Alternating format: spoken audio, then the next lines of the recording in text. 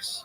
This was founded by a trained professional. Outdoors in heavy, or I'm sorry, outdoors in the freaking heavy gear weighs you down. Hot, cold, wet, windy. Sometimes it's all in one shift. Discovered it actually keeps you comfortable, capable, ready for whatever the day throws at you. It doesn't weigh you down. Designed advanced performance fabrics for lasting comfort, all-day mobility, year-round job site protection. Okay, you got to see it to believe it. Heavy pieces tested on job sites with trained pros, and some, when the conditions change, are still freaking ready. Over 50,000 five-star reviews. 50,000 five-star reviews. How about that? I use the work pants. They're the jacket color work pants. They're great. I got a jacket. It's great. Upgrade. You work today with work real. Work wear. Like it now. That's TREWERK.com.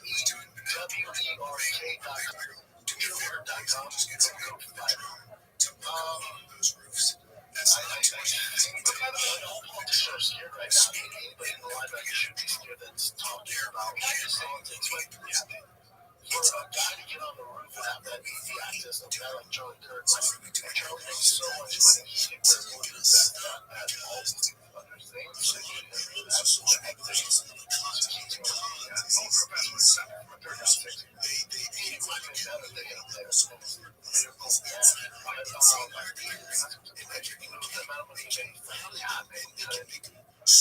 double check.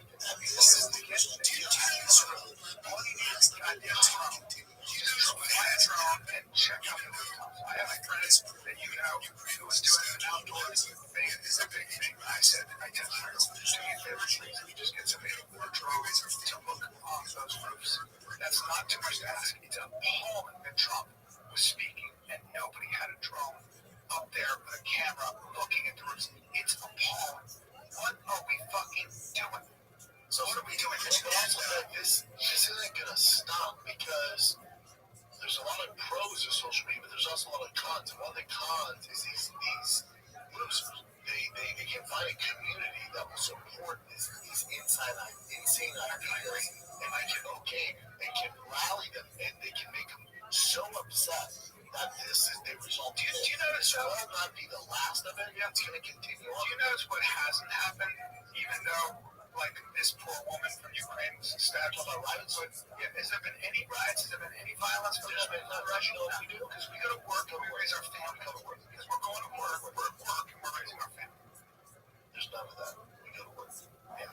Again, it's good versus evil. I agree with you. Don't give me this, he has mental health issues. Fuck off. Shut the fuck up. Fuck off. Well, you can see it with the celebrations. It's just shocking to me. You know, I stay on social media right now. And I don't think it's that rare. I do think there are a lot of people who I just think it's fucked up. Yeah.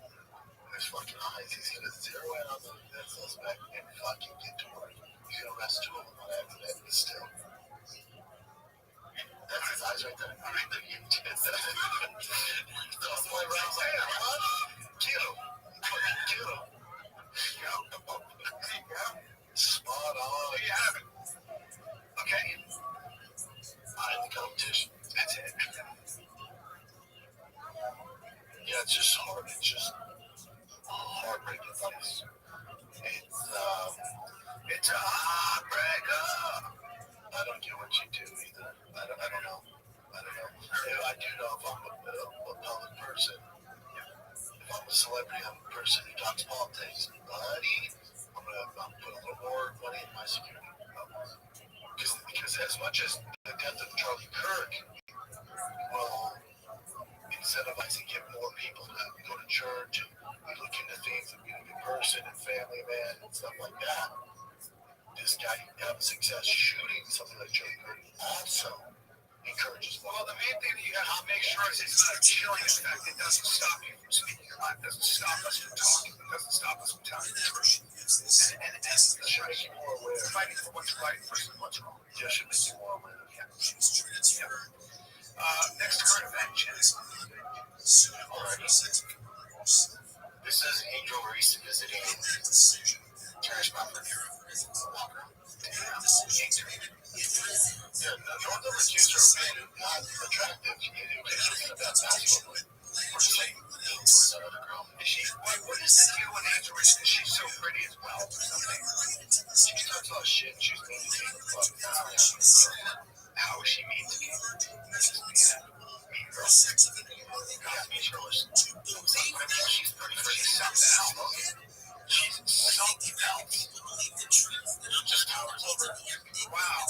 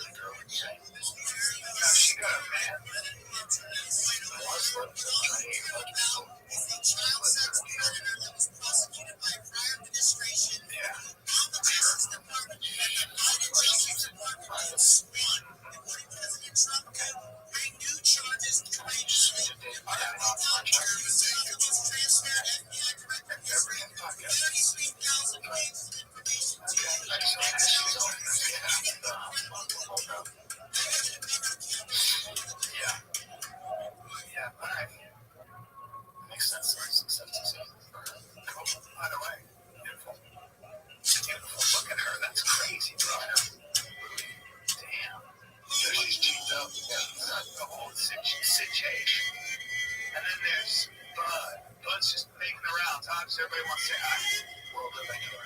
So she feels is probably 6 to 12 years old. 6. Not too small. And he's 5'9". So they say, we look short. Can I see that again? I'd like to do a little forensics analysis here. That is, he's coming up to her chin. She can eat peanuts off his head. That's going to be hard for her to be certain of that. Yeah. Yeah. Who's the girl next to us? They blocked it for some reason. Girl, that's a man. She's short, she's tall. Yeah. She's very pretty. So, she also got skills. Meanwhile, she's something else. What's this? So, this has been going on for a little bit now. Tommy Fury is getting other he's so compared for triathlon stuff, and other competitors are saying it's cheating. And he did not, he actually did get caught for not finishing the race. So, the reason why this is funny is because there's one video where he actually pushes someone. It's Aquarius. For no reason. It's funny. It's Aquarius. Hey, did your headache go away? Yeah. Was that? It did. That's good. Talk it up. That's good. Yeah, I like it, Brandy. You know, they're going to be a friend.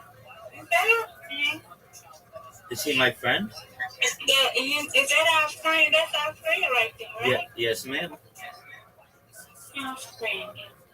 He's so funny. So sometimes people will just come in here for a second, and when they do, because it happens often, I have this joke that I do where I'm just like, "Get out of here! We didn't want to talk with you anyway." And he does this dance, and I do it, and it's really funny. It's hilarious. He's a really nice person. And I'm going to see it one day. Oh yeah, definitely. It happens a lot. So, all right. So work's over with, and you're just chilling. Yeah, I'm eating and chilling. I'm looking at my stuff, Gilmore Girls. You're watching Gilmore Girls? Mm-hmm. How is it? Good. Excellent. Again, I'm gonna say Yeah, I've said so far so good. I'll say it before. I've said it before. I'll say it again.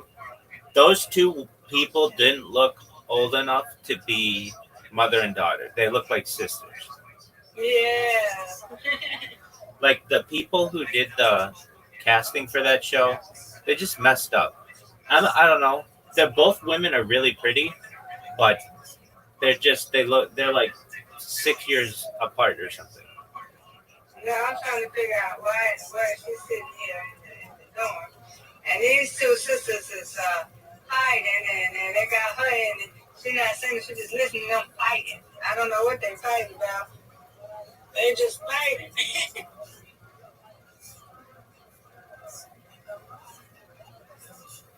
Auntie always put it on for me when I come home. Because, I like this show.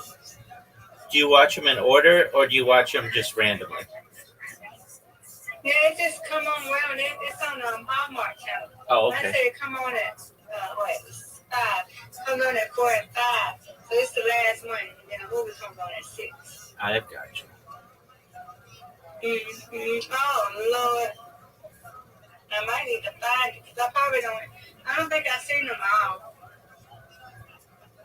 Did I send you that website that has all the TV shows? Okay. Did I Did you watch it? Did you did I watch my show? Yes, sir. The Paper? Yeah. I've only seen one episode. I've been busy, so I haven't had a chance to I know. really get into it. But I plan on maybe doing it this week and just Okay. chilling out to it. And then her friend, and what's her name? Mom's friend is a caterer. Okay, Food. right. She does food.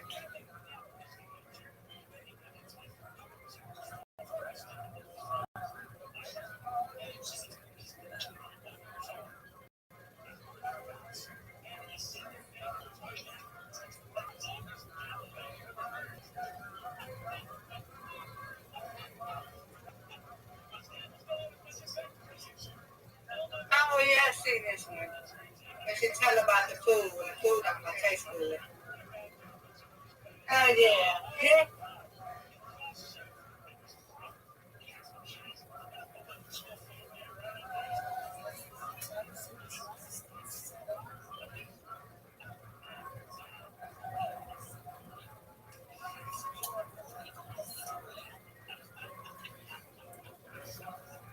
Please don't eat nothing green.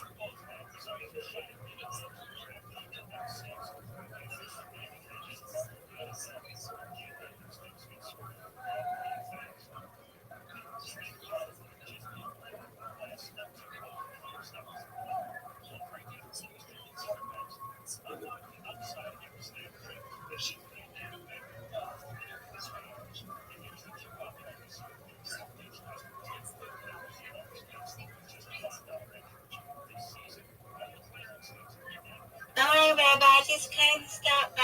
I'll be back later to play with you, okay? Excellent. I'm glad your headache went away. Thank you. Why are you so sad? I'm not sad at Want me all. to stay? No. I mean, you do what you want to do. I'm not sad at all, though.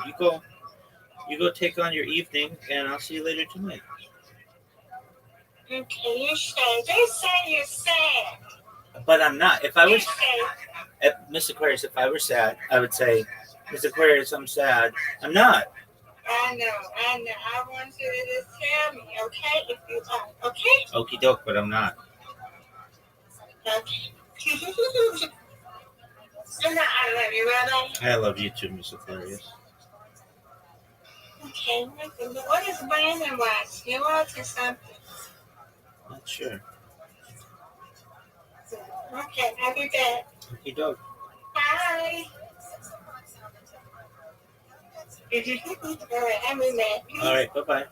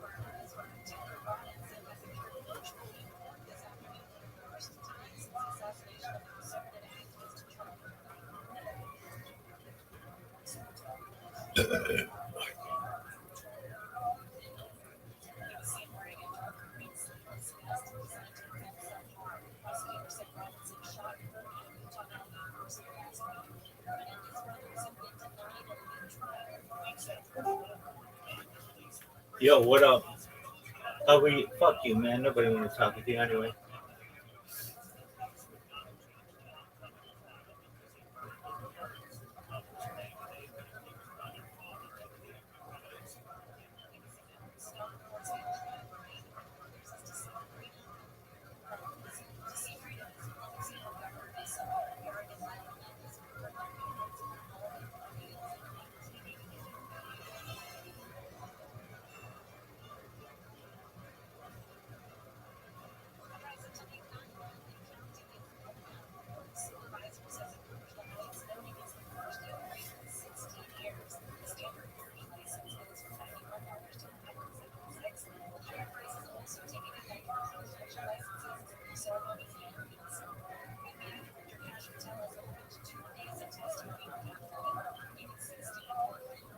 That's the funniest part. He doesn't look athletic. No. So it's right here says DNF did not finish. But he was like saying like, you know, thinking to my family, I was able to do. He didn't really finish. He didn't do the biking or the swing. Why didn't he finish? He got tired. Who knows? Let's see. This is one of the competitors, obviously. Makes me sick when people like you achieving the hard work. Others didn't do the full swim nor the full bike. People should be elated as you pay. You know, but stop and test off tips. If I finish, then he's bullshit. Then he finish, I think he's work for it. And so there's plenty. He put all up to all the French Riviera, 100 kilometers triathlon, 10 days of training completed. Go ahead and roast my form, but you could sprint and finish it after. But you didn't. For something, Brian, you didn't make the cutoff times. And here's the frightening world of social media. You would have more respect if you were honest. Can I see him running? Yeah, right here. Oh, that's. But I mean, you're also like very at that point, you're done. That's very unfortunate. That is.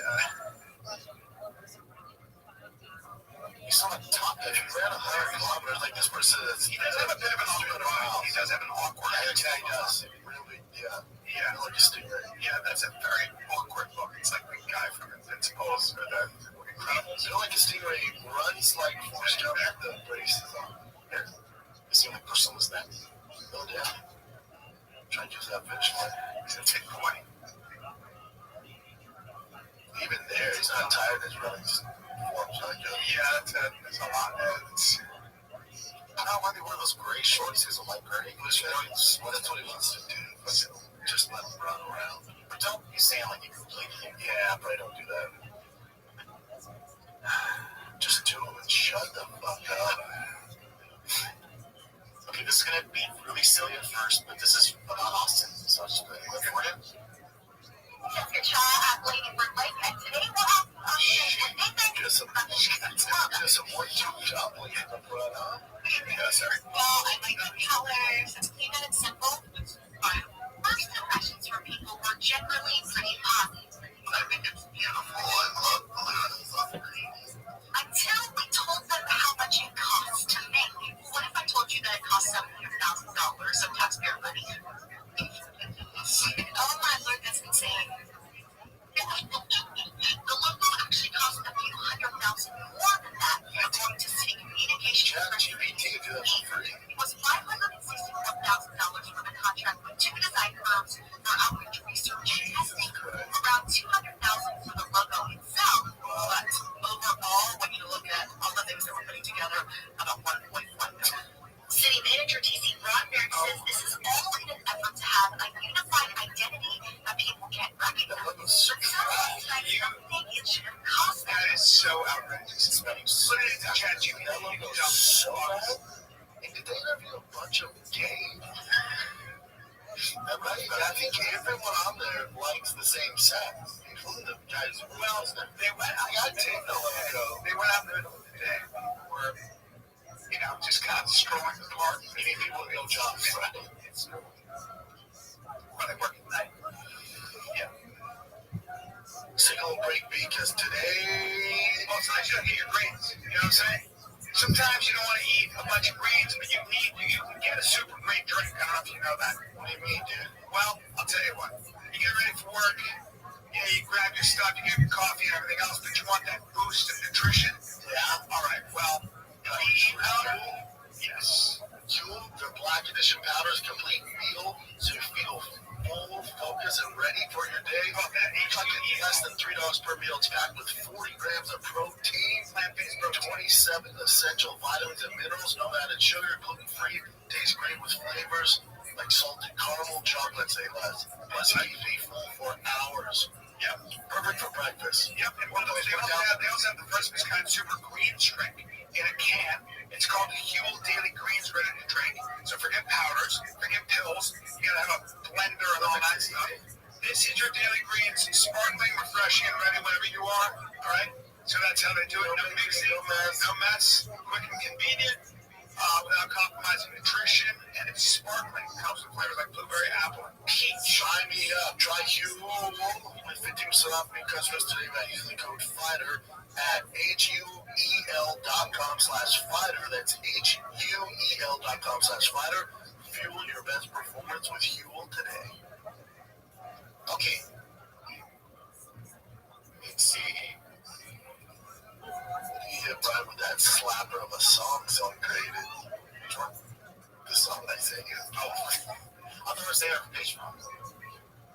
Oh yeah. Yeah, so we'll say it for Patreon. Okay. So Patreon people, that's another reason to go visit me. I'll have fun one for you. Yeah. Patreon. Patreon.com/TFATK. Extended episodes. Uncensored. We can play shit like this slapper song. TFATK. So, I don't know if you guys have noticed there's a drama going on between two country singers. Zach Bryan, who's huge, and another guy named Gavin Hadcock, which he's also pretty late. Both of them. Did Zach Brown or Zach Bryan get some date or some girl said he was this, and then another girl said he was defense? What was that about? Oh, no. The girl that he was on Barstool. His wife said he was like abusive and all this shit. Oh, I didn't know that. You bring up old shit. Yeah, he goes down. That's like 6 months. But for this one, there's a 14-year-old girl posted something on TikTok. It's just him driving away after doing a concert. They don't like each other. He like jumped the fence and fight him. Yeah. So it all started because this 14-year-old girl said, put on TikTok, like he didn't wait for his fans to sign autographs, take pictures. Zach did. Yeah, Zach Bryan. And then Zach actually commented on her post saying like, after doing these shows, I don't really owe it to you, kind of thing. And then so of course that guy Gavin Hancock, he got on there as well. He defended the girl. So Zach Bryan, he does make some slappers on you. That motherfucker can sing. And Bryan, actually a really good Zach Bryan, driving away from his fans that wait for us. He didn't even roll down his window to say hi. On search, I'm literally a 14-year-old fan. This video was literally a joke. What a dick. This video was literally a joke. What a dick. And then Zach I went out and took pictures both night 1 and 3. Well, I'm not doing 4. I had a third show the next day and it was late, needed to rest. That's not good. And she put, what's that mean? It means get off my dick. Oh, that's not nice. She's 14, dude. Get off my G-O-M-D. Am I a boomer? But that's I looked it up, so it took me a moment to start using G-O-M-D. Why? G-O-M-D, dude. It could mean other things, but that's what I looked. Get off my dick, right? And then Gavin put, if you can't handle the criticism of a 14-year-old, but why do people idolize you? That kid was head over heels to meet you and parents spent a ton of money to see you. He's got feeling too, and you're a grown man, nearly 30. Gavin, your grammar's fucking terrible. The only reason you was Gavin Hancock, he's also a musician. He did some slappers too. And then, that's such gossip. And then Zach saw him at a concert and climbed over the fence and found him. I appreciate that. Zach kind of seems like a dick, but I like his music. Well, I think he's telling you here about get the fuck out of her tire, 14-year-old girl. Okay. So this is him confronting Zach. Zach confronting Hancock. Oh, there's gotta be 2 short kings.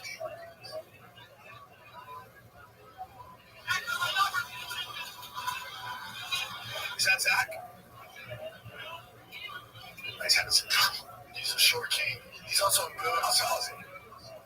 He's having some trouble. Crazy because it was a barbed wire fence. The fact that here's where you can actually see it. That's a barbed wire fence. You have to have some balls to do that shit. Yeah, you do. Why is that other guy back? Because he has to back it up. Oh, that got backed off. He definitely backed up. He's going to climb a fucking toll somebody. He's like, hey. As soon as I climb a barbed wire fence, I'm impressed. Zach Brown, or Brian, I got it. So Zach Brown and Zach Brown are two different countries. Oh, they are. Keep saying Brown. It's trying to be fucking not right. So get the. So that is a Zach Brown as well. Get off. There's a Zach Brown. Zach Brown's massive. The Zach Brown is bigger. Zach Brown Band. It's called Zach Brown Band. Zach Brown Band had slappers back in the day. And he's still big. Zach Bryant is current massive. Yeah, really massive. And so, you got to see this explanation. All right, this is great because he just two famous whites fight. Two famous whites. So this is Adcock responding. Oh, he said, I don't think Zach Brown is a very good person. He wasn't locked out of the festival. He had been there all day with his multiple security guards. He saw me standing between my buses when he got here. He saw me walk on my bus when I went to watch the Georgia game. Proceeded to go to other artists and ask them, where's Gavin, and their guests, and treat them like dog shit.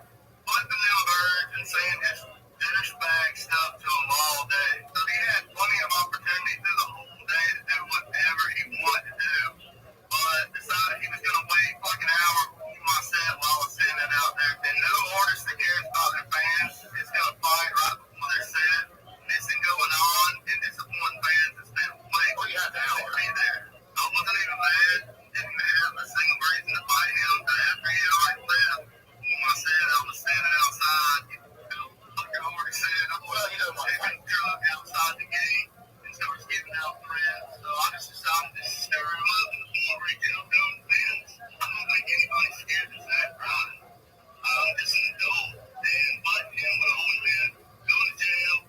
It's in my set. There is no upside to fighting. All the names with Zach Bryan Boston. And we all know he likes to manipulate people. He knew where I was all day. He knew my set. There is no upside to fighting. He's just a smart one out of the two, but also be on top of all that shit. Oh, exactly. Probably glad because he knew that they would play Britican out. You know, it's like, no, I think Zach won the fighter. He's also a wild boy. He's a veteran. He's a military guy. Zach's a wild boy. Zach won the fighter. You just heard about these two right now, but that's fine. Zach's a wild boy. Dude, even I don't know much about Hancock. But dude, I would say like a thick kid. He didn't want to fight. He did not want to. He didn't want those problems. I think Zach would beat his ass, and that's all good, dude. He played guitar. Yeah. If you're gonna talk shit, then Zach goes, I'm gonna climb this barbed wire fence and fuck. By the way, he did talk shit, right? So he's like, oh, why are you gonna talk shit? I'm on Zach's. Look, Zach climbed a barbed wire fence to get to him. That's a big deal. I'm not defending. I feel like he went far. I'm not sure that's the best dude, but he created some slappers. Well, I mean, I appreciate that he climbed the fucking barbed wire fence. That means he's serious, dude. Can you imagine climbing a freaking barbed wire fence? Yeah, that's great. He's like, let me tell you what's going on here. Yes, I did talk shit. He climbed the fence. So if you I've been around all day, and an hour before my show, and I didn't want to miss the show, so I'm not getting fired. So let's just say you were podcasting. No, it's not me. You said that. And I climbed the fence like that. I could. It's you. It's the show. And I climbed the fence. I was thinking, I'm saying, no. I'm going to pick you up. And then I came over to the camera was out. And I came in, you were talking shit to me. I said, I'm going to fight you because you said something to me. And I did exactly what that. You wouldn't get close enough to swing at me. Dude, it'd be a fucking head kick. You would have 100%. You just let me just come out here. You wouldn't be like, no, I'm not going to fight you. Back in the day, you wouldn't fight. You'd be like, yeah, change that. Yeah, no one's the nice guy. No, I'm all for it. 10 years, you're not going to do it. You're like, I can't do this. 10 years now, I can't do it. I don't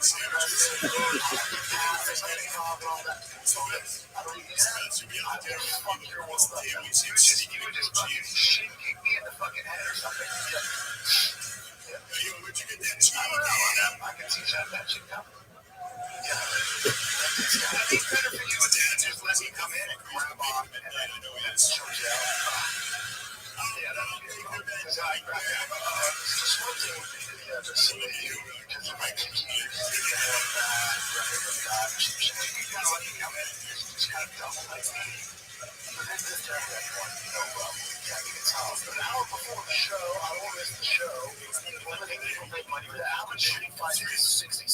So nobody's expecting to fight for a fucking marathon for an hour, so he could have fucking fight for one.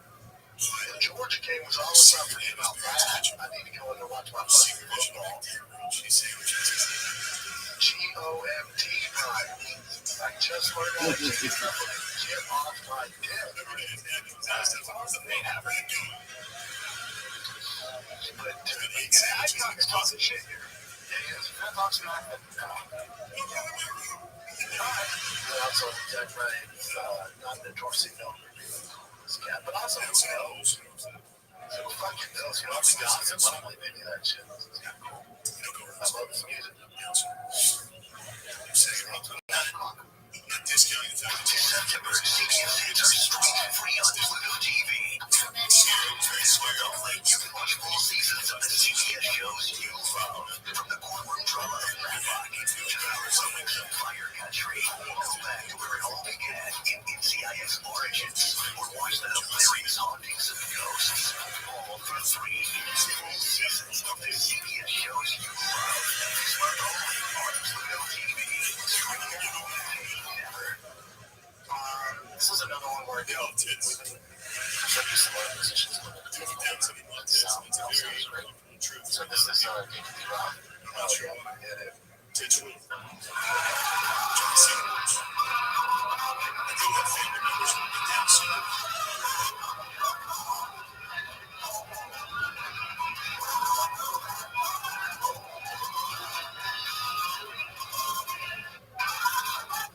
She's all.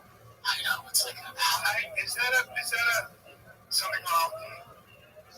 It's just like, oh man, would it be a game right now, or is that really him? No, that's him. That's him. That's David Rock. Fucking 70, dude. The Charlie Sheen doc on Netflix is so good. Really, his recall for all his memories is so good. Yeah. They talk about, you know, he's clearly an addict. He gets out of rehab, he relapses again, he's on all the shit, and then Live Nation's like, hey man, you should do a tour. He's like, what? They're like, you would sell out. He's like, okay, I need the money. Fuck yeah, let's do it. So he's like, I had no idea how sweet it up there. They showed fans. They got doing the show, and they're like, it was the worst fucking show I've ever seen. Like, I feel bad anybody that bought tickets at his upcoming shows. Do not go. Like, it's terrible. He mumbled for an hour. I have no idea what he said. He can't do stand up. He was just telling stories. Yeah, they're like, we can't understand what the fuck he was saying. I think Jeff Ross helped him out with that. Russell Peters. They tried. Yeah. Yeah, but even Charlie Sheen was like, looking back on it, like, so much should be like, no, dude, go get better. He's like, they're just capitalizing on money. He's like, they don't give a fuck about health. Yeah. He's sober now. You know that David on Mr. Rent? David Lee Roth, the top part of his building, right? Oh, no. Oh, yeah, I hung out with David Lee Roth a couple times. That's cool. And he was such a character, he would actually have a tent. He slept on the roof of that tent sometimes. He was very sparse about things. He was a paramedic, flew helicopters. He's got time. You gotta watch that Charlie Sheen documentary. Oh, well, it's great. You hear him on the road? Yeah, it's great. Him and Rogan found out live on Josh Kurt. That's why I couldn't. And Rogan's like walking and stuff. It's like, what the fuck? And then the podcast, like, all right, well, let's wrap it up. Everyone saw that. Hassan Piker saw it. He was supposed to debate him. And Hassan Piker saw it. He went, oh my God. Like, he was just everybody. Anybody with a heart. Anybody's human. Dude, so I see the video I sent you to the group chat. That is the one from far away. The one close up, I was like, that's AI. That's not real. They find out that's a real video. Like, holy fuck. And then there's reports like, oh, he's still alive. And when you see that close up, you're like, there's no fucking 30-on-6. There's no way. There's no way. It's fucking tragic. And his daughter was in that. I can't talk about it. So, David Lee Roth, to wrap this up, sounds like you're good. You guys saw that there's a bunch of conspiracy stuff with the Charlie. Yeah, of course there is. Like what? The one thing that tripped me out was I didn't really fall for Jones. You know the hat thing. It's like I don't know. There's a guy that tells me what makes happen. So when you're on a roof and you're drawing a bead, it doesn't matter what anybody's doing. You're watching the guy through your scope. It's like you don't need somebody to give you a message. Yeah, but there's like why would you be like an okay? If taking a shot, it's 200 yards, not hard. Sure, that kid has been hunting his whole life to verify I can do that shot. It's not hard. It just isn't. It's you know, they say he was trained and stuff. His dad was not just a hunting since he was a kid. Yeah. Did you see the ring thing? What ring thing? No, his ring went from his ring finger to his pinky. Charlie's? Yeah. No. You guys both ever seen that? No.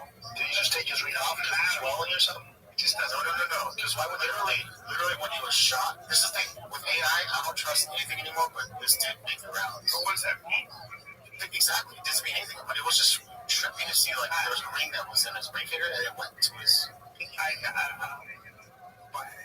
Well, let me see. Fucking damn it. Charlotte, North Carolina this weekend, kids. Come see me in North Carolina, dude. Charlotte, North Carolina, enough for you. Come get some. I don't care, Jim. It's so. No, I'd like to see it. I know it is interesting, but anytime this stuff happens, there's going to be the conspiracies. You know all this crap that's going on. Did Sean Strickland go hunt that Moneyberg guy down? Yeah, hunt him down. He just ran into him. And he was just mean to him. It was mean. Did he call him scumbags? Yeah. Why? I think he's a scumbag. That's kind of mean. Why does he believe that? He believes that. But why does he believe it? Like, but you fucking just get off that conspiracy shit. So does Sean Strickland. The Moneyberg thing? Should have given him.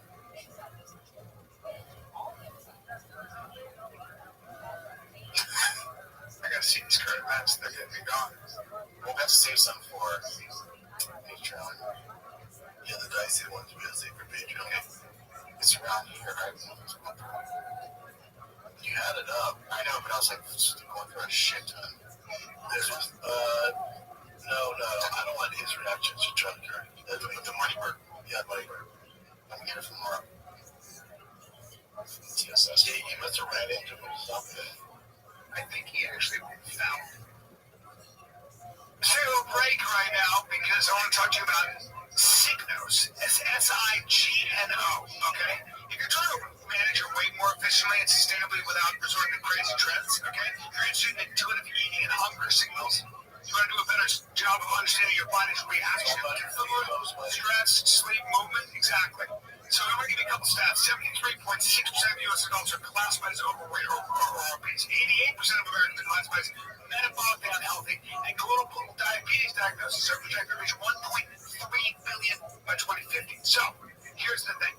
You need to know when your blood sugar spikes. This is all about insulin resistance. Your body releases insulin to shuttle that sugar to your cells for energy. Eating carbs, your blood sugar will spike like crazy. So managing a healthy weight and blood sugar range can reverse this cycle. That's where Signos comes in. Okay.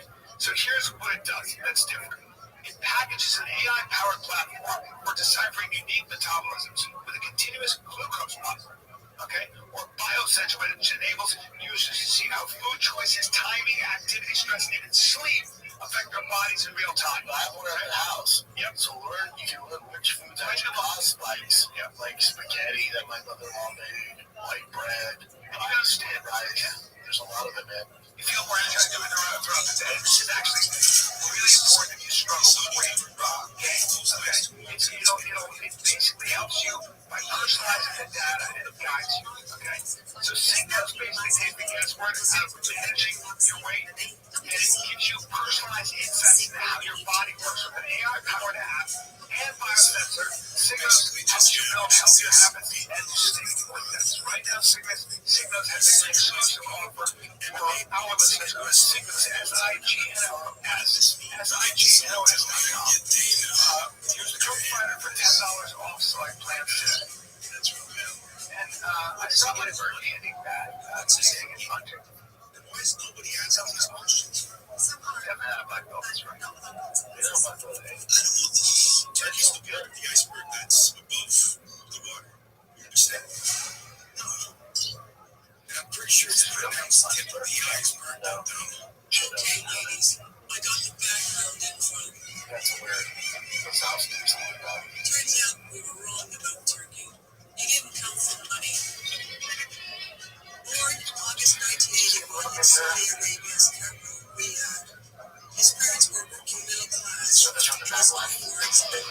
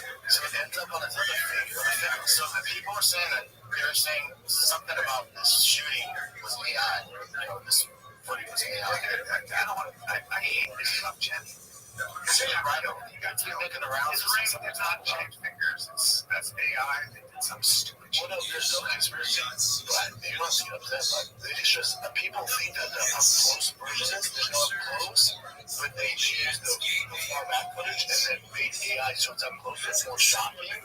So they think that footage is the real one, just the one from a distance. So there's no conspiracy when it's killed or not. You have to be upset. They're just saying that because the rate's changing, they think that that footage is fake. And I've heard that footage is not real. It's obviously fucking trash. And now these days we'll never know. But yeah, we can't tell. But I think there's ways to figure out if that's real footage. You have to go really in depth. Yeah, we're not going to figure it out.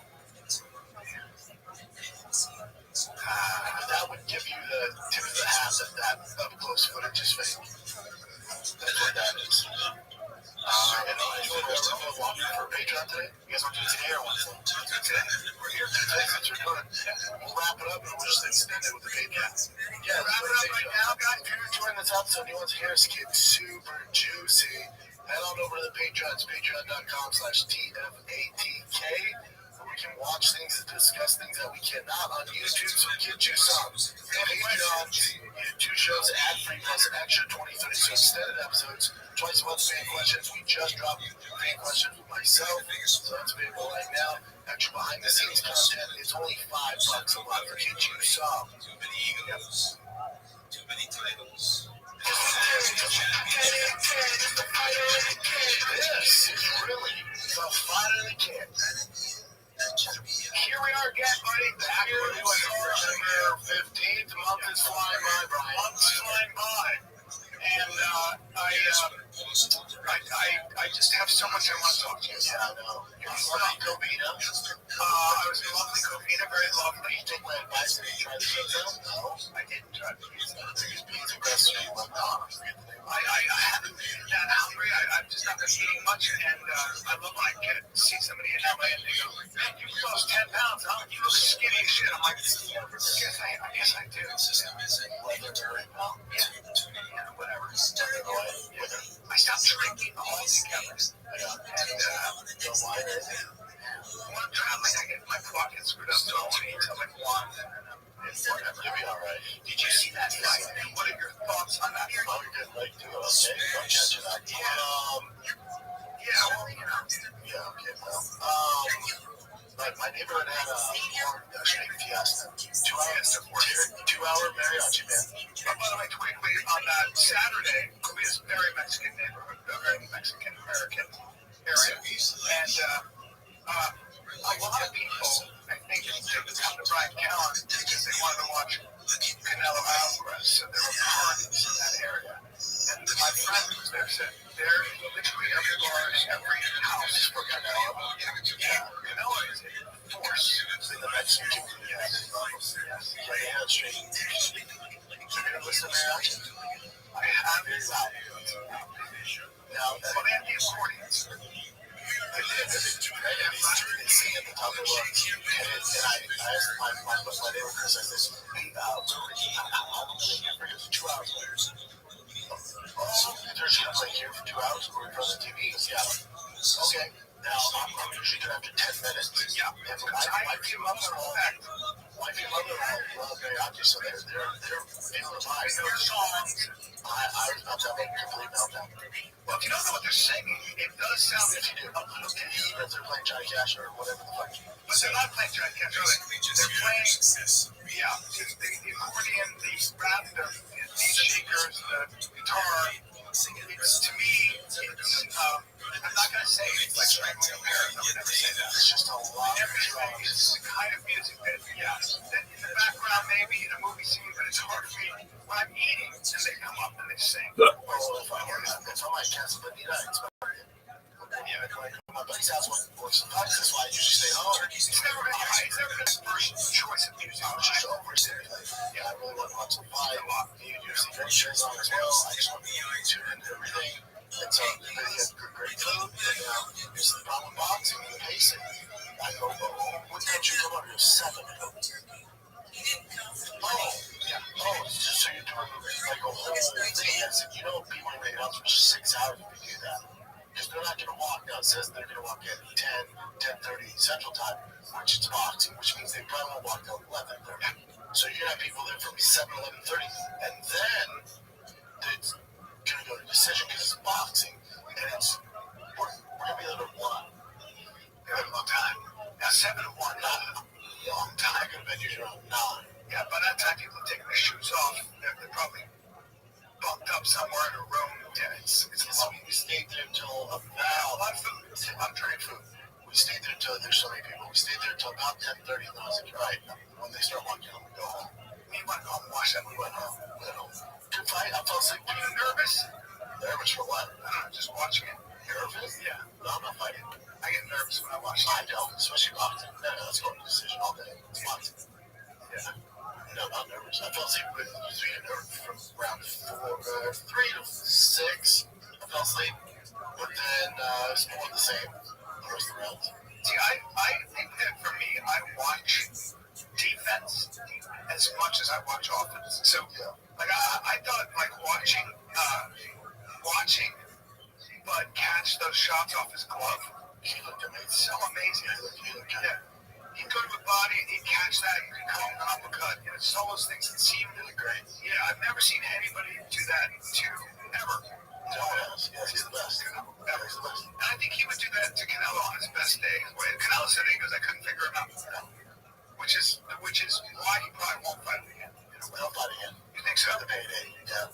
Yeah. That's your next fight. Maybe you watch it and you can try to figure out if Now, there's nothing Canelo can do. He'll never beat him. Yeah, but remember, Canelo, they supposedly made $100 million, and then Terrence supposedly made 10. I mean, he makes more than that.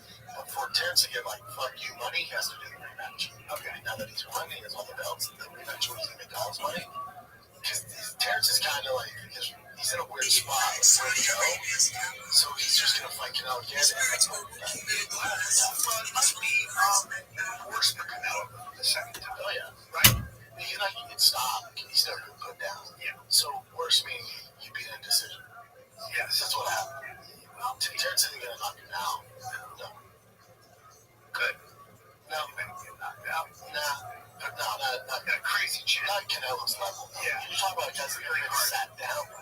Fought people, Triple G's 3 times. Yeah, but you're talking about a guy who's never fought. Got like, yeah, it's true. He fought some huge You know, he talks. You're not gonna knock I think Bud is better than anybody's ever fought. him. Of course. Doesn't mean he's gonna knock him out. You're talking about two different things. One's a power puncher. One's a technical. What does Bud do? Same thing he does. Maybe. What does he fight? Besides Canelo. Canelo. There's nothing else. And then retires. Yeah. Yeah. He's not young. Yeah. He's older than Canelo. And then there's also the problem with boxing. They don't have many stars. Who's he gonna fight? Benavidez? Sure. No. Why not? Benavidez has got an upper weight class. And he's in his prime. He's not a name. Benavidez. Fuck both of them. You think so? Yeah. You think he's Especially in his prime. He's just too big, hits too hard. They want to be smart. And he's also not a big name. so good. Though. Do you think that Crawford, why would you take that risk? Like, why would you? I mean, I think it's the right thing to do, but he's also gone up in die. I think he's at 1. Chunquan he's gone out. So it's he's fighting at 70. He's fighting at 70. So He's not all the way up there. So I'd like to see Benavidez fight people. Yeah, sure, but you're talking about Terrence Crawford and Canelo. Yeah. He's too big for. So Terrence Crawford's too big for those guys. Yeah, it's like where do we stop? I would watch Crawford fight Benavidez. If anybody could give him a fight, it's Crawford. You know. It'd be silly. But so you're gonna get Canelo because the money's in Canelo Crawford. Yeah. I don't want to see it, but I want Crawford to get paid, so might as well do it. I wouldn't bet against Bud Crawford against anybody. But Benavidez is a monster. But has he fought? What caliber fighters has Benavidez fought? No, don't want to fight him. He's a fucking monster. But there's almost no point talking about Benavidez. He's like, there's too much. It makes no sense. So you think Benavidez will actually fight guys like people or whoever eventually? Or, I mean, yeah, but we're not about Benavidez right now. Because the problem is he's not a star. So that Crawford, Nobody knows who he is unless you're a boxer. yeah, Canelo Crawford's level, they're not going to take that step down. So it doesn't make any sense. So you're just going to get another. Yeah, Crawford would have to. I guess in that weight class, Crawford would literally have to go up another weight class. Right? And now you got big boys. Now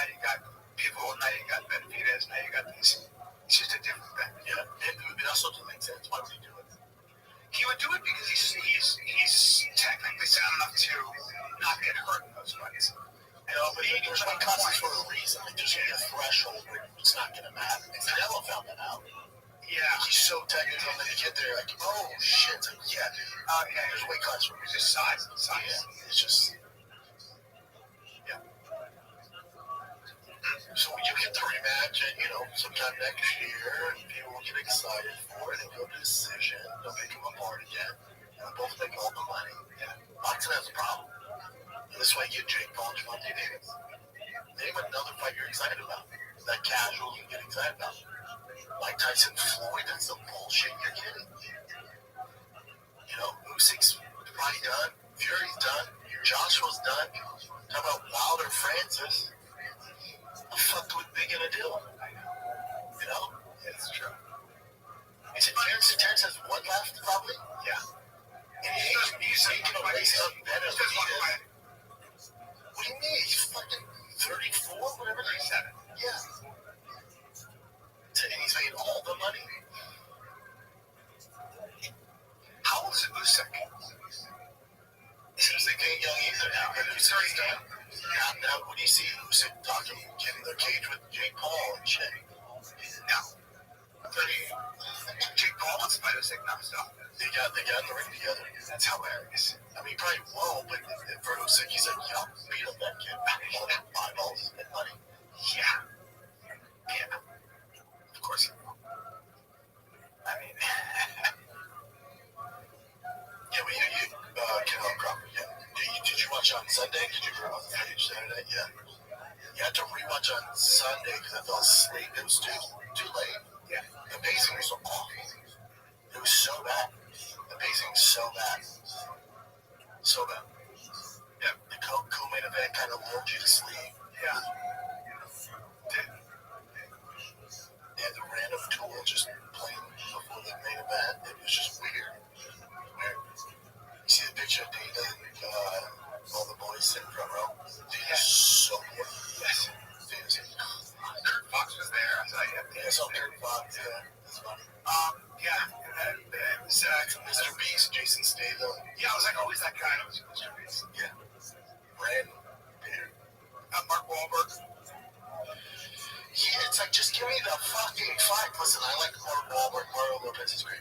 I don't give a fuck about their analysis when it comes to boxing. They are boxers. So, why they cut to them before the main event and it's 20 minutes and then break down the fight? I'm like, just give me the fucking fight, dude. You gotta fill space. That's the problem. That's the problem with boxing. Why fill space? All I'm talking about. You also have opinions. Everybody's got opinions. Everything different with boxing. No, you're missing the point. I'm not talking about people sharing opinions. If it's Max Kellerman, Andre Ward, I'm going to listen. If it's Mario Lopez, I think Lopez knows something about boxing. Oh, no. Not like Max Kellerman. Yeah, he does. At least Mario boxes. And I don't think Max has ever been in the ring, so there's that. I don't think he's ignorant to that at all. Yeah, but he's a fan. Max Kellerman would be a top 5 expert in boxing alive right now. Max Kellerman, so him and his brother Bob. His brother passed away. Yeah, he's killed. Max, and he's called Max shit. Don't get me wrong. I don't know. Lopez knows his stuff, though. Lopez will break down a fight pretty well, I think. Yeah, if that's what you like, that's fine. Yeah, if you'd rather have Mario Lopez than Max, they're both fine, if that's what you like. I think Max is very good. Yeah, but if you'd rather have Mario, there's some people do. Would have Mario break down your boxing match for you. I think Mario knows a lot about boxing, though. I think he's a fan. Yeah, he's a big fan. Well, he's a student of the game. He boxes.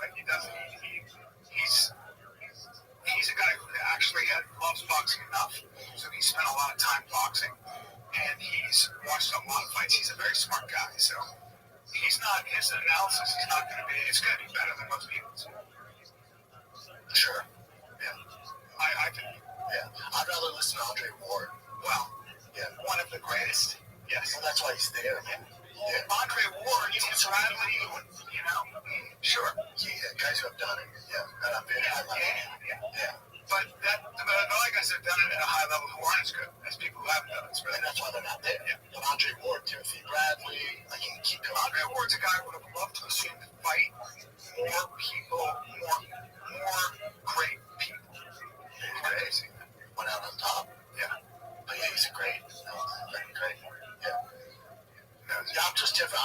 hear Andre Ward break it down. Like, if you're gonna cut and waste my time, give me the guys. Yeah. If Mario Lopez has if he's doing on Extra, if he's doing Andre Ward, if he's doing on his podcast, there's no avenue for that. But I'm just saying when it's like the nitty gritty, give me the experts. Don't give me an hour of filler time with Mark Wahlberg or Mark Lopez. Yeah. But now some people dig that. And that's well attacking. You got to figure it out.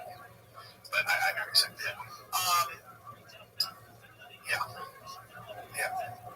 Yeah, boxing is, and now, we'll see. Yeah, we'll see. I'd like to see, as a fan, I'd like to see what Benavides can do against high-level competition. Better be, people, yeah. Now, it's not going to get the kind of eyeballs, but I'd like to see it. Might be very exciting fights. Yeah, do you think Terrence Crawford, and this is the current event, so I'll just jump to it, and you'll have to bring it up. If Terrence Crawford takes down the face of boxing since he beat Canelo. So, what do you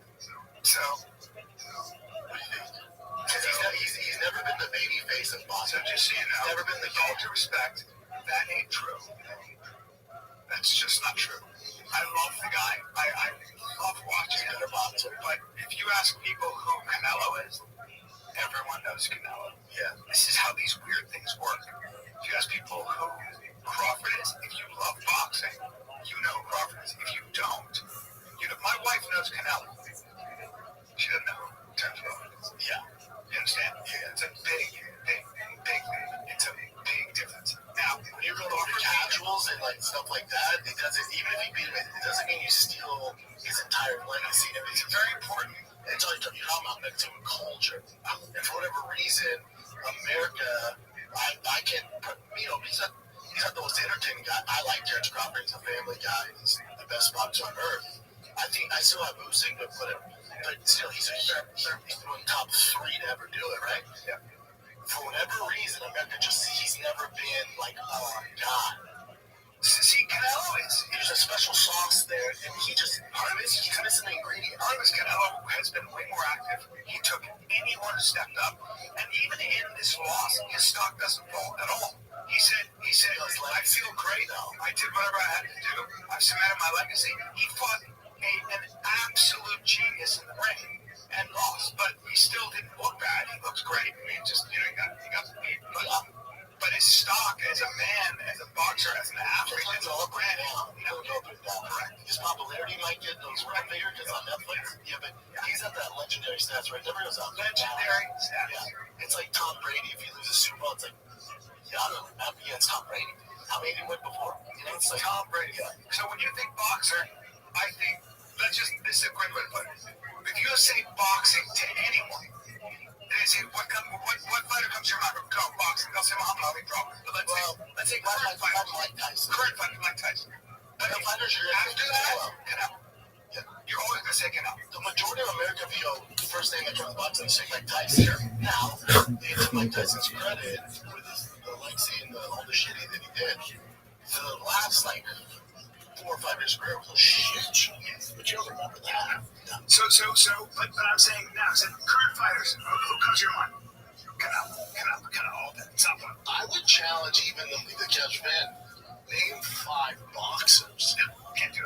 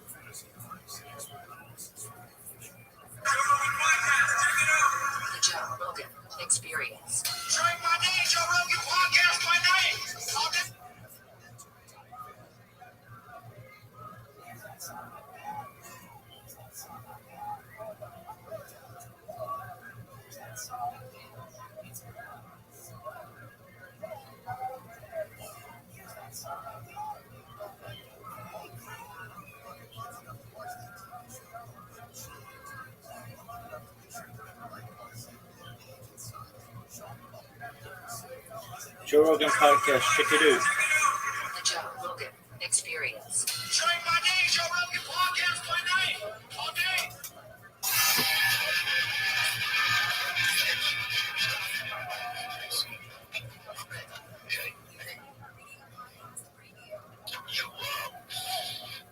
You're a man of many talents, my friend.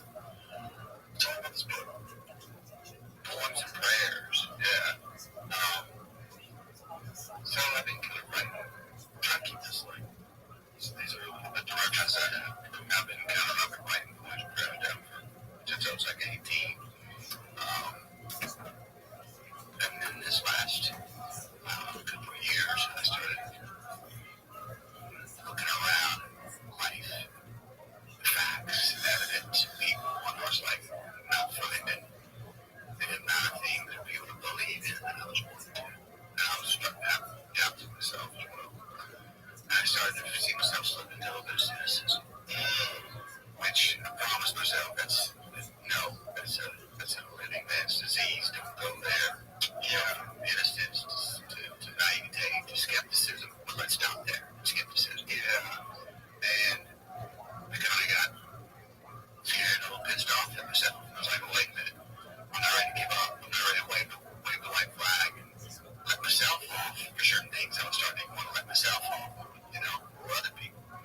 And I said, all right, poems and prayers, those are ideals. Those are pursuits.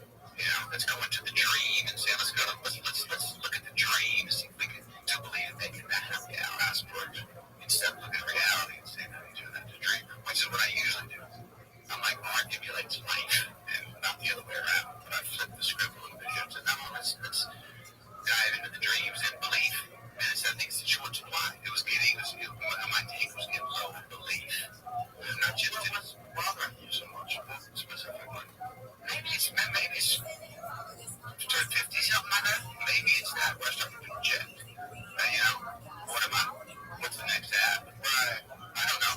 Maybe subconsciously it was. I think I look around and there's a lot fewer leaders that I'm like, peace out. Yeah, right. I look around, I see people not trusting. I see people, I see people that are embarrassed for doing something shitty. Right. I see people that sleep just fine. I found myself starting to go, sleep fine too. That's that one was like, you don't sleep fine if you half-ass that situation. Or if you did that person wrong, you can get away with it. Right. And so trust. What do we look to believe? Me, I believe in God. It doesn't have to be that. But your better self, your chances of your kids, their future. There's all kinds of evidence. Believing in people potential. We understand that humans can be so amazing at times. And all my favorite people are humans. I love people. I love being around them. But yet, simultaneously, people can be fucking horrific and terrible at the same time. The problem today is that you're inundated by these people that are terrible. Your phone is filled with these news feeds of people doing terrible things. And I think we're supposed to have access to 8 billion people's bad stories. I don't think that's normal. And I think that also changes your own perception of the world and invites cynicism. Like, what's the point of being a good person? What's the point of being friendly and nice when the world's consequences? And like a shortcut, right? Like cheap stealing, the same thing. And I'm in a world that rewards that, especially CEOs. If you're working for some giant corporation, if you're trying to make your shareholders billions of dollars, like, yeah, you kind of have to be a psycho, and those are the people that a lot of people look up to. Yeah. It's real. It's the way we're structured in this world with that inundation of information, most of it bad, with people being rewarded for being shitty people. It's hard. It's hard to still be positive and be happy. I'm not ready to give up on believing that both can be true. Yeah. And hey, man, hardcore capitalists go for more and more success.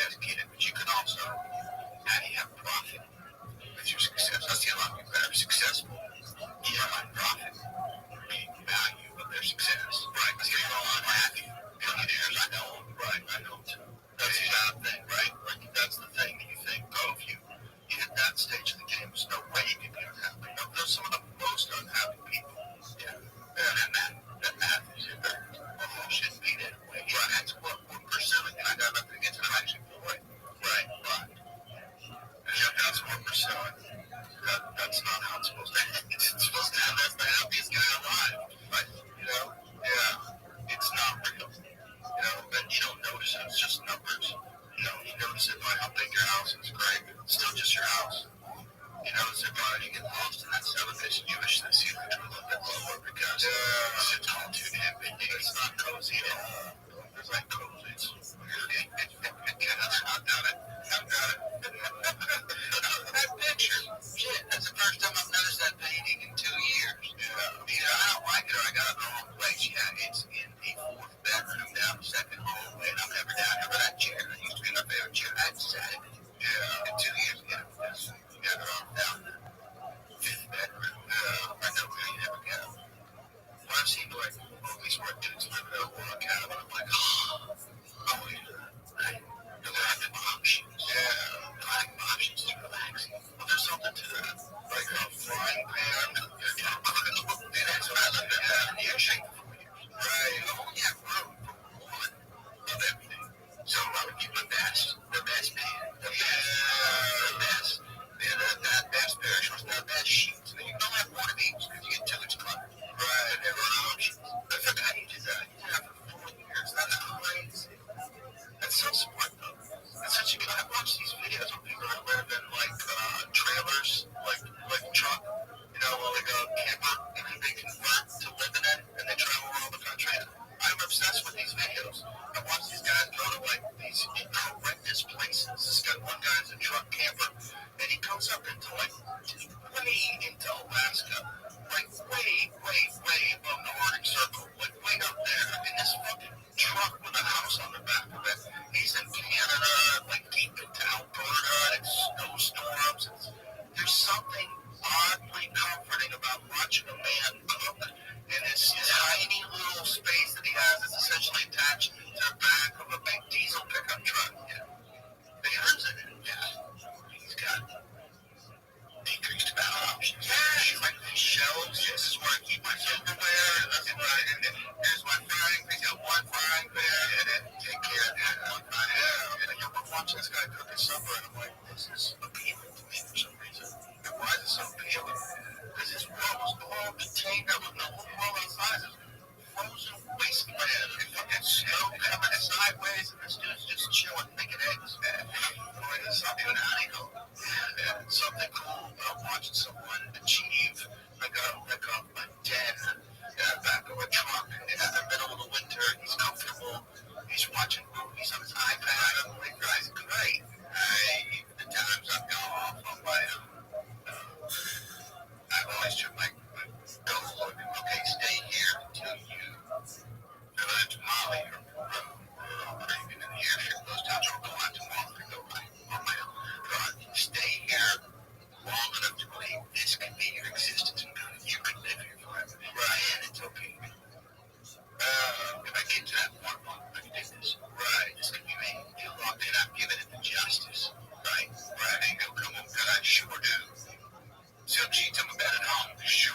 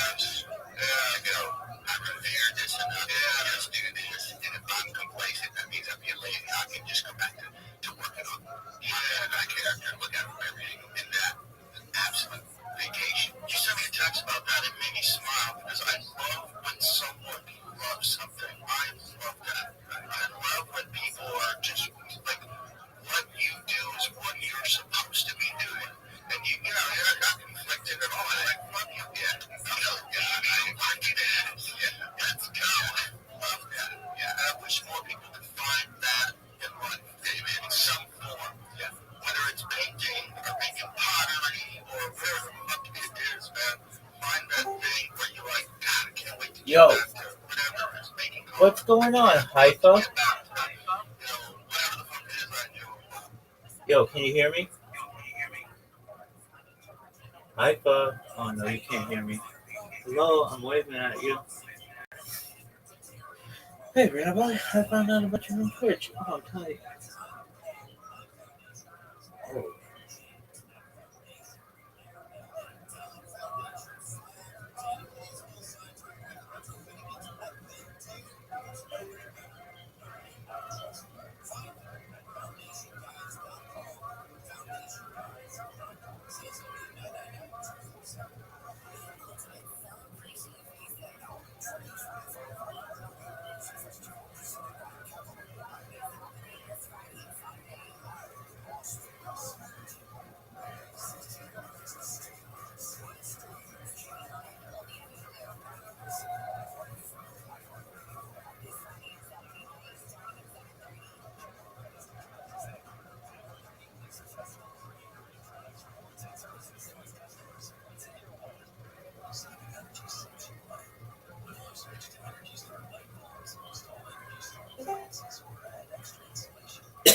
Yo, dog.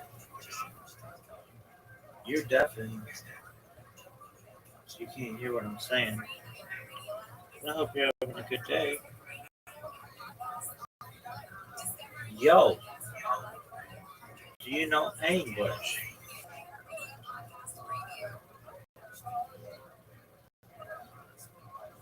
Yo, dude, this. Yo, can you hear me? Yo, dog. Yo.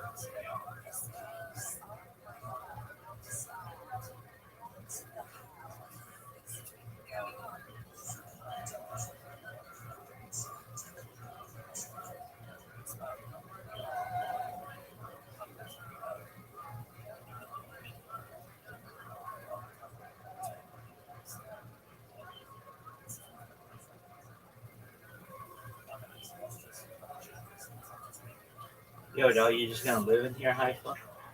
That's tight. I'm a Herzliya person myself. Psych. I'm really Demona. Psych. I'm really the other one, which knows spot. No.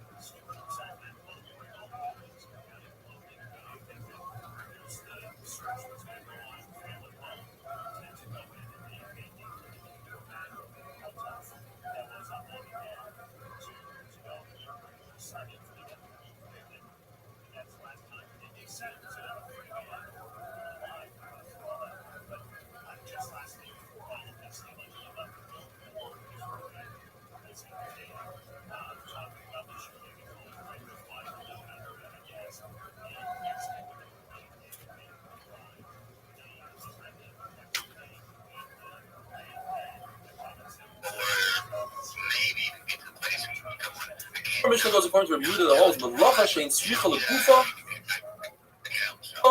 asur, where Restream holds it's mutter. What does that mean? The best example is if a person extinguishes a flame because he wants the flame to be extinguished. In other words, it helps him burn the wick, and he wants that charcoal on the wick. That's a malacha shetzricha. He needs it. Another example is, let's say he prefers that the candle wasn't lit to begin with. A robber is coming, he doesn't want the candle to be lit. By him extinguishing it, he gains nothing. That's malacha shetzricha. Therefore, if a person extinguishes a flame because he wants to save the pot, he wants to get the oil, grab the wick, then he's chayiv. On the other hand, if he extinguishes a flame because he has a chayil shem, or just in general, according to Rav Shimon, it will be potter because he's extinguishing it not for the sake of extinguishing, but because he just doesn't want the flame. It's also to do, but he's potter. Gemara tells us, if you ask the Tanachim, are you allowed to extinguish a flame? If you have a chayil shesh b'sakana, and he went into a huge tangent of Agadah, the next 4 daf are full of Agadah. And he started by saying, there seems to be a contradiction in Shlomo HaMelech between himself and his father. On the one hand, Shlomo HaMelech says, "V'shabech Hanis HaMesim," I have to give praise to the dead. And he says, "Kila kelev chai hu toiv v'nayeh hameis." A live dog is better than a dead lion. Shlomo HaMelech says, "Lo yamesim ha'lu." The dead can't do anything. They can't pray to Kodesh Baruch Hu. Says Gemara 3 Pshat. When a person is alive, he can learn Torah and he can do mitzvahs and he can accomplish. Once he's dead, he's over. He's free from mitzvahs and Torah. On the other hand, when Moshe Rabbeinu davened on Klal Yisrael by Chet HaEgel, he davened and HaKadosh Baruch Hu didn't listen to him. But when he mentioned the Avos, the Spus Avos, HaKadosh Baruch Hu listened to them. So you see that the dead are greater than the alive. Another pshat. If a ruler makes a decree in our days, sometimes people listen, sometimes they don't. But when Moshe Rabbeinu made a decree thousands of years ago, he made decrees to learn the halachas of Yom Tov 30 days before Yom Tov. Or in benching, the first bracha of benching, he decreed. That lasts forever. A third pshat. David HaMelech asked HaKadosh Baruch Hu that he should show him a sign that Klal Yisrael should know that he was moichel him on the Aveira of Bashat. And HaKadosh Baruch Hu said, I cannot give you the sign when you're alive. I'll do it after you die. In fact, when Shlomo HaMelech did Chanukas HaBayis and he tried to bring the Ark into the Kodesh HaKadoshim, it was too wide, he couldn't fit into the door. So he davened 24 Prakim of the Hillim, and he wasn't answered. But when he mentioned his father, David, then the doors became wider, and Klal Yisrael realized that the Baruch Hu forgave David. But it says there, the famous passage that we say in Shira, Yoim, Susharim Sheikhan, the Yabai Melech HaKavod. The doors thought that Shlomo HaMelech is referring to himself, Melech HaKavod, the king, and they wanted to swallow him up alive. So Shlomo HaMelech says, no, Hashem, this is the Gibor. I'm referring to HaKadosh Baruch Hu. David HaMelech says the Gemara, when they finished the Chanukas HaBayis after 8 days, it's a very long pasuk, and the Gemara darshan the pasuk Vayichol Aleah. Klal Yisrael went to the tents. They found their wives b'tahara, and then it says Smeichen. They had Hannah from the Zivah Shechina. B'toy b'leiv. Each and every one became pregnant with a boy. And then it says L'David Avdod.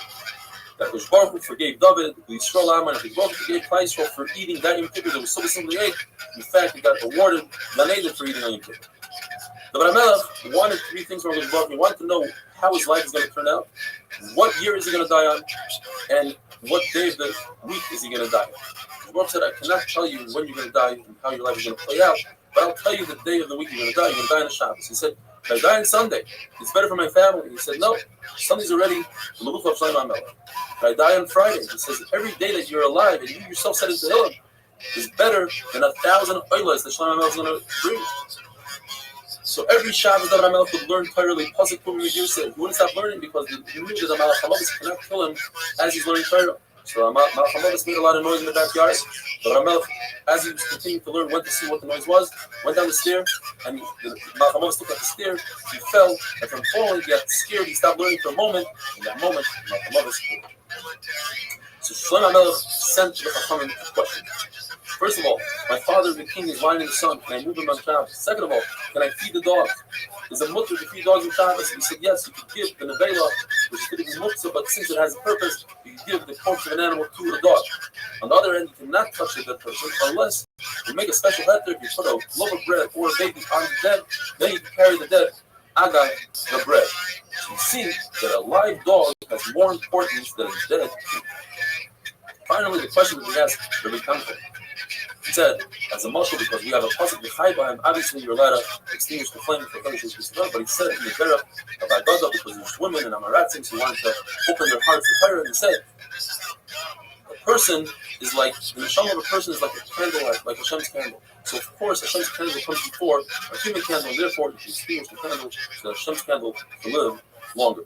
The Gemara tells us that they wanted to bury Koheles because of the contradictions, the seemingly contradictions in Koheles. It says, but however, since Koheles starts with Torah and ends with Torah, so they decided not to. How does it start with Torah? It says,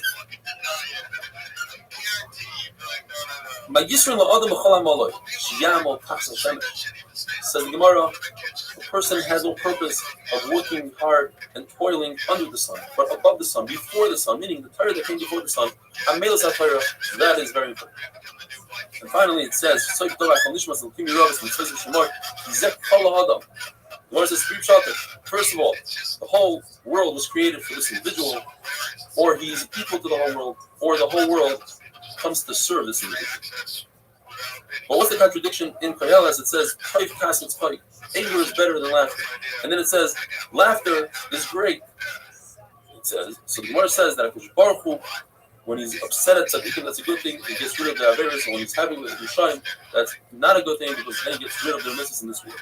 But in Olam HaEmes, because Baruch Hu, it's like a Martin Mehula, because Baruch Hu will be happy with tzaddikim. Happy Sani, Anisa Simcha is referring to Simcha Shal Mitzvah, like dancing by a wedding. What am I doing with the Simcha? Why are you so happy? When a person is happy on something that's not a mitzvah. In other words, it comes to teach us that the Shekhinah doesn't rest on a person that's sad or lazy or b'tzchoik, levity, and kalas roish, l'tzanas, or sicha, just talking, or things that are important, things that are not important. Only in the for simcha shel mitzvah, when a person is doing a mitzvah, then the Shekhinah shayra. And when you want to learn Torah, it should be the simcha. And when you want to dream nice dreams, it should be the simcha. Elisha, who was angry, he said, bring the musicians, because there's a mitzvah to have this Shriyas Eshkima. Tulashinas, one says the Rebbe should be the simcha, but his Talmidim should be in fear. Another version is the Rebbe should start off the simcha, and the Talmidim should be in fear. Like Rabbah, every shir he would start off with a milsa de bichusa, with a funny joke or something to get everybody into the mood. They wanted to bury Mishlei, but they said, look, you wanted to bury Koheles and you saw that you were wrong. Let's look into Mishlei. It says in Mishlei, Al Tanksil, don't answer a fool. And then it says you should answer a fool. When it comes to Torah, you answer. When it comes to Dvarim Acherim, you don't answer. For instance, Chacham says that a woman is going to give birth every day. The trees are going to bear fruit every day. There's going to be bread growing from the ground. And Talmidim laugh and they prove that, look, you see a chicken lays an egg every day. There's a slap that gets fruit off every day, etc. And then, when the fool said to the Chachamim, your wife had an affair, you're a mamzer, so they didn't answer, but they gave him a cup of wine, here, drink a cup of wine, and they exploded. A wonderful day.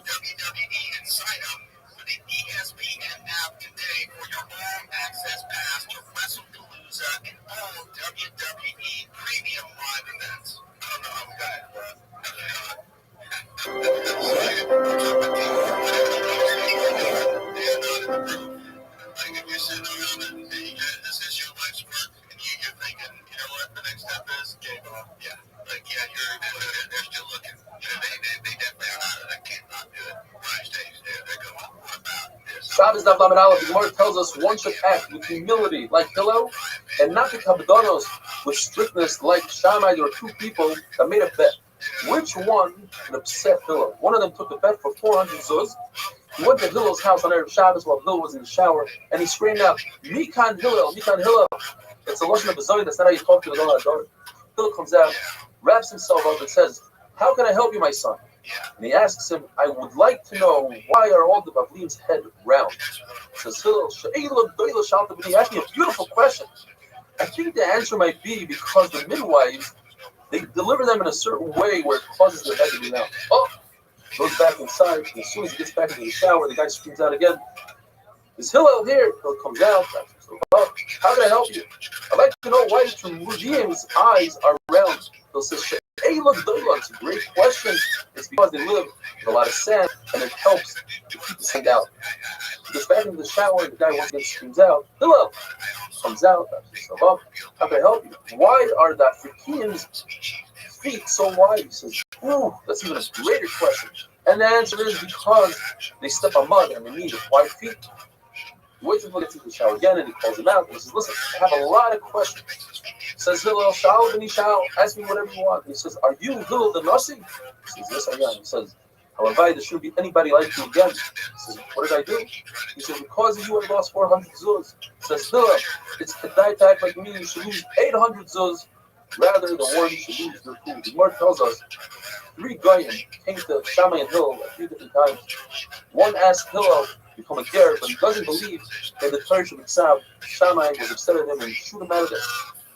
He went to Hillel, and Hillel taught him, he made him a ger, taught him Aleph Beis. And the following day, instead of teaching him Aleph Beis Gimel, he taught him Kaf, Shin, Reish, Kof, etc. He says, what's going on? Yesterday he taught me Aleph Beis Gimel Dalet. He says, well, if you trust me for that, you have to trust me for everything, and I'm telling you, he's a Torah Shabbat. Another guy came to Hillel, this is the famous story. He came first to Shammai and said, I want to be a ger, teach me the entire Torah while I'm standing on one foot. In other words, give to me all in one sentence. Shammai took a stick and shoot him out of it. When he went to Hillel, Hillel was Megayer and Hillel told him, my da'aloch sani, what you hate, don't do to your friend. Rashi explains it could be historical and it could be in other chaverot. You don't want people to steal from you.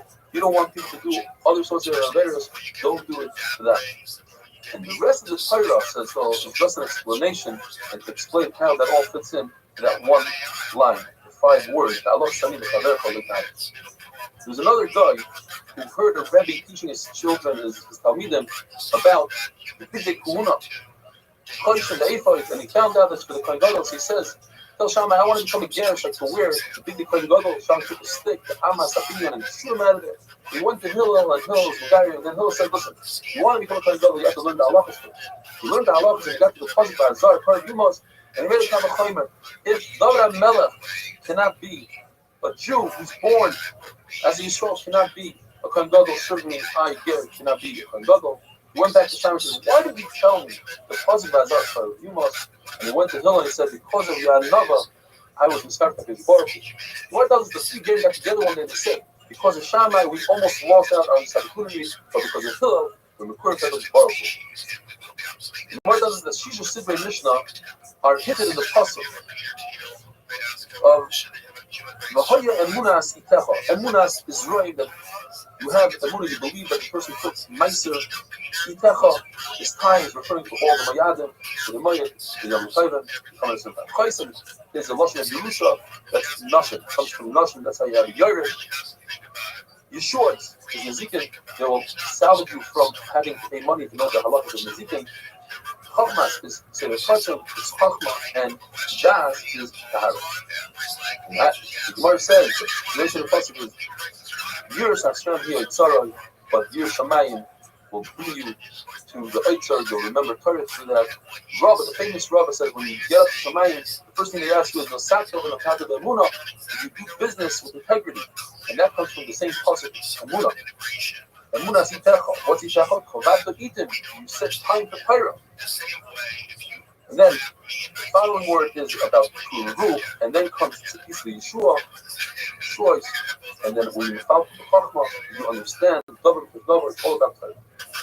Then Yiras Hashem Yitzhak, and the word tells us that if a person, it's a muscle, if a person says to somebody else, take this wheat, bring it up to the attic, and then he asks him, you put in the preservative, he says no, so he says, so why, whatever you did wasn't good enough. In other words, you need Yiras Shamayim in order to learn Torah. You're allowed to add preservatives to the wheat and charge the person for the weight of this dirt that's a preservative, because without that, the wheat will be spoiled. Torah without your Shamayim is as if somebody key to the Eitzar HaMelech, to all the jewels, but you don't have the key to get into the building. You have the key to the safe, but not to the building, so what good is it? You need Yiras Shamayim. It's another much the Gemara gives is somebody built a doorway in the middle of a field and it doesn't go anywhere. What good is it? What it says in Simon of Lazar, they saw Rav Yaakov walking by. One of the two said, let's stand up for him because he has Yiras Hate, he has Yiras Shamayim. The other said, Shamayim, he's a big Chacham. So the other said, what good is Tam Chacham? I'm saying Yiras Shamayim is much stronger. And the one says, that must have been Rav Lazar. Rav Lazar holds that the Baruch doesn't have anything in this world besides years from now.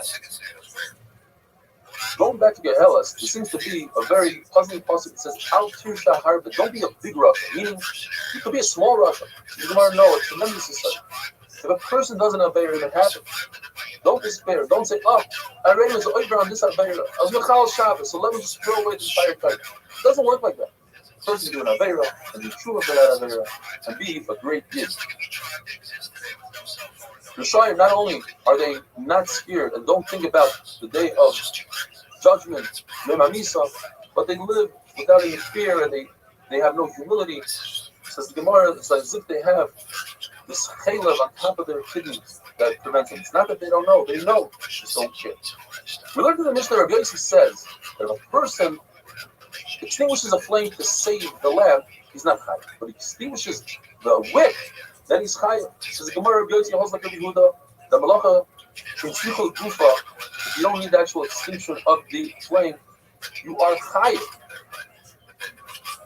But he holds that if you are soiser, in order to build, you demolish something in order to build, and it's in the exact same spot, and it must be in the exact same spot, you are chayav. So extinguishing a flame is soiser. You're demolishing, you're ruining. However, it's in order for you to light it up again. And the wick is considered its spot. Even if you move a wick somewhere else, that's its spot. It doesn't matter where it is. The spot is wherever the wick is. Whereas a lamp, the lamp has to do wherever the wick is. So if you move a lamp, but it has the same wick, it didn't move a spot. But if you remove the wick, then you move the spot. So that's why in a lamp, the Gracie holds your pocket. But when it comes to the wick, you hide. Another shot Rabbi Yossi says is that he's extinguishing the flame because he wants to singe the wick. In other words, he wants the extinction of the flame. And therefore, it's called Mesaka Manis, fixing the wick. It's the wick is higher. Have a wonderful, wonderful day. Because it's just the algorithm. It's just a much more sophisticated version of like what powers your YouTube feed, right? What powers your YouTube feed and the things you're interested in. So YouTube actually gets very interesting because Joe likes like houses and back of trucks and showing that, and it'll be just a much more sophisticated version of that. But to get that, you have to give away all parts. And that's where everything is going. Shabbos Daf Lamed Beis, the Mishnah tells us that there are 3 causes that women die during childbirth because they aren't careful, the Nida, Chala, and Adlakas Haner. The Mishnah explains, since a woman wasn't careful with the inner body, so she gets punished with something from her inner body, childbirth. Lila explains, Baruch Hu gave humans a minimum of a Revi'ez Dam. He said you have to be careful with that Revi'ez Dam. Chala, Baruch Hu calls it rachis Arisu Seichem, he calls us rachis. So we have to be careful with Chala. And there, the neshama of a person is considered a candle, and we have to be careful with that candle. The Gemara gives us 5 Mishal, 5 parables. There are sayings that people say. People say when a bull falls to the ground, go ahead and sharpen your knife quickly. In other words, when a person is in a situation of danger, it's more likely that additional danger will occur to that person. So when he's giving birth, it's a time of danger. Second thing people say, if you're going to beat your slave, you wait until it accumulates and then you just let it all out. So too by a woman, you're punishing her for the chet of chava. So once you're punishing, you add to it. Third saying is, let the drum fall on his own. The fourth saying is, if you have a shepherd who's crippled and can't catch its goat, he waits by the doorway to the barn and then he catches the goat. And finally, if we're in a situation where things are going well and people are giving out food, everybody's friends. But when the situation is not that good, there's not a lot of food going around, people aren't friends, the situation isn't good for a woman, she's giving birth, she's in pain, then things go wrong. But how do we check men? We check men when they are in a situation of danger, when they go on a bridge, on a rickety bridge, or anything similar to that. The Gemara tells us the Rav wouldn't go on a boat that had a guy on it. So perhaps that guy deserves death, and the boat will go down and he'll die because the guy, Shmuel, was just, he made sure there was a on the boat because of his perfect punishing 2 nations at the same time. Dude, Yanai to check the boat, missed to see you. the poles, he didn't want to be sunk on an ace. How you living, pimp? Zoot, do you remember that time I said I missed you and asked you how you're living, and then you were dead silent? Hey, Rabbi. What up, baby? Alright. This might be funny. All right, you have an invitation, by the way. Hey, Rabbi, this might be funny. Hold on, before you do that, at what percentage is your phone charged?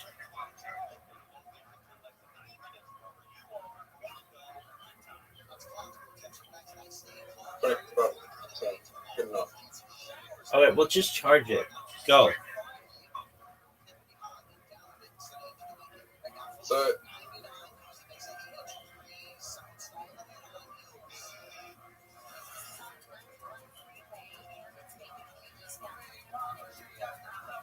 Rabbi, I'm waiting on you, big dog.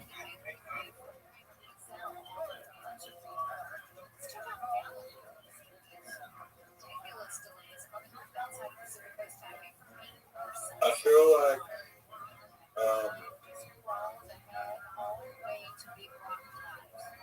What do you feel like, Pimp?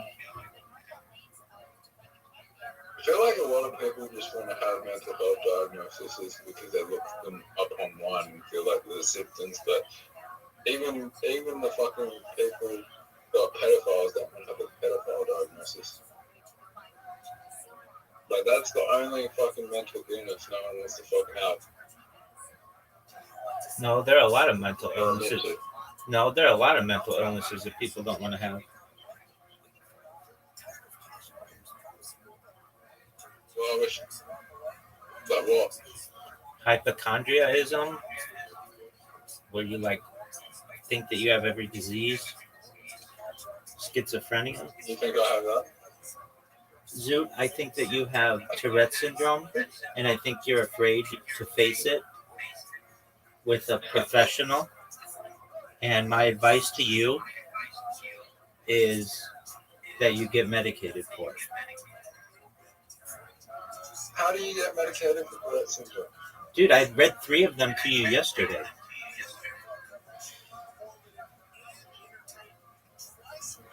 They are medications that limit or prevent you from having tics. And I think it would be really good for you for a lot of reasons. What are the side effects? None. They're perfect. Let's talk about why. Let's talk about why I There's no think. such thing. Let's talk about why I think they'd be good for you. You do have an issue with Tourette syndrome that has caused you a massive amount of heartache in your life. And whether you want to face it or not, it's just the simple truth that you have trouble in relationships,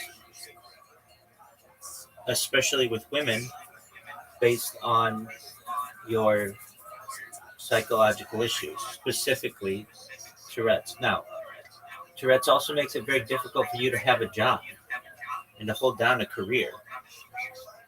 And there's something related, I feel, with Tourette's, and specifically your Tourette's, and your attention. And maybe, I mean, I know you think that you have ADHD, and maybe you do. I don't think anybody really knows what that is. But what you certainly have is your brain forcing you to do things unconsciously or subconsciously or involuntarily. And that causes people to not feel that you are normal. And I want you to feel normal. I think that you have a really great opportunity to have love and perhaps a family and wealth someday. I think you'll be a very rich person. I really do. But you have tics and urges that cause you to make mistakes and can cost you a lot financially. And I don't want that to happen to you. I think that you have the opportunity to be very successful. I think your family does too. Your family cares a lot about you and loves you a lot. and they just want what's best for you. And I don't think they recognize that your issue can perhaps be quite easily solved by going to a doctor and saying, I need to be diagnosed with Tourette syndrome. If you need evidence that I have this, I have ample evidence of myself recorded on the internet, and I'd be willing to provide that to you. But you can just know that I've had this not since you were 13, since you were 5. I can tell you the first tick that I ever had. I can tell you that this runs in my family, that my cousin has it. I can tell you that it causes me great distress when I'm with just random strangers. I will yell racial remarks at them, or I will at least say racial remarks at them. And you may find that funny. You may find that funny. It's not rare. It's not. I've seen you do it. So if I've seen you do it, or I've heard you do it, it's not that rare. And that will cost you a job. That will cost you a relationship. That will cost you a lot. You don't want to work your whole life for a good career and then lose it because you truthfully accidentally said the N-word. You don't want that. You have what I would describe as a lot of potential. And I just want you to seek that potential. That was a good man. Thank you. And Yeah, okay. And you're willing to literally go to doctors for diagnoses that you don't need. If you would just be honest with the doctors and you just tell them, hello, maybe I have all the things that you're saying, but you guys aren't treating me for the big one that I have. And that's Tourette syndrome. And I think you think it's funny. Not really. I think deep down, internally, you hate it. And it's something that you struggle with often. But to deal with it, you just make a joke out of it. And that's fine. I understand people. I don't even know where you get diagnosed with Tourette's. A psychologist or a psychiatrist, I should say. Just like you spent $2,300 to get diagnosed for ADHD, which is unnecessary. You should have and you still should, just go seek a doctor to say, I have Tourette syndrome, and I've had it since I was 5 years old, at least, and I struggle with it. I think everyone has ADHD to at least some extent. Zoot, we're not talking about ADHD. And you like to you do the circular reasoning, but you don't face, Actually, it doesn't really exist. Zoot, you don't face the real discussion. We're not talking about that. We're talking about Tourette syndrome, which is what you have, and which is what caused difficulty. I'm not the person who said that. You say it. You say that it's like living in a dungeon or a very difficult place mentally because all your secrets are basically capable of being exposed at any time. And even if it's not like a secret, just insults to people. You see someone who's fat and you call them fat. And then, but you find that funny, but that's very much not funny. I've never done that. But you have called people the N-word. I call people ugly in a little bit. Okay, there you go. So that's a perfect example. You don't want to do that. Well, I've done the opposite and called someone about when I didn't mean it, but... Zoot, You don't, Zoo, you don't want to do either of those things. They're not beneficial to your life. I want you to be able to have a successful life. And Yeah, but you're saying there's no side effect to Tourette's medication. Bullshit. you've never tried it, so you don't know. Yeah. Zoo, you were willing You're saying to there's you no were side willing effect. you were willing to pop Ritalin for no reason. You have nothing to study for, nothing to focus on, but you were willing to do that, and that has many side effects. When this is what you really need, and genuinely, I think that you mistake your Tourette's for ADHD. You're like, well, I can't focus. Yeah, because you have a tick that's coming on and you feel it and it's bothersome to you and you want to get it out. You want to be able to say it. I mean, I've just noticed that in our friendship, you say things that you don't mean and then you have to go and apologize. And frankly, I have a very big heart and I understand that people have issues. A lot of people I meet on the internet have issues, and you're one of them. We all have issues to some extent, but not everybody's as forgiving as I am. And if you have a boss that you, I mean, if you're just working a customer service role and you call someone ugly, you're going to lose your job. Whether you have Tourette syndrome or not, Yeah, it fucking it scares me that I'm gonna have to take on when I'm doing stand up. there you go. And that's like you have to not have a tick for 3 minutes or not a long period of time. So Zoo, if I were you, and I'm going to be very strong on this, whenever you have a tick, I'm going to tell you that you need to seek professional help. And it's because I care about you.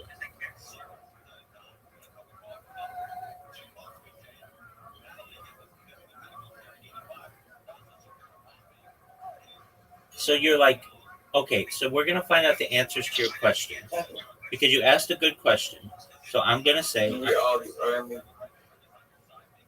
where in Adelaide can I get a Tourette syndrome diagnosis? And you know what? What if you go there and they're like, we don't think you have this? Well, I think they're wrong, but nevertheless, and you would be the one who think they're wrong. You're the one. Rabbi, okay. Rabbi, Okay, listen to me. I'm listening. 3 weeks from now, right? Uh-huh. 3 weeks from now, I'm using part of my insurance funding to get like different diagnoses, and Tourette's is one of them. Okay, that's good. So it is today, September 16th. So I will say that by mid next month, by October 16th, you should be well on your way to do this. This shouldn't be like I'm going to get pictures for Tinder in 2 weeks. No, It's not going to be no, that. it's not gonna be. It's not gonna be the diagnosis like booking itself, but it's gonna be like the yeah. So it probably get diagnosed in November, December. It shouldn't take that long.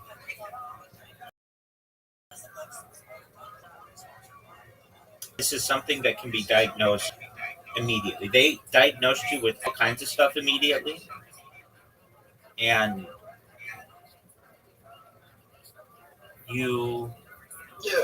when's your doctor's appointment? Zoo, when's your doctor's appointment? True. You just had a tick right there. 2 years? That doesn't even make sense.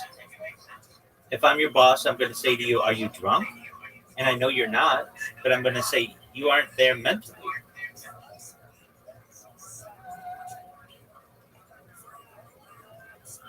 When's your next doctor's appointment, Zoo?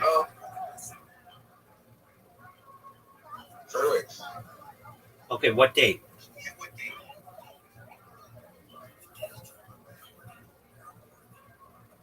Whatever Wednesday is. They don't say to you whatever Wednesday is when your appointment is. It's very easy to just be like, my appointment is on October 4th.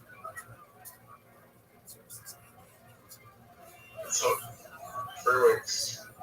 It's like October 8th, I think. That's a Wednesday, October 8th or October 9th, I'm not sure. Okay, that's fine. And who are you going to see?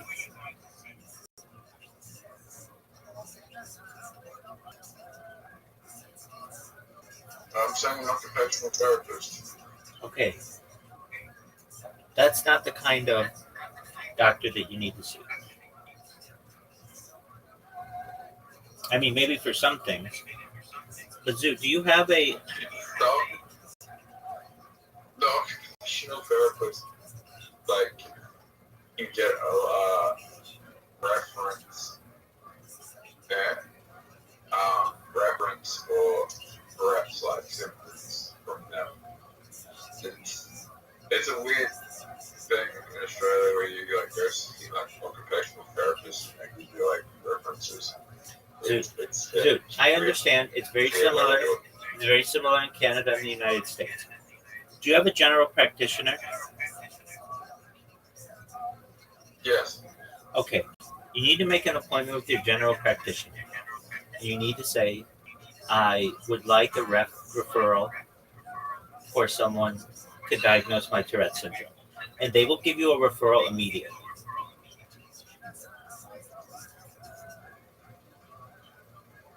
Robert, why did you make that was a great picture to make? Because I'm focused on you, I'm not focused on the game.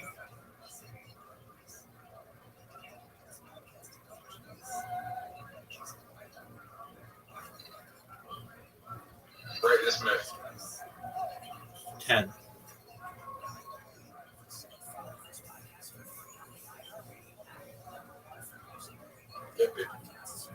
Zoo, you just did it again. Right? Zoo, you just did it again.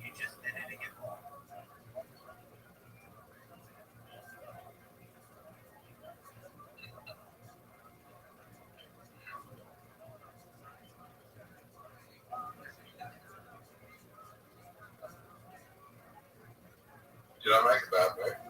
Yes. Did Robot make a good move? I don't think there's anything that really helps you here.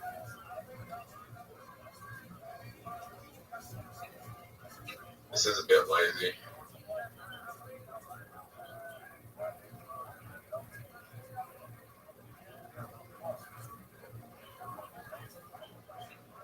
Robot, do you think you're in a good position right now? You should heal. Yeah, no, I know.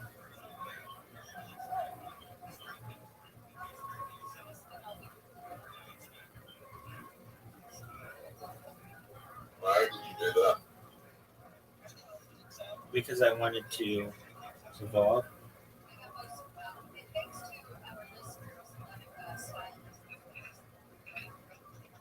Oh, that's big. You healed? You're your max hit points? I'm already at max hit points though.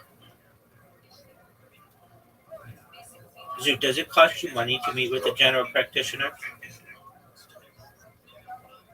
No, we're getting the diagnosis cost money. Hold on. I don't think so. I think that you'd be able to get one for free. So you go see your general practitioner, and I'm going to be on you about this. I know you're going to see an occupational therapist. That's not going to help you. I mean, it will for maybe a job, but it's not going to help you for getting a Tourette's diagnosis. So what I'm going to want you to do is make an appointment with your general practitioner. They should be able to get you in within a week or two if you already have an established relationship with them. And then what you're going to do is you're going to go to that appointment and you're going to say to them, I would like a referral for Tourette's syndrome. And they're going to say to you, okay, what makes you think that you have Tourette's? And you're going to say, I've had tics since I was 5 years old. They are involuntary. They cause me to struggle with my relationships and just in general daily life. They cause awkwardness with people unnecessarily, and I would like a referral. They will then write you a referral or schedule a referral for someone who is covered within your network that is either free or maybe you have to pay a deductible, a slight deductible, or something like that. And then you go to that specialist and you say the same thing to the specialist. Since I was 5 years old, I've experienced these tics.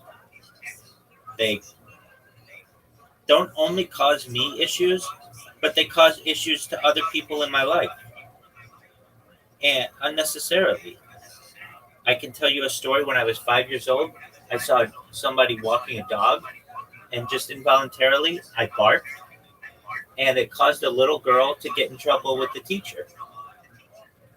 And that wasn't okay. I find it funny, but I really shouldn't, because it's sad that this girl got blamed for something, and she didn't do it. And that could have potentially caused her distress in her life. And so I would like to stop this type of behavior. I've been made aware. Let me finish. Zoot. Maybe she did, maybe she didn't. Nevertheless, it wasn't right. So you say to the doctor, I've been made aware that there are medications available that prevent people from having tics, and I would like to explore them. And the doctor will say to you, you're right, Zoot, there are. We're going to start you off on this medication, on this amount, and we're going to have you follow up in a month, and you're going to tell me how it worked. And then you're going to come in here, and you're going to say, Rabbi, I did what you said. It took me a little bit of time.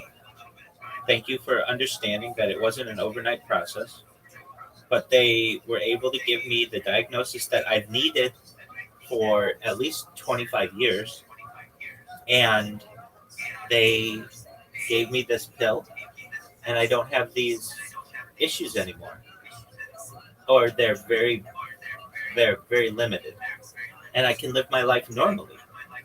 And I no longer have these random thoughts that go through my head that cause me tics and embarrassment. I'm able to live my life normally. And now I want to go find a job, and I want to go find a relationship, because I feel like I'm no longer imprisoned mentally by this syndrome that I have. That's what I want to happen. And I know deep down that's what you want to happen. I know it is. And I think that's what's going to happen. Zoot. Zoot, this game isn't important. If you win, that's great. What is important is your mental health. And I normally wouldn't be like, I think you should go see this. But I've just seen, you're the one who mentioned it to me when we met more than a year ago. And at first I was like, you don't have that. But then I really did see that you really did. And I was incorrect at that time to make a determination that you didn't have something when you really, really do. And it is very critical in your life. It causes you a lot of distress. But you'll get over it, and you'll get through it. Yeah. Good. Do you win? We'll see. So, Zoot, do you know what you have to do today? Yeah. What do you have to do?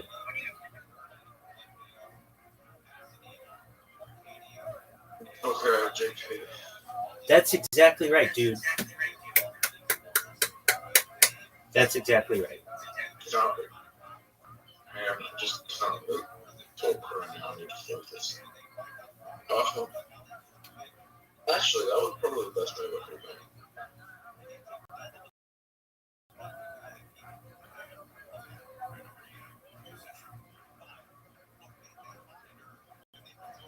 Right on. What up, big dog? That was a really good merge, however, it wasn't that great. I see a really good move for you. Dude, hold on. Don't move anything. I want to make sure that you know you fucked up. What did I say? Don't move. You fucked up. If you would have moved the purple one to make an L, that counts as 5 in a row, and you would have gotten to heal. That doesn't matter. It doesn't matter. You would have had 5 more points.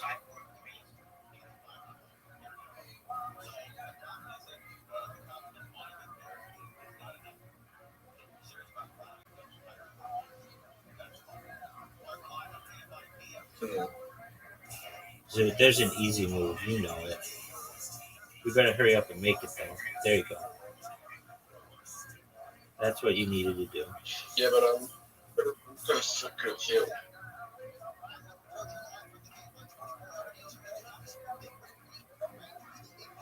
And now you're gonna get the heel. What do you mean? Like this? It's an easy move. Yeah, it's an easy move. Yeah, but it just made it easy for you. Well, in here. No, but you come very close.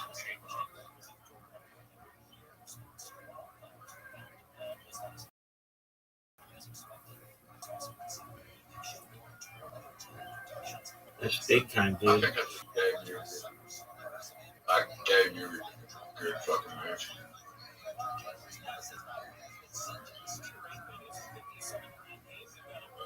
Oh no! Rabbi, What up, pimp?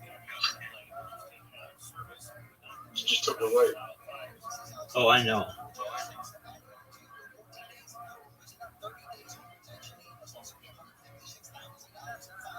I mean, you're not in front of me, but you are, kind of. No, you still. Okay, that was good.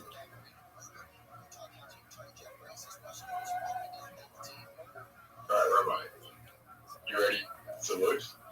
Yep.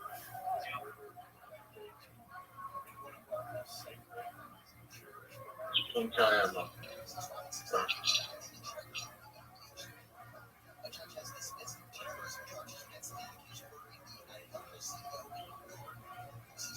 That you would try. Suit.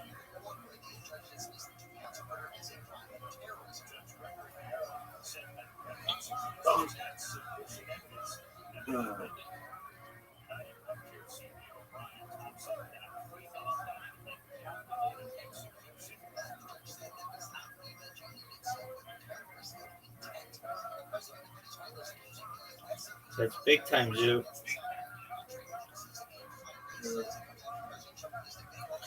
Zoo, you might be able to get me.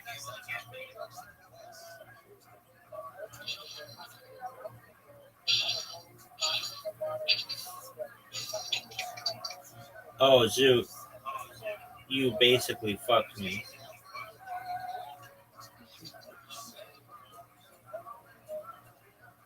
You can heal. If you get lucky here, you might be able to heal.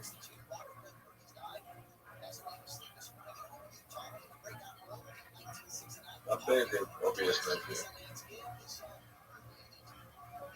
If you don't make this move, you lose.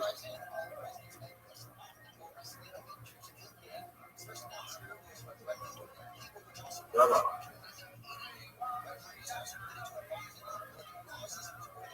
I told you if you don't make that move, you lose. Wait, actually, you still have the move.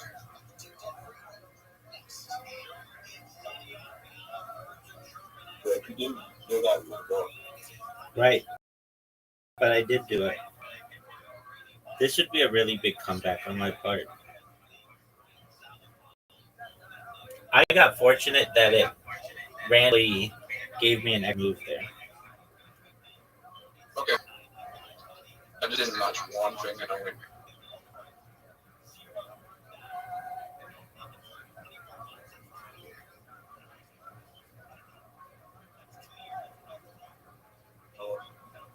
I lost you one. See how I made an L and it gave me an extra heal? Yep. There you go. You didn't make that move, you would have lost again. I recognize. You just lost. Oh no. I recognize that. Okay, good job. Alright, Zoop. Go make your general practitioner appointment and come back. Yeah. You just have to call. What should I do? What else should I do? Zoop, that's what you need to do. If you do that, it will be the most key thing that you could do for yourself.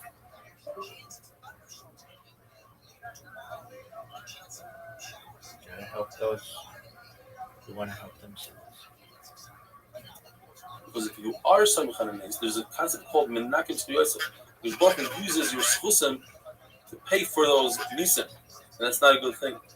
Reb Zera wouldn't walk below palm trees during high winds for fear that the branches will fall on him.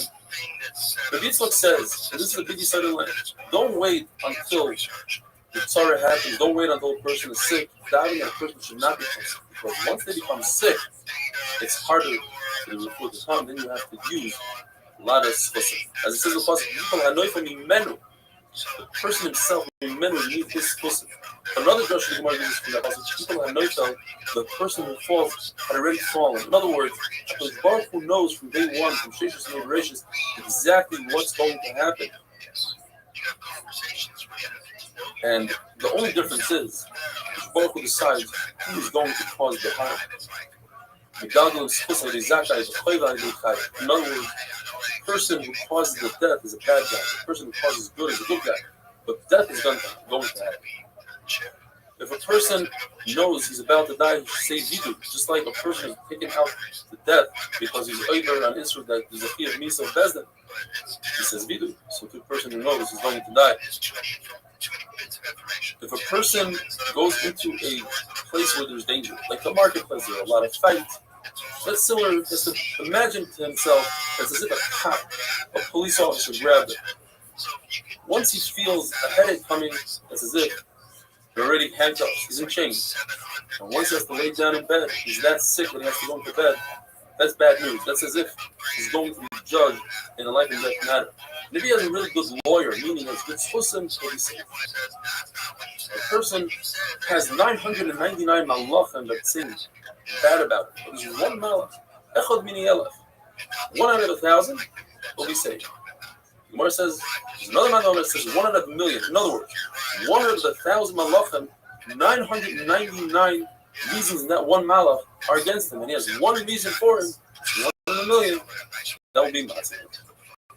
Rabbi Elazar says that women die when they are younger. Rafa says because they do laundry on Shabbos, they wash the dirty diapers on Shabbos. And some say because they are not careful and they use a lotion of design instead of saying are in Kodesh, they say closet. As Rabbi Shmuel would say, Amaratzim die because they call her in Kodesh, I don't know which is a closet, and they'll call a shul a base just a regular folk house. Yossi says there are 3 decoys, meaning there are 3 checkpoints that a woman goes through to see if she's tied Nisa, Nida, Chala, Alogas. Some say there are 3 debet, there's 3 glues. In other words, there are 3 causes to make her die earlier, Chala, Nida, and Alogas. The King of Leo says that Hilchos Hegdesh and Meiser and Kumas and Meisers are the Gufei Torah. That is the center of the Torah. And we give a certain nemanos, we believe, Amaretz, that he took Kumas and Meisers from the Deraisa, although with the Rabbanan there's a concept called Mai, we don't trust him. And we trust Amaretz that he wasn't Magdish this object, and therefore we could use that object. Rabbi Nosson says that because of the Aveira of not fulfilling a nether, a monetary obligation, let's say tzedakah or any nether, a person's wife will die. Rebbe says his own children will die. Now, Rebbe said that his own children will die. Rebbe himself said it was terrible, but once he heard that his Rebbe said children, he took it back. If a person's children die because a person is not careful in mezuzah, or it's because he's not careful in people pirates, and the machlokes is based on the question to be learned a pasuk, one pasuk back, or even two pasuk back. Because the pasuk says, "The man you be made." You want to live longer? What the pasuk right before is ksafta, mezuzah, from mezuzah. Two pasukim before that is talking about mathematics, teach parents and children. You go all the way back and say even Torah and mezuzah or just mezuzah. The machlokes remain in review though. If mezuzah or tzitzis that causes the child to die, the Shlomo says that someone who's careful with the mitzvah of tzitzis, Lassalada will have 2,800 slaves. It's 10 per nation, there's 70 nations. On each corner, that's 700 times 4 corners. Every time he says, because of sinas chinam, there's a midah keneged midah, a person will fight his wife, will lose his children, his wife will miscarry. And the person who is not careful with challah won't see a bracha with his oil and his wine, and will plant, and other people will eat from it. And a person who's not careful with shimon meiser, there won't be any rain, and you won't have any profit, and he'll run after parnasa, and you won't achieve it. And Shmuel says, if you're not careful in the summer, in other words, the Trumas Maestros, you can punch in the winter, but if the person does Trumas Maestros, will have a lot of bracha, like the pasuk says, and we learn, actually, even until your lips are numb from saying die. Have a wonderful day.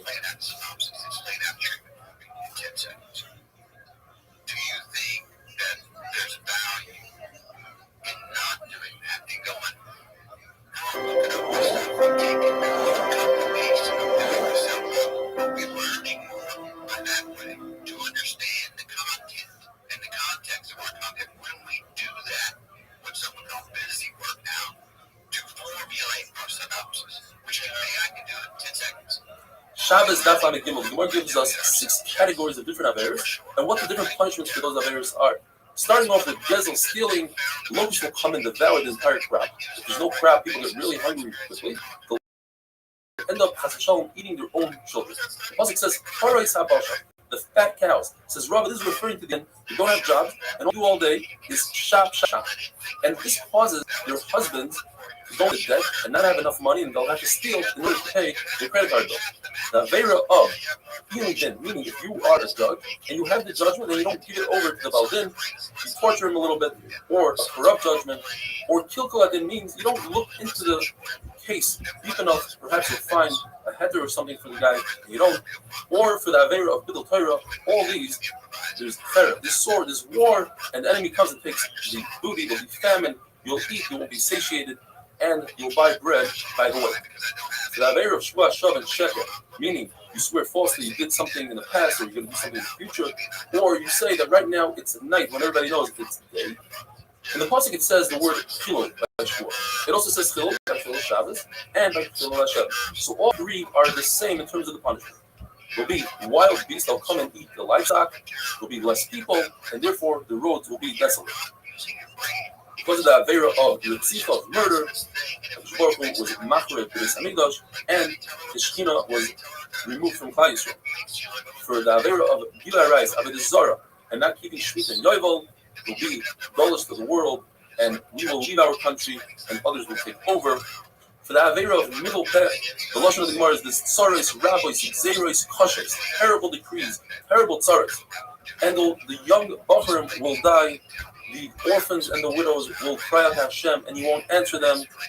Everybody knows why a cow gets married, but if you talk about it, even if you're supposed to live 70 years in peace, HaKadosh Baruch Hu flips it over. It's not only the person talking, it's the person that hears and doesn't make a makah also gets punished.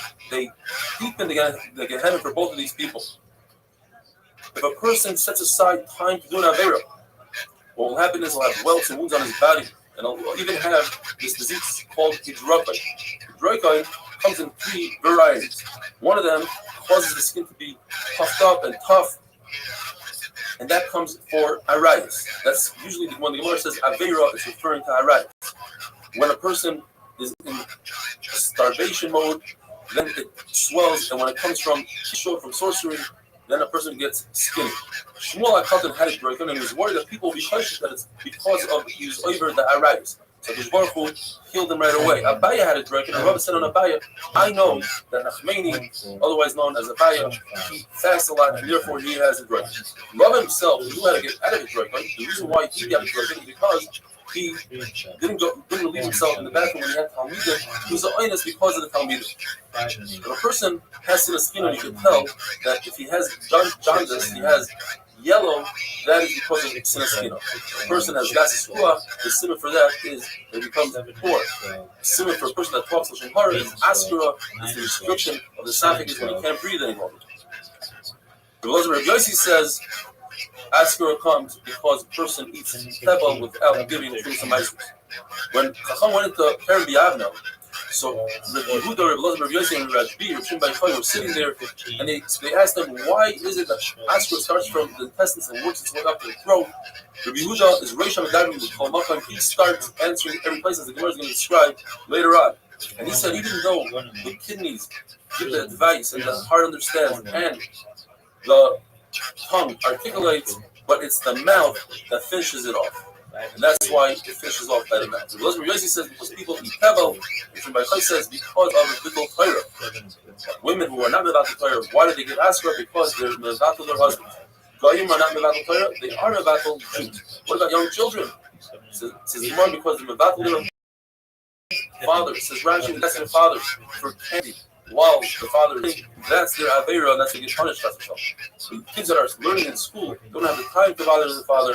Why is it? Because when the door has tzaddikim, the tzaddikim take the brunt of the aveiras of the door. When there are no tzaddikim, then it's the children that take the aveira of the door. Why was Rabbi Yehuda the Rosh Hashanah, as we mentioned before?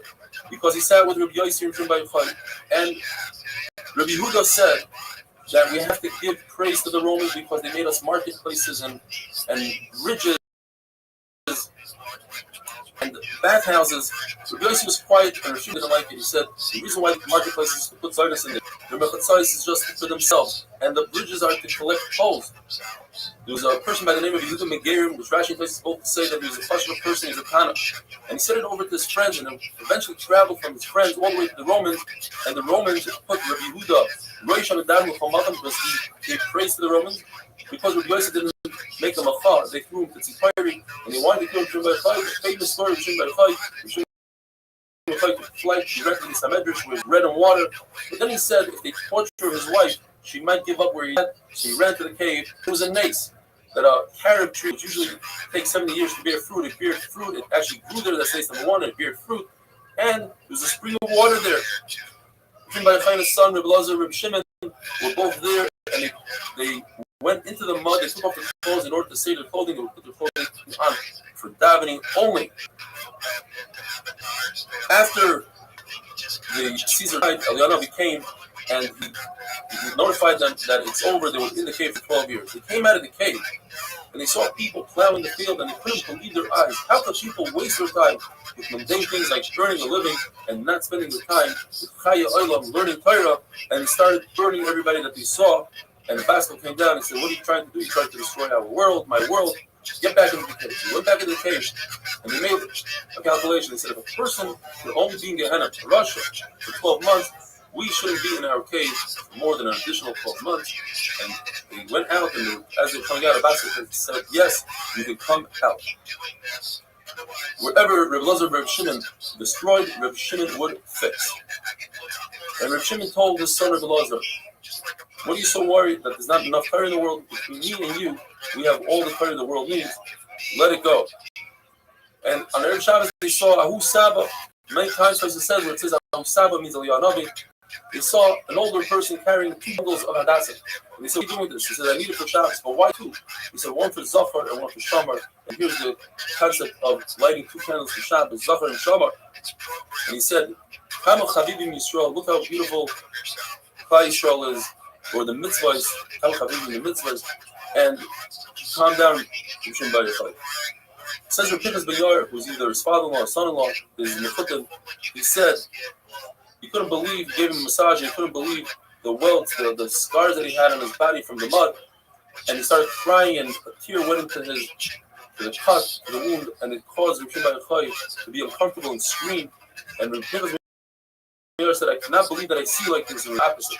It's because you see me like this, because of what I went through, I became who I became, Rishon Bar Yochai. And the Gemara just tells us that before they went into the cave, Rishon Bar Yochai would ask Rabbi Ben Yair a question, and Rabbi Ben Yair would answer him 12 answers. But after he came out of the cave, Rabbi Ben Yair would ask Rishon Bar Yochai a question, and Rishon Bar Yochai would answer him 24 questions, 24 answers. Have a wonderful day. It's insanity. It's first of all, it's God's coming down and meeting with women and creating this race. This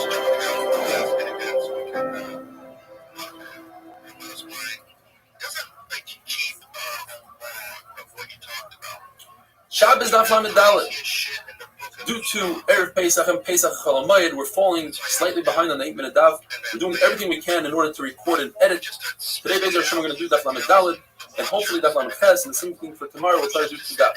The Gemara tells us that when Yaakov Avinu came to Shechem, the Torah says he was shalom, meaning he was healed from his limp, even though he spent a lot of money, extravagant amount, on a gift for Esau. He didn't have any monetary loss, and even though he was traveling, he didn't forget any of his Torah. He said, let me give back to the community. And he created a new coin for Shem. Rishon Bar Yochai as well, when he came out of the cave, he wanted to get back to the community. And he found out there was a certain path that they had a suffix whether there were bodies buried there, and Kohanim wouldn't walk on that path. And it caused him a lot of aggravation to go all the way around. There was an older person who told him that back in the day, Ben Zakkai took turmusim, a certain type of bean, and he cut them, even though they were truma, even though Ben Zakkai was a kohen, he wasn't concerned about the truma there. In other words, that place was not a cemetery. And therefore, halachically, you could exhume bodies. Rishon Bar Yochai, although he never exhumed the bodies, but he did the same thing. He imitated that act, he took turmusim, and he spread them around. And by nace, the bodies would rise up and soften the dirt. And anywhere the dirt was soft, he marked it off as a place where a kohen can't walk. Anywhere where the dirt remained hard, was a place a kohen could walk.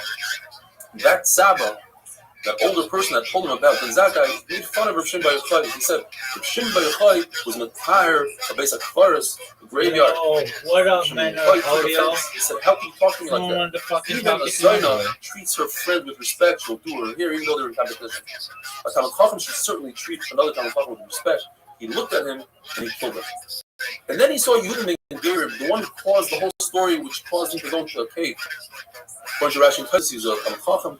He looked at him and he turned into a pile of bones. The Mishnah says that Erev Shabbos, a person should walk into his house and ask his family, did you take Meiser?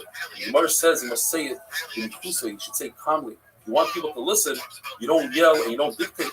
You talk calmly. The Mishnah says this is common sense. The other thing the Mishnah says, he asks them that you make it Eruv Techumen. That is, you place a meal somewhere, and from that place, it's as if you're playing a shvisa, as if you are dwelling there on Shabbos, and you're allowed to walk from that spot on another 2,000 amos. According to one shita, Erev Tum is the Raisa. Even if you don't hold Erev Tum is the Raisa, at least it has a smachta in the Torah, there's a mekarfer in the Torah. And finally, he asks them, Hadiku, he tells them, Hadiku is and there, like the Shabbos scandals for Shalom Bayis. Bein Hashmashos, which the Gemara is going to describe what it is exactly. Time we don't know if it's day or night. It could be day and night. It could be day before. It could be Friday. It could be Shabbos. Therefore, you don't remove meiser from the fruit that is a certain hevel fruit that you must take meiser because you are fixing the fruit. You also can't remove tumah from a kli by immersing it in the mikvah, and you certainly shouldn't light a candle because if it's already Shabbos, you're over Issa Deraisa. However, you're allowed to take a meiser from the Demai. That's fruit that you buy from an Amaretz, that it's only a chumrah derabara that you have to take another time meiser. And you're allowed to do Eruv Chatzeres, which is not in the Torah. Eruv Chatzeres were two people, let's say, share a common yard. They participate in a meal, and it's as if they both own that yard together and they carry their own shops.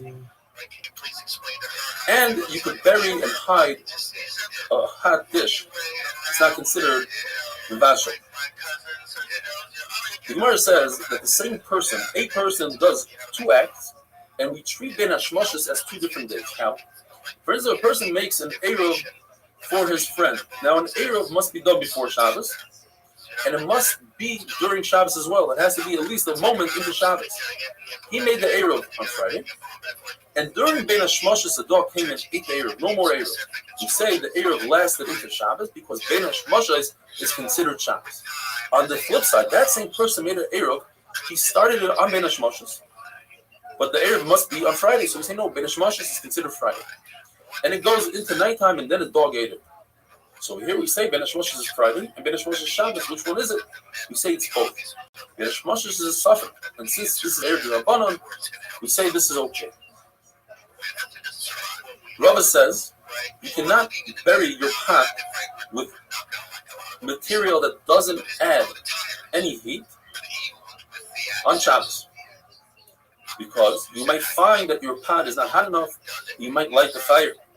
But Ben Hashmoshes, it's okay. Like the Mishnah says, you're allowed to do so in Ben Hashmoshes, because Ben Hashmoshes, the derech klal, usually people have really hot pots going into Shabbos.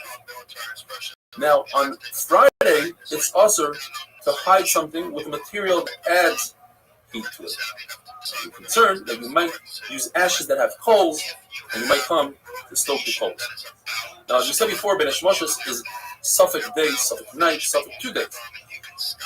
The Gemara says in the Shita of Rabbi Yehuda 2 shitas. According to everybody, if the horizon is dark and the top of the sky is dark, that's 100% night. If the top of the horizon is red and the bottom is dark, according to everybody, that's Ben Hashmoshes. But if the horizon is red and the top is red, that's where the machlokes is. That time to be completely red and then to go to the bottom horizon dark and only the top red, that's a difference of 1.5 minutes. How good did that come? That's the whole machlokes. Rabbi Nechemiah says that Ben Hashmoshes lasts from Shkia until it takes a person to walk a half a mil, which is approximately 9 minutes. Yossi says Ben Hashmoshes is terrifying, like the blink of an eye. Nobody knows when that exactly occurs. Now, when it comes to a Zav is someone who sees an emission. It's not carry, it's a special emission called Ziva. It comes from a disease. If he sees one emission, he has Allah of carry, he goes to the mikveh that day, he becomes tar at night. If he sees 2 emissions, he becomes a Zav. He has to wait 7 days of Tahara, not seeing any emissions. If he sees 3 emissions, he becomes a Zav that has to bring a carbon. Now, the 3 emissions by a Zav can happen on the same day, as long as there's a break between the emissions, or in consecutive days. But if there's a day in between with no emission, then the 3 emissions don't combine to make him a Zav that requires a carbon. Says the Gemara very easily. What happens to a Zav who sees 1 emission, Ben Hashmoshes Sunday night, and then he sees another emission Monday night Ben Hashmoshes? Well, it's possible that Ben Hashmoshes is only Sunday, and Ben Hashmoshes is Tuesday. Therefore, he's not a real Zav that saw 3 consecutive Riyos, because the middle day he didn't see a Riyah. It's also possible that Ben Hashmoshes is both Sunday and Monday, and the second Ben Hashmoshes is Monday and Tuesday, and therefore it is consecutive, and therefore he has to bring a carbon. Therefore, this person has to be machmer and bring a carbon, and he's tameh, and he should wait 7 days. The same will take effect if a person only saw 1 Riyah Ben Hashmoshes. Perhaps he saw that 1 Riyah, which lasted from Sunday into Monday, and he's also a Zav. He doesn't have to bring a carbon, but he's a Zav that has to wait 7 days. Have a wonderful day.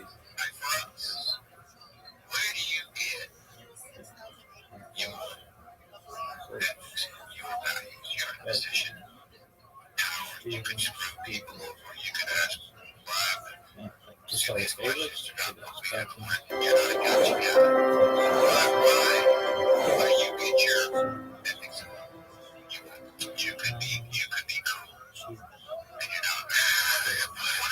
Shabbos, Davan Fes. They asked Rabbi Chia bar Abba, what's the halacha if somebody forgets a pot of food on top of a kira from before Shabbos into Shabbos, and in the kira there are coals? It's Eina Gufa Ketuma. He answered them very vaguely. He quotes a Mishnah in Trumas that says that if a person cooks on Shabbos, depends. If it's on purpose, he cannot eat the food. If by accident, he could eat the food. And in our case, Rabbi Chia bar Abba says that the person forgot. There's no difference between accident and on purpose. Now, what did he mean? Are both mutter or both usur? In fact, it's machlokes. Rabbi Rav Yosef said he meant that both shagit and mezid are mutter to eat. Why is mazid, when you leave it on the fire, different than mazid when you cook on Shabbos? Because mazid, by cooking on Shabbos, you're taking action. You're cooking with your hands. You're leaving it on a flame, you didn't do anything. You just didn't remove it. The only issue is that there's a brisa that differentiates between shogging and mazid. It says mazid, if you leave it on a purpose, it's also repeat. That would be a major question on Rabbi review. Not by Yitzchak, on the other hand, says that what the Rabbi meant is that both shogging and mazid are also to eat if you left it on the flame before Shabbos into Shabbos. Why is that? Because we're concerned that people will be tricky and they'll say, "Oh, I forgot the food on the flame," when in fact they didn't forget it. So they said even when it's by accident, also clean. The problem is from that brisa that says that by accident you are allowed to eat. And the answer is there were two periods of time. The Chachamim made a gzeira and they said, since people are tricky, it's usher to eat food that was left on the flame. And the brisa that says you're allowed to eat food when it was by accident was before that gzeira. We need to understand yesterday's daf Lamed Zayin. The machlokes between Reb Meir and Reb Yehuda had explained Beis Hillel. According to Reb Meir, Beis Hillel hold you can do shehiyah, you can leave a pot from before Shabbos and the Shabbos only with hot water. Now we're saying, according to Reb Meir, it's even a tashel, even complete. You need to explain that on the Lamed Zayin we're talking about lichatchila. If somebody comes to ask a rabbi, what can I leave? They'll tell them only hot water. But if he went ahead and did so without asking the rabbi, they'll allow him to eat even a tashel like on today's daf. Now what about Reb Yehuda? Reb Yehuda says in Beis Hillel, you can do shehiyah even in a tashel. And today we're saying that Reb Yehuda holds, according to Beis Hillel, only hot water. We need to explain that on that Lamed Zayin we're talking about rufa kuma, when somebody removed the coals. There are no coals.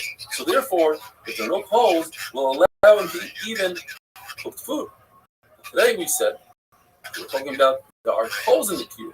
Since there are coals, only hot water and not cooked food. The Gemara has a suffix. What if he went ahead and didn't listen to the Chachamim? He did shehiyah. Do we penalize him and not allow him to eat the food? The Gemara wants to bring a raya from Rabbi Yossi. He said that somebody had water that was left on from before Shabbos. In the Shabbos, he said you're allowed to use it. Whereas somebody had shriveled eggs, really cooked eggs, and he said you're not allowed to have it. So you see that shehiyah is also. Perhaps what he meant to say is next week will be also. In other words, don't do this again. Since you did it already, you are allowed to do it. The Gemara says that Rav Sheshes holds that according to Beis Hillel, we're going to the sugya of chazar, putting the pot back on the flame. According to Beis Hillel, saying you're allowed to do chazar, you have to put the pot back on the flame. It's even on Shabbos morning, where it's not, you can't see from his action that he wants to put it back. Friday night, if somebody takes the coat off the flame, for instance, we know that he's going to put it back on. He needs it for the next day. The Shabbos morning is different. Perhaps he doesn't want to put it back. Nevertheless, according to Beis Hillel, you got to put it back on the flame. Comes Rabbi Tadoi and says, I need to qualify that. That's only if he continuously holds it in his hand. But once he puts it on the ground, it's also to put it back on the flame. Says Rabbi Yochanan, I disagree. Even if you put the pot on the ground, you can put it back on the flame. There's a machlokes what Abaye says. According to one lashon, Abaye says you need two conditions. You need to be holding it in your hand, and you need to think in your mind that you're going to put it back on the flame. If you're missing any one of those two conditions, let's say you think in your mind you're going to put it back on the flame, but you put it on the floor, you cannot put it back. Let's say you're holding it in your hand, but you never thought that you want to put it back on the flame, you cannot put it back. Another lashon in Abaye is that Abaye said it's one or the other. Either you're thinking in your mind, in other words, I can put it on the floor, but I thought in my mind the entire time I'm going to put it back on the flame, I can put it back on the flame. Or, even without thinking, as long as I'm holding it in my hands, I can put it back on the flame. The Gemara remains in a suffix, in a teiku, these following questions. What happens if you didn't put it on the floor? The Gemara mentions floor. What if you put it on a table, on a bed? What if you hung it on a stick? Is that considered as if he's holding it in his hand? Another question the Gemara asks, what happens if he takes something off the flame and he pours it into another pot? Does that restart the whole thing and say that you're not allowed to put that pot back on the flame or not? Take it. The Mishnah talks about a tanur. Until now we're talking about a kira that has two flames. A tanur is narrow on the top. And therefore it traps the heat in a lot more than a kira. It's much hotter. Mishnah says, With a kira, if you use kashet vava, straw, and the bottom of the straw, that's nothing. It's not a problem. You can put a pot on top. When it comes to a tanner, you cannot because it has so much heat. It has the same halacha as eight, as real fuel. Rav Yosef says that with a tanner, I can place food up against the wall of the tanner. I can't put the food inside the tanner or on top, but I can put it on the side. Abaya argues and says tanner is so extreme, the heat is so strong, that you're not allowed to even put the food on the side of the tanner. And in fact, there's a brisa that says exactly what Abaya says, that it's also the same on the tanner. A kupa. It's in between a kira and a tanner. It's just like a kira, but only has one flame. It's large enough for one tanner. So it's hotter than a kira. It retains the heat more than a kira, but less than a tanner. And therefore, if you use straw as the fuel, you're allowed to put a pot on top and inside. If you use real fuel, like wood, with leftover olives, or pits, it's also fuel. Halacha is always in Tumah. If you take a kli and you break it, it becomes tar. So if you have a kira that's split in half to its length, it becomes tar because now you just ruined both of the burners. But if you split it to its width, you just created two burners instead of one large kira, and therefore it remains tar. Whereas a kupach only has one burner. So regardless of what direction you break it, you just ruin that burner, and therefore it becomes tar. Have a wonderful day.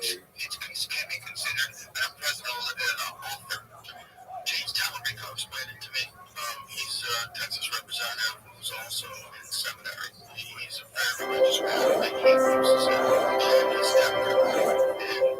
He said essentially there's two very wealthy men who are Christian. Shabbos Daf Test, the Mishnah tells us that it's also to cook an egg, even though it won't be completely cooked, by putting it by the side of a very hot pot. If one does so on Shabbos, he's over Issa Deraisa and he's Chai B'Chatas. Similarly, to the case of someone that takes very old herring or tuna, and some people just eat it by rinsing it off.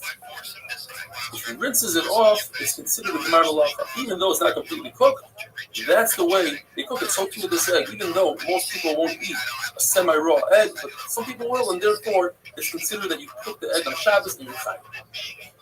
Any salty food, salty fish, that you soaked it in hot water before Shabbos, you're allowed to soak it again on Shabbos because ain bishul achar bishul. You cannot cook food that's already cooked before Shabbos. And to rinse it off is also mutter. But it would be usher to soak it in hot water if you didn't do so Erev Shabbos, because that would be considered bishul. Mishnah says it's usher to take an egg and put it on a very hot piece of clothing, and Rabbi Yossi says it's mutter. So the Gemara qualifies this. If you cook in the sun, according to everybody, that's mutter. Because that's not the derech, that's not how people cook. What's going on? Welcome back. Nobody's going to confuse this with cooking on top of a flame. If you cook it on the tolda. Can you hear me? Hey, can you hear me? Yo, how are you? Welcome back. Yo, do you speak English?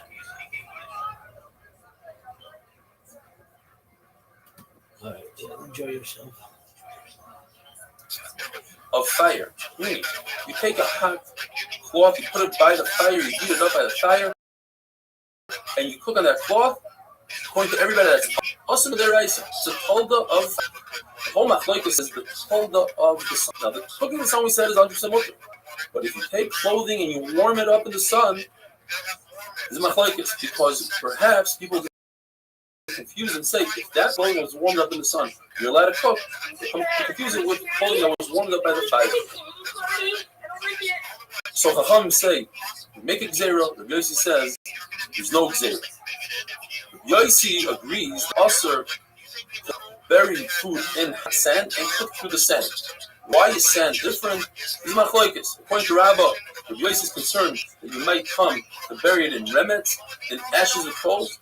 And Rav Yosef says we're concerned that if you bury it in sand, you might dig deeper, and your chayfer guma, you'd be digging on Shabbos, and that's Issa Deraisa.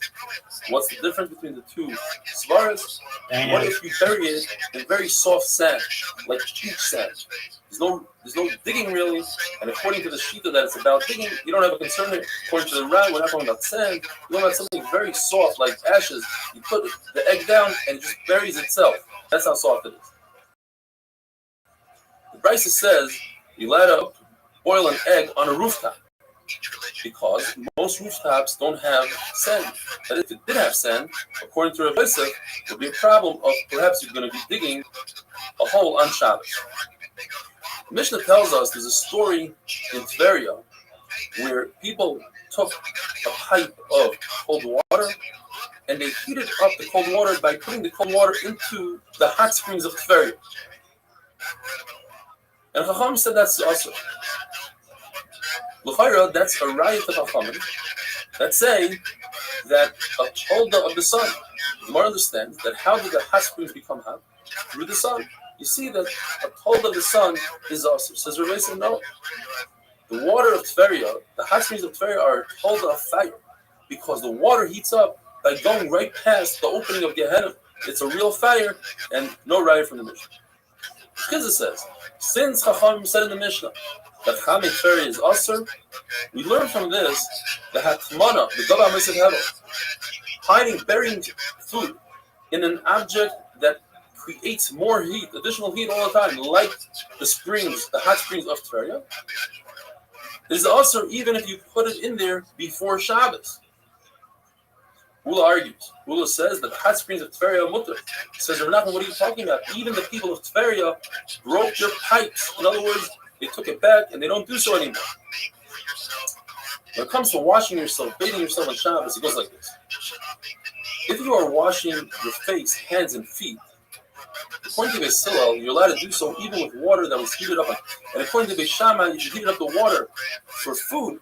Then you're allowed to add a little bit on Yom Tov for washing yourself, hands, feet, and face.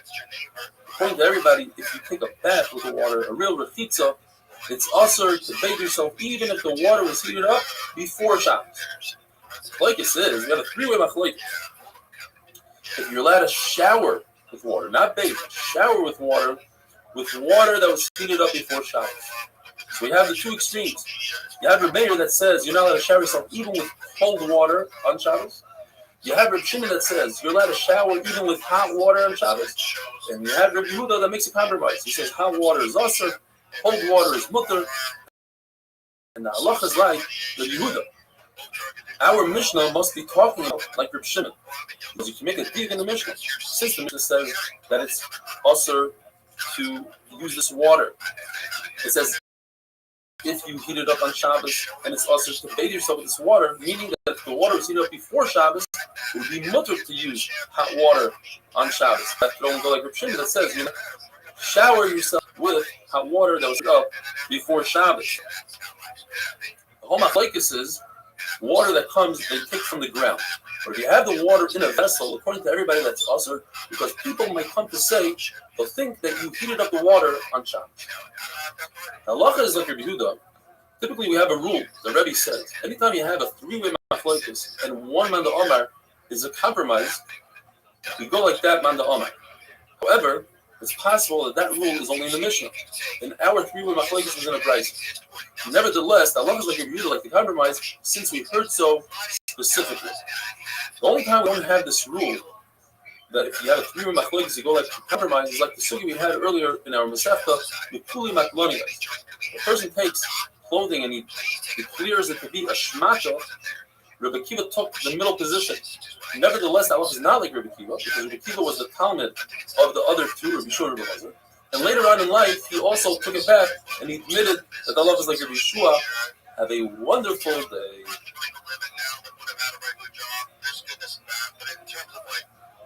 Society and overall discourse, I think it's a lot of it's negative. But then again, there's a lot of positive out of it too. So you get some information gets out. Mainstream media doesn't report on it. You find out about real issues that really concern you. But again, it's a problem. Shabbos Daf Mem. There are two versions in Rav. Rav says that if you heat up water before Shabbos, you're permitted to bathe in that water, provided that you only bathe one limb at a time.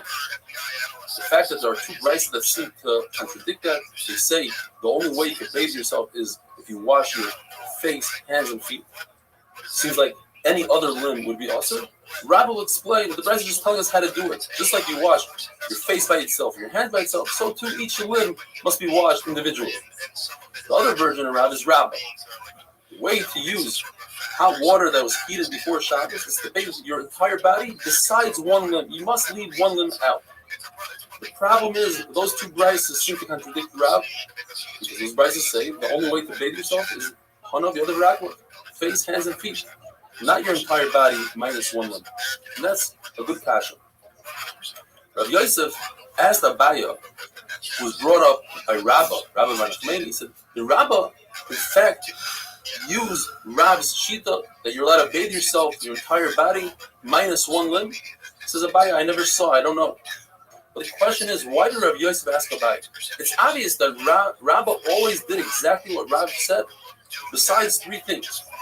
He had it in the beginning of the Sefta, that you're not allowed to take tzitzis from one beggar to the other. Rav says you can.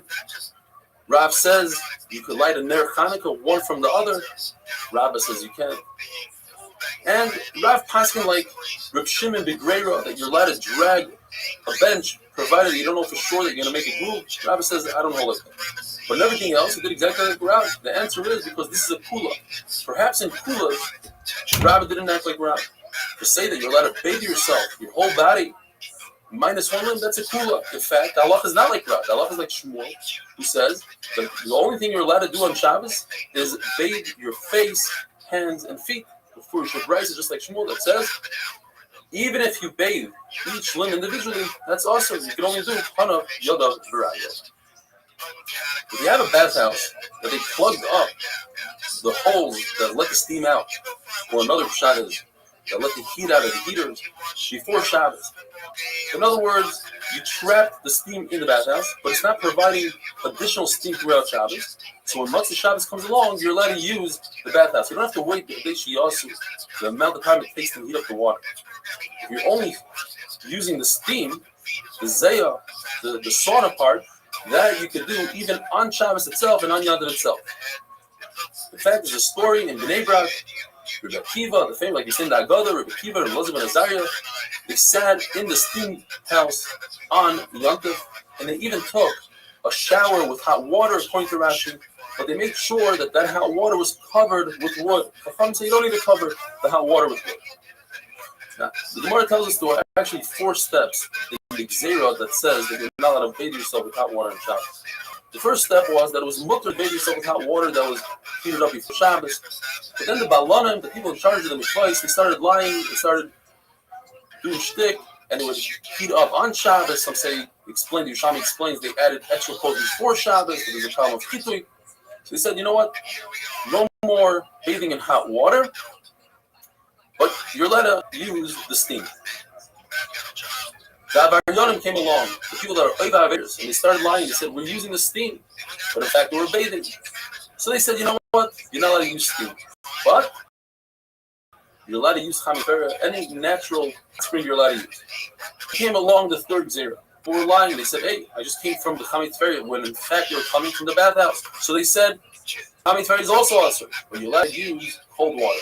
But they realized, Chachamim, that people cannot be oimed, they can't stand the Xeras, they weren't able to accept the Xera. So he said, Chamifera is mutter, let's take it back a step. You're allowed to go to a natural hot spring.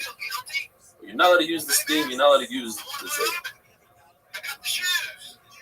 And you see from here that a person who's over on a Durabana, on this Xera, is considered an Avarion. You're allowed to call him out in public and call him an Avarion. The Gemara tells us you're allowed to walk through a bathhouse that's very wide and large because we're not concerned people are going to think that you bathe there and you're not going to benefit from it. If it's a smaller one, like in a small far in a village, it's inevitable that if you walk through it, that you won't benefit from the steam, and therefore it's awesome. You're allowed to heat up your own body and then pour cold water on it. But to do the reverse, pour cold water on your body, then heat yourself up in front of the fire, that's also because now you're bathing yourself with hot water. Similarly, you're allowed to take a hot towel and put it on your stomach to relieve pain in the stomach. But you're not allowed to take a small pot with hot water. Number one, if it spills out, it's a very big danger, and that's also to do in the weekday as well. But there's an additional problem. That if water spills out onto your body, now you're bathing in hot water. The Tanakhama says that you're permitted to take cold water on Shabbos and warm it up, make it lukewarm. It's also to heat it up to the point where it's yatsi ledes, where your hand takes it back, or better yet, it as amount of hot water or the heat that could burn a baby's stomach. That's a universal stage. The Mishnah says it's 40 degrees Celsius, which is about 104 Fahrenheit, and from Zamenorah says 46 degrees Celsius, which is about 114.8 Fahrenheit. That you're not allowed to do.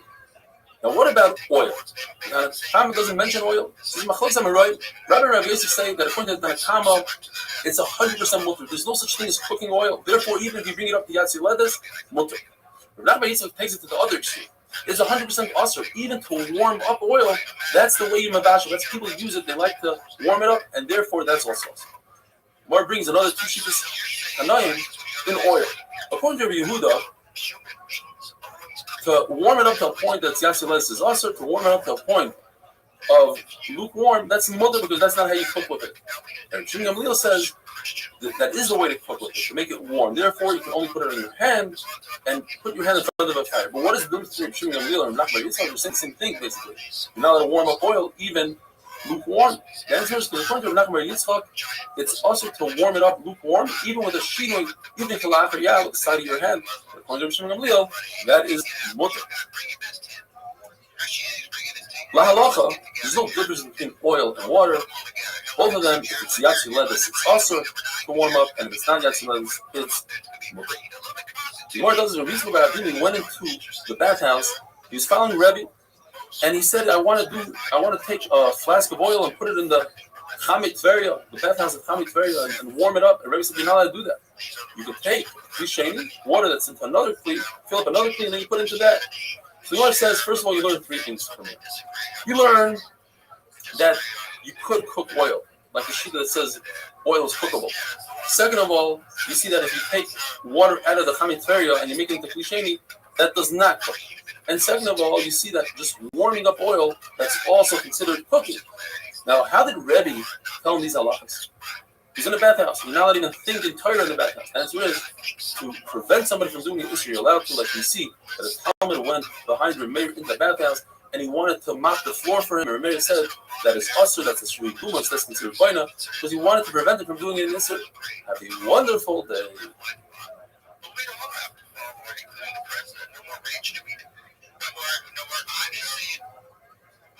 We wouldn't have to follow it. It would just be right now. There's not an agreed upon expectation.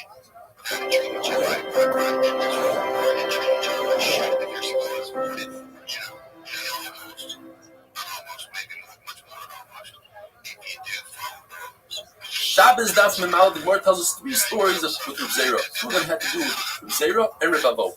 First one is Reb Zera saw Reb Avo swimming in his own private pool in the backyard. It's full of Chamei Tveria, which he said that you're allowed to use on Shabbos. He says, I'm not sure though if Reb Avo had his feet on the ground or he's floating. Floating the river would be usher because of the Chavesh Shayatim. Concerned that you might make a life preserver. But in your own backyard, if the Gemara says it has bidude, it has straight walls, which resemble a swimming pool, they're different than a river, which goes in a gradual incline. So it's obvious that that's mutter. Or another Pshat Rashi, bidude, it has a lip. It looks like a swimming pool. It doesn't resemble a river. The different time, Reb Zera saw Reb Avo covering his privates. He says, I'm not sure if he was touching or not. The Gemara says, touching is usher. That is the Aveira of the Dor HaMabul, as Rashi explains. However, Abai explains there are circumstances you're allowed to touch. Kibbaleshes. Kibbaleshes is if a person has his mind on something else. For instance, the soldiers, the soldiers that come in, if they're friendly soldiers, and in time of war, we have to be concerned that they made the wine Yain Nesach barrels over. If they are enemy soldiers, they have on their mind in their own lives.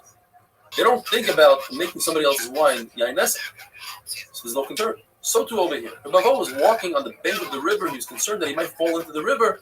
Therefore, his mind was somewhere else. He didn't have a concern that he might come to Hirur. The third story about Reb Zera is Reb Zera tried to avoid Rabbi Yehuda, who held that it's usher to make aliyah from Chutz La'aretz to Israel, as the pasuk says, some of you, you should remain in Chutz La'aretz until I redeem you. Zera says no. That pasuk is talking about Klei Sharetz. He was worried that if he bumped into Rabbi Yehuda would make a Zera on him and say, you must stay here in Chutz La'aretz. But he said, let me hear one last Bar Torah from Rabbi Yehuda. And he finds Rabbi Yehuda in the Beis HaMerchatz. Beis HaMerchatz, you know, talking and learning.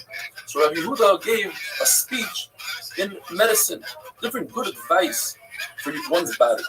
And he started talking in Lashon Kodesh to show that when you're trying to say mundane things, you're allowed to talk in Lashon Kodesh, even in the Beis HaMerchatz. And he said, tells his Gabbai, get me my comb, get me my shampoo, my nesek. Then he tells the guys, open up your mouths when you're in the Beis HaMerchatz and inhale the steam, because the steam will cause the bad sweat to leave the body. And this is the halacha that Rav Zera was very impressed with. Not a halacha, but advice. He said, if I came just for this, it was worth it.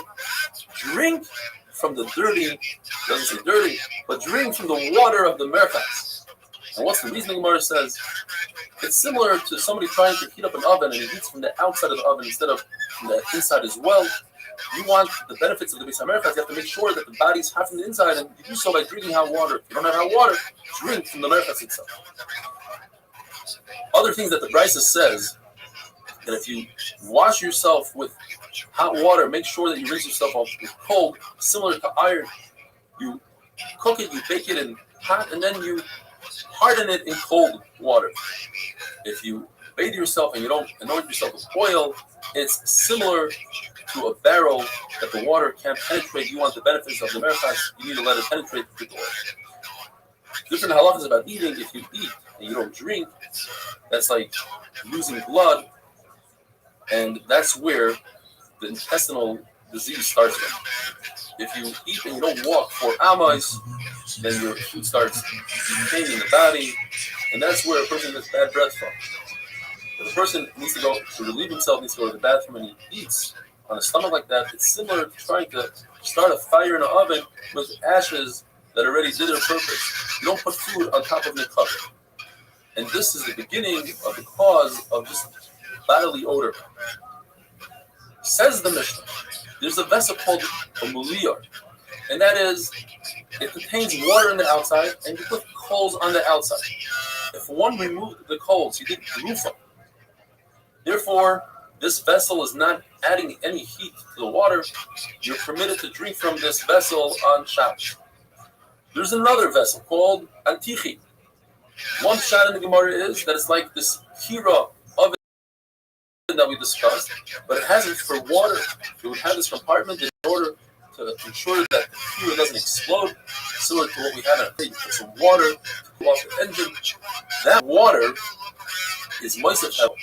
Since this kira is on 6 days a week, it adds, the coals are so hot and the walls are so hot, it adds heat to the water. And therefore, it's also to drink on Shabbos. Another shot is, it's a double-decker dud, similar to the muliyar. Just one layer is the coals, the upper layer is the water, and therefore it adds hevel to the water. It's also to drink on Shabbos. Says the Mishnah, and according to Rabbi Bar Mas, the pshat of the Mishnah is that if you have a small pot that you remove all the water from it and it's still hot, you shouldn't put a small amount of water into it, because that would cook the water.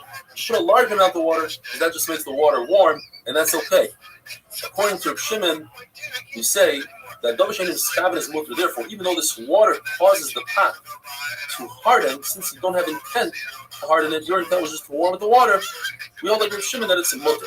As long as it's not a separation, in other words, it's definitely going to happen. We don't know that's definitely going to happen, therefore it's mutter. According to Abayit Shat is, you didn't remove the water. You removed this kettle from the stove. And now, to add a small amount of water is also because you're boiling up the water. To add a larger amount of water is mutter because it's just going to create lukewarm water. However, if there's no water left in that pot, any amount of water to be added to that pot would be awesome, because we hold like Rabbi Yehuda, so Dovashenim Skavin is awesome. Rav says this whole halacha, these halachas are only when you put the amount of water needed to not be mitzaref. In other words, in order to harden the kli, you have to fill up the kli all the way to the top, says Rashi. So this would be mutter if you put less than that amount. Shmuel argues that even if you fill up the kli all the way to the top, it's still mutter. Now typically Shmuel doesn't hold like Rav Shimon. In another halacha, in a malacha shein tzricha l'gufa, as we discussed, if you have a piece of wood that's a cold, glowing red, and you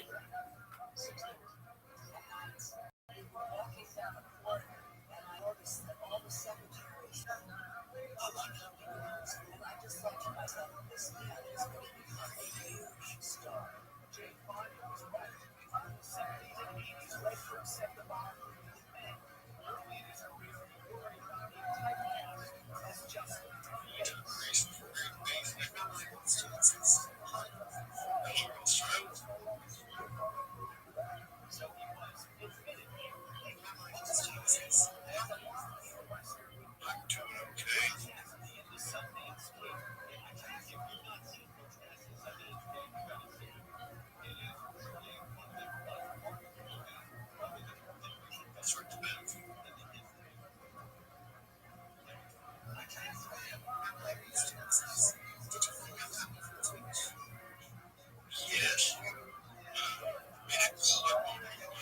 Streams.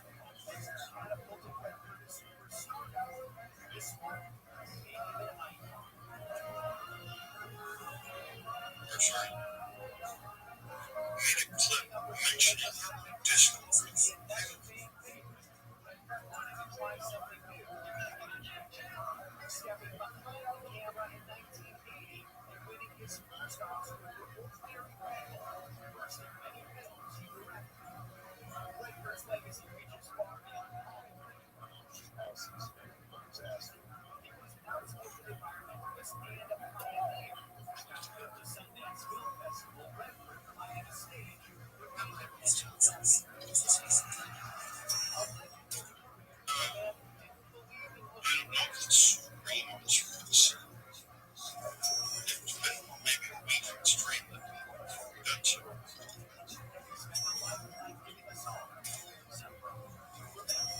Last time actually, use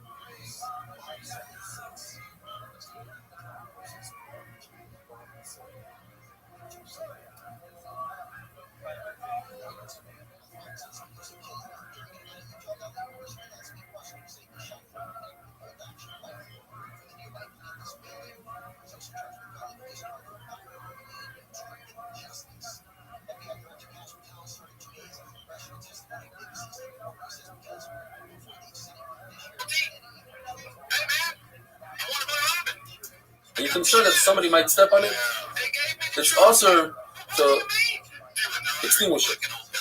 Even though it's a lotion circle of but you don't need that piece of wood as a coal, you just don't want the fire. It's not a creative act.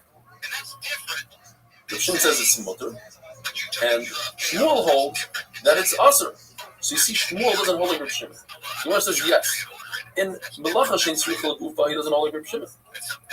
But Shein Miskaven, he does hold like Reb Shimon.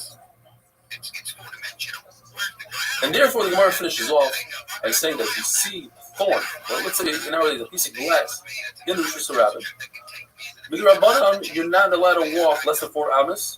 Stop and walk again less than 4 amas. That's the Rabbanan. But since this is a danger, you're allowed to do so. And in the Carmelists, where the whole Isser, the whole idea is only the Rabbanan, you're allowed to walk all the way to the garbage can and throw it out, even though it's a lot more than 4 amas. Have a wonderful day.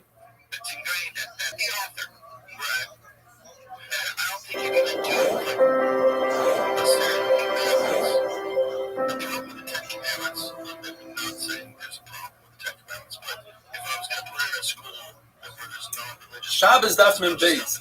The Shammai say that the bottom water always wins. So therefore, it's also to pour on Shabbos cold water into hot water because that would be cooking the cold water. But pouring hot water into cold water, that's mutter because you're not cooking the cold water. They still say it doesn't make a difference. Even pouring cold water into hot water is mutter. A bath is a kli rishon. It's heated directly from the flame. And therefore, cold water into hot water is asur, and hot water into cold water is mutter. Shimon ben Asya says, and Allah is like him, that even hot water into cold water is also asur. But there was a havamina that Shimon ben Asya wasn't talking about a bath, he was talking about a cup. And what he's saying is that in a cup, there's no machlokes between Beis Hillel and Beis Shammai. Even Beis Hillel admit you cannot pour even hot water into cold water. Abaye says that a seifel, which is a wash basin, even though it's for washing, and you need really hot water, it doesn't have halacha like an abatya of a bath that is a kli rishon. It's in fact a kli sheni. Since it's a kli sheni never cooks. Even if you have it at Yatsi Ledis, even if you have the temperature of 104 degrees like the Chazanish or 114.8 degrees like the Shem's about, it can't. And therefore, I could cold water into the bottom, hot water, and it won't cook it, and that's more. Rava wasn't makbid when it came to Kisheni. He said you could pour cold into hot, and as a raya from the Brisa, the Brisa says, Ma'ara Kitan, you could pour from a flask of cold water directly into Kisheni hot water. It says in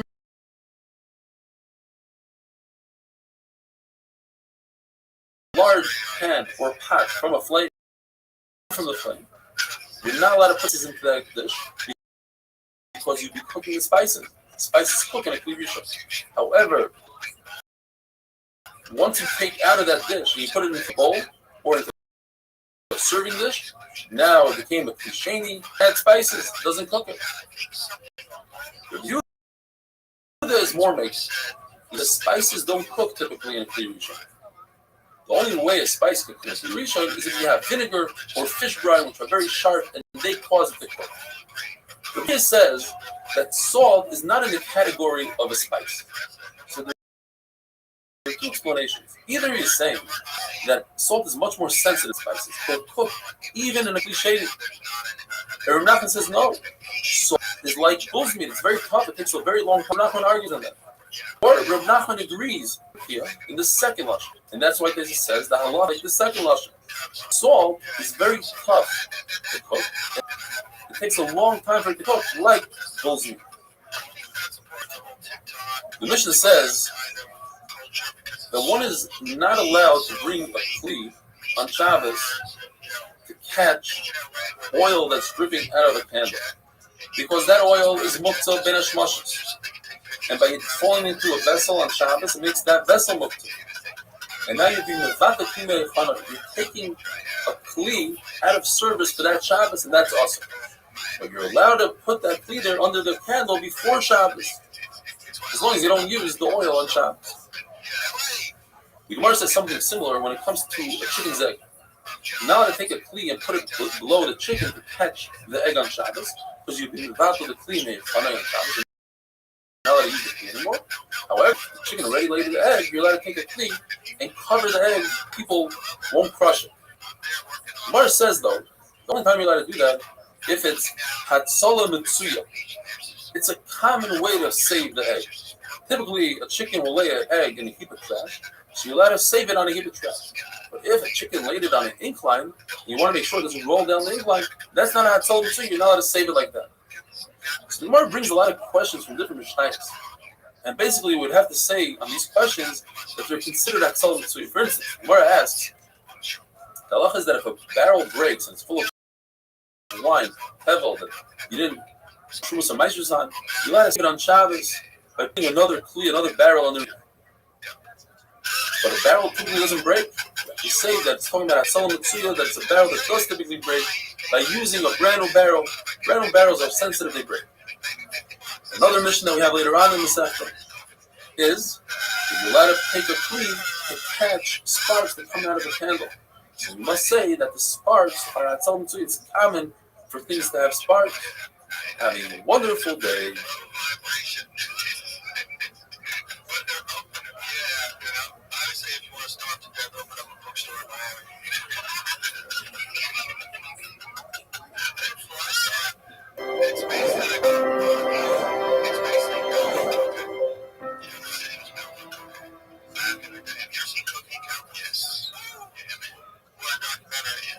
Shabbos Daf Mem Gimel, we're trying to catch up and make up the lost daf that we had over Pesach.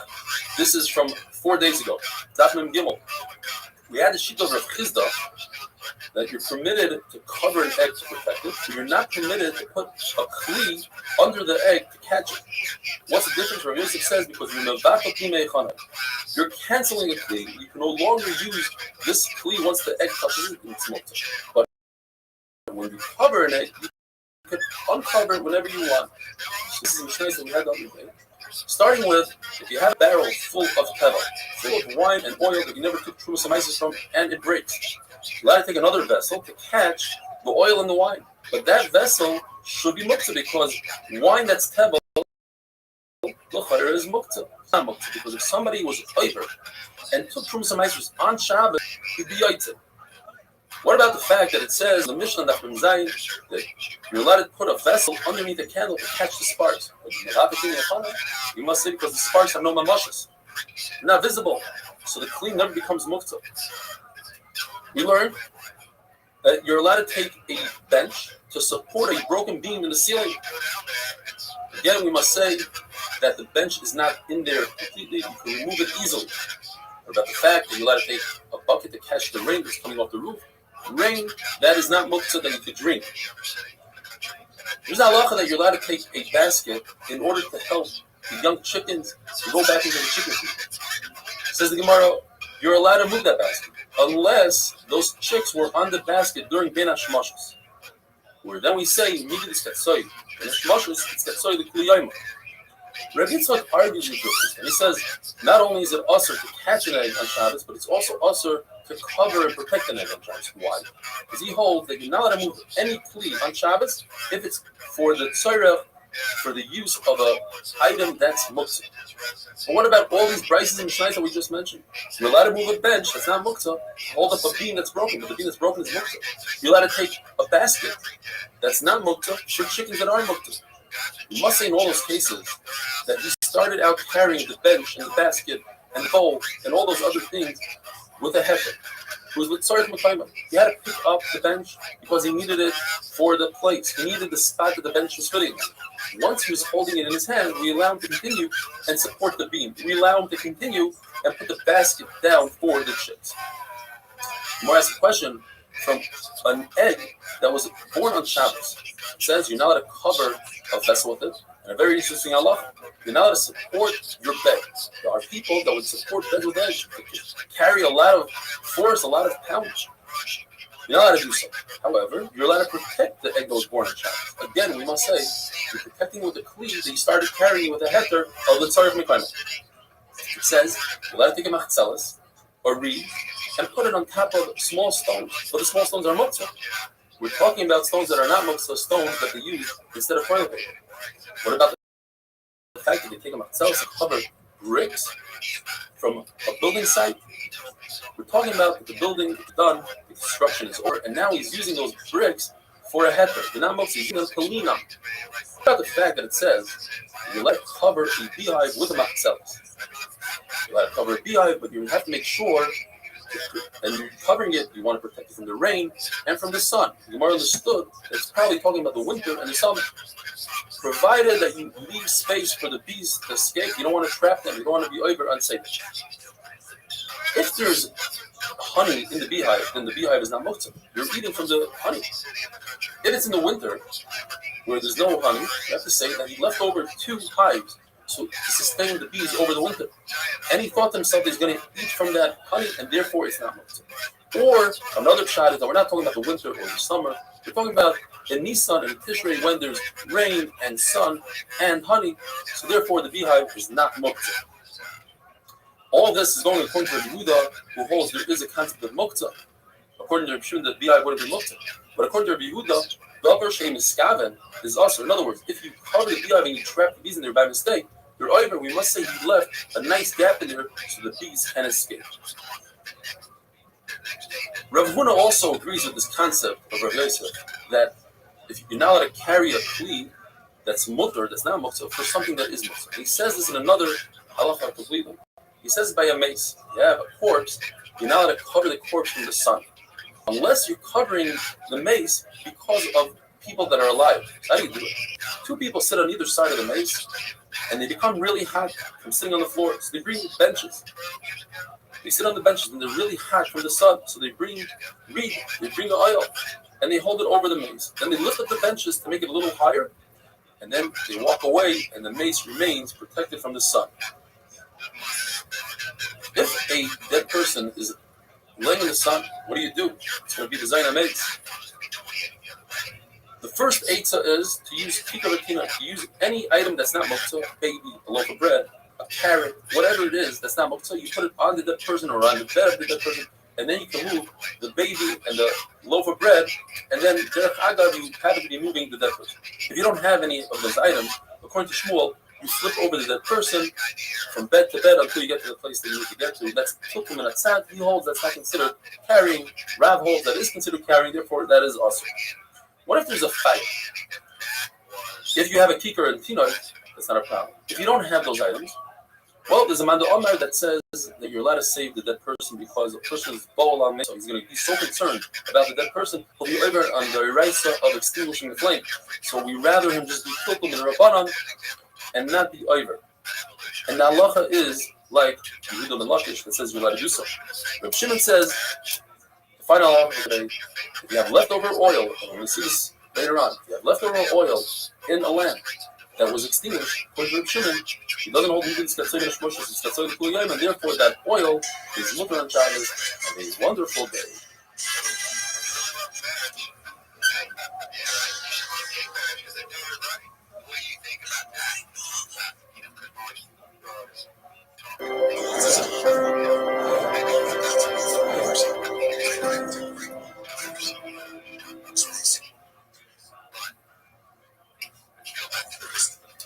Shabbos Daf Mem Daled, the Mishnah tells us that both the Tanakama review the whole of the concept called Muktzah Machmas Mios.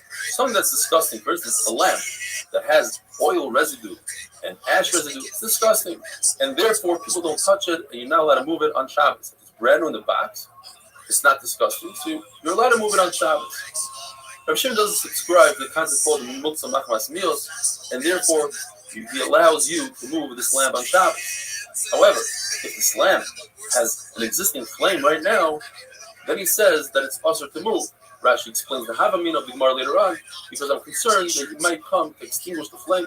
The Maskon of the Gemara later on is that it becomes a basis l'davar usher. It supports a flame. The flame is muktzah, so the bottom part, the lamp, is also muktzah. Remeir doesn't either hold of muktzah machmas mios, but he holds of the concept called muktzah machmas isur. Since a flame is usher, therefore, migu diskatzoy ben hashmasha is diskatzoy l'kuliyah. We have the concept. Since it becomes a muktzah during ben hashmasha, it's lit. So even if it extinguishes later on, that isur remains throughout the whole Shabbos, since it was muktzah for that moment of ben hashmasha. What about a very large vessel, a cup, a container that contains a lot of oil that can last for the entire Shabbos? According to Ula, even if there's no flame on it right now, it's muktzah according to Yehuda, because the concept migdis kashmashos is katzod kuliyama, but according to Reb Shimon, the issue, the wording doesn't fit so well. It says avol. A small candle is also avol. Even a big one is. It should say small, large. There's no difference according to Reb Yehuda. Why does it say avol? Mar Zutra prefers to say that it goes according to Reb Shimon. A small candle is not muktzah. Avol, but a larger candle that contains oil for the entire Shabbos is muktzah. Typically, Reb Shimon doesn't hold of the concept but in this case, since there's enough oil to last for the entire Shabbos, in his mind, he forgot about it. He doesn't want to use it. He thinks that it's going to last all Shabbos, so he set it aside. So even Reb Shimon agrees in this case. It remains muktzah even if there's no flame right now, according to Reb Shimon. Rabbi Lazar, the son of Reb Shimon Bar Yochai, holds like his father, Reb Shimon, in two things. That there's no muktzah machmas mios, and there's no muktzah machmas isur, but he argues on his father in one thing. His father holds that while the candle is lit, you cannot benefit from the oil. He holds you could benefit from the oil if it drips out, and it's not in a way that will cause the flame to diminish. If it doesn't cause any kiboy, then he says you're allowed to use the oil. Zera says if you have a metal candelabra which doesn't absorb oil and ashes, so it's not mohos, it's not disgusting. According to everybody, if you lit it ben hashmoshes, Reb Meir and Reb Yehuda both agree you can katzor ben hashmoshes, it's katzor kuyo. But if it's not lit during ben hashmoshes, then according to them, it's mutter to be metallic. Gemara talks about a bed. Similar to a table, one wants to put money on a bed. So Gemara says as follows: if a person designates this bed and says specifically, I want this bed to put money on it, all on his head. But in addition to having it in his head, he had condition number 2, that he actually put the money physically on the bed. Even though he removed it before Shabbos, the bed remains muktzah. It's a bed that's meant for money. Money is muktzah machas gufay, and Taisus points out it's even also to move. It's a gufay mekaymer typically, or muktzah kish malachil isser, for instance, a hammer. You can move if you need it to sit down on its side, or you need to use the hammer to open up, to crack open up a coconut or whatever. But money doesn't have any other use other than to use it in a store. And therefore, even if you need its space or you want to use the actual money, it's muktzah machmas gufay. Now, if a person either designated it, the bed, for money, but didn't put the money on it, or he put the money on it and didn't designate it, then it's not muktzah. However, if he didn't designate it, but he had money on the bed during Ben Hashmashos, then the bed remains muktzah for the rest of the Shabbos. Even if a child removes the money, it remains muktzah. We're a very interesting halacha. If you have a candle, you have a lamp, even if you lit a candle on it before Shabbos, but you didn't designate it, it's not muktzah. You have to designate it and light the candle in order for it to be muktzah. Gemara's question is from Muchni. Muchni is a wheel from a wagon. We're going to all the halachas, but the question from that sugya is, you see that if there's money in the wheel before Shabbos, during the Nishmas, and you remove the money, you could move the wagon. Why do we say that if the money was on the bed and you remove the money, you cannot move the bed? And the answer is because Muchni goes according to Reb Shimon. And what we're talking about goes according to Rav, goes according to Reb Yehuda. But what is a Muchni? A Muchni is a wheel that's attached to a wagon. If the wheel detaches from the wagon, then we view the wheel as an independent vessel, kli, and it has no connection to the wagon. And therefore, if Tumah, let's say, goes under the wheel, it doesn't transfer to the wagon. If Tumah goes under the wagon, it doesn't transfer to the wheel. Although they're touching, but Tumah doesn't transfer from one kli to another unless they're one. And since they're independent of each other, it doesn't transfer. Another halacha: if a wagon or any kli is larger than 40 sa, it's not mekabel Tumah. How do I measure this? According to Beis Hillel, you measure if from the outside it can displace 40 sa of water. So when you do so, you put it, let's say, in a swimming pool to see if it can displace 40 sa of water. You cannot count the wheels as part of the 40 sa because the wheels, since they detach, are not part of the wagon. Another halacha is that if you have a tool on the wagon and it is mild, it creates a tent over, let's say, a basic forest over a paver. If there's a wheel there and the wheel is not part of the wagon, it cannot save that tool from tumah. And if there's money, and that's the halacha that the Gemara brings as a question, if there's money in the wheel, because the wheel has a base kibble, it's a kli.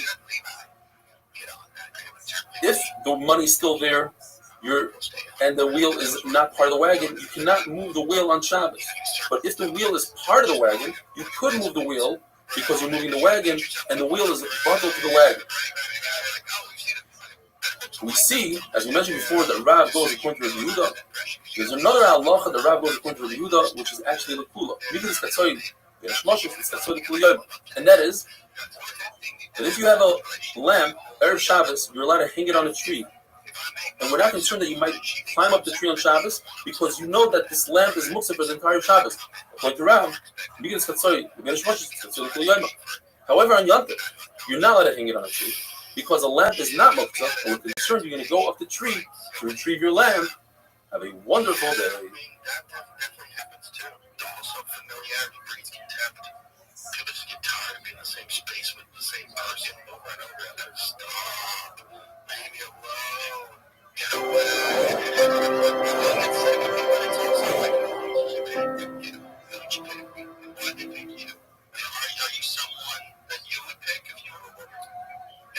Shabbos daf mem hey.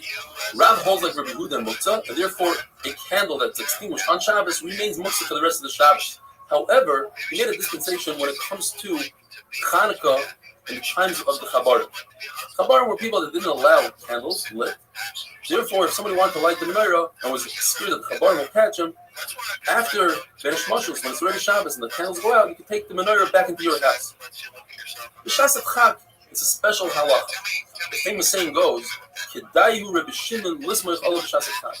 when it comes to an emergency like the Chabarim, then we can rely on the sheet of Rabbi Shimon that there's no muktzah. Shmuel holds in Rabbi Shimon that the only foods that become muktzah are raisins and groigros, figs that are set out to dry, because they have two conditions. And in order for something to become muktzah, according to Rabbi Shimon, you need two conditions. The chiyuv b'yadayim, putting something aside with your hand, saying, I don't want to use this anymore, and that it's not roy lachila, you can't eat it any longer. Raisins, once you take grapes and put them in the sun, you can no longer eat it for the time being. And by putting it in the sun, you're sending it off to the side. The Rebbe says, when it comes to muktzah, there's an additional muktzah called muktzah machmas mitzvah, which Rabbi Shimon subscribes to. And that is, if you light a candle for Shabbos, and that's a mitzvah, that candle becomes muktzah for the time being. Therefore, let's say a sukkah, the walls of the sukkah, the schach, even the decorations become muktzah because they were set aside for the mitzvah for 7 days. They're muktzah throughout the entire Chalamayim, according to Rav Shimon. Unless somebody made a specific night and said, I want to use the wood, I want to use these decorations. What if somebody planted kernels, or you put an egg under a chicken, so you set it aside? Well, it doesn't have the conditions we need, and it's not muktzah mitzvah, so according to Rav Shimon, they are not muktzah. Going back to sukkah wood, if you have a sukkah that's standing during other Yom Tovim, like Pesach and Shavuos, you're not allowed to take wood off the sukkah. That's soiser that's breaking the sukkah. What if the sukkah fell down on Shavuos? You would also not allowed to use that wood according to Rabbi Yehuda because it remains muktzah. But according to Rabbi Shimon, it's not muktzah. Once it breaks, it falls down, and you anticipated it, it's not muktzah. On sukkahs, even according to Rabbi Shimon, it's muktzah, unless you made it tonight. There's a brayso that says that there are other fruits, such as peaches and quinces, that you put aside on the roof and you let them dry, and they're muktzah. That must be going according to Rabbi Yehuda. But what's the chiddush? The chiddush is even though they're foods and you're eating from them, nevertheless, by putting them on the roof, you're masiach das from it, you don't want to have anything to do with it, and therefore they remain muktzah according to Rabbi Yehuda. Rebbe's son, Lazar, asked Rebbe, what does Rabbi Shimon hold when it comes to Chatzidei K'mar? These are dates that will never ripen. From the fact that he asked Rebbe the question about Rabbi Shimon, that means, the Gemara understood, the Rebbe subscribes to Reb Shimon's shita of muktzah. Otherwise, he wouldn't ask his father, what does Reb Shimon hold about batzil? But he told him, even though batzil and tamarim are not edible, but he never pushed it aside with his hand. So he has one out of the two conditions, and therefore they are not muktzah, according to Reb Shimon. Nevertheless, the Gemara asks a question. There's a mission that tells us that on Yom Tov you're allowed to shut an animal that's yours. But if it's yours and it's in the midbar, and what that means exactly is machlokes, whether it comes back after when it starts raining, in other words, it's away for a half a year. According to Rebbe, it never comes back. The point is, that kind of animal you cannot shut on Yom Tov, because you never had it in mind that you're going to have that animal. You're not allowed to give it to drink so that the skin comes off easier. You see, the Rebbe holds a muktzah. The Rebbe is the one that says that the animal doesn't come back at all, and therefore it's muktzah. So the Gemara gives three options.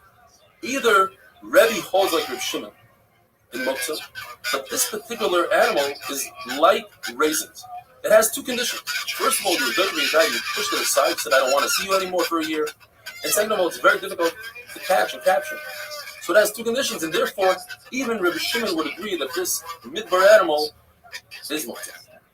Second answer is that Rebbe never said that he holds like Reb Shimon. He was just answering what Reb Shimon would hold. In fact, Rebbe holds like Reb Yehuda in muktzah, and he was answering his son what Reb Shimon would hold in muktzah. Another pshat is that Rebbe was talking in the opinion of Reb Yehuda. In other words, he holds like Reb Shimon in muktzah. But don't you Chachamim agree that if an animal comes back every half a year, that should be considered a domesticated animal and you could shut the night? And they said, no, we don't agree. Rabbi Baruch Hana said that Rabbi Yochanan holds like Reb Shimon in muktzah, that there's no muktzah. Why did Rabbi Yochanan say that a chicken coop is muktzah? We must say that it's talking about a very specific case. That the chicken coop had an egg, and in the egg was a chick. And therefore, this egg is not royal achilas kelef, because a dog won't eat egg peel. And it's not royal for a human. You have a dead chicken there, we can't eat it, it's straight. Nor would a guy eat it. Therefore, Reb Shimon does hold a muktzah machmas gufa. Something like money, stones, have absolutely no other use to them, and this egg with the chicken inside has absolutely no other use, and therefore even Reb Shimon agrees that's muktzah. Now, why did he just say that there's an egg there that was born on Shabbos, and Reb Shimon holds that it's noilad and it's muktzah? Because there is a shita that holds, Rav Nachman holds that Reb Shimon doesn't hold of a noilad on Shabbos. In other words, since you anticipate the birth of this egg, Reb Shimon doesn't hold that it's noilad according to Rav Nachman. And to say that there's a dead chick there without an egg, there's a mandama that holds in Reb Shimon that you could use that dead chick and you could feed it to your animals on Shabbos, as long as you knew about it beforehand. In other words, there's one mandama that says in Reb Shimon that if the chick was healthy and it died on Shabbos, Reb Shimon holds a muktzah, because I never thought about it. I was missing that. Another mandama that says that it's muktzah.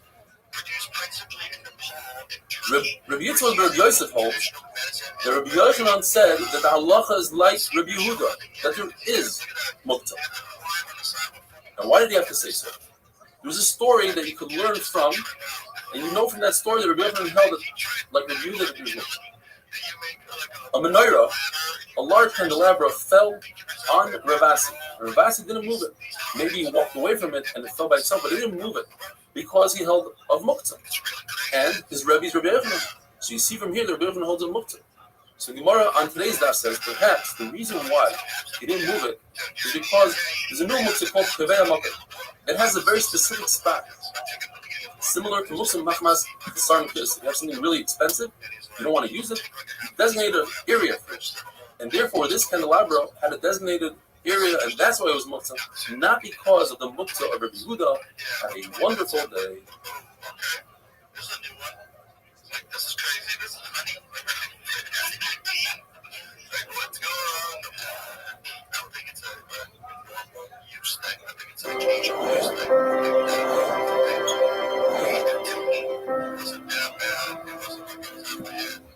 It was completely functional, but it was like Shabbos Daf Mem Vav. How's everybody doing? I hope you're staying safe and healthy. We finished off yesterday saying there's a story where a menorah fell on Ravasi, and he refused to move it with his hand. He said it was muktzah.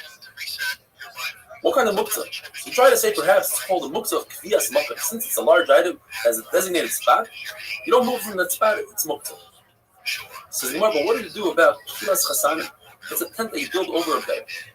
The top is narrower than a tefach, so we don't have a problem of building the oil on Shabbos. You let it put it together on Shabbos and take it apart on Shabbos. But how can you touch it? It's muktzah, kviyas makkah. You see that there is no muktzah called kviyas makkah. So then why did Rav Asi move the menorah? The answer is because if it was a menorah that came apart and you could put back together, then certainly that would be muktzah. But we're dealing with a menorah that just looks as if it could come apart. So they made a gzera on such a menorah because of a menorah that could come apart. And if it's a really small menorah that could come apart, machlokes. Rabbi Yochanan says, even though it usually doesn't come apart, we have to be goyzer on a small menorah. And Rishon says, since it doesn't come apart, nobody's going to confuse it with a menorah that comes apart, and you don't make it zero. He said that Rabbi Yochanan holds, like Rabbi Yehuda and Muktzah, that there is Muktzah. The issue is that Rabbi Yochanan always haskins like the Stam Mishnah, like the anonymous Mishnah. And the Mishnah of Muchnin that we had the other day, the wheel that detaches from the wagon, one of the halachas we learned is that if there was money, even ben hashmashos, inside the wheel, and the money was removed, you can move it on Shabbos. That goes according to Reb Shimon. So on the one hand, the Stam Mishnah is Reb Shimon, but Rabbi Yochanan passes like Rabbi Yehuda. Says Reb Zera, we must learn, even though it's a Dorsam, that the Mishnah is talking about that there's no money during ben hashmashos, and that's why you can move the wheel on Shabbos. But if there was money during ben hashmashos, in fact, the wheel would be muktzah, like Rabbi Yehuda that says, "Migi b'skatzay ben hashmashos, it's katzay l'kuli yard."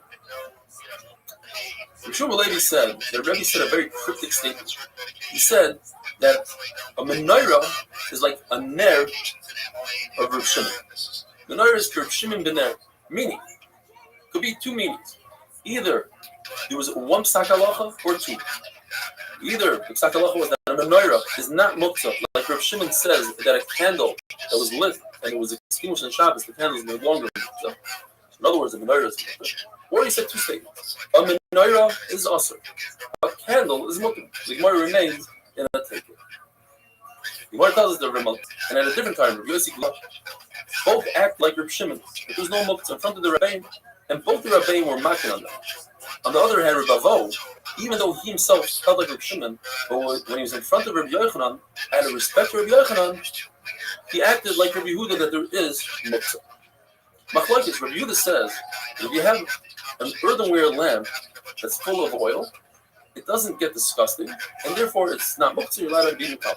But if it has neft, kerosene, so it is muktzah. Now, we're not talking about muktzah machmas mius, because Rav Shimon doesn't hold a muktzah machmas mius. We're discussing this since there's no other use for this candle, because it's disgusting. Therefore, it's like a stone that has no other use, and it's muktzah. In other words, muktzah machmas gufa. Rabbi and Rabbi Yosef both hold that you're allowed to carry, you're allowed to be metaltal, a lamp that was used with neft. The Gemara tells us an amazing story.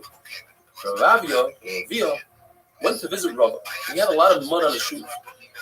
And they sat him down, he said, sit down on his bed, and he put his shoe on the bed and put a lot of mud on the bed. And this upset Rabbah.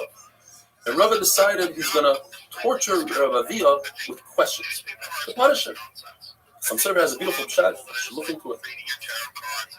And he asked him, why is it that Rabbi and Rabbi Yosef both say that a lamp that was used with neft, with kerosene, is not muktzah? So he told him, because you could use that lamp for another usage, you could cover another kli with it. He said, wait a minute, but what about all stones in the world? They're very muktzah, but you could use them to cover kalim. Says Rabbi, no, there's a big difference. This lamp has a name of a kli on it, where a stone is not a kli. And I'll prove it to you from a Mishnah.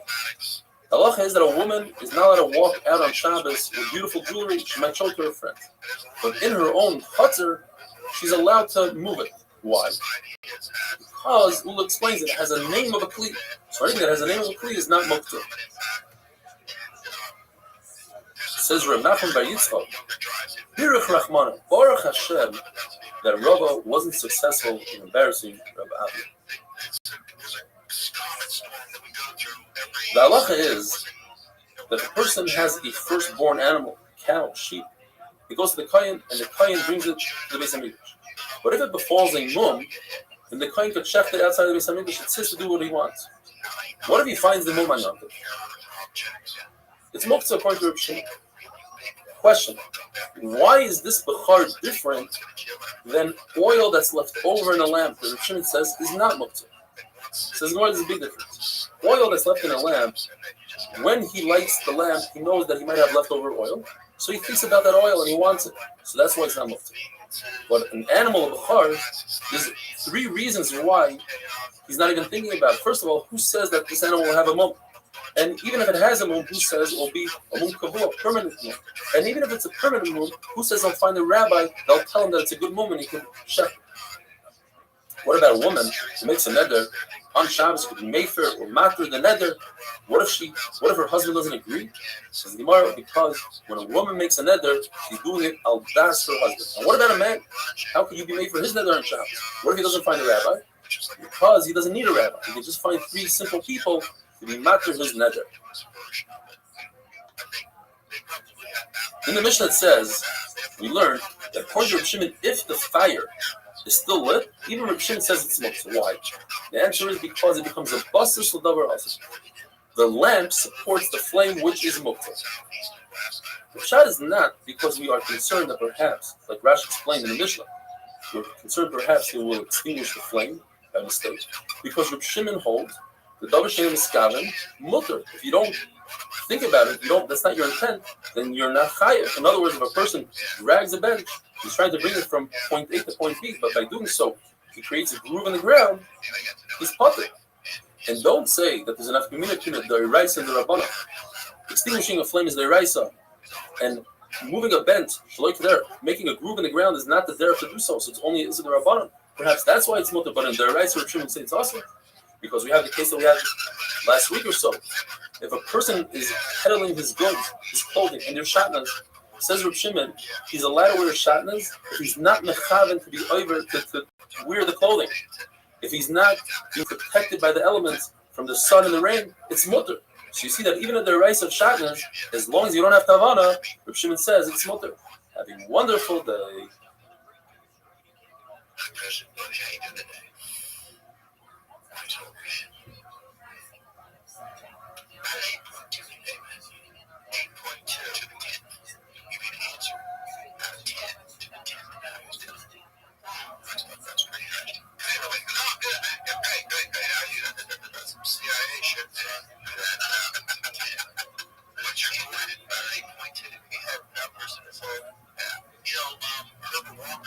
Was the guy that Al put off and a bunch of these scientists. He brought them together and said, we have recovered a crashed UFO more than one occasion, and we have a back engineering program, and we're considering disclosure to be list the positives and the positive impact to society and the negatives. And they did it with quite a few different scientists, and they all had more negatives. Shabbos that from Zion, up until now we learned about basis l'davar asur, a support for something that's asur like a flame. The support is muktzah. What about if you are supporting something that's asur together with something that's muktzah? Basis l'davar asur v'hamuktzah. For instance, you're permitted to carry your son who's carrying a stone. So he's carrying 2 things, muktzah and asur. So the isur comes because of the head. Same thing, if you have a basket that has fruit, but also carries a stone, that's mutter. Reb Zera asked Rav Asi, so then why is it that Rebbe said that it's mutter to carry a machta, a pan that has leftover incense, the ashes of incense? The incense is muktzah. The Gemara uses a pasuk from Daniel, Yishtoimeim kishol chada. Rav Asi was in shock for a moment. And then he answered, he said, perhaps there's some leftover incense that's actually not muktzah, and that's why it's basis l'davar asur v'hamuktzah. Well, Abai didn't like that. Rebbe was very wealthy, and a small amount of incense was insignificant to Rebbe. And we learned when it comes to tumah, a wealthy person doesn't consider a beged of an ani, a 3x3 beged, or any beged made with different type of yarn or whatever. It's not considered a beged for an ani. So that's not considered non-muktzah item for Rebbe. Therefore, Abaye prefers to say that we're talking about a grashal ray, a disgusting vessel that usually contains excrements, human waste. And there's a special halacha that since it's disgusting, you're allowed to move it and take it out of your room, out of the house. Rava says it's not, there's no comparison. A graf sharei is an open kli, whereas this machta has a net on top. Graf sharei is disgusting. Ashes of incense is not disgusting. Therefore, Rava learns that these ashes are not muktzah because they serve a purpose. You could cover spittle, you could cover excrement. So what is the chiddush? The chiddush is that in addition to these ashes, there was something that was muktzah, there was some unburnt wood. So again, it's a basis l'davar, a mutter, ashes, va'asr, the wood, and the chiddush is you're allowed to move it. Raisa says, both Rabbi Yehuda and Rabbi Shimon, there is muktzah, isn't muktzah. They both agree that if you have leftover whip floating in the oil, that's considered muktzah. But if you have a basis l'davar, also about mutter, it should be mutter. Says the Gemara we're talking about in Golem. Their whips were worth a lot of money for them. And therefore, the whip, which is davar also, overcomes the oil, which is davar. Taisa says it's very interesting. Taisa says that Golem had so much oil that the oil was worthless. Talking about today, that the oil prices dropped to a 20-year low. The Gemara talks about a mita shel tarsian. This is a bed that comes apart. You're allowed to put together on Shabbos. Rabbi Shmuel says it's a isuder raisi v'chayav achatos. Why? Says Rashi, you're making a package. You're finishing off the binyan. And in fact, there's a brayso that says just like that. It says that if you take the final part of a menorah and you put it in, or you take a round horn and you put it together, it's difficult to put together, you're chayav achatos. If you have like an extension stick that you can paint, or one of those sticks that comes together, or a simple horn, that's pater aval osur. Now, Rabbi Abba and Rabbi Huna, they argue, and then they say it's completely mutter to put together a bed on Shabbos. In fact, there's a brayso that says if you have bed platforms, or the bed legs, or an arrow rest, you shouldn't put it back on Shabbos, and if you do, you're pater aval osur. And if you put it in forcefully, you're chayav achatos. Under of Shimon Gamliel, and this is how the Runa says not only is it not pater aval osur, it's mutter. You can put together these things, and so Rava Paskin the halacha. If you have one of these traveling beds, you let it take it apart and put it back together on Shabbos.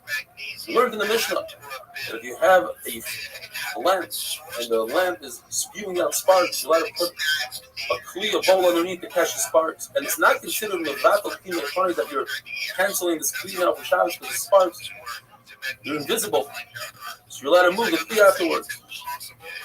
However, that's if you put a kli without any liquid, but you're not allowed to add liquid to the kli even before Shabbos, because if it was on Shabbos itself and you took this kli and you brought it closer to the sparks, you would be extinguishing the sparks on Shabbos. Therefore, the guys are not to water even on Erev Shabbos.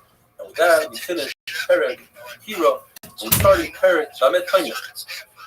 We learned the Isser of burying, insulating your pot on Shabbos, your pot of food.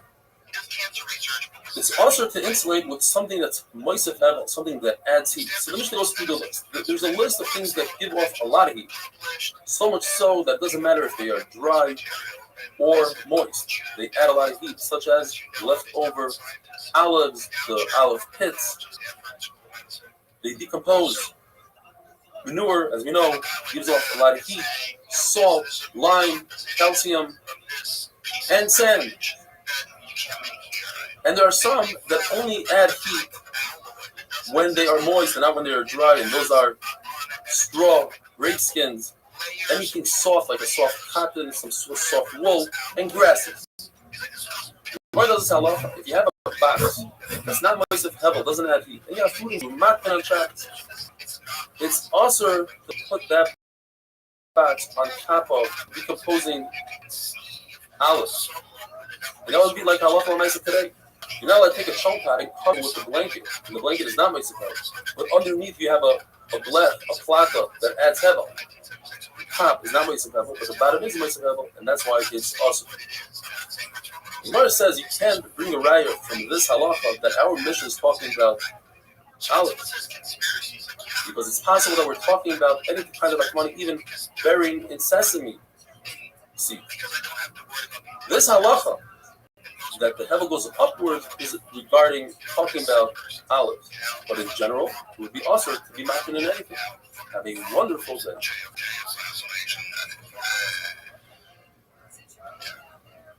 You say, because you don't have to be taken seriously. Because you are saying your theories, all things are solid, because you and your position are going to take found to be taken. My job is not rely on you being taken. Shabbos Daf Memches. How's everybody doing? The Gemara tells us that it's permitted to take two urns and place them one on top of another when they both contain hot water. The top one is not a tmana. You're not burying the top one. You're just trying to prevent heat loss from the top one. However, when the servant in Reish Galusa's house put a cold cup of water on top of an urn, then Rabbah yelled at him and said, "Don't do so." What's the difference? Because you're trying to introduce heat to the cold cup. That looks like hatmana. That same servant was having a very bad day. Later on, Rabbah caught him taking a head turban, placing it over a pot, and on top of the turban, he put some sort of ladle. And he yelled at him and said, "Don't do so." Reb Zer says, "What did he do now?" He says, "Rabbah, wait and see." And sure enough, the servant went and took the turban and squeezed it, or is trying to squeeze, do schita, which is also its libum. Says Reb Zer, "But what's the difference? We all cover our pots with some sort of rag or something." Says Rabbah, "That's the big difference. If you cover it with a rag, if you don't care about the rag, you're not going to squeeze it out. But a head turban is important. That's why I told him, don't do so." There's muchen, which are soft wool, cotton. People set them aside to make felt out of it. And that's called muksa machmas isur. You set it aside, you say, "I'm not going to use this." Now what happens if a person, he doesn't have a choice, he ran out of straw, different material, he uses his muchen to do atmana, to insulate his pot. The Gemara says it doesn't lose its muksa, it's still muksa of chisaron kish. But we cannot prove this from the brisa that says that you're permitted to do atmana with muchen, and be careful not to touch it. Perhaps the brisa is talking about don't touch it before you use it as muchen, as atmana. But once you do atmana, perhaps the isur muksa goes away. You show that you don't care about it that much. So then what's the chiddush? They can't touch muchen. Of course it's muksa machmas chisaron kish. Says the Gemara, it's coming to teach us that even though it's so nice and soft, perhaps you want to sit on it and use it as a seat, and therefore it's not muksa. Chumash malon, it is muksa. You take a pillow and you stuff it with muchen, you stuff it with the soft stuff, that's makeh b'patish. The Shivura says that's an isur d'oraisa on Shabbos. However, if you already have a pillow, it's a used pillow and it was already stuffed, and the muchen, the stuffing comes out, you're allowed to put it back on Shabbos, and it's not considered makeh b'patish. To take clothing that's uniform and you take a scissors and you cut out a hole for the neck, that's makeh b'patish.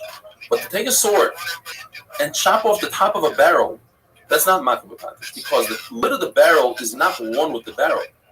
It was never one. You just put it together and now you're taking it apart. If a person has an axe and he doesn't have the handle, and he goes and he finds some sort of stick, it's not a permanent handle, it's just a stick. Says the Gemara, as he's using the axe, they're considered one, the handle and the axe, the handle and the metal. If Tumah touches one, the other one becomes Tumah. But once he's done with his malacha, he's done chopping away, then they are considered two individual items. They're independent of each other, because he's going to take that stick and throw it away. This is different than the halacha. If somebody has a lot of clothing that he gives to the launderer and he wants to make sure that they don't get lost, so he sews them together. Or if somebody has a lot of keys, he's a macher, he has a lot of keys. You touch one, they all become tummy. You touch cloth, they all become tummy. Let's say you take two garments that are made out of tzemer and you sew them with fishbone. They are shatnez for the time being. Once you start undoing the stitching for the laundry or for the shatnez, it's no longer the comma one to the other. But over here, it's different than that X. Over here, a person wants the stitching to be there just in case he has to throw it into the laundry. He wants them to be together with the handle of the X. He doesn't care about the handle. He'll use it as firewood. There's a saying, anything that's attached to something that has a halacha just like it itself. Says Gemara, for instance, this goes like Rabbi Meir, who's talking about a kira, a stove that has compartments that you can put salt in on the side. The compartments, are they considered like the kira itself for tumah? Says the Gemara, according to Rabbi Shimon Gamliel, they're independent of each other. They're just compartments. According to Rabbi Meir, they are independent of each other. However, if a sheretz, a mouse, and we're talking about a klicheres, earthenware, so the only way earthenware becomes tamei is if the tumah is in the inside of the klicheres, not on the outside.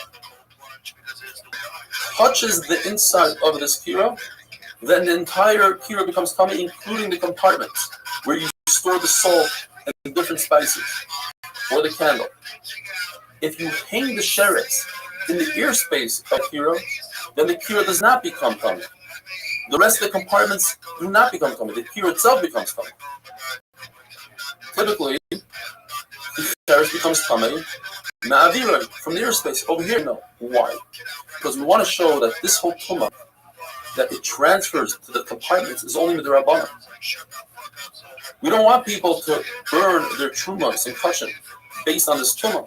You're not allowed to burn your trumas and kashin based on a rabban tumah. So therefore, we make a distinction. We say it only becomes tamei with maga by touching physically and not through the ear space.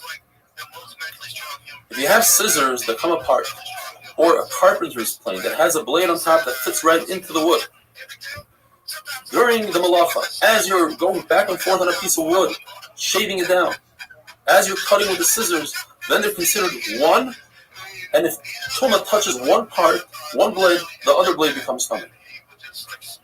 However, when it comes to hazah, sprinkling, making this device tahar, you have to make sure to get the sprinkle on both parts of the kli. Why is that? Because in the Raisa, they are considered one only b'shas malacha, only while you're doing the work that it's intended to do. When it's sitting on the side, they're not considered one. Therefore, Chachamim said, let's do the chumrah in both cases. Tumah, to say that they're both tamei is a chumrah. Hazah, to say that they're both tahar, that's also a chumrah. Therefore, you have hazah both, but by tumah, only you have to touch one in order for both of them to become tamei. Have a wonderful day.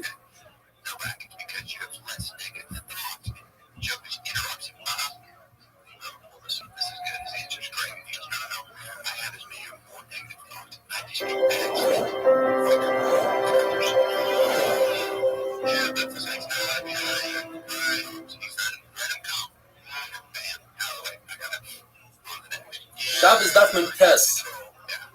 It's a good chodesh, and I hope we all hear Tzuras Toivos this month. We had a list in the Mishnah of different products that it's also to do at Atmana if they are moist. Now, there's two types of moisture. There's moisture that comes from an external moisture, and there's moisture that comes from within. The one that comes from within produces more heat. And the Gemara tells us, since one of the things on the list is moichin, moichin is soft material.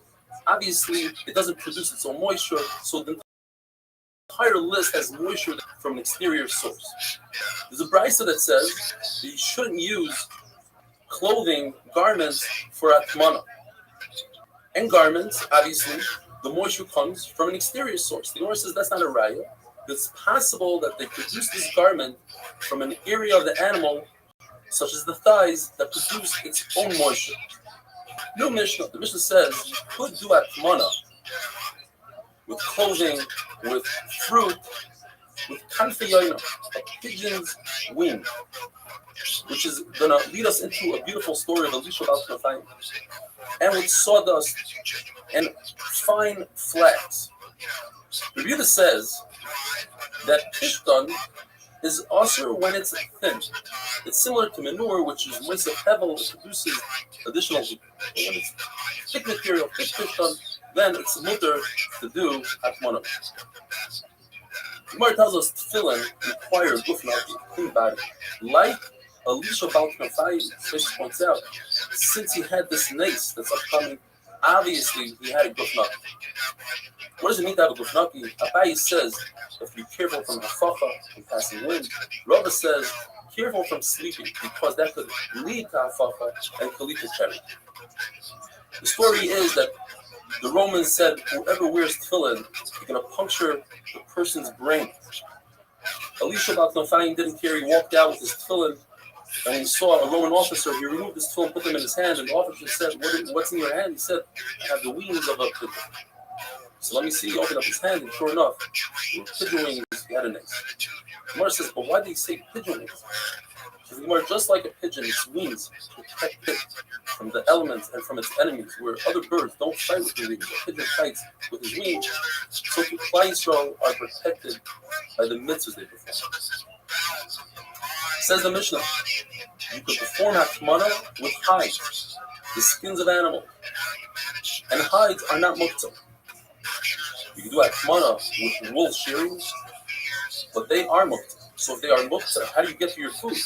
It's covered with the wool shearings. What you do is you grab the handle of the lid and you pull it up, and the shearings fall off themselves. That's tukul l'achriyat. It's with shinui. Elazar ben Azari says once you have the lid off, you should not remove the pot, because then the shearings will fall in the spot that the pot was, and you wouldn't be able to put the pot back in. What you do is, with the pot in your box, you fill the entire box as is, and that's how you pour whatever is in the pot into your bowl.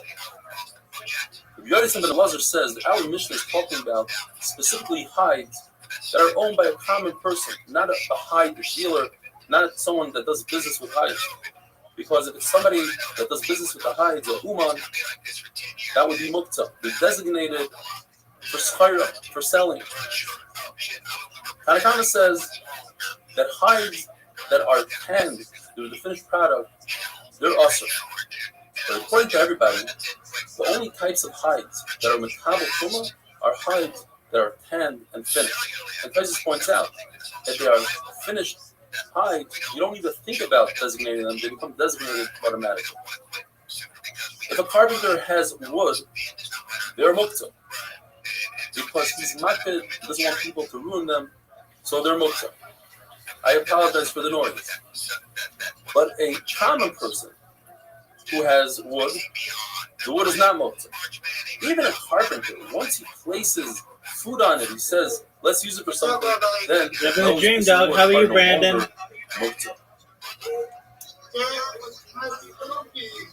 So far, so good. Are you happy about your Ravens on Sunday?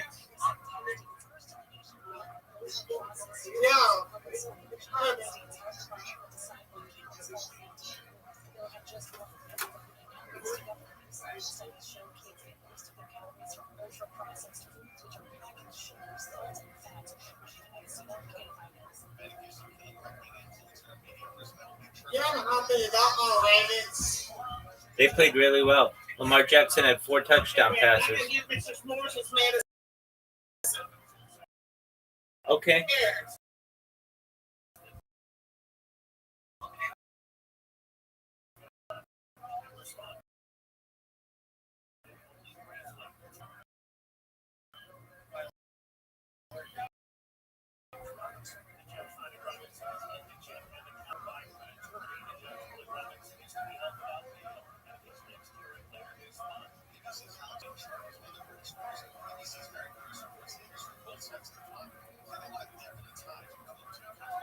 What do you think about NBA coming back?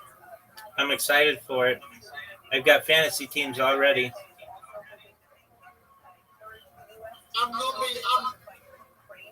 be live streaming NBA and NFL in here too. That's amazing, my friend. Thank you. Is there any games going on right now? No, they'll start back up at least Thursday night. Bills Dolphins. There might be baseball. Yeah. If you want to stream baseball, there's baseball on Stream East. Stream baseball.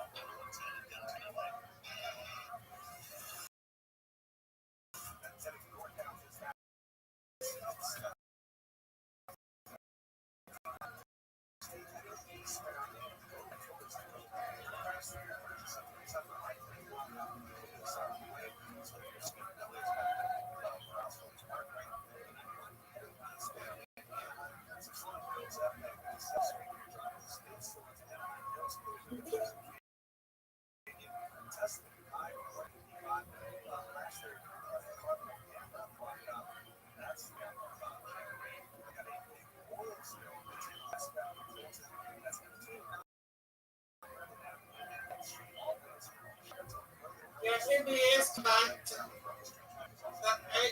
NBC. Yeah, that'll be exciting.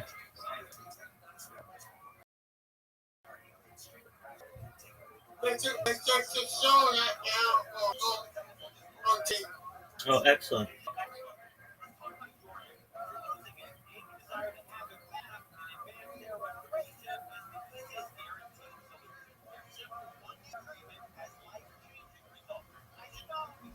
I kept going for basketball season to start. Do you like basketball a lot?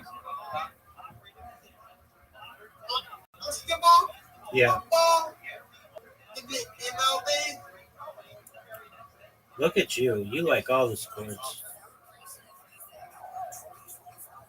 Yeah, so I love all the sports. You want to know who your favorite basketball team is? Who's your favorite basketball team? Who's your favorite basketball? Boston Celtics. Oh, yeah, that's right. You told me that. I like Jesse Tatum. Right. He's the MVP of the basketball. Excellent.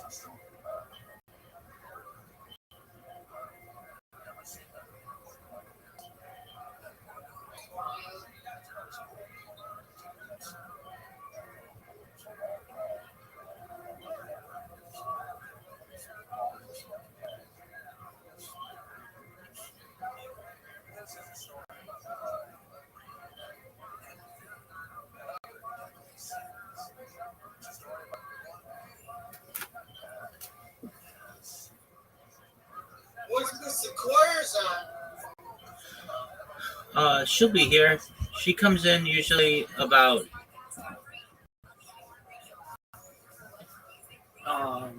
she'll be in within the next hour.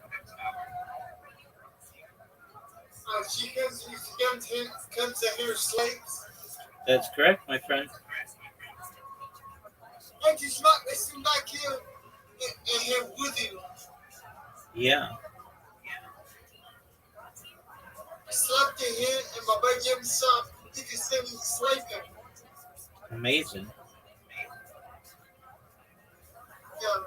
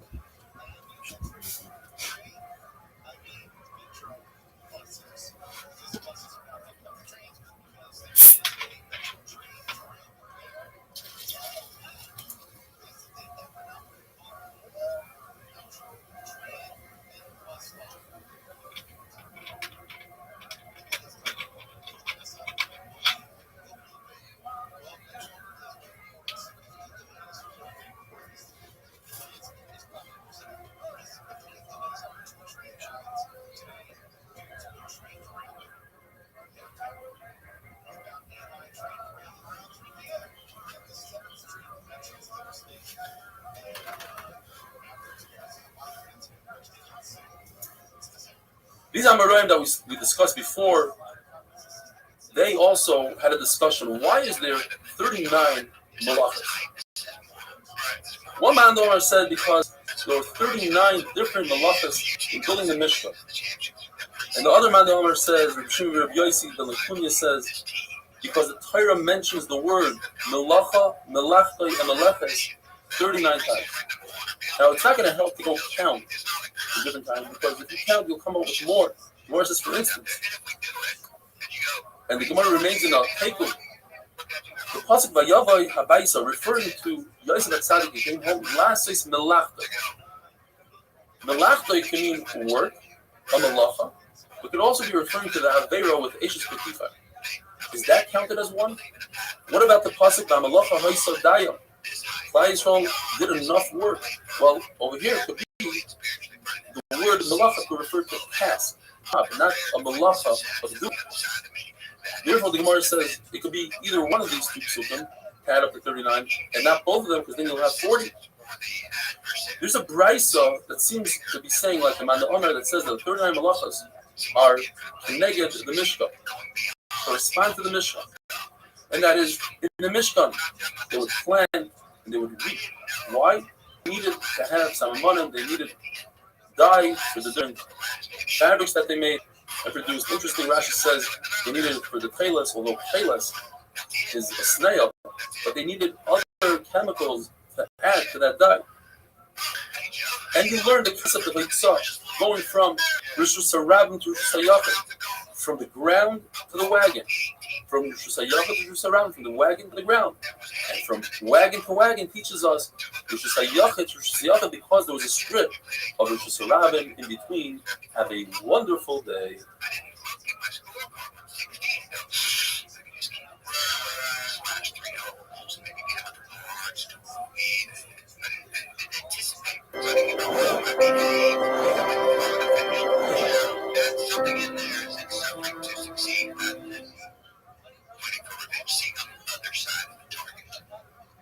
Shabbos afternoon, we learned that you're permitted to do Hamara insulate food with Fizik Semer, the shearings of wool. One shot according to Rabbah, he holds like Rebbe, as long as you don't designate the shearings, it's also to use those shearings, but you designate that you say, I want to use these shearings for Hamara, for insulation purposes, they're no longer Moksa. Or the Shabbos, somebody sets these shearings aside and says, I want to sell this later on, that automatically makes but he doesn't want to sell them. They're not muktzah.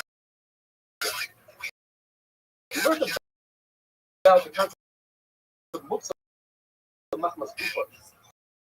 Something that doesn't have usage, like a stone that is not a tree, or in the Gemara, a branch of a palm tree for firewood.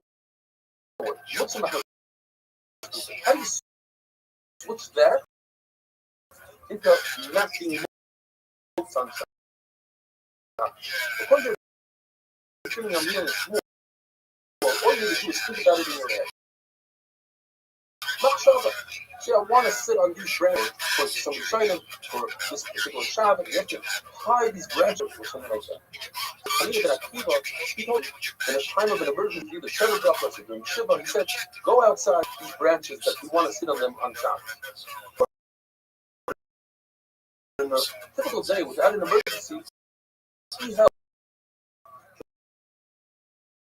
The Rashi says you don't have to take action. You have to sit on that breath. You sit on it, then you sit for non-mokab, cotton or wool that you want to put on a wound. You can dunk it in some oil and tie it to your hand in order to, however, if you use it in that fashion for Shabbos, it shows that's how you want to use it. It's no longer muktzah. Muktzah because they used it for building material. So every time you're smooth it out with the rest of your body, not with you. However, if you use obviously lay down on the bed, so I want to use it for a bed, or it's designated for the animal feed, then it's not muktzah anymore. If you take let's say a bucket of sand is muktzah, you bring it to your to cover spit or whatever your house those days before it was like it was just dirt. If you then it's not muktzah. Otherwise, it's a bucket of the floor and it's Because dirt, you can't take action, you can't hide dirt, you don't need to take action. When it comes to shining Caleb, you want to shine a peanut chowder, but you cannot shine silver with tartar, with some sort of something that takes off the layer of the silver. But you can do that. You say that you could use sand and nether, which some translate as alum. The problem is that there's another version that says you cannot shine your silver with nether and sand. So what do we do? So there's three explanations of money. Either this roof is like something that's like sand, like nether or sand, we can't take action, so action doesn't work. And therefore, either it's not muktzah, or it is muktzah, you have to take action. That's the machlokes between two races. Or the question is, the famous machlokes is either Shimon or Shimon Skavin. He's not intending to remove a layer of silver, but it might happen as he's polishing the silver. And that's the machlokes. One brayso in the whole is muktzah goes according to the Shimon. The problem is, if you go according to the Shimon, it also says in the brayso that you shouldn't wash your hair with it as shampoo. According to the Shimon, you could wash your hair with shampoo. You can say that the cut his hair. And then there are things that it might remove some of your hair. So another side is that it goes according to the that says Shimon Skavin. Also, it's actually my place in it's a technical thing. Does this product, this tartar, does it remove a layer of silver, or does it remove a layer of silver? It also says in the Sefer that you may wash your face with these products. Now, what if the person has a beard? It might remove the beard.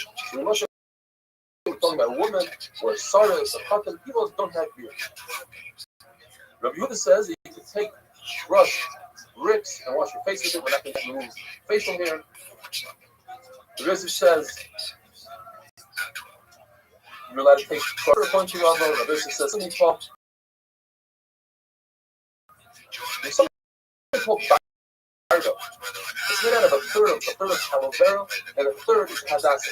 If you have that concoction, you use it on your face. But if it's more than a third of aloe vera, then it becomes dangerous and might remove hair. According to Revelation, even up to 50% is muktzah. The Gemara tells us that Amema Rav Ashi used this on the face, and Mar Zutra did it. And it's a fundamental. Whether a man used beauty items, these different products that beautify a person, is it you are you acting as a woman? According to Mar Zutra also. According to Amema and Rav Ashi, very interesting. It's actually a mitzvah. You have to take care of your body. Hygiene is very important. And another term Rashi is that when people see a beautiful person, they give shut up that place body. There's a Beira in Mash's food to destroy food. When it comes to bread, the Gemara says bread doesn't become disgusting, so you do all sorts of different actions with it. You can clean stuff with it, whatever. At the end of the day, you can eat the bread, it doesn't become mold. Now, our Mishnah Rabbi Elazar Azariah says that if you have hashmashim, what you do is you soak the back and get the soup where you have in the pot. The Gemara explains that Elazar Azariah is concerned if you remove the pot, even if the shape of the pot remains, it's us to put the pot back in. We're concerned that the Gizei Tzemer, the shame of the boot was fallen, and you're going to cut your muktzah. But Chacham say, when the pickle fallen, you're not allowed to put the pot back in. Pot back in. There's a beautiful flower called Fikusta. Put it back in. So now the hole is large enough. It's not going to move the dirt around. We're not concerned you're going to move dirt inside. We're concerned you're going to move the mortar, which is a problem of binding. The chaos is binding. If you have a knife, you put it between the leaves of a palm tree. We're not concerned you're going to perhaps cut off. Clearly, Gemara says if a person buries turnips in the ground, if he has some of the leaves out of the ground, he's allowed to remove them on Shabbos. We're not concerned that it's going to be over flight or he'll plant Shemitah. That's not considered planting. Because what he's doing is he's just the most problem is how does he remove on Shabbos? By removing it, he's going to be moving dirt. You see that moving dirt is not the issue like the Gemara saw before. The Gemara remains in a question. Have a wonderful day. They're still hanging out with girls till 2 o'clock in the morning, and then they're training at 8 a.m.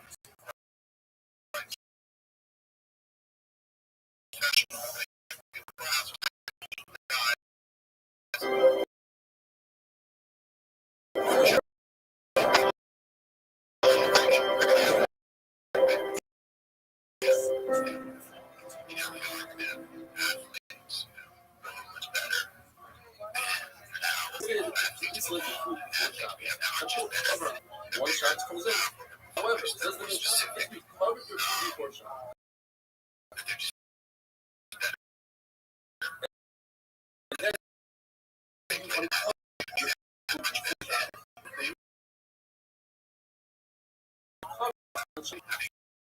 There she is. From the sun, from the heat, so like we said, That in reverse. You feeling better? Yes, ma'am. Yes, ma'am. This way. You.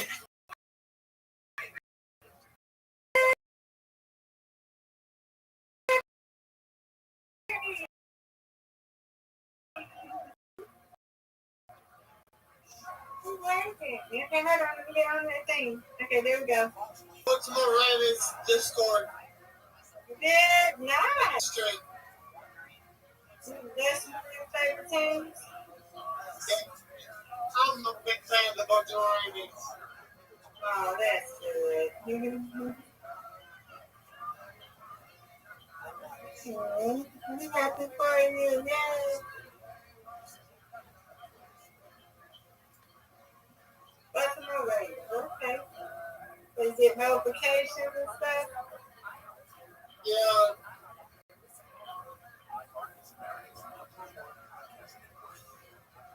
I stopped. Wow. Okay. Stop. What you doing now? You watching another game?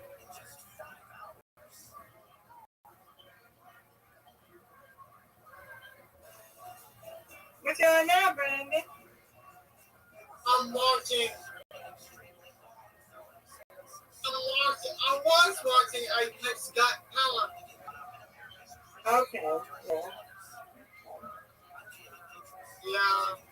That game fell apart.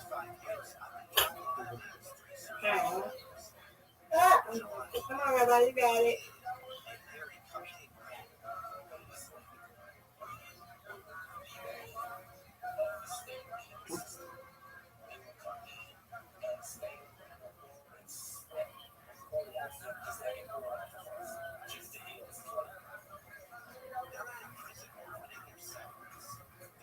You got your record,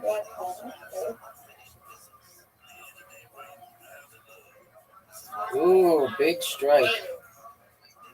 Thank you. Big strike. Get it. Now, come back.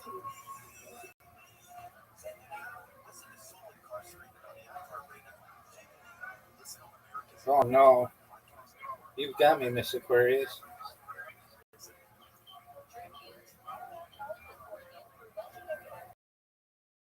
Beautiful.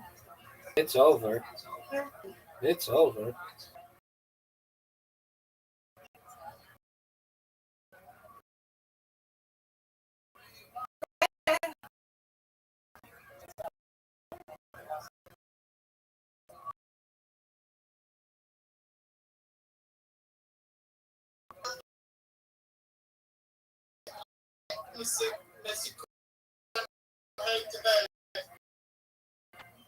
Take care, Brandon.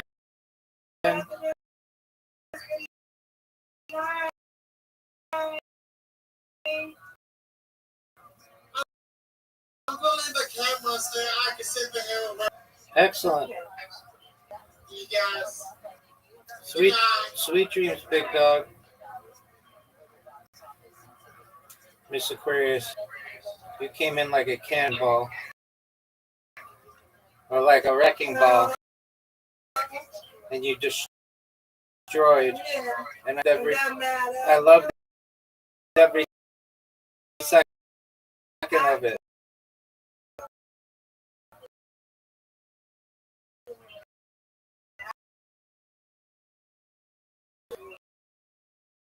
I loved every second of it. Every second of it. That's right. And you ended with a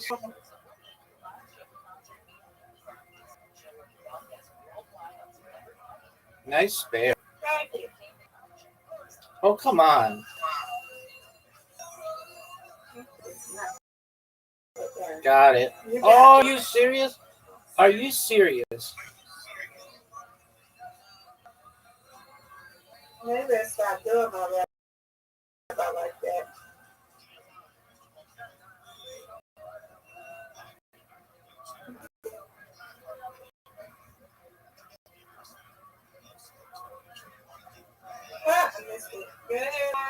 Yes, ma'am. Wanted.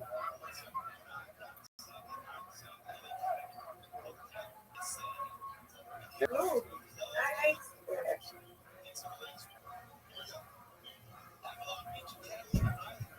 no, I No doubt.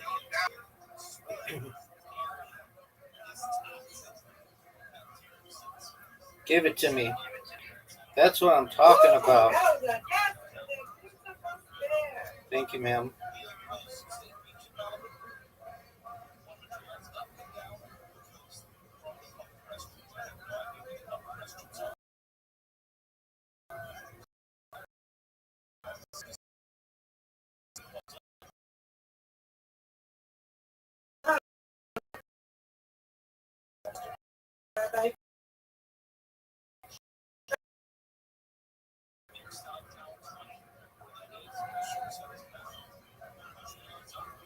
You got this thing.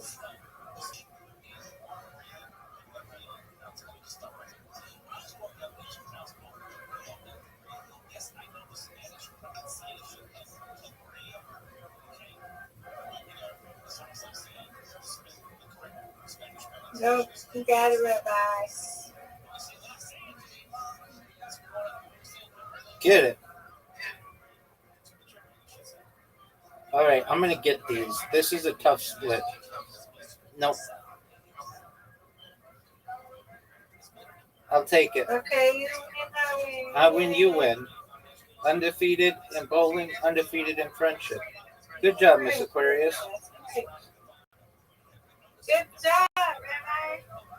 You won. Thank you, ma'am. You won both. That's right, undefeated. Okay. Now, finally got to play with you. Yes, ma'am. I was sad. I was sad. That's right. I'm happy. That's all right. I'm happy we got to play as well. Yeah. Yay, Rabbi. Yay, Miss Aquarius. Yeah.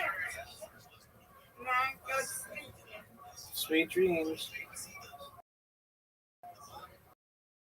James, I stay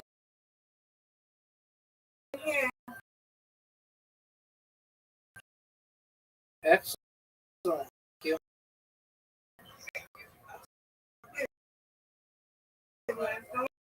This is my home too. I know. Come on. That's right.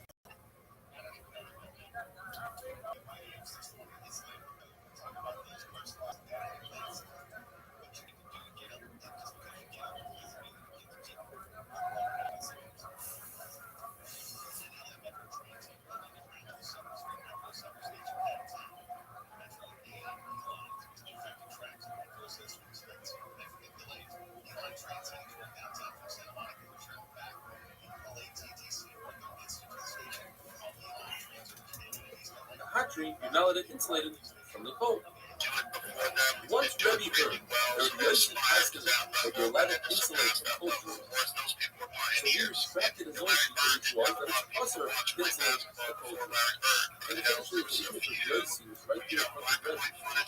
Yosef subordinated himself to Rebbe because Rebbe was enough. Nevertheless, Rebbe accepted with Yosef. Why? Because he was coming to treasure each other and honor each other. And the Gemara on the page says that there's a shita that actually holds that it's also to insulate the whole thing. Number one, to make a statement and you want to show everybody that halacha is you're allowed to insulate the whole thing. And not only that, he said you're allowed to use water that is boiled up by dry because anything that's you're able to eat before the bishalakum. There's no problem with bishalakum. He told his servant Daru, go ahead and do this thing. And Rabbi Ami was very upset. He held that other people like he was not going to not act like that. The other people are going to take it as if you're letting you makel and halal. It's also to wreck money with something that's mixed with that. You're not letting insulate the device that produces heat like salt and other things that we mentioned the other day. If you're doing a kamana with something that's not nice, you already did a kamana. You're already insulated. You're allowed to add another layer to it. Explain for shooting a meal, not only that, you're allowed to take off all the layers. And we don't say, oh, you just started over, and from that point on, you put on a much thicker layer. It's not considered a kamana. The only insert for the kamana is that original pot. As you take pot and you pour it into another pot, you're showing that you don't care and you're cooling off this food anyway. So there's no sense in saying that the pot is going to go ahead and boil it up again. He's already in the process of cooling off the food. If a person takes his food and puts it in the pot, and the box cover is looked for, it's also to take the food out. But if the box is slightly ajar, slightly open, then you're allowed to take the food out. Obviously, if the pot is not looked, it will be looking to take the food out. What tells us you got to take a metal bird and put it on top of an earthenware vessel, even though the earthenware vessel is much higher, as long as you don't want to use the heat is earth. And of course, the opposite is also true. You got to take earthenware on the metalware, and you got to put metal on top of earthenware.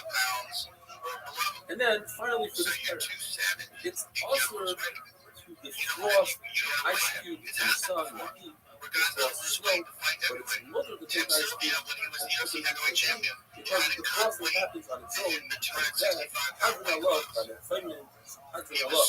And I'm going to start with the parrot, the Hema Yosef. This is the rice of Isas the Hema.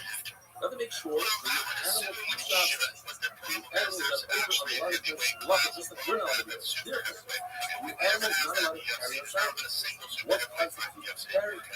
Walking around for hours, so you can see what is a chain that you protect the animal, consider carrying is a noise, and so jewelry that it wears by itself, what's considered carry? So the mission. We go with the camera, we go out with the oxen, a halter, that's the control. It's very wild, full of knocks. The white female knocks, the only way to control it is with a notion. So for that particular camel, a notion is not considered carry. You have a usually stallion, very special. So more things about control, a little bit. And then we put it in the horse, it's like a typical dog around the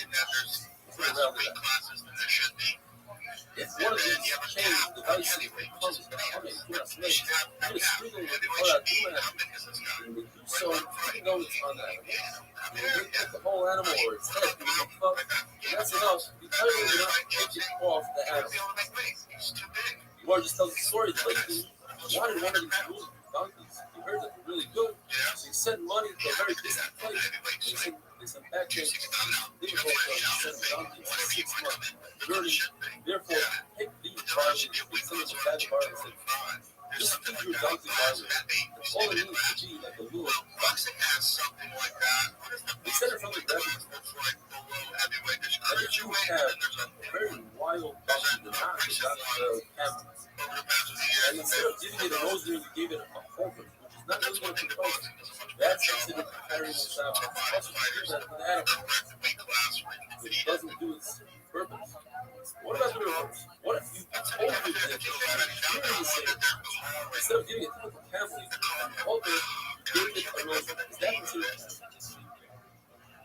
There's a price that says that a little donkey go out with a halter, or typically you give it a kid, and give it even a lesson. This explains the whole above the way.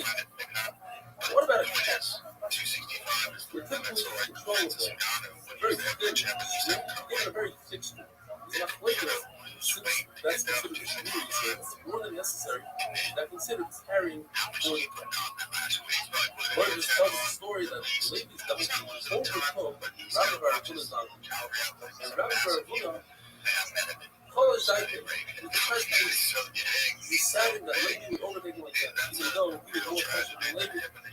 The lady wanted to accuse him, the lady asked him a question, which kind of explained what happened. Said, what's the halacha regarding my donkey? Not a very well-behaved donkey, overtakes people. And I use, on Shabbos, when I use a pumio, I use a flipping smell. He said, yes, in fact, your own father asked me, you say that any additional guarding of an animal, giving a rosary to an animal that doesn't need a rosary, is not considered carrying. Wonderful. Have you ever been an NBA basketball player? Was that your dream? No, I was young. I was like, I'm gonna dunk.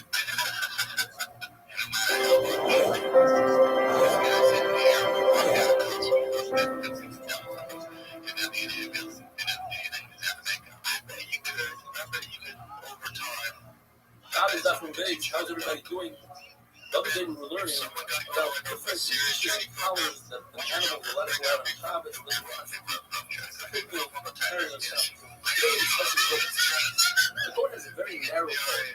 If you're putting after a halter on it, and therefore it doesn't accomplish that constitutes carrying a Shabbos. Therefore he's not putting after on a goat. If you want to put an after on a goat on Shabbos, what you must do is you want to hold its fork, and the after is therefore you won't be able to get out. So whatever remains in a socket in a paper, what if you attach the leash to the goat's beard? Very easy question. On the one hand, it's very painful for the goat to get out of it. And on the other hand, if you really wanted to, you could shake back and forth and get out of it. So you want to remain in the socket. If you were to take the leather piece and tie it between the horns of the cow, if you did this for decorative purposes, everybody that's considered nobody in the right mind wants to support a cow. However, if you put it there in order to lead the cow, that's my question. Ralph says it's also, people says it's not considered carrying. Big problem for Ralph is paraduma. One of the paraduma is you're not allowed to put any kind of weight, any load on top of the paraduma. On the other hand, Allah says, put a leash on the paraduma, that doesn't constitute a weight, it's not a load. The question is, why? What is it about? You're not allowed to go out on shops with a leash. That's constitute a load. But three answers to it. Allah says, when discussing answers, trying to bring transport the paraduma to another city. In that case, it's the norm to catch a leash to guide them one way to the other side. Baba says, perhaps we're talking about paraduma that is extremely expensive. Paradumas are always expensive. The story of double than a seal. And therefore, it's the norm to add an extra level of protection to the way to the earth. And you add it a leash message. Or, we're talking about a crazy paraduma, or meredith. Any wild, therefore, it's the norm to catch a leash called wild cow. But of course, we'll have the shape. If the collar is there, leaves the force, everybody agrees that's what if you put a collar according to Rav Huna, like go out or something like that. And according to Shmuel, that constitutes carrying on Shabbos. In fact, Rav Huda shows that he did a Maisa Rab. He got his horse on the back of the piece to show that he do so on Shabbos. But the Shrais says exactly like Shmuel, that in fact also to do so. There's two types of wrapping a leash. He's wrapping the leash all the way around the portion of that. And that is there, provided that you have enough room for your hand to grab it, or another kind of wrap you would. The leash is slightly longer and you can grab that. And then you have a leash that's just a long leash that you have for a dog to lead the horse. But he's saying, when it comes to wrapping, one is a saying of the Rebbe, it said that there are 4 types of animals that go out with the culture, and one of them is a mule. The other saying is what he did. Rebbe's mule went out with a horse, but it's not clear the mule, the deputy one, or the leading one. And then you have the Tanina, it's more than the Tanina that says that, in fact, Rebbe's mules went out with respect to their the bottom line is, and all these sayings we see, that Rebbe's mule went out even with the deputy.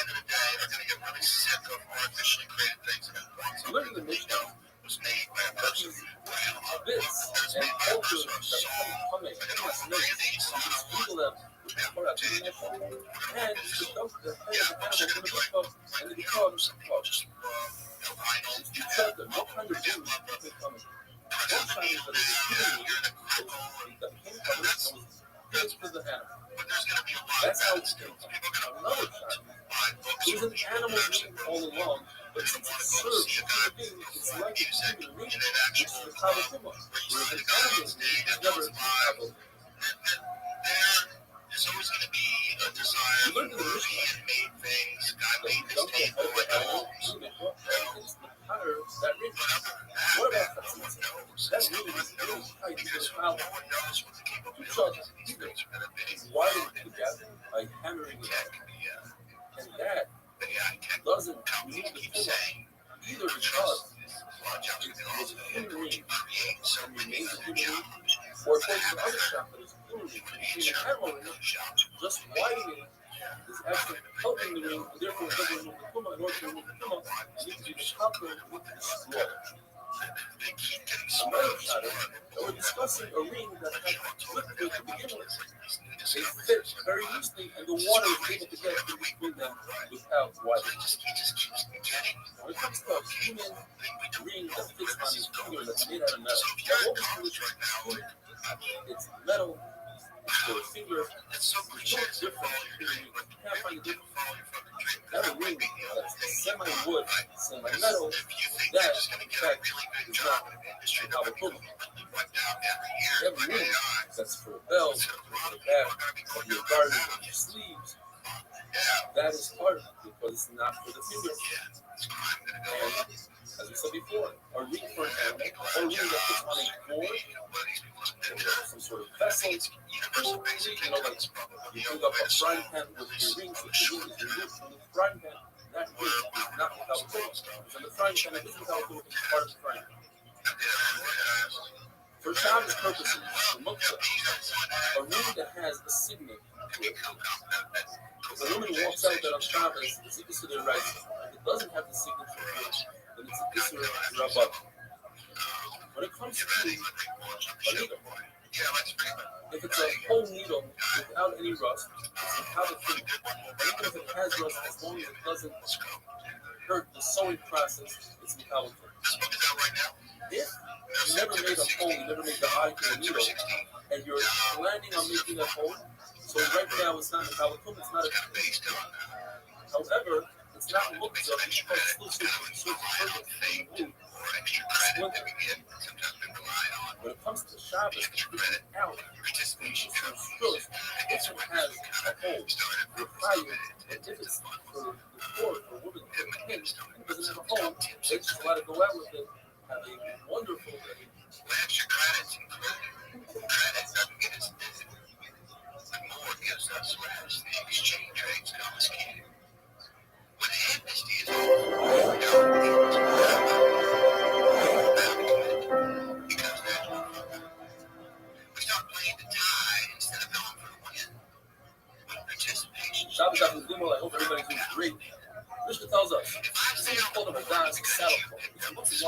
saddle. The saddle goes on top of that. It provides for the donkey. So therefore, the donkey's liable out to allow them to the saddle cloth, provided that it's tied to the donkey. You don't have to shackle for walking it up. So small and you must tie this to the shop. Bryce tells us, or dash, walk an animal is but not with a saddle. The saddle is also to put on the animal travels and walk around. So when you say the saddle is mutter, so the saddle also provides some heat, not as much as the dash, but provides heat, provided that it doesn't have straps on the front and the back that prevent the saddle from slipping forwards and backwards. It goes uphill or downhill. That looks like you are trying to get ready to carry a load. A saddle is also to keep off an animal on Shabbos. And the question is, why does a saddle look so weird? A saddle cloth does not look so. One reason given is the saddle, you can make the animal walk back and forth and it'll take it off by itself, whereas merdas. The Papa says that the difference is that a merdas provides. In other words, the thing is, this is that an animal has that's looking. But to take off a saddle, that's to give it pleasure. It doesn't really mean to take off a saddle. It's giving an animal pleasure or taking away a discomfort. Of course, this it's also to put on a saddle and shine. But from the first track, it seems like we'd be looking for this to put on a saddle and shine. There's something called a transcoat, which is a feedback. There's a bag you pipe that horse with a donkey. Is that mutter you put on much like according to Shmuel, it's awesome because it's only a pleasure for that animal. It doesn't have to bend down, but it's not to prevent the disease. In fact, the number Yapa said it in the number there's a very interesting. Actually, the same thing. When the Machaber, the Aryeh, the lion, one bottle, in other words, the shul. But Rav says that it's mutter to put a feedback on the animal. And when Shmuel heard that Rav said this, he said, as Rav says, Rav doesn't have any clue when it comes to the Shabbos. A horse should not go out with ornaments such as a fox's tail, which prevents ayin hara. A sow should not go out with a cow which had the emission. A goat should not go out with a cow on its udder. You see much more about the way having the mission. A cow should not go out with a muzzle, because all these are considered not suitable burdens. A shoe on a cow is also the nice to cloth, but I don't know a horseshoe is stronger. And the shoe alafa is a form by an animal that is by a person because obviously a person can go out with a shoe. An animal cannot go out. A male even if this kamea already proves itself in the alpha by the shoe. This is not necessarily good. A male anyway, for an animal that has a mouth that works with the vice versa, or shemai. And it won't work for an animal. An animal is still going to go out with a bandage and a splint on a broken bone and the symptoms and a cell that was stuffed to the animal. Let's say that if young horses do not go out with confidence that it seems like privately in old outlet is mother. The Gemara says we must explain what we're talking about. Providing something that takes away the discomfort, not giving pleasure but giving it. Young horses, it's very difficult for them to send down live with discomfort and food from Razaz, the saddlebags which were allowed to put on Shabbos. It says that we're not allowed to go off the scab an animal. Why? You must say that we're talking about a kid scab, and this is for pleasure and not discomfort. You get another Allah. An animal is not allowed to go into water to find some sort of blood clot, or a human is allowed to go into cold water. So it's not because of discomfort, it's not discomfort. It's a different question about just someone told nice and cheap. You give medicine, and we'll come to Brian, sure, medicine, but that's all. It's not like it's whether this there's a hundred, and the money applies to an animal. There's another check. If a hundred means zero, let's say, you can sell money when you're about to lose money. Let's say your animal will die, doesn't go to cold water. Another example is, let's say your animal out of the foot. Are you allowed to call it doing zero? You might have to grab it, and that would be awesome. But perhaps not easy. You're allowed to do in that case, it's not a good value because it's not talking about out of the foot. It's what talking because the animal is out of the foot of their foot. This is my focus. We mentioned before about things. Let's jump further to the contradiction of whether or not a goat go out with a cow on its udders. There's three ways to explain the contradiction. There's a writer that says it's also, and there's a writer that says you can say perhaps the writer that says it's because it's a very strong and it won't fall off again. Another way to explain it is that in our mission itself, there's no place. It's not a common, Rashi explains. Meaning that the mayor holds that house on the others of the goat are under. Rabbi Yossi says that it's also. A third explanation is that there's a third element in our mission that makes a distinction between a cow that's here to stop the milk from flowing, and that's actually considered medicine for the animals. It's for the animal's benefit, not for theirs. Versus you're just trying to catch the milk in a bucket, where that is not for the animal's purpose, it's for your purpose, and therefore it is also. What tells us a mindset that there was an animal that had very large udders that were scraping on the ground, and for that, that's prevent destruction for the animal, and that follows everything he says, and allowed to provide an animal. One of the most incredible stories in Shas. There's a story where a person's wife died and left him a child in nursery, and the father couldn't provide for the child and grew up in the midst. The father was able to breastfeed his child, and the mother says, look how great this person was at spoken and nice for her. Or look what this person did. It's like he was one of changing the nice separations. In other words, the reference says, God makes a lot of use every day. Provide and save people, and not to this person's doing. It's not to add fruit to your story facility. That doesn't do. And here you that. That's not very good. Another incredible story, one to remember today, was a person who married a woman and never realized until the day she died that she was missing an arm. You might say, what's the technology? You might perhaps she wasn't a technology. That's the job of a woman, and especially if she had to hide it from her husband. Look at someone to know what he was. He never looked at her in a way that he noticed that she didn't missing an arm. The Mishnah says that Zohar goes out of the meaning. One shot is that it's protect his heart from the wolf. The wolf likes to attack the heart, and go after the nose, to stick the nose up into the sky, and it is a threat to the wolf. Another time is that it's to tie up your zappers so they don't connect. Similarly, the opposite is shufuzas in the Mishnah, and that's to tie the female tail so that it will be easier for them to make a wonderful fish. That is what feels like you're in stuck on those things. I feel like a monster. Yeah. That sounds awesome. That, it's tough. I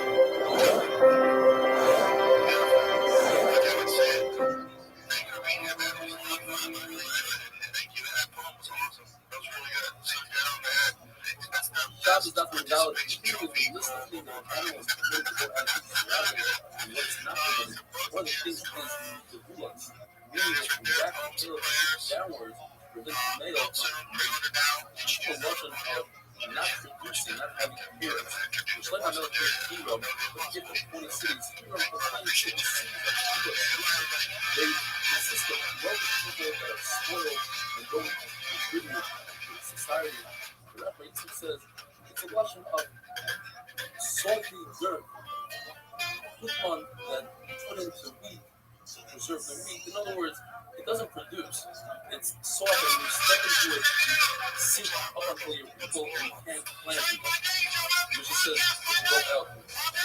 Bunas means it's a coat that protects the milk and the grain that you be born so that it remains perfectly white. Screw as we learned yesterday, even mean to cover the udders, to dry it out, and then or to capture the milk. Round constant like your Buddha. That it depends. If you're trying to dry out the udders and go out with that, you're trying to capture the milk, you cannot go out. Shmuel says like the grace, no matter what, is awesome. Some people say that Shmuel fasting like the Muhammad says, whoever makes zero, in fact, dry out the udders is okay. But since people don't have a friendship with you, therefore you will break out everyone's possible. The difference is, but if you're in a place that you never try to capture the milk, only dry out the udders, then there will be a milk that nobody can make on the stick. The Mishnah says that a bumble should not go out with two pellets. The third kind of ration that's the one he likes the most is it's a piece of leather that's strapped underneath the tail of the camel, and on top of After that piece of leather, you put a strap. This piece of leather prevents the strap from causing injury to the camel. So the camel cannot go out with this strap. It might fall down and you might pick it up. Unless it's also strapped to the hump of the camel, so therefore it won't fall apart. You're not permitted to tie your camels one in front of the other of the string, because that looks as if you're bringing it to the market to sell. And you're not to grab all their ropes, their leashes, and holding his hands to try to get the rope wrapped around his hands and make two knots. A double knot would constitute lining shackles if you have ropes like salmon and fish. To put a needle through one piece of cloth of salmon with other fishing, that's not shocking. If you make a single knot, that's not shocking. Let me make sure when you hold these ropes in your hands, you don't have to be cut coming out from the bottom. You don't look as if you're carrying the rope. And the rope is between your hand and your camel to not drag down and close to the ground. Although Allah is talking, but we're not here one heaven. The halacha is that the human being can plow with an animal. Just two pieces of animals that are now left tied together to pull a wagon together. Mishnah says you're not allowed to do something called rubber. Rubber, according to everybody's own foot in his knees. You take one foot of a camel or an animal, you bend it upward and tie it like that, and now the camel only has 3 legs. The question is, what is upward? There are 2 choices. Either it means that you tie the front and the back legs like that, or it means you tie the 2 front legs, which means all 3 options. And Rabbi Yehuda said the middle option means the front leg and the back. When the Mishnah is about to say a donkey to go out with his das, a solid part wasn't tied out of donkey before Shabbos, because of the worst part of Shabbos, as we explained, no proof that you were putting under the das to heat it up. And lose that heat. And a belt, even if it's stuck with wool or something, it doesn't make noise, it's possible to go out with Shabbos. And do not put a ladder by the animal's neck, which would prevent the animal from turning its neck and licking its wound. What is called, you might carry. There's a certain bandage that you put on the bottom of the donkey's feet, so that it's not to each other. And chicken. Tie some sort of string to the chicken, between your chicken and the neighbor's chicken, or you tie the chicken together so that it doesn't spray pebbles and break the dishes.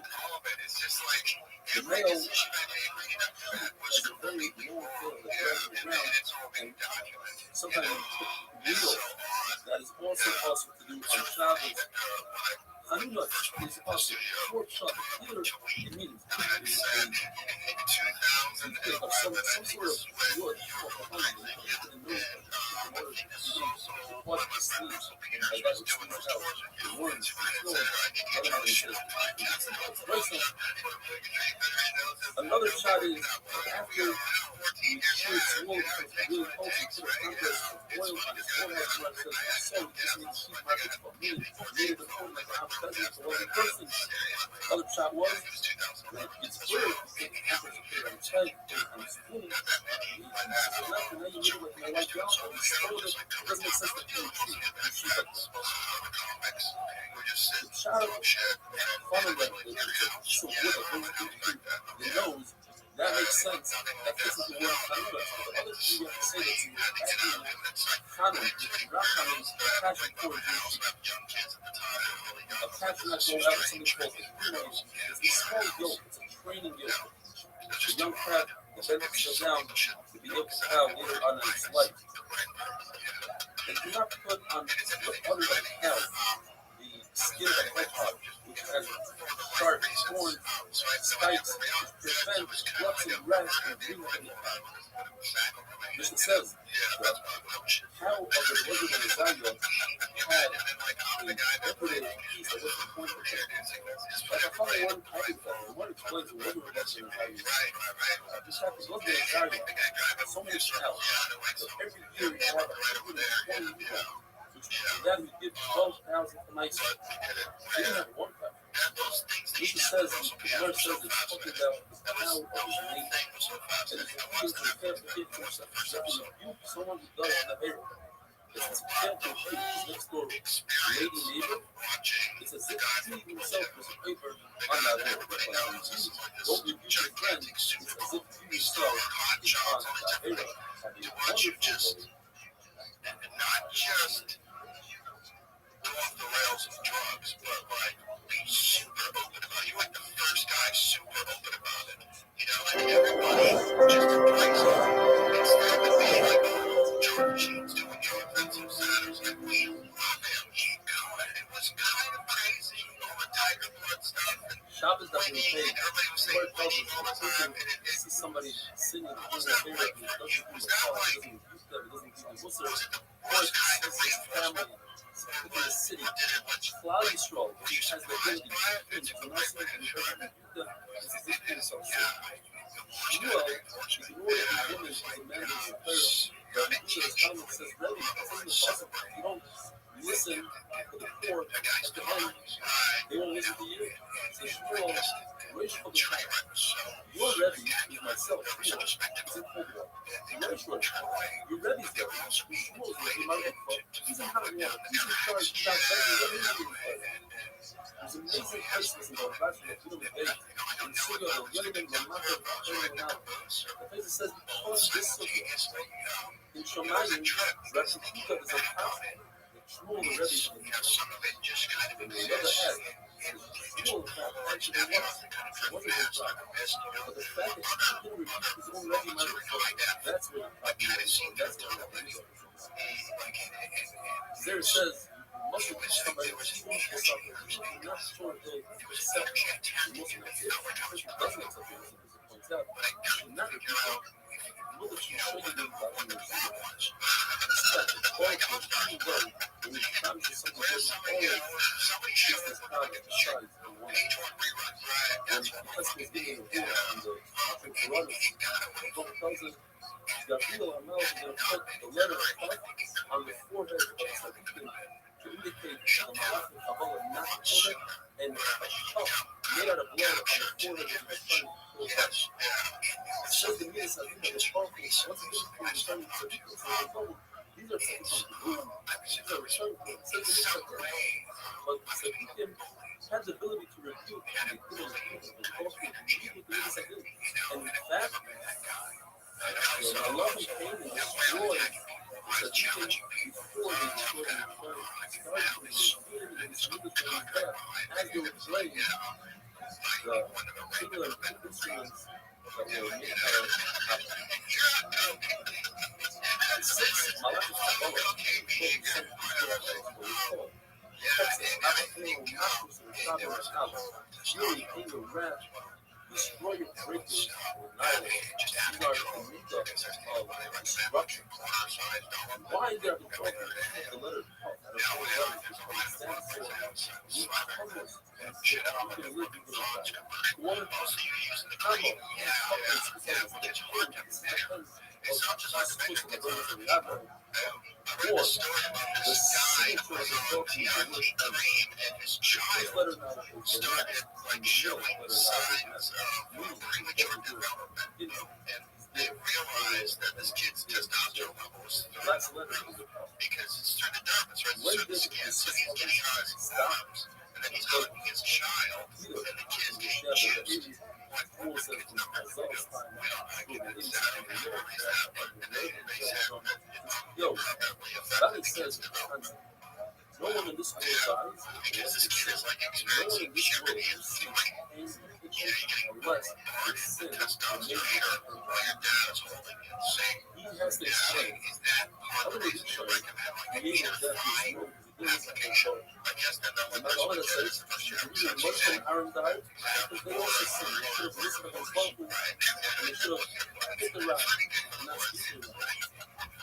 However, there's a lot of questions from the right. Right says that there are 4 people that never ever sinned. And the only reason he died is because of the revolution. And they are the youngest one of his brothers. Amram, the father of Moshe Rabbeinu, the father of brother, is still the son of God. In other words, it's possible to die without sinning, not like Rabbi Ami said.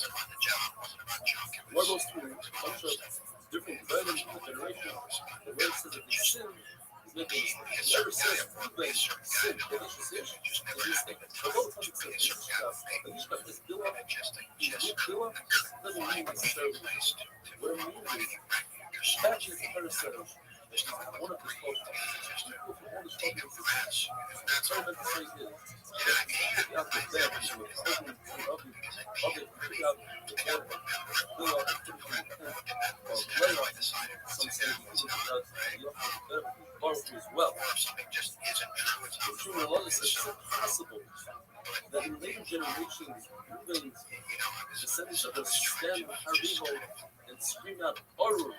First people wanted to live in while their own grandfathers owned, therefore the descendants was not living the Torah says that they didn't post moving Kafas Kamayim Aposa. That's crazy. That's insane. What exactly? The number of sheets. They feel It says, for very the word Hasto Fakto Zal. You are liable because you belittle. Referring to Billah. Yeshua says, Sa'at al Das. Tramples on the law. The Paso you sin, Zoniso, who everyone's knows. Will says, Hilaldo, you davened that it shouldn't happen. Hilaldo, you beseech a Baruch that it shouldn't happen before it happened. And therefore, Zarpa Filasco, your davening shine. Lazar Midai says, let's flip the word Pachas in reverse. It's Zayin Ches Pei, and that stands for Zazato. You trembled, you grew bad, and therefore the sin didn't happen, flew away.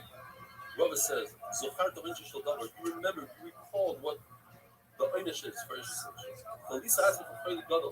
You made yourself sick, you sickened yourself over this Aver, not to be Aver Aver. And therefore, Brian Brennan Chan, I've been a fan from the beginning of your fan. Whoever says the son of Shina, Most of us are real fans. although it says impossible. Referring to Yeshua, they were with these women in the Midrash. It doesn't mean necessarily Yeshua. Hi, Brian Brennan Chan. I've been a fan from the beginning of your fan until the end question. Most of us are real fans from here on Brian. This is what he did this Patreon. What do you guys believe is the reason for the decrease in viewership? Question for Sean. When you address the lawsuit against you for tax fraud and conspiracy? Yeah, I don't address this stuff, but I'm sure I can. Can we see Bobby Lee making appearance on the Five Weekend again? Great question, brother. Just when you thought Brendan, the business sharp shop, couldn't embarrass himself anymore, he starts a Patreon. Now, if you're not up to speed on the latest iteration of Joe Rogan's pet project gone wrong, here is the quick background. Earlier this year, Brendan followed Brian Callen to Texas to revamp their family careers in the aftermath of the LA fires. Brian hit the ground running, moving before shore, getting a regular spot at the company mothership, and taking chopper rides with his buddy. While Brendan was forced to sell his Calabasas mansion at a discount before heading down south himself. And while Brian's thriving in the Lone Star State, Brendan's just alone in a storage unit answering questions from his hardcore fans on Patreon. But little does he know, the ones asking the questions are homeless cats. And wait for it, the guy who Brendan tried to sue for exposing his infidelity and lost. I'll explain what's going on there in a moment. Like I've said 1,000 times, you couldn't make this shit up if you tried. Brendan thought this would be a safe place away from the trolls on Reddit and YouTube, not realizing that he'll never be able to hide from criticism until he finally hangs up the mic and becomes a personal trainer. But basically, Brendan's last-ditch effort to save the thick boy empire from its inevitable violent conclusion was to start a Patreon like 10 fucking years too late. The thing is, though, you really can't even get people to watch this shit for free. The thick boy Brendan's trust has completely run out of ideas. The car channel is dead in the water. The short show has turned into low-energy baseball dad ramblings, and the fighter and the kid soon be studied by psychologists as part of one of the longest, most comprehensive studies into the degenerative disease known as CTE, or as Brendan likes to call it, CT, as in drinking tea in the sea. Yeah, I don't know, guys. Yo, what up, Mr. Meaning? Yo, so update me. How are things going in your life, big dog? They're going. All right, was your lawyer able to get that stuff done? Yeah. Oh yeah. $6,500. That's it? Yeah. How amazing is that? Right? Word, dog. Yeah, but shit, I got this the rest of this month and the next month off. To then I have court basically. But I don't have court till November 3rd and then the 17th. Wait, so I thought it was $6,500 and it's done. I still got to go through the whole court process. Okay. Where they hear my side. My attorney's like, well, he was under the influence, hadn't been sleeping well, blah, blah, blah, blah. And they're going to hit me with maybe this guy needs some sort of drug rehabilitation. They're going to offer me a drug court, which is basically probation with extensive drug tests. Right. Like 32 panel drug tests. Okay, but you don't have to go to jail? No, I've already served. Well, the amount of time that they counted it 3 days for each one day. So it's 47 days that I did ended up being 138 days on the time served. Well, that's great. So you don't have to move to Mexico. Exactly. Okay, dude, congratulations. That's fantastic. I did relapse though. I've been fucking battling that demon. All right, well, get your shit together, man. Yeah, I know. But that's phenomenal news.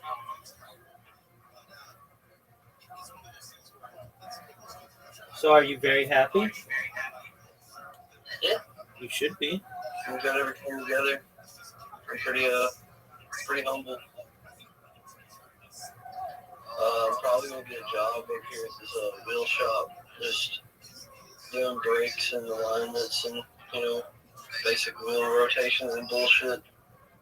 Putting new wheels on or new tires on new wheels. Right.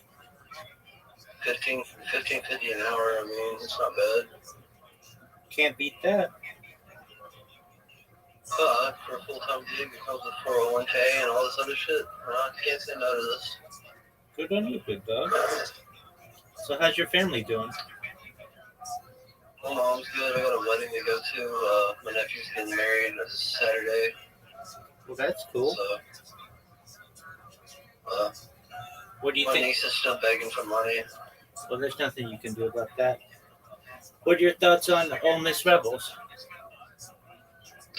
Pretty good team. I like them more than the Bulldogs. All right. How's it going to do this year?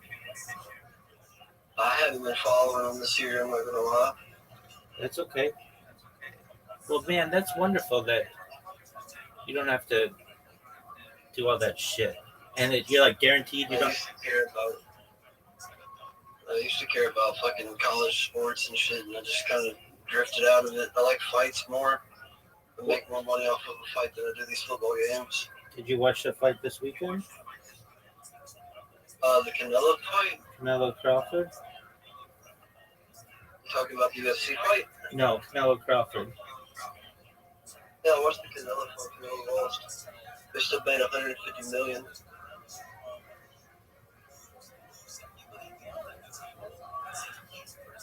I'm teaming up with this lady. She's gonna help me write my autobiography. Okay, why do you need to do that? It's a story that'll sell. Okay. Hard to have a story about coming back and shooting yourself in the head and still fucking your life up even more. Right. Why don't you just use ChatGPT? I am, but she's gonna be the one that helps me do the publishing, the whole situation. Okay, you can. She doesn't want any money or anything like that. Oh, okay, that's cool. So I'm not gonna say no to free labor. Yeah, absolutely. But yeah, I've already talked about running it through ChatGPT. Excellent. And what are your thoughts? I think life's gonna go pretty well, man. Yeah, I hope so. It seems that way.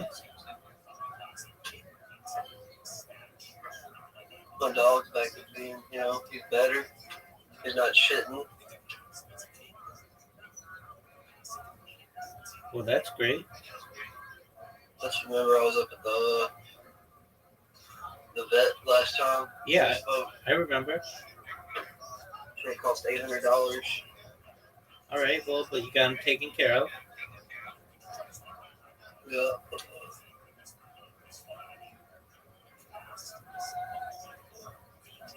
Well, that's great, big dog. I'm really happy for you.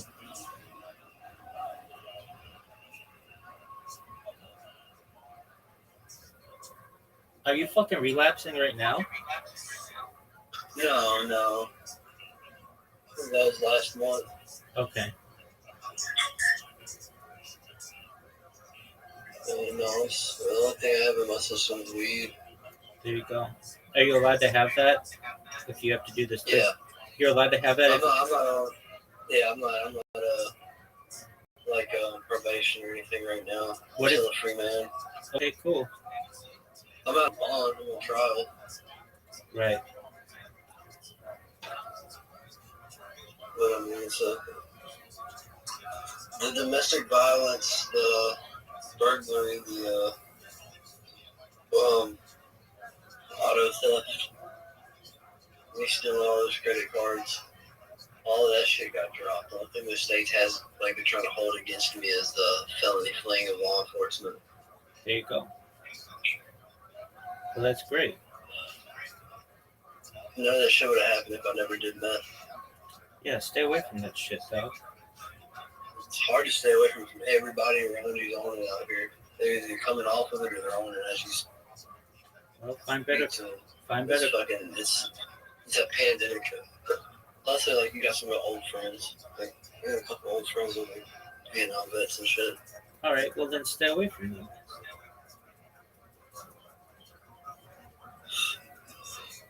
All the people my age, like, early 30s, fucking, they ain't got shit to live for, dude. I don't get it. They can still go around and drive, still have sex with random women. They still go out and steal.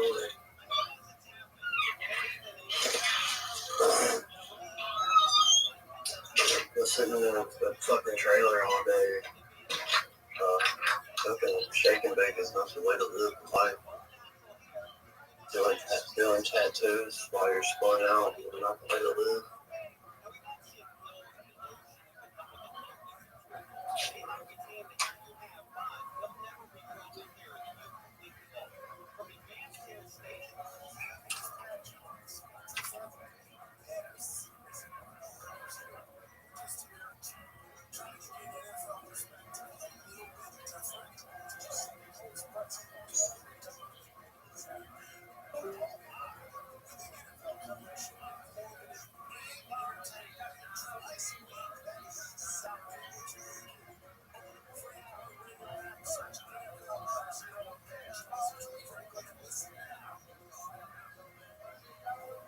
Saturday workouts.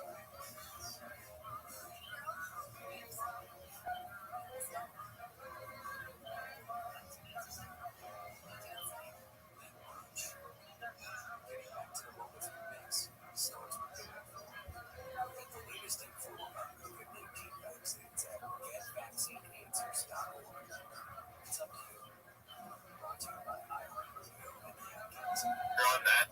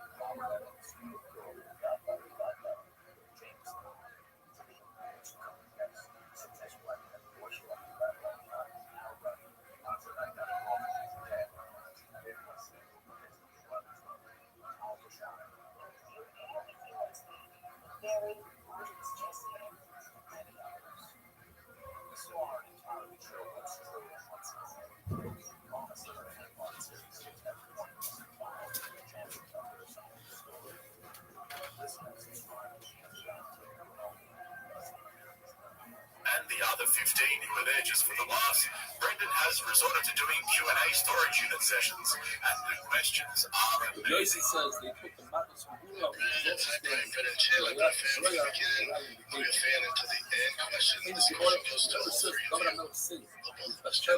Even though most of us are real fans don't care what we're after we die. That's why I did this Patreon. What do you guys believe is the reason for the decrease in viewership? Good question. for his forefather. Well, I think it's a number of things. I would say podcasting. Whenever sports got the biggest, there was as much competition. So now everyone has a podcast. So that's a reason. Two, number of things that happened, like Brian being out for 2 years, running the podcast, and posting a few views of that post. Because You know, so I had to do the podcast out for 2 years. People you guys really don't know that was kind of the start of our demise. The Bobby stuff hurt us. I think that made a lot of people upset. just like B'nai Our Am, it's not talk that it's about fault COVID, to Google's blame Am suppression and of YouTube. so too, That does it for flagging from haters, causes issues, that's still a capital lack of guests. I think that covers it all. Would you agree to very it? session Pretty is much. white, that means Yeah. it's now, Question two from Apollo. and What do you guys think it is? Let me know. Rap says on one hand that David never seen If you have an idea of what it might be, but on the other hand, there's a verse that says, the same that says, Rap says that Absolutely, Jim. Listen up. That was actually a pretty good attempt from your boy right there, bringing up some key issues from over the years that honestly come to disagreement. The only one that left out was the part where he finally takes complete ownership and responsibility for being one of the biggest douchebags on the internet. He will never admit. I'm going to give it to him, though, for a guy with the clearest piece of CT I've ever seen. His ability to pull out the mental gymnastics and avoid any semblance of reflection and improvement is elite level. The one that he'll never admit is that he was so convinced that he was going to be the next Dwayne Johnson that he kept pushing back against the backlash.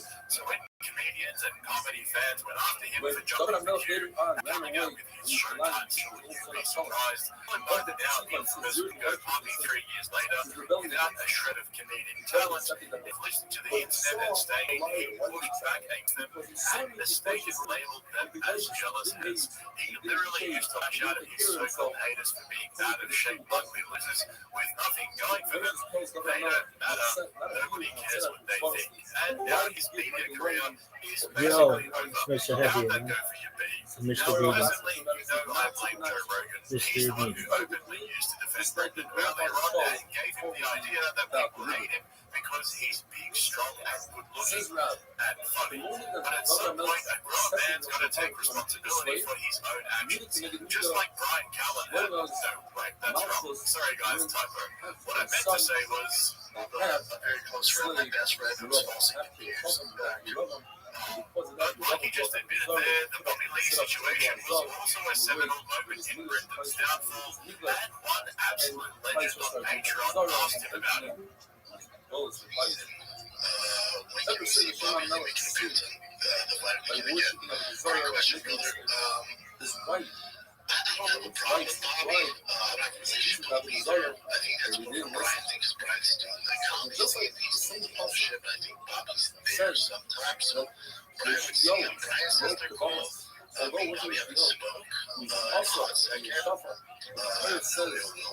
nice thing for the shuffle. The third also says a not nice thing for Mel. I'll go down the line. We don't give a ton of guests. I'm just not in that world anymore.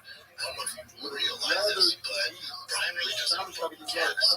Even though he's in the comedy scene, it's just not his nature to ask him to come on the show. So unless I go down with other shows, ask me on the show. It's probably not going to happen. I just don't have time, especially at night when my kid was supposed to go down there.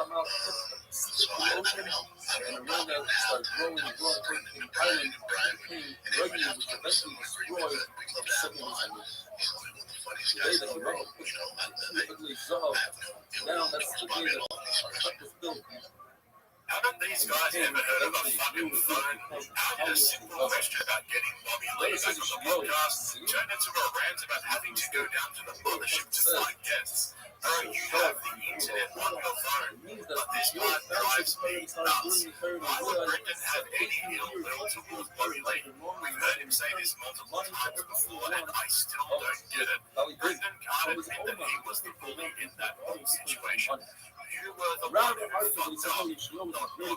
Brendan tried to hit up Bobby's girlfriend at the time, Kalila, and then when her and her friends exposed him for it on Trash Tuesday, and the whole drug book saga came out, Brendan and Brian called and messaged Bobby, threatening to fuck him up if he couldn't keep his girl quiet about the whole thing. So why would Brendan hold any ill will towards Bobby? And he can't even come out and say, I was the one who fucked up. He literally just blamed it on the fighter and the kid. He said, one of the worst mistakes the fighter and the kids ever made. Bro, your podcast isn't a sentient being. You are. Actually, no, I'll take that back. Maybe he's right on that one. Okay, I've got that out of my system now. Now it's time for Brendan Shaw giving relationship advice. Focus on if you have a girl on how hard it is to find a good person in this crazy world we live in. Don't lose focus on that, man.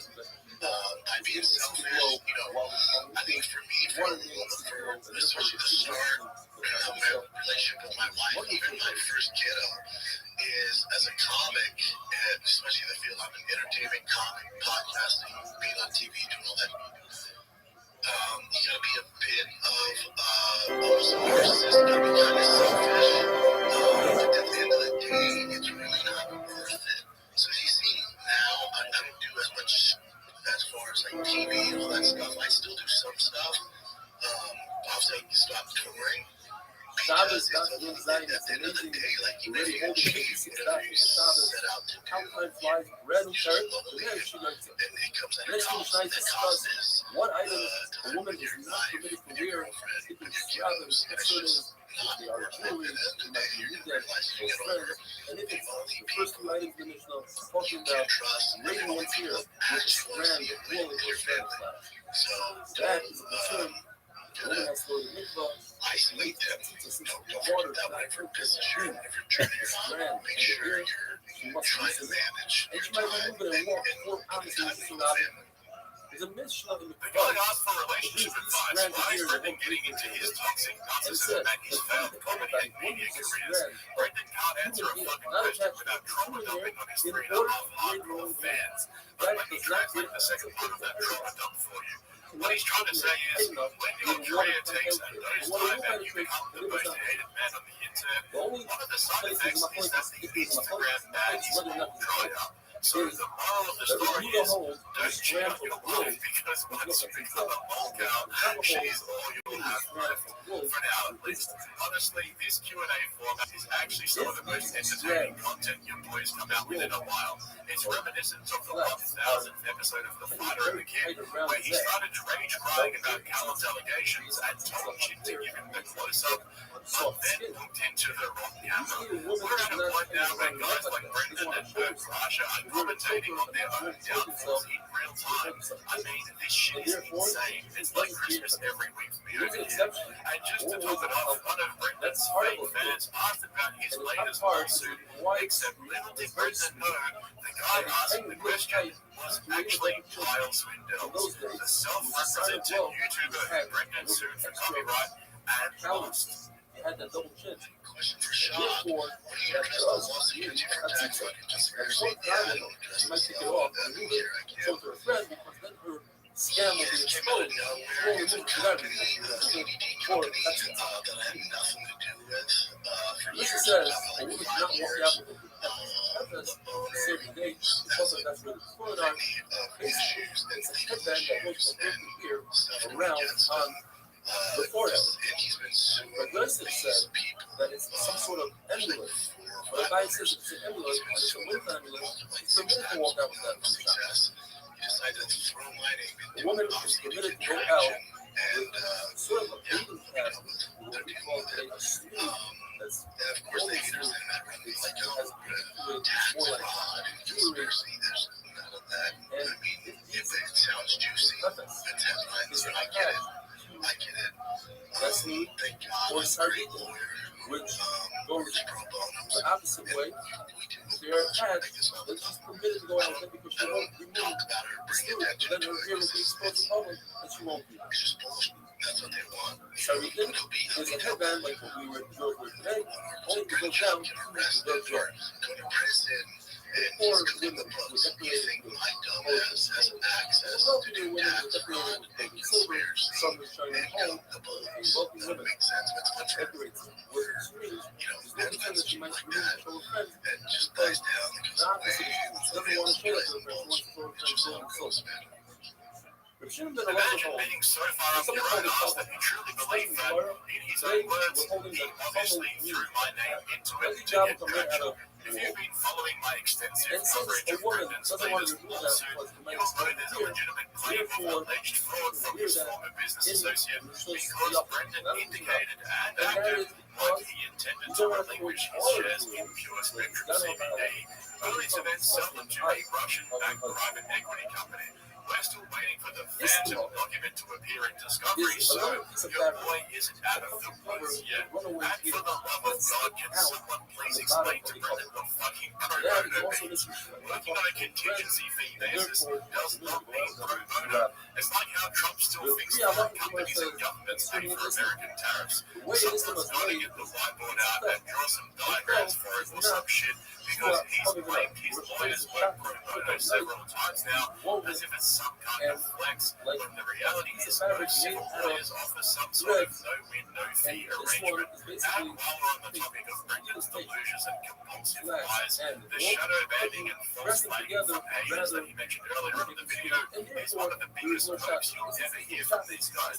Maybe during the pro bono lesson, someone could explain to him what false flagging is. I think he means people recording his videos. But let me ask you this, Mr. Business Shark. If the father and the kid has been shadow banned for years, then how come every new channel you start seems to fail as well? You try to fit that into your narrative, you fucking redact. Anyway, that's enough Brendan Sharp slander for today.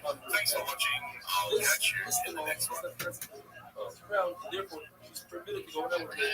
I've been a fan from the beginning. I've been a fan until the end. Question. Most of us are real fans from here on right until we die. That's why I did this Patreon.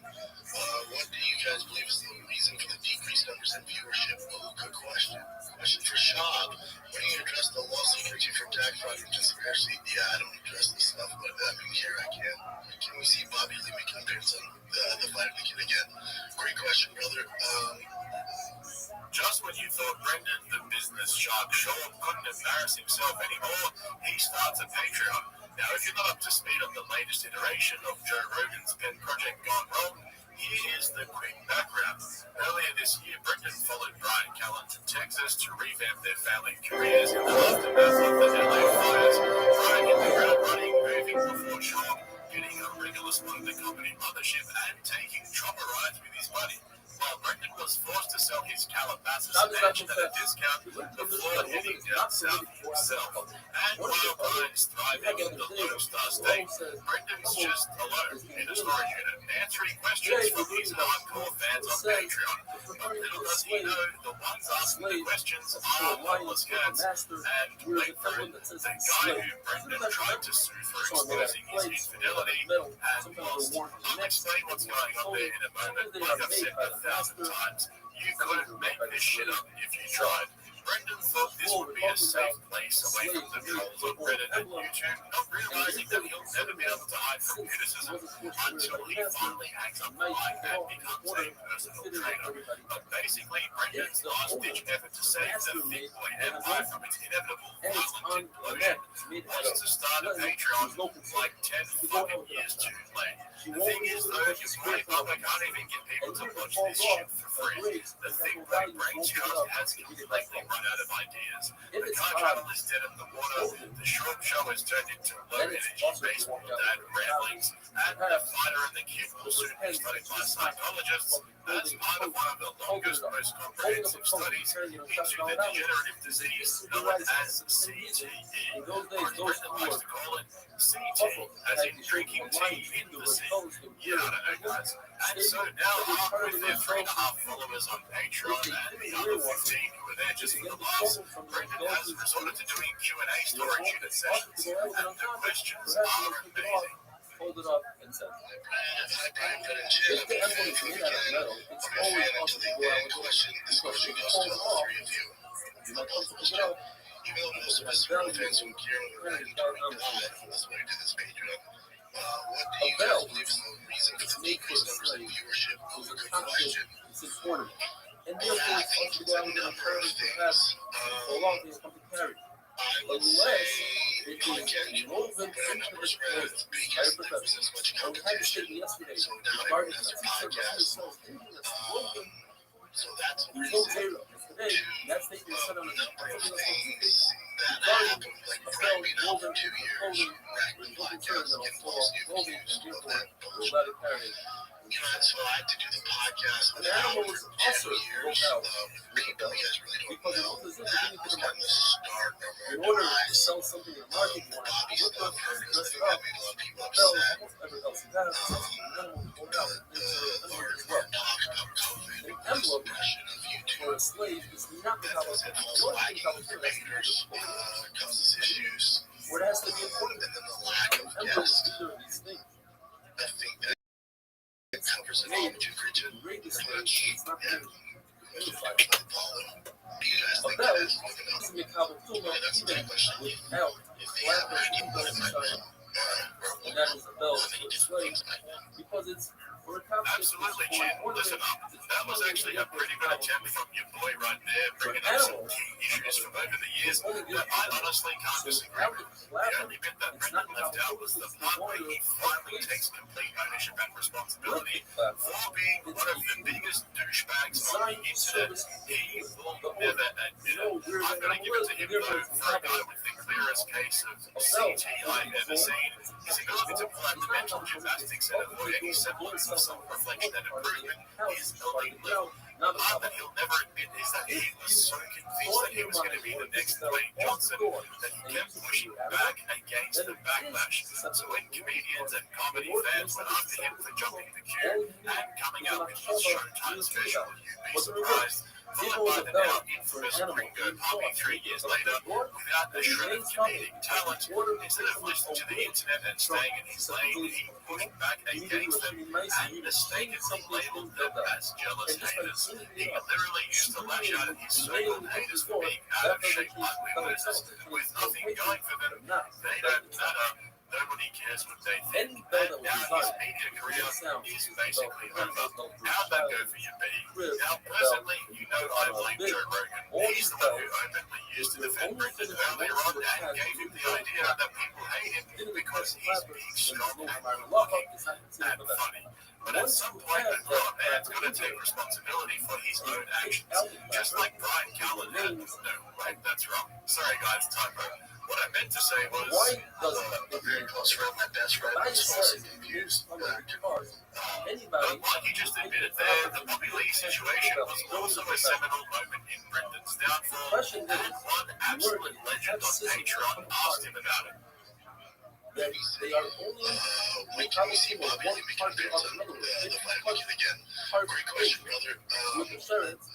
Part I don't have a problem with Bobby. I don't have an issue with him either. I think that's more for Brian. I think because Brian's only doing while the he's comedy scene, he's going through other the shit. metal Like, does the work Bobby's because there Bobby was sometimes, so Brian to would the see it. side. Brian says they're Even if cool. they are Me and Bobby have one a part smoke. is not Hold on a second. certainly I have no like idea a bell what could go slapping passion about itself. They should be considered.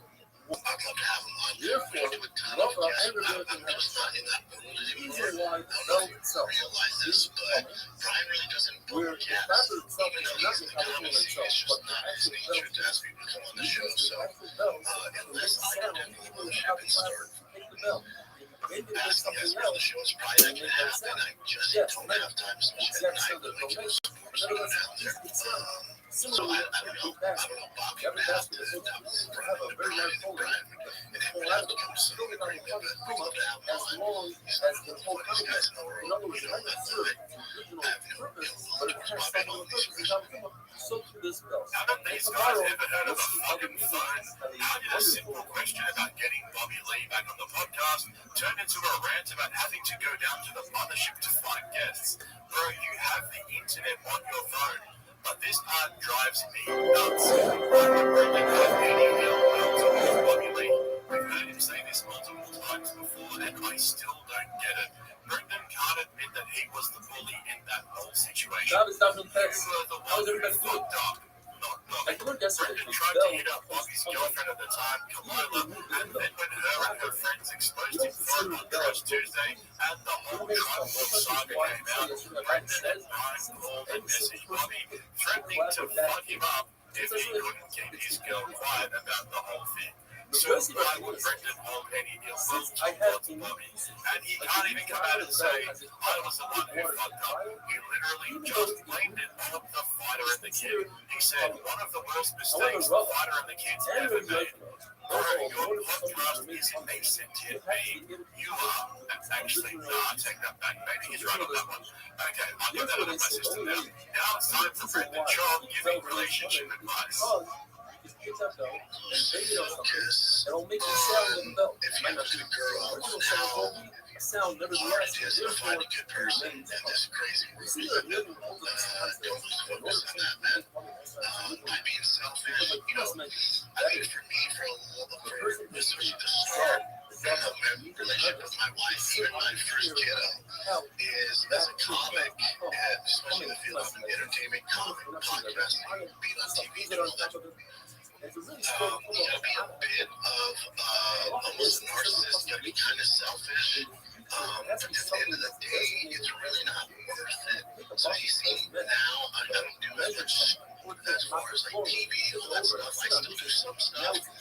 That's not I enough. was like, stop touring. Because at the end of the day, like, even if you achieve whatever you set out to do, you're just slowly, and it comes to the cost. And the cost is time with your wife, with your girlfriend, with your kiddos, and it's just not worth it. At the end of the day, you're going to realize as you get older, the only people you can trust and the only people actually want to see you win is your family. So don't gotta isolate them. Don't forget that whenever you're turning on, make sure you're trying to manage your time and putting time with the family.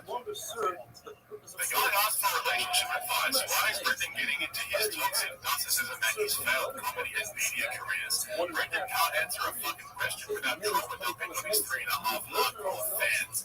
But let me translate the second part of that trauma dump for you. What he's trying to say is, when your career takes a nosedive and you become the most hated man on the internet, one of the side effects is that the Instagram baddies all dry up. So the moral of the story is, don't cheat on your wife, because once you become a bull cow, she's all you'll have left.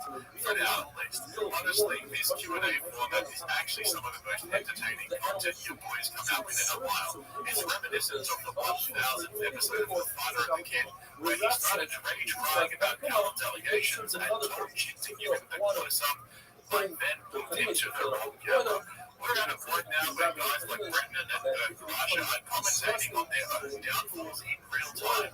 I mean, this shit is insane. It's like Christmas every week for me over here. And just to top it off, one of Brendan's fake fans asked about his latest lawsuit, except little did Brendan know, the guy asking the question was actually Kyle Swindles, the self-represented YouTuber who Brendan sued for copyright and lost. When you address the lawsuit, can you protect about conspiracy? Yeah, I don't address this stuff with them here again.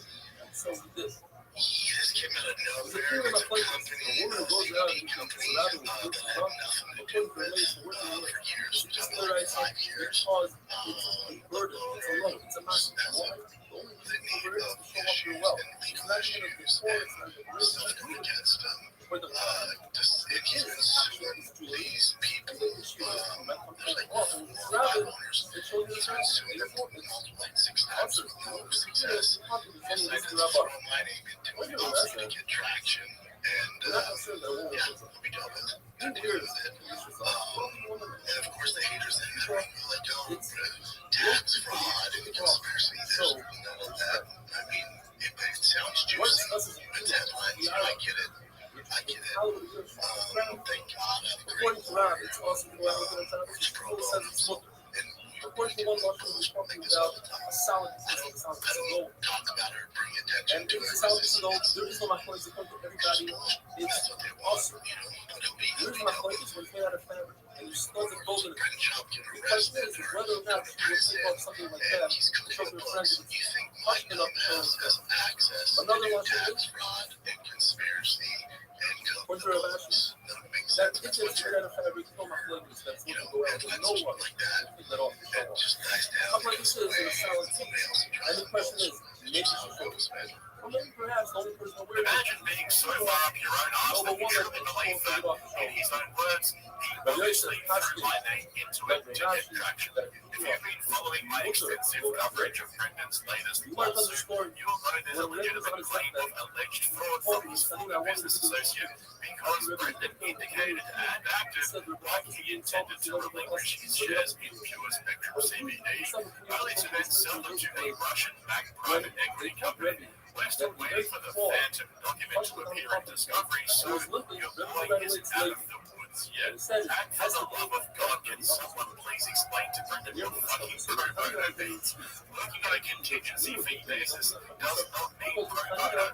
It's like how Trump still thinks foreign companies and governments pay for American tariffs. Someone's got to get the whiteboard out and draw some diagrams for it or some shit, because he's claimed his lawyers work pro bono several times now, as if it's some kind of flex, when the reality is most civil lawyers offer some sort of no-win, no-fee arrangement. And while we're on the topic of Brendan's delusions and compulsive lies, the shadow banning and force fighting from haters that he mentioned earlier in the video is one of the biggest hopes you'll ever hear from these guys. Maybe during the pro bono lesson, someone could explain to him what false flagging is. I think he means people recording his videos. But let me ask you this, Mr. Business Shark. If the father and the kid has been shadow banned for years, then how come every YouTuber you start seems to fail as well? Yeah, try to fit that into your narrative, you fucking redneck. Anyway, that's enough Brendan Short slander for today. Thanks for watching. I'll catch you in the next one. Another luxury. It's a solid car. I've been a fan of it again. I've been a fan of it and question. Most of us are real fans of Guillermo Ryan Tony God. Let's put it to this Patreon. That's already a burden. Do you guys believe is the reason for the decreased numbers in viewership? If it has ties, it's tied well with love its mother. It's got the ties, it's awesome. Catalog we discussed already, it's a bit that catches crumbs.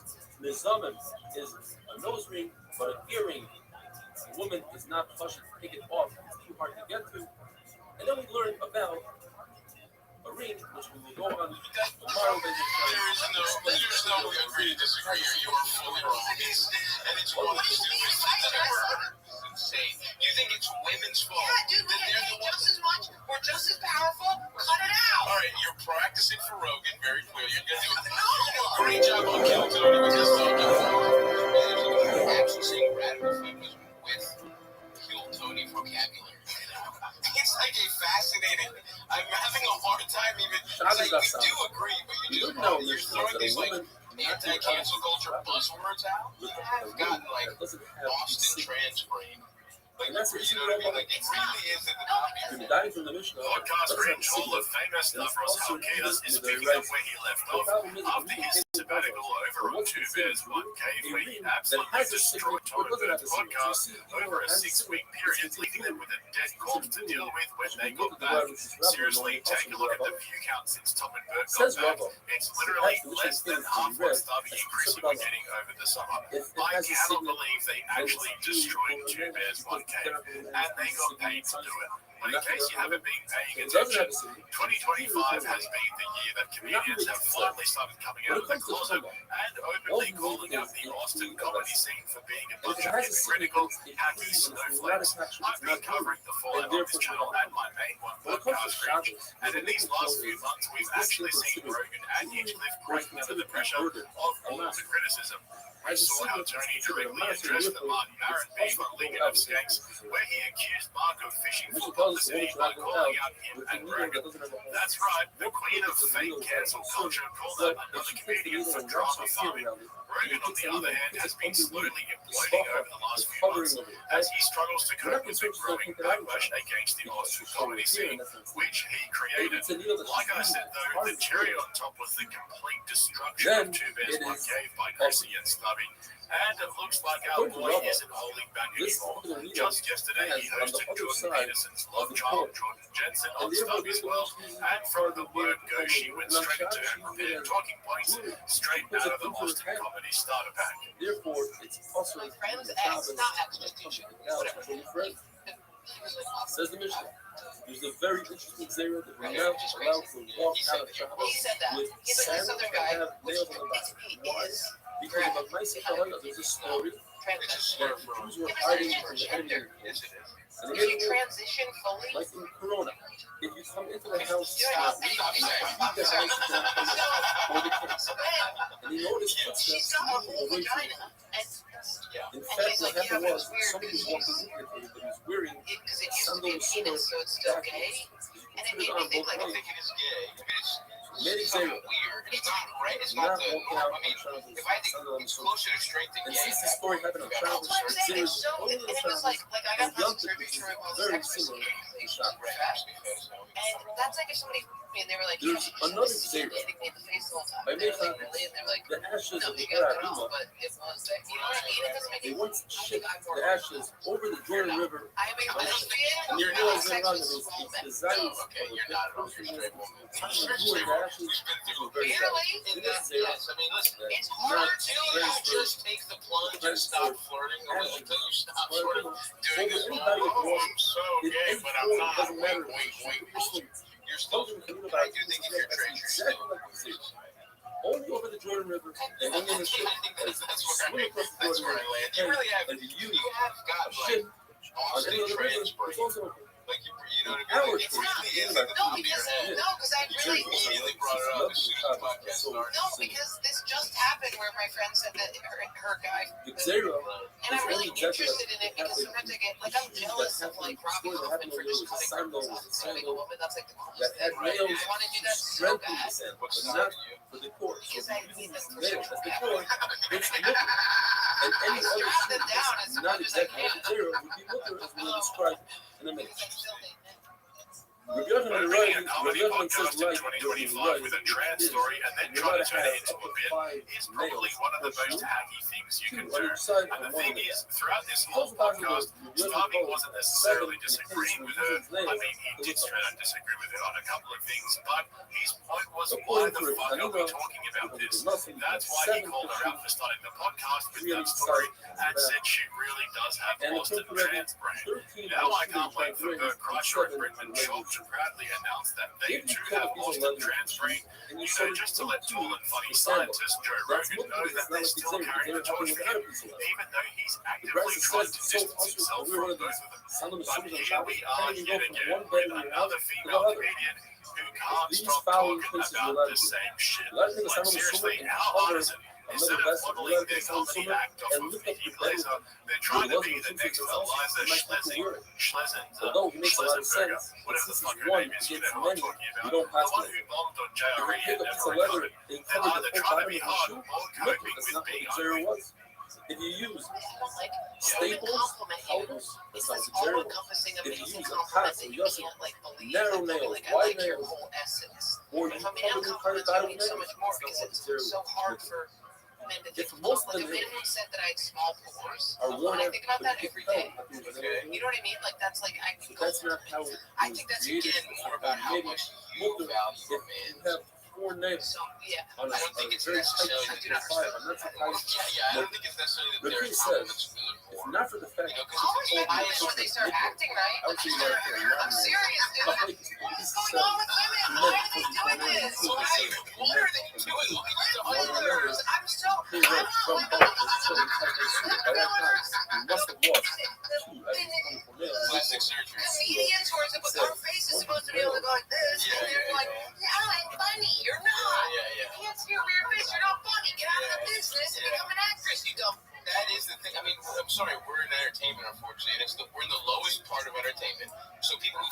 everything else end up here. We're sort of like after you clean your sink and you see all the debris that's in the little strainer. Yeah. That's stand-up comedy. Yeah. People got accused of. That's why. Now they're selling on the phone. You know what I mean? Yeah. You wanted to be a model. You're not good enough. Oh, look at that. Yeah. You're doing a residency at the stand. Yeah. You know what I mean? But that you have to understand that's making the crazy. Yeah. That's who we are. That's what this is. Yeah. But accept it. Stop trying to be hot. We're not supposed to be hot. That is the most perfect description I've ever heard of the stand-up comedy scene. Shabbos the bottom of the barrel, and then Look at there's the the picture Austin of it. comedy scene, which represents the underside of the barrel where all the maggots live. That sentence from Starvey should be ratified into an oath that all comedians have to sign and declare before they release their first comedy special. And it's so true. Whenever there's a marketable, semi-good-looking comedian with a relatively clean sheet, they eventually make their way into Hollywood and leave stand-up comedy behind. Except for Tom and Bert, who have actively been trying to buy their way into Hollywood for the last 5 years. Bert Kreischer is the only person in the world who had an entire movie made about him, but isn't allowed to talk about it for legal reasons. That has to be one of the sweetest ironies in history.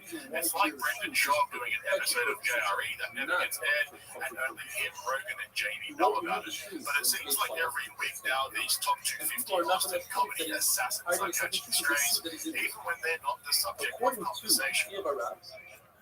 Where's Women the in one general, shoe with the trying to look like babies and then being against it's crazy to me.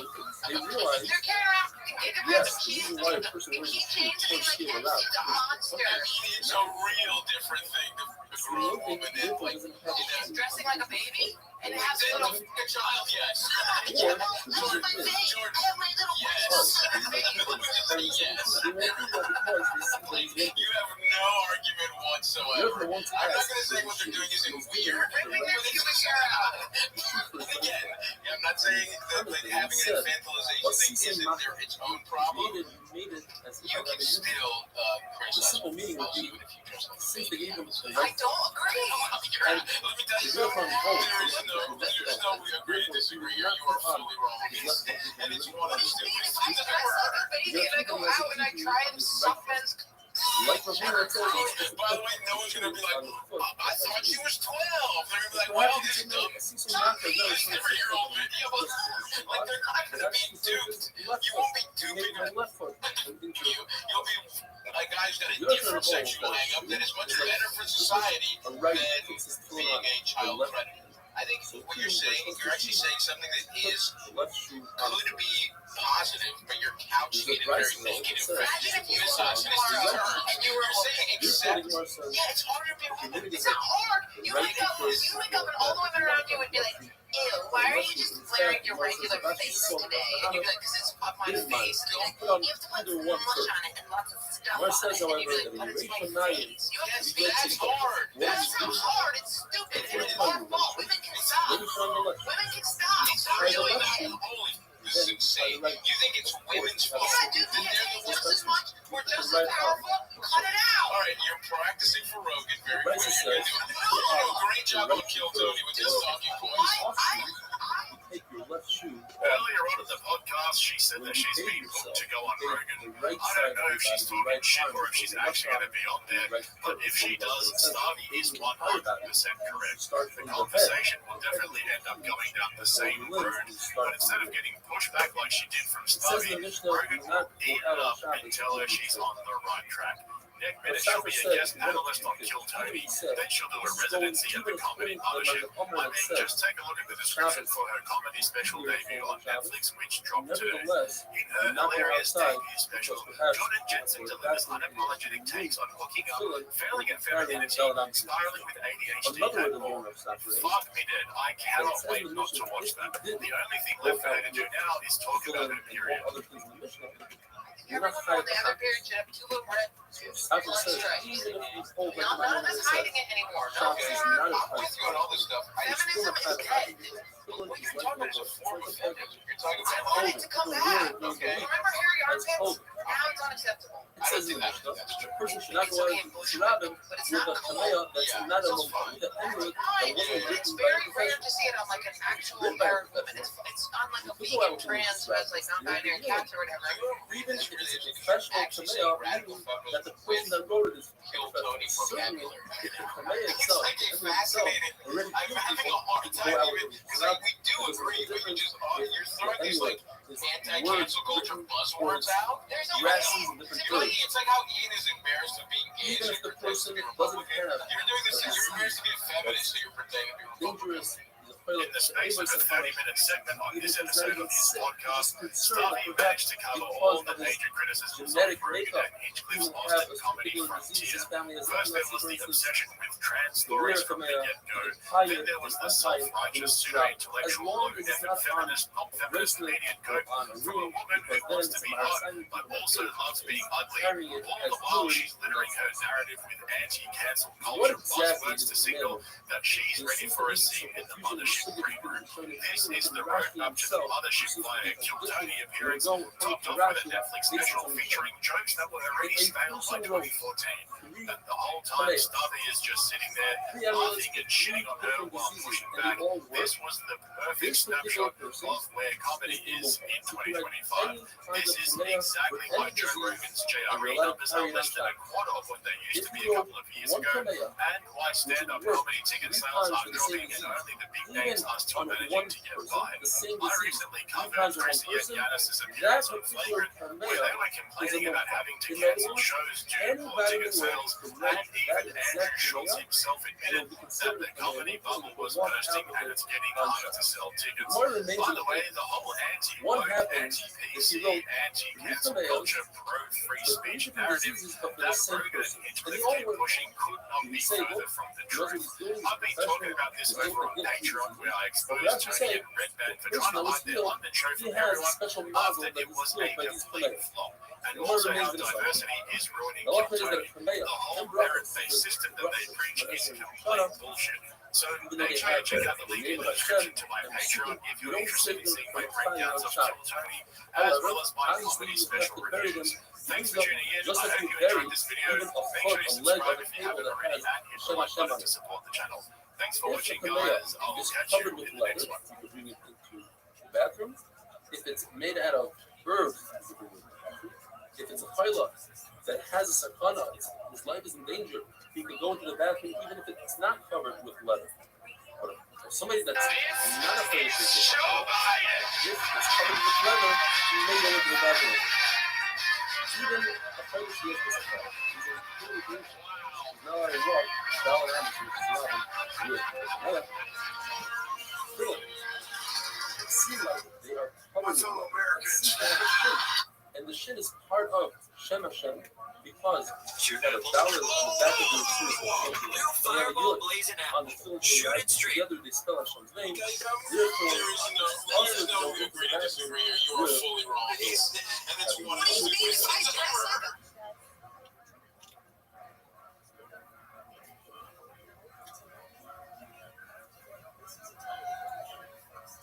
Let me ask you a question, Mr. Joe. Mr. Science, you say Mr. Science sells stuff and it's so much easier, right? Yeah. Shabbos Sassam Beis. The Mishnah brings a list of things that is also for one to go outside with on Shabbos. That Isra Doraisa, starting with a needle that has an eye that has a hole in it that's converted. A ring that has a signet for a woman since she typically doesn't go out with a signet. That's Isra Doraisa. Rula says for a man it's the exact reverse when it comes to a ring. If it has a signet, that's normal for him to run around with a ring with a signet. But a ring without a signet, it's not the derech for a man in those days, and therefore that would be a Isra Doraisa. Rula holds that women are a nation to themselves, and therefore what's considered a beged, clothing for a man, is not clothing for a woman. For instance, if some men wear sack, such as shepherds, then all men are permitted to go out with sack, but not women. When it comes to saving tefillin from danger of being destroyed on Shabbos. The way to save them is you put on a pair of tefillin, you go out for safety, and remove them, and come back and try to save another day. Women should also save them in the same fashion. But what about the fact that women are not the same nation as men? We must say that this Mandarim holds that tefillin is not a mitzvah as Mandarim, and therefore women are mechuyev. He'll hold that Shabbos is a time to wear tefillin, and night is a time to wear tefillin. Therefore, women are in the same nation, so to speak, when it comes to tefillin. Rabbi Yirmiyah holds that a typical woman, when she takes out on Shabbos, and she carries a ring that has a signet, that's considered palafriyah. That's not the derech. That's a weird way of carrying a ring. You don't carry something that has a signet on your finger. Rav argues, he says, since there are situations where a woman will carry her husband's signet ring, for instance, when he tells her, please put this away in a box, she doesn't want to lose it, she puts it on her finger.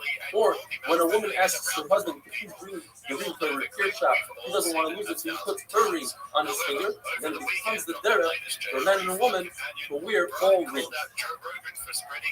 The Mishnah continues, one is not permitted to go out with a finger. It's a pin that closes a blouse. If you were to wear it to close a blouse, that would be mushroom. But we're discussing a case where the woman wears it in her clothing, and that's considered secret. A woman should not walk out with spice bags or spice bottles attached to her neck. And the Gemara says that if a woman did walk out with these things, or with a key on her finger, the mayor holds she's higher a this is the right. Some say the whole issue is the Rabbanan issue that she might take it off to show her friends. When it comes to spices, she's a nice and beautiful bottles. Therefore, this is the Rabbanan, and she's not higher. According to Eliezer, it's mutter for her to go out with hashkila. Why? Because only women that don't have very good smell wear these bottles. And such a woman could dare take off the spice that masks the smell. And now we go to the page. According to everybody, there's no machlokes that if the bottle is empty, it's considered carried. Even though the bottle might have some remnant of the perfume and it smells good, it's still considered carried. In other words, the bottle is not buckled to the smell that's not there. So whoever wants to say, perhaps, according to Araba, that the same would apply if you have a vessel that contains food that's less than a gregaris, less than a sheep. In that case also, we won't say that he's carrying food, rather he's carrying a vessel and he's tied with her rights. So Rashi argues, he says, no, when it comes to perfume, there's physically nothing there. It might smell good, but there's nothing there. When it comes to food, although it's less than a sheep, there's something there, and therefore, perhaps the flea is buckled to whatever's left over of the food. Lahalacha, Chachamim made zeros that we should remember the Korban Habayis. And they said, if you have a combination of joy and pleasure, Tainug and Simcha, those two things combined, you shouldn't do them after they go Korban. Therefore, to anoint yourself with oil that's pleasurable but doesn't bring Simcha. To drink wine, two people out of one cup with straws, or to juggle wine and drink it, that brings pleasure but not Simcha. And therefore, it's no. The Gemara was only two agape for that. The Gemara brings sukim. I showed you the Mamita Shem, referring to why Yisrael, Ryan, that they put their beds together and they were over on this news on HSH, they were switching couples and they left the Shechazera there. And the Gemara tells us that three things cause a person to lose his money. A person who urinates in front of his bed undressed, it doesn't mean he's bathtub in front of his bed and undressed. It just means that he does it in a disgusting way, in a place where he usually doesn't do it. It could be in front of his table. He doesn't bother to go to the bathroom. The Malach Rashi explains that loves disgust, and he goes there, and that Malach, which is in charge of poor people, will create a situation where you usually if a person has zilzul and he doesn't care about the cases, I mean, he doesn't wash his hands at all. Not the shot that he washes with the revias and doesn't wash his hands. Carefully. Or Rav Chizah says he became wealthy because he used extra water. And finally, the person's wife curses him because he has the means to buy her jewelry and doesn't buy her shoes. Instead about that, that will bring him to lose his money. The Yeshaya, the Navi tells them because the women who are married women who try to entice the men who go to play the school with their heads up in the sky, and I just said since their heads were up in the sky, it was hard for them to see where they're walking, so they walk small steps, their toe to their ankle. They'll put a lot of makeup on and wigs to the boys. And the tall ones would walk with shorter ones so that they look better. They would also put perfume in a bottle by their feet, and when they would walk by the boys, they would bang it on the floor so that it sprays, and it would be like a mad snake. You put the heiress into the boys, they bring them into her. What was their punishment? Neither connected you. Everything they did, they got punished back. In the place that they put the perfume, the flesh decayed. In the place where they put a nice belt, they got wounded. They did their hair up, enticed the boys, they became bald. There are air that have to put a sack. As Rava says, instead of beauty, they had wounds. Gemara says, some say they even got sarash. Gemara tells us that they said, we don't care, let the guy take us. We're beautiful. And the guy took them, and immediately they broke and made them disgusting to the point where they threw them off the carriages and the wagons and killed them. Why? Because they saw a lot of damida or a lot of hair. It was disgusted by them. Gemara says the people of the time were disgusting. They said in the remnant, they said, they ask each other, what do you have for breakfast? Meaning for notes. Do you have a well-kneaded dough? In other words, a non-sula? Do you have white wine or dark wine?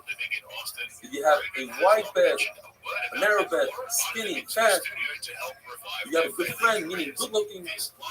And finally, Rabbi says that in Yerushalayim they had cinnamon trees that makes a beautiful smell throughout the entire city. But after the korban, all we were left with was one barley amount, which is actually the king of Tzimtzimai. Have a wonderful day. To protect you from the internet, but now it wouldn't surprise me if Rogan scraps the live streams altogether. Callan is known for fishing for viral moments when he's on Rogan. He's done it a dozen times before, and even though he's a massive creep who will probably never beat the allegations, you've got to give him credit for the subtlety with which he operates. Shabbos Daf Samad Gimel. The Mishnah tells us that both of the Talmud is this is the reason for both the Rabbit with more gear, such as armor, a sword, an arrow, a spear, even a claw that has a nice claw at the end with spikes, a bow. It's not considered jewelry, nobody's forgetting. It's disgusting actually. What your blessing out, people like to show off with it, and therefore it's jewelry, it's only up to the Rabban for us. According to one lesson of Eliezer, when Mashiach comes, we're no longer going to need these tools, and therefore nobody's going to use them as the jewelry. He argues on Shmuel of the whole that when Mashiach comes with nothing gold, the only thing that's going to change is that life's gold is not going to be in those anymore. It's not going to be in 12. It's not in those. But there are going to be wars between Goyim, and these tools will be necessary. According to another lesson, though, according to Eliezer, these tools, in fact, won't be buckled for flying strong, and he holds like Shmuel. In other words, he argues on it. Why does Eliezer hold that these tools are considered going to capture? Because it says in the Pasuk, take your sword and put it into its holster on your hip. Fight for the Hadarel. This should be your splendor and your glory. The Gemara says, wait a minute. Also, it's referring to the Torah. It's referring to the Torah. You can now look away from the simple meaning of it. The simple meaning of what it says, take your sword, refer to a real sword. Said as a Brachahana, I was 18 years old when I finished shots, I knew all of shots, but I didn't know that this concept of aim was for Yotze and Tutas until I learned it now. In other words, it's like I have to learn all of the Torah, but other Torah, and then afterwards go through the depth, both the alum that's try to understand people. First, you have to know all of Torah. The Gemara goes into a series of hadiths and we come down learning together and there are different levels. You tell me the Chachamim that sharpen each other with halacha or with Torah. So it's one of the people that slacha. And they rise to great. But they have to be learning the Shema, they can't be learning from Dailo. And then they'll be Zoycha of Torah that was given in the right. It says in the passage, the famous passage, Torah from Yomin Yemina, the Smoila of Ishmael, says Gemara, it doesn't necessarily mean that the word Torah will be right. In other words, do everything to the end. We'll only get our reasons double longevity. And we'll get longevity and wealth. But if you learn Torah like a lefty, in other words, not completely, you don't go down into depth, then you'll be Zoycha of something. You Zoycha the wealth, but not true longevity. That's the problem.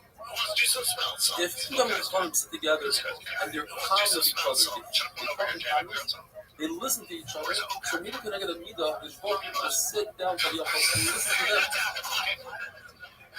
If they teach each other Torah, in other words, they accept from each other, then Midah can get a Midah, and both people will listen to them and answer them. Just like you accepted me, the both will accept what you're asking for them. So you don't do that. You don't listen. You don't listen to the question. I've been wondering about for years. Finally, someone questioned the JRE If two people get together and understand Torah, absolutely no reason. While then sitting if in the they both studio love for it. hours and Says hours Rava, talking into a that's talking microphone. about a situation where they already had the seed. You heard some of this Torah, and now they want to elaborate. And they're not ready to teach them. So the bar food was. If a person thought about doing a mitzvah, but he had a item, the bar food continues to mitzvah. If you do a mitzvah as you're supposed to, all the halachas and everything around it, then you won't hear a bad surah rub. And even if the bar food makes a zera, it's about to be zera. What tells us what's better? You're supposed to sit alone or you give a gift. The answer is to give alone. Because a gift could be embarrassed. Alone, but be happy he thinks he can pay back. There's more than something better than one person. And that is doing business with people. Giving somebody money to invest. So you share the investment. That person feels good. He feels like he's owning something. He's accounting for it. My friend says you're going to get even more money because of that. And therefore, it's it comes from you has bad needs. Because if it's revenge, it's making the money like a snake. It's better to be his friend because you learn something from him. Rather to be I'm a artist and Ramis who could see him wrong when he's a player, even though he has beautiful leaders, he's the highest person, he's a fussy. Pasuk says, Smash Bakuyo, but most of the Alisefa, remember when you're young, you truly like, do what you want, follow your heart, and that's impossible. The person looks around and says, God, you should know that what's going on? One side is the first talking about they need to heart first, and then the Sahara, and then moves on to the One third is telling us, and word is what's crazy, but when you learn that you learn in a minute, apply to yourself, don't just learn it, you have to apply it, you should know it. Well, for most of the other stuff now, you better apply it to your life. Beautiful muscles of Victor Lager said that this poor person didn't have to change his name. He went to Shul, looked for a meal, and asked, you know what, why do you need another meal? Come with the hotel. There's a special hotel here, but this room and board, stays home with you. Go to the hotel, the guy, checks him into his house, and he stays here for a week. He's about to check out. The person at the front desk says $7,700, $1,100 a night. He says, the guy told me it's free. The guy liked me. He didn't know what to do. The guy in the lobby, the guy calls him, listen, he told you to check out. Stay for a month, stay for a year, who cares? You don't have money. Stay for long as you says that people buy. A person wakes up at midnight and says, what did I do? I told you that day. Says the HR, don't be true. It's not a good idea. Stay here, go check out. Keep on doing your activities. That doesn't make sense. Every day costs you $1,100 versus earning who knows how much in currency to do your. Says the Gemara, there's a woman who Gemara is discussing dogs and shouldn't be a devil called drive. You have a dog, it chases away the poor people. Sucker prevents that. Says the Gemara, a woman walked to somebody's house to make bread, and he had a dog, and it barked and it scared her, and she lost her pregnancy. And he says, why are you so scared of the dog? I took out his teeth, he doesn't have claws. She said, it's too late. my pregnancy is over. In other words, be careful with a bad dog. We had in the Mishnah, Biris. Biris is a belt that goes around the sock to make sure the socks don't fall off. According to Ravin, it's a Biris is a one belt and a Pavel is it's two belts. And according to Ravuna, it's two belts with a chain between them. Why do you need this chain? So that there were certain families that had very large steps. In order to prevent them from having large steps and losing their psulah. And Rabbi Yirmiyah agreed to that pshat, and he said, he woke up from his sleep, he heard it, he said, you will have it to Rabbi Yochanan. And with that, have a wonderful day.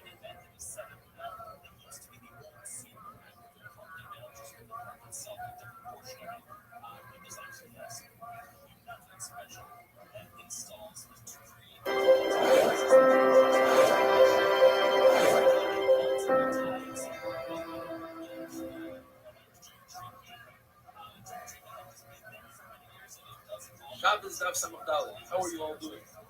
The halacha is if you take the hair of a goat, and that's what typically makes transfer out of.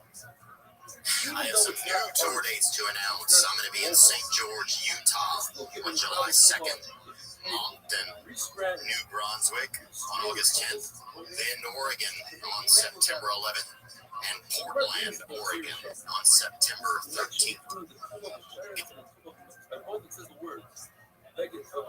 And they're both extras. And therefore, whatever halachas we have at full insurance apply to full whatever halachas we have at states. I have some new tour dates to announce. I'm going to be in St. George, Utah on July 2nd, Moncton, New Brunswick on August 10th, Bend, Oregon on September 11th, and Portland, Oregon on September 13th.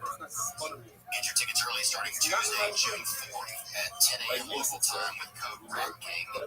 General on sale starts Wednesday, June 5th at 10 a.m. local time. As well, we have shows in Montreal, Quebec, Portland, Maine, Spokane, Washington, Belfast, Ireland, Cork, Ireland, London, United Kingdom, Idaho Falls, Salt Lake City, and Las Vegas. Get all tickets through theovon.com/TOUR. Make sure not to use a secondary site. Thank you for your support. New merch. We've got some new gang hoodies. We've just done crew necks before. We've got some hoodies now available in heather gray, tan, light blue, and Doug Camo. Get all that and more at theovonstore.com. That's the only merch site that is run by us. I know there's some other fictional ones out there. Just watch out for fakes. And thank you guys for your support. Coming to you live from Austin today. Today's guest is a comedian. Probably one of the most unique comedians of all time. He has a new book out called Tremendous, which you can check out on Amazon. He was the host of the famed podcast, legendary podcast, The Church of What's Happening Now. He has his own podcast now with Please Cyan. Check in. I'm grateful to catch up today with one of my favorites. Mr. Joey Coco. This is so funny.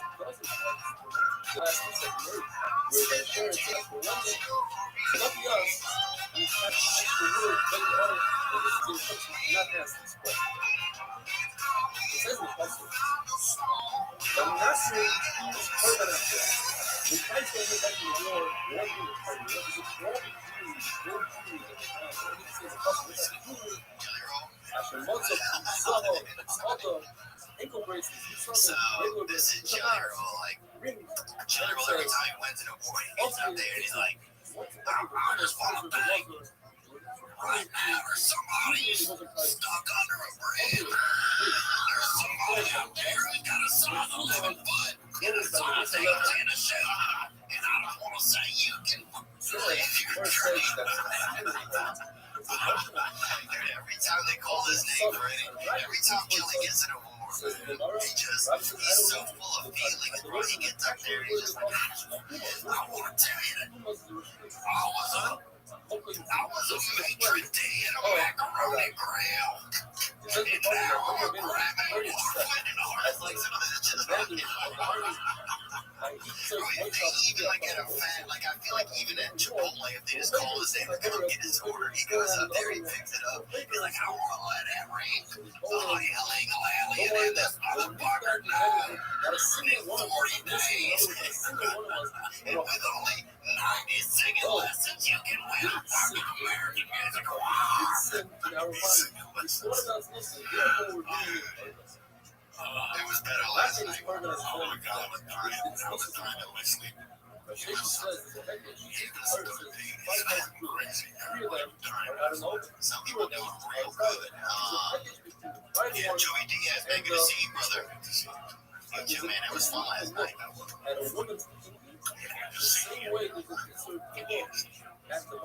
know, it's just the pandemic. I haven't seen anybody. Yeah, so funny. I didn't realize how much I missed seeing you until I got out of the car, out of the Uber at the mothership. And I was like, is Joey here? And I'm like, yeah. And I literally, my legs, like, I ran upstairs. Oh, I'm so happy. First asshole when I got there. That's the one thing I was yeah, I haven't seen each other. It's been Animal Hair Shirley. Yeah,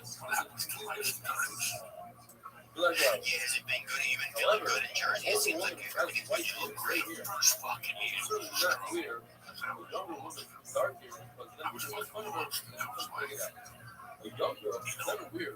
Like here, that's not concerned. honestly, If you look at the first these are one goes over the head from here to here. No, on the court from here to here. This tells us that it has so much in the head. It's not concerned. It's not concerned. By removing your entire head, that will expose your here. That's not a concern. You won't be.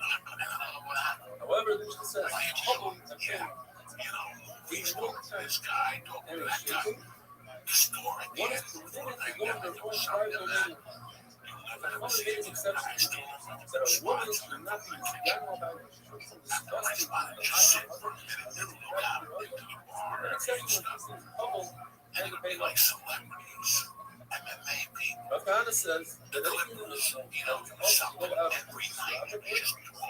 also go out of their own hustle and try to zero get go to hustle throughout except for this couple and enough. Dr. Dre was saying that before the fucking thing was coming in the store every night. It was just to see that was, hard to believe that a whole fucking thing. Kennison, Dice, those guys had their thing that we had on. It's really true. I didn't realize it either until I went back, like, I've gone back over the past 2 years, and it's like, it's not even the same thing anymore. It was like a lightning striking when everybody was there, dude. The lineup sometimes, like on a Tuesday night, I still have it. I save everything. That says it's something else. This is where you were. Such as These guys, I'm going to see somebody trying to take lining up a camel in the road. like they And don't it's have possible it. to even the fact that they're already getting the old private equity now is dressed up in This is these lineups. In that's how 2019, much what about the person lineups? shirt falls in the colors. 2009, I was And there. it kind of says drying out in the sun. And the desert, you keep by your flight, comes up and like, oh, anybody say that it's awesome. The fact that it's done. But it's also the fact that it's done. Yeah, Ali Wong, you, the leader, a complicated every Tuesday and Thursday. Everybody got Whitney,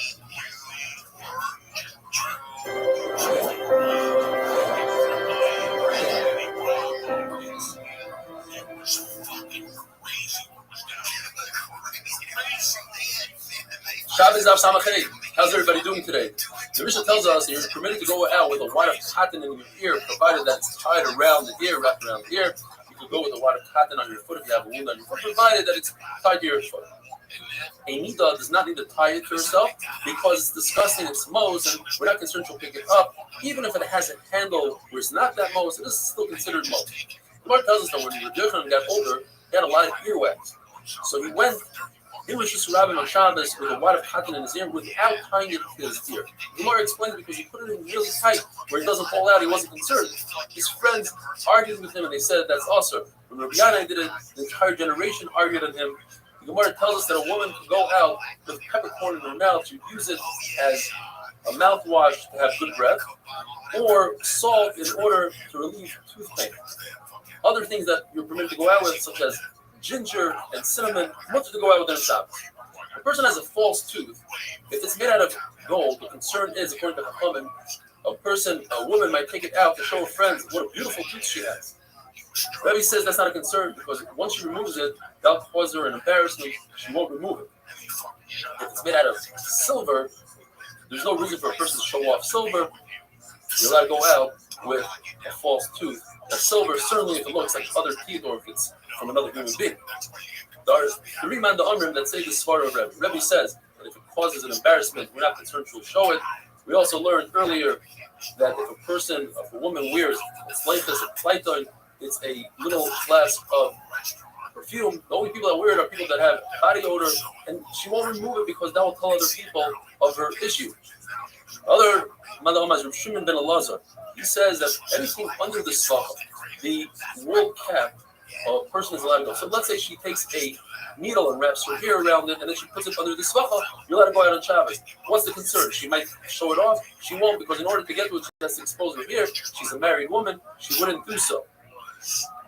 Says the Mishnah, a person has a wound on the bottom of their foot. What they would do is they would take a coin, a selah, and put it under the foot, and that would heal. Because it has three attributes. Number one, it's hard. Two, it has moisture. And three, it has a form to it. Those three things together heal the foot. This matbea is for refuah, and therefore you're allowed to go out with it. The Mishnah says that young girls are allowed to go out with threads in their ear, they would pierce the ear, and rather than getting them earrings, training earrings, they would put in threads or even a toothpick. You're allowed to go out with it. It's not something that you take out to show your friends, unless, like the Gemara says later, Abu Shmuel didn't allow his daughters to go out with it because they were colorful. That's something to show your friends. Women in Arab nations can wear, we realize they can wear the ninja suit where only the eyes show, or in Modai they would wear kufas. Basically, you take an object, let's say a stone or a coin, and you put it behind the clothing and you push through. And then that creates like a button, and you could tie it. So says the Mishnah that you're allowed to go out with that on Shabbos, provided that if it's a coin, you designated it before Shabbos, because on Shabbos you cannot designate a coin because it's muktzah. You might be able to designate a specific stone if it's the right shape for this purpose. Says the Gemara that Abu Shmuel did not allow his daughters to go out with these strings that were colorful in the air, and he didn't allow them to sleep together, his daughters, in one bed, so they shouldn't get used to a strange body next to them, and then they'll have a taiva. And he made a mikvah for them in the days of Nisan. Why? Because in Nisan it rained that much. The halacha is that if you have a natural spring, even if the water flows from a natural spring, you're allowed to use it as a rainwater. You can only use when it's still, but if it flows, you're not allowed to use it as a mikvah. The concern was there's so much rainwater that it became the roy, and in the Nahar Pras, in the Euphrates, there was more rainwater than the spring water, and therefore it was usher to toilet. So he made them a mikvah. He either made a channel and took water out of Euphrates, and he created a mikvah. In Tishrei, he put the mats down. According to Rashi, he put the mats so that they don't step in the mud and create a chatzitza. According to Taisus, he put mats for tznius purposes. Shmuel argues, and he says, even the Euphrates, even if it has a lot of rainwater, most of its water comes from within, from underground. But he himself argues on himself, because in a different place he says that it can only be toivel in the Har Pras in the days of Tishrei. In other words, he was concerned about the rainwater. There's a shaila in the Gemara. If a woman could take a nut and pretend that she's making a button out of it, do the frame, put it behind the clothing, and create a button, but her real intent is to travel across the Shusarabah. Are you allowed to do harama? Are you allowed to do trickery? What's the question? You know the halacha is that if somebody has clothing, trying to save from a fire, wants to bring them into a mother, according to her maybe you can do trickery, you can wear many clothing. Perhaps only by a fire, because we're concerned that if we don't allow him to do so, he might extinguish the fire and be over the rice. We're not concerned that this woman is going to be over the rice to get a nut, a candy over to her son. On the other hand, perhaps over here it's mutter because it's tilful to achiyat. That's not the natural way of carrying. Carry a nut in your hand, you don't put it in your clothing and pretend it's a bug. So perhaps it's mutter. Have a wonderful day. Look out, come out of friendly skies. What happens to me? It's the leader. Towards the last year, I would wake up in the middle of the night going, I can't believe I booked this trip. I should have booked this. I can't believe I'm going to this town. Yeah, like fuck, he's ticking town or something. There's always something. You're like, fuck. Shabbos Daf Samach Vav, happy like Ba'omer. There's a wedding going on right outside the door here, a Corona wedding. You perhaps might hear the music.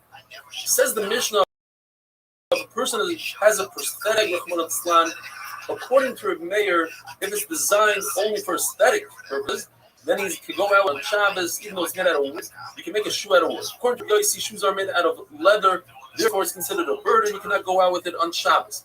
Smoichos are these pieces of leather that go on a person that is an amputee, and it goes on his shins, and that's how he drags his feet through the street. They are tied on really well, so it's not a concern that he might fall off on Shabbos. And they are not shoes, so therefore you can even go into the Beis Hamikdash with them because you cannot go into the Beis Hamikdash with shoes.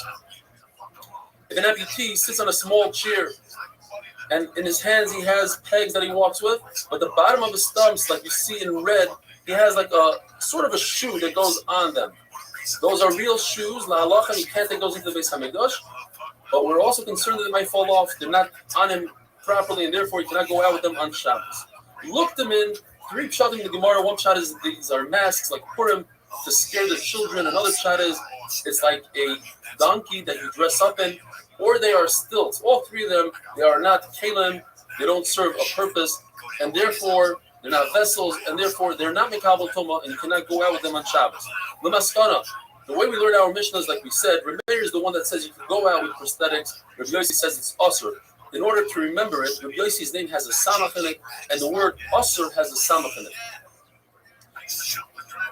Rav, when he heard one of his talmidim say that Reb Meir is the one that says it's usur, and Reb Yossi is the one that says it's mutter, he went like this with his hand. He wasn't able to talk. He said, "You got to flip it around." Shmuel, who initially said like that, he also retracted his shita and says like we have it in our Mishnah because he says a yavama could do chalitza on a yavam that has a wooden shoe. So you see, the shoe could be wood. Other halachas that he said that and he brings a raya from our Mishnah. The Reb Meir says wooden shoe is considered a shoe you go out with it on Shabbos. In addition, he says that if a yavam wears his left shoe on his right foot, you can do chalitza, and if he wears somebody else's shoe, you can also do chalitza. Rav Huna also retracted, and he said that if the sandal shoe sayadim, it's a plasterer's shoe that goes over his regular shoe to protect the shoe. It's made out of straw. It's considered a shoe. You do chalitza with it, it becomes coming to a smedris. V'haydulay, who's v'haydulay? Reb Meir says the Gemara who holds that wood is good shoe, says a good shoe. And who didn't admit to it? Reb Yossi says that it's also, or Reb Yochanan ben Nuri. Reb Yochanan ben Nuri also says on a mat made out of straw that you lay on, he says the straw is not considered wood, and therefore it's not mekabel tuma. The other one says it is mekabel tuma. Why it brings Taisvis that there's a shita that says Adam Rishon ate from Eitz Hadas, which was made out of wheat. So you see, wheat, which is straw, is considered Eitz Hadas. Says the Mishnah. This shoe of a prosthetic leg, if it has a base kibble, it has a place to put. Okay, excellent. When's your general practitioner appointment?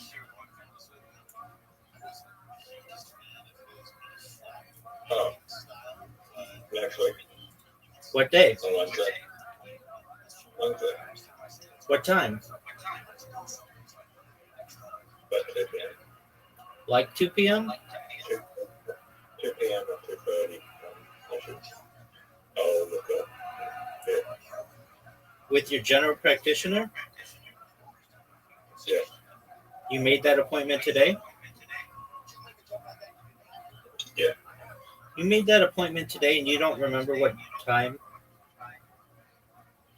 Dave. I said it was either 2 o'clock or 2:30. I need to look it up. Okay.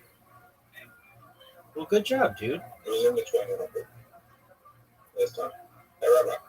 What up, Pim?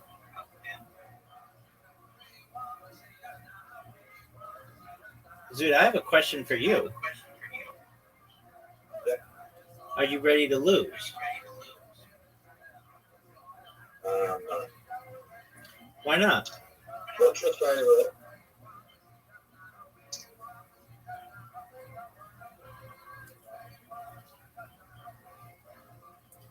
What's my favorite what? Zoo?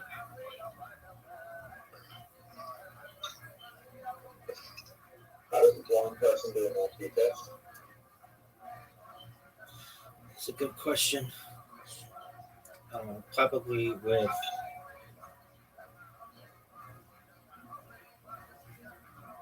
memorization of patterns, just with Braille.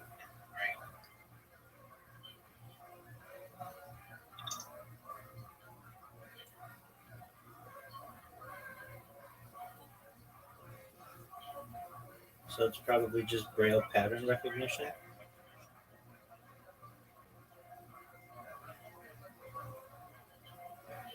But we'll look it up. It's a good question. Just give me a second. So you found a new charger, or did you buy a new charger?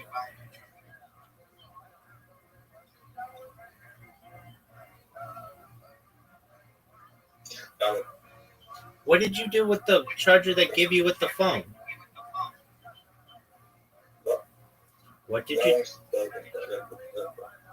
You broke it already? You just got a new phone like 2 weeks ago.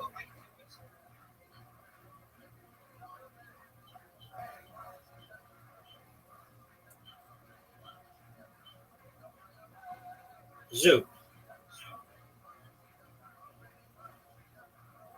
Zoo. What up, baby? About 6 weeks ago. Okay, 6 weeks ago, whatever. Are you ready to lose?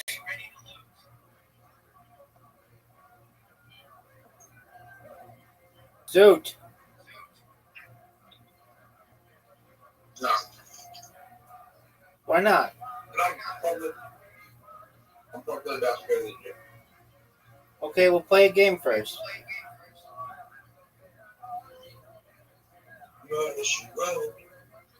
Are you ready for your invitation?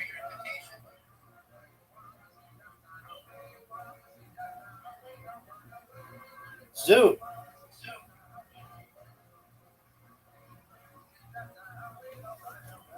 Zoot, you're like maybe one of the worst communicators of all time.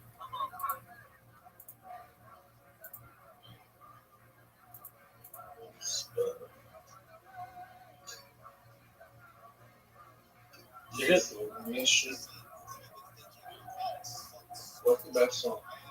Zoot, I'm not going to answer your stupid ass questions until you answer mine. Are you ready to lose? Are you ready for an invitation? Yeah. All right. I'm going to dominate you. Rabbi, you haven't won in like 5 games. I know, because I've been focused on you trying to make a general practitioner appointment. Oh. What is this new? This is a new character.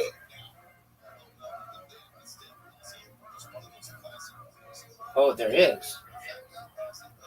Attacks for 10 hit points, and a random enemy monster loses 1 mana after. No, you have to buy it. Yeah, I'm just looking. Would that be useful? No, it seems like it sucks. All right, Zoot. Pick your people, dude. A random monster loses 1 mana every. Like, is it? So that means like it's just one random like from your team or their team. That sucks. That's like gambling. Right, no one knows. 1 less berry to evolve, despite being my favorite place.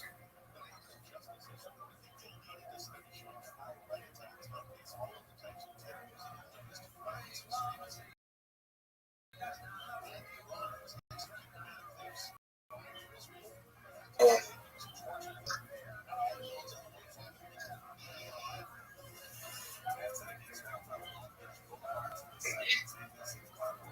So, do you really think you won?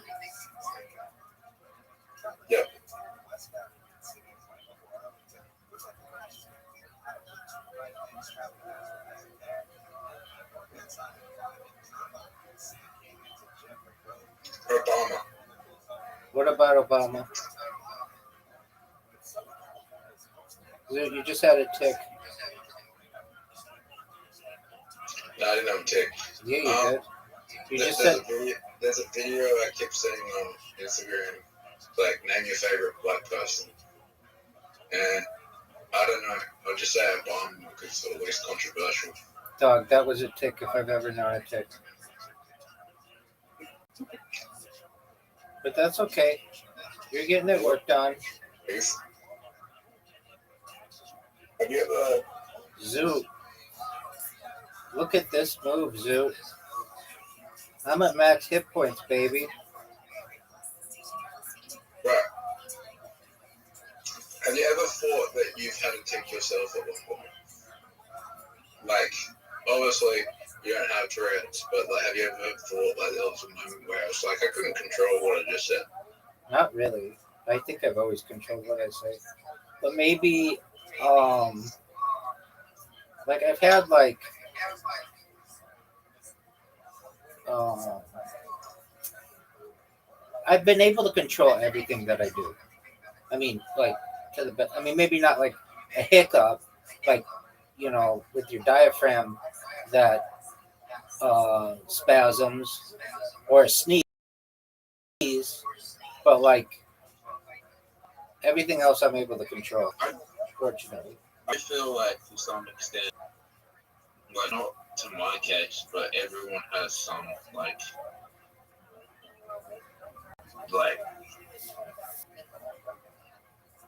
small instance that is a spectrum of Tourette's. okay, everything's a spectrum.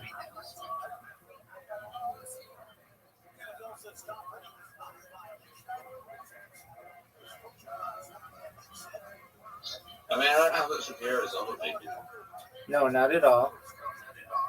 But it's enough that it dictates your life, and you need to be able to dictate your life, not let some mental issue dictate your life.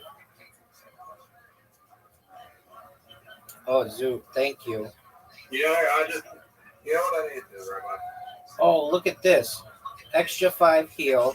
You know, Oh, dude, and that does damage to you. so I went to a country where they didn't speak English. It'd be way less embarrassing than ticks in public. Maybe, but you would probably just do ticks in other languages.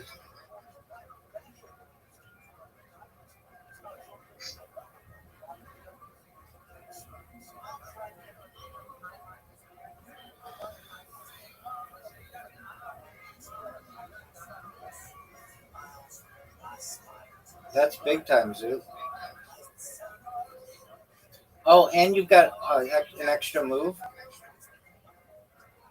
Dog, that was good. And you can get 3 berries. Oh, why did you do that? That was a mistake. Oh, Rabbi, What up, baby? do you want to try and learn another language together?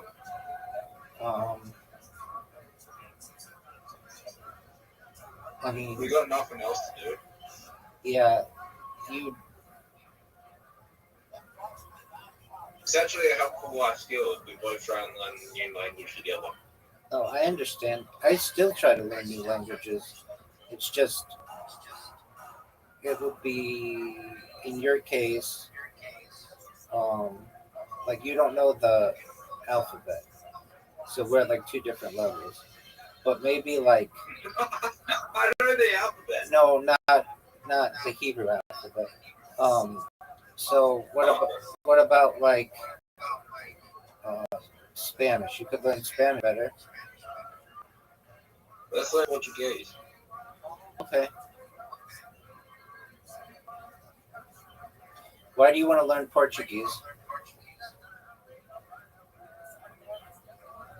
There's a lot of countries that speak Portuguese. Aside from Brazil and Portugal, which ones? There's a lot of African countries. Okay.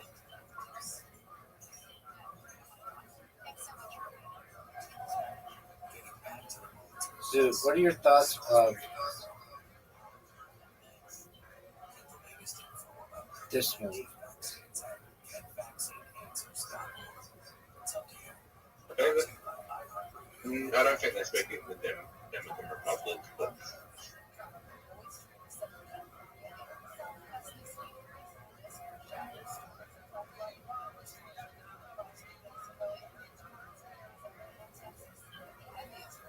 Look at this move.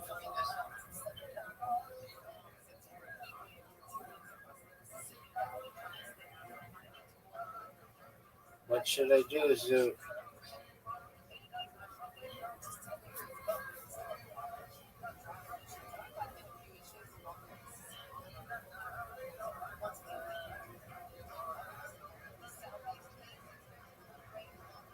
Zoo, it's your turn.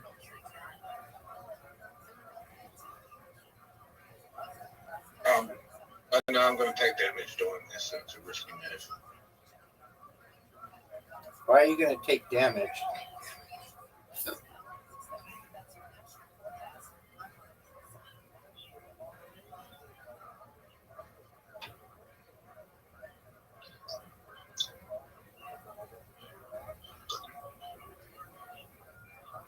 Rabbi, What up, baby? you're playing. I don't think you're playing this well. Dog, we're tied. And I have 2 evolved characters. And you have 0 evolved characters. Some might say I have the lead.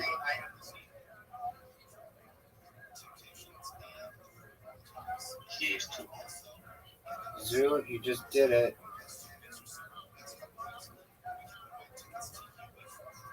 Now I have the lead. Not for long, my friend. We tied. No. I have the lead. You're 1 point in front of me. I'm 5 points in front of you. It's your turn. Oh, this is big time. There are a lot of points in front of me. This is big time, Zoo. Wow, fuck. This is big time, Zoo. Wow, fuck. I don't know if I've ever had. Wow, fuck. Wow. Wow. And I still have no evolved characters. Right.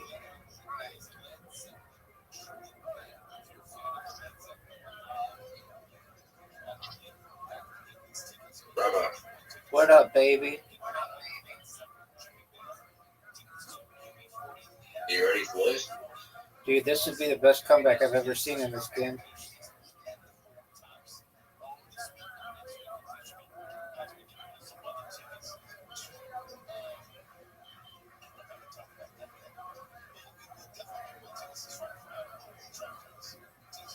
That would be I good. think I'm lost. Oh, Zoo.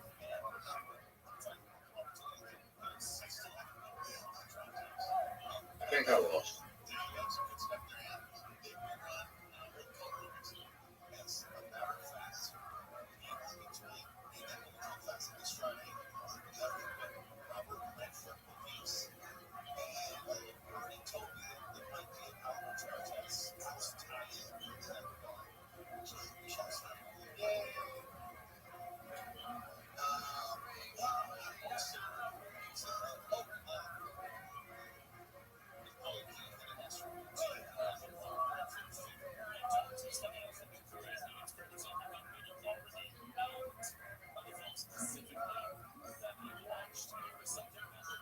Oh no! What are you gonna do, Zoo? Rabbi, you won. You won. Zoo, that was an amazing move. Well, you just won. I could win in You multiple. had the easiest win here. I could win in multiple ways. That wasn't it. I could win in multiple ways.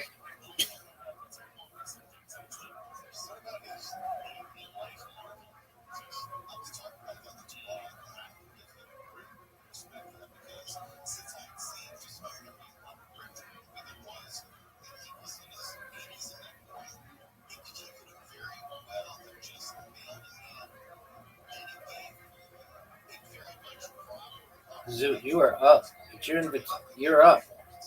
You have an invitation, son. Zoot.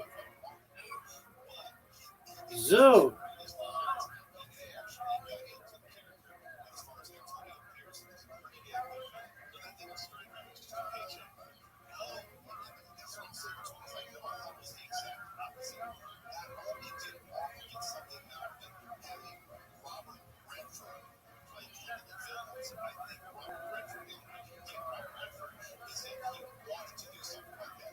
Are you proud of that shot, Zoot? Are you proud of being? Are you proud of being what? Word, dog.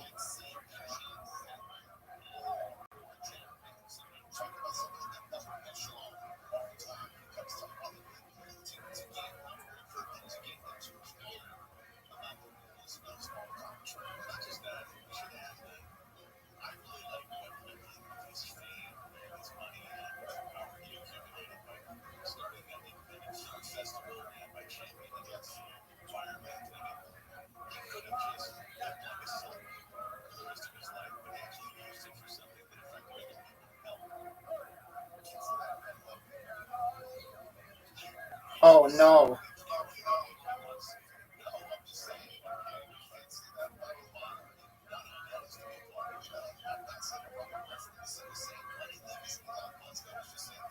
What are you gonna do, Zoot?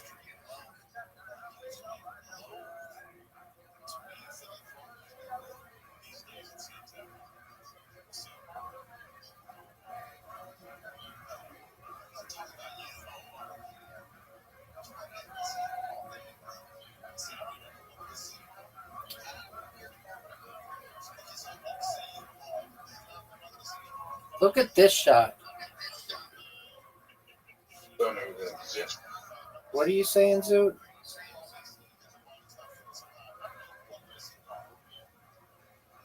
Doesn't exist. What doesn't exist?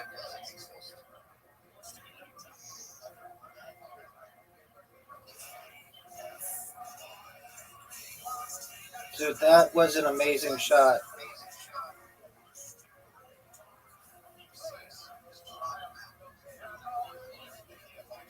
Uh-oh, Zoot. Ah.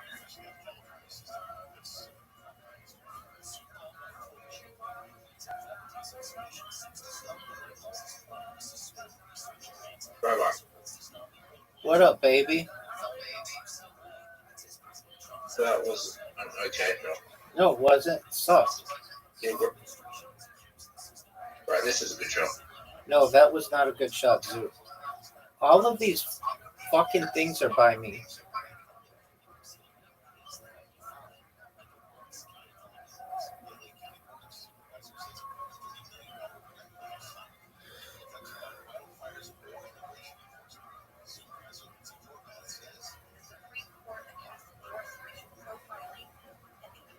Bye-bye.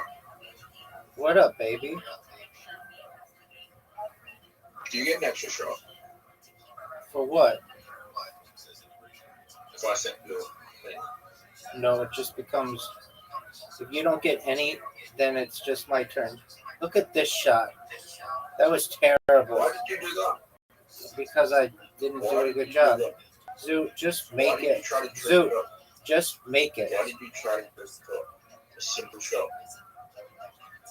Zoot, I heard me talking and I had the most simple shot and I fucked up. look at this move.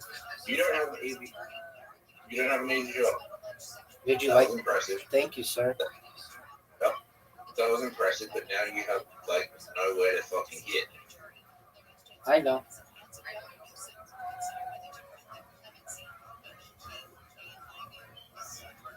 Oh, what the fuck is that? That was beautiful, is what that was. That was terrible. I think it Here, was great. I'm gonna try something.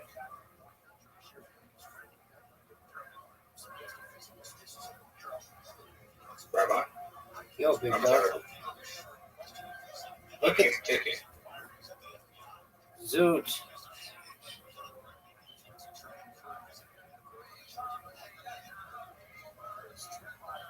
Kicking.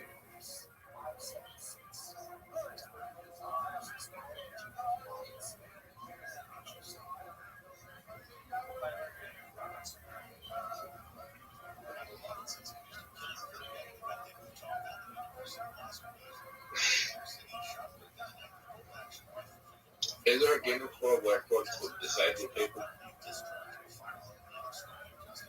They say that there's one for all interesting things, or that you can get one for all interesting things, but they do have some limitations, like um, longest uh, cave dive or deepest cave dive. They don't do that one anymore because it's too dangerous, and they also they also don't, they do like, if they become too dangerous they don't do them anymore. I think like longest um yeah, cave dive is the big one that I know they don't do. But I don't know. Oh, they don't do How is breath underwater? no, they just did that. They did just somebody just broke that at 29 minutes. Some guy from Croatia.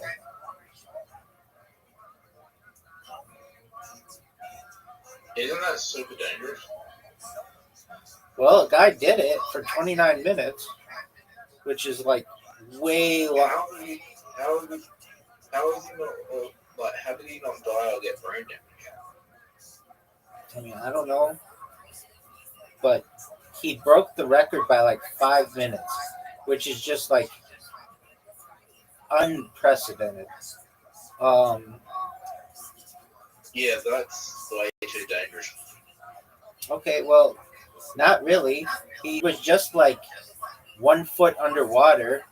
It's not like he was 1,000 feet underwater.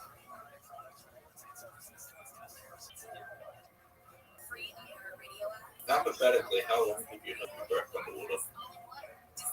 Uh, I don't like to do it. Probably about 30 seconds in, I start to No. panic. Hypothetically, how long did someone put the breath underwater if they had to? Usually you drown after like 3 minutes. How was he able to do 29? He trained himself.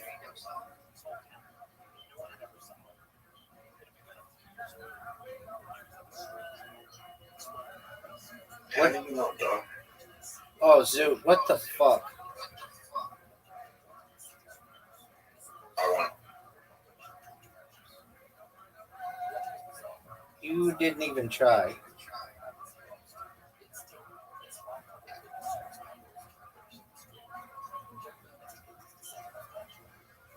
Zoot, are you ready to go to the gym?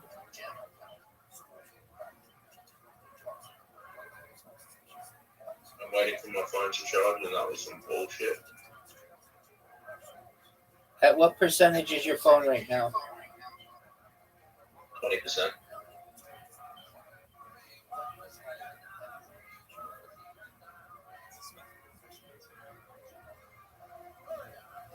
At what point does it have to charge for you to be able to go?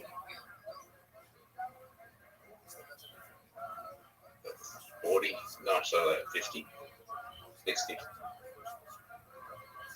So you're never going to the mall, or you're never going to the gym.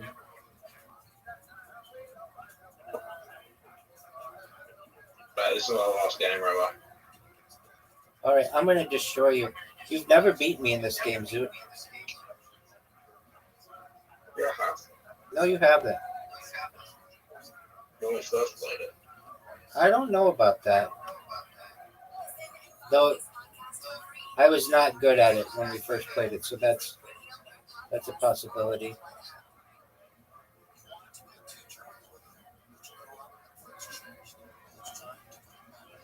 My phone's on the floor, so I got like a bit of disadvantage here.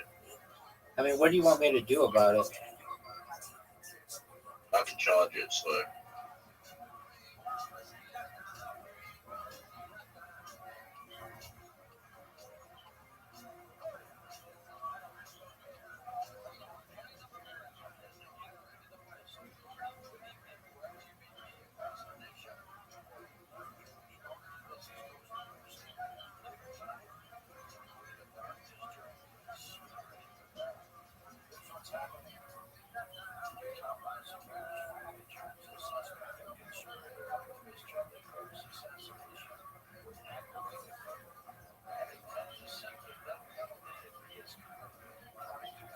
Zoo.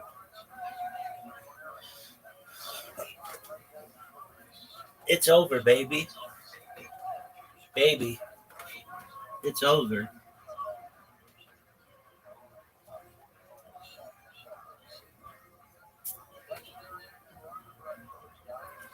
Zoo, did you know Robert Redford died? Yep.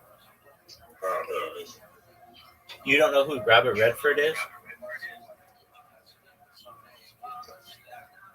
He's like one of the most famous actors ever. And his daughter's super hot.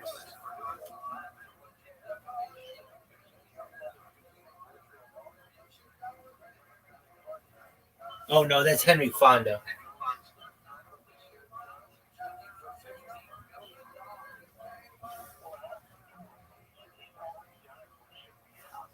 Zoot.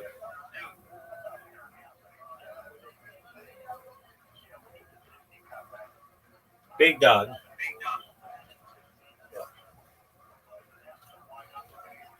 Are you gonna charge your phone? My phone's charging. All right.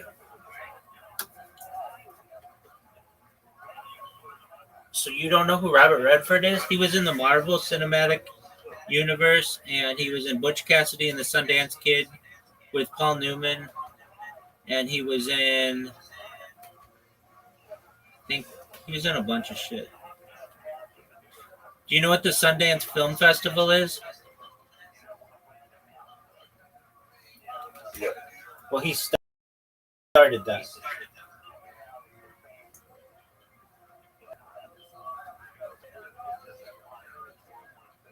So Zoo, you're gonna go to the gym, and then you're gonna come back and play.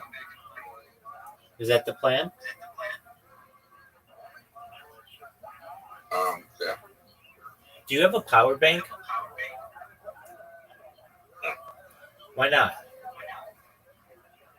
Because I don't want Well, that would allow your phone to not need to charge at an outlet. Yeah, they're like $200. What are you talking about? They're like $10.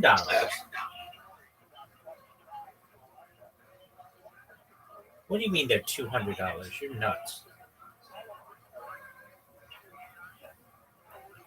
They're like $10. Okay, Zoo.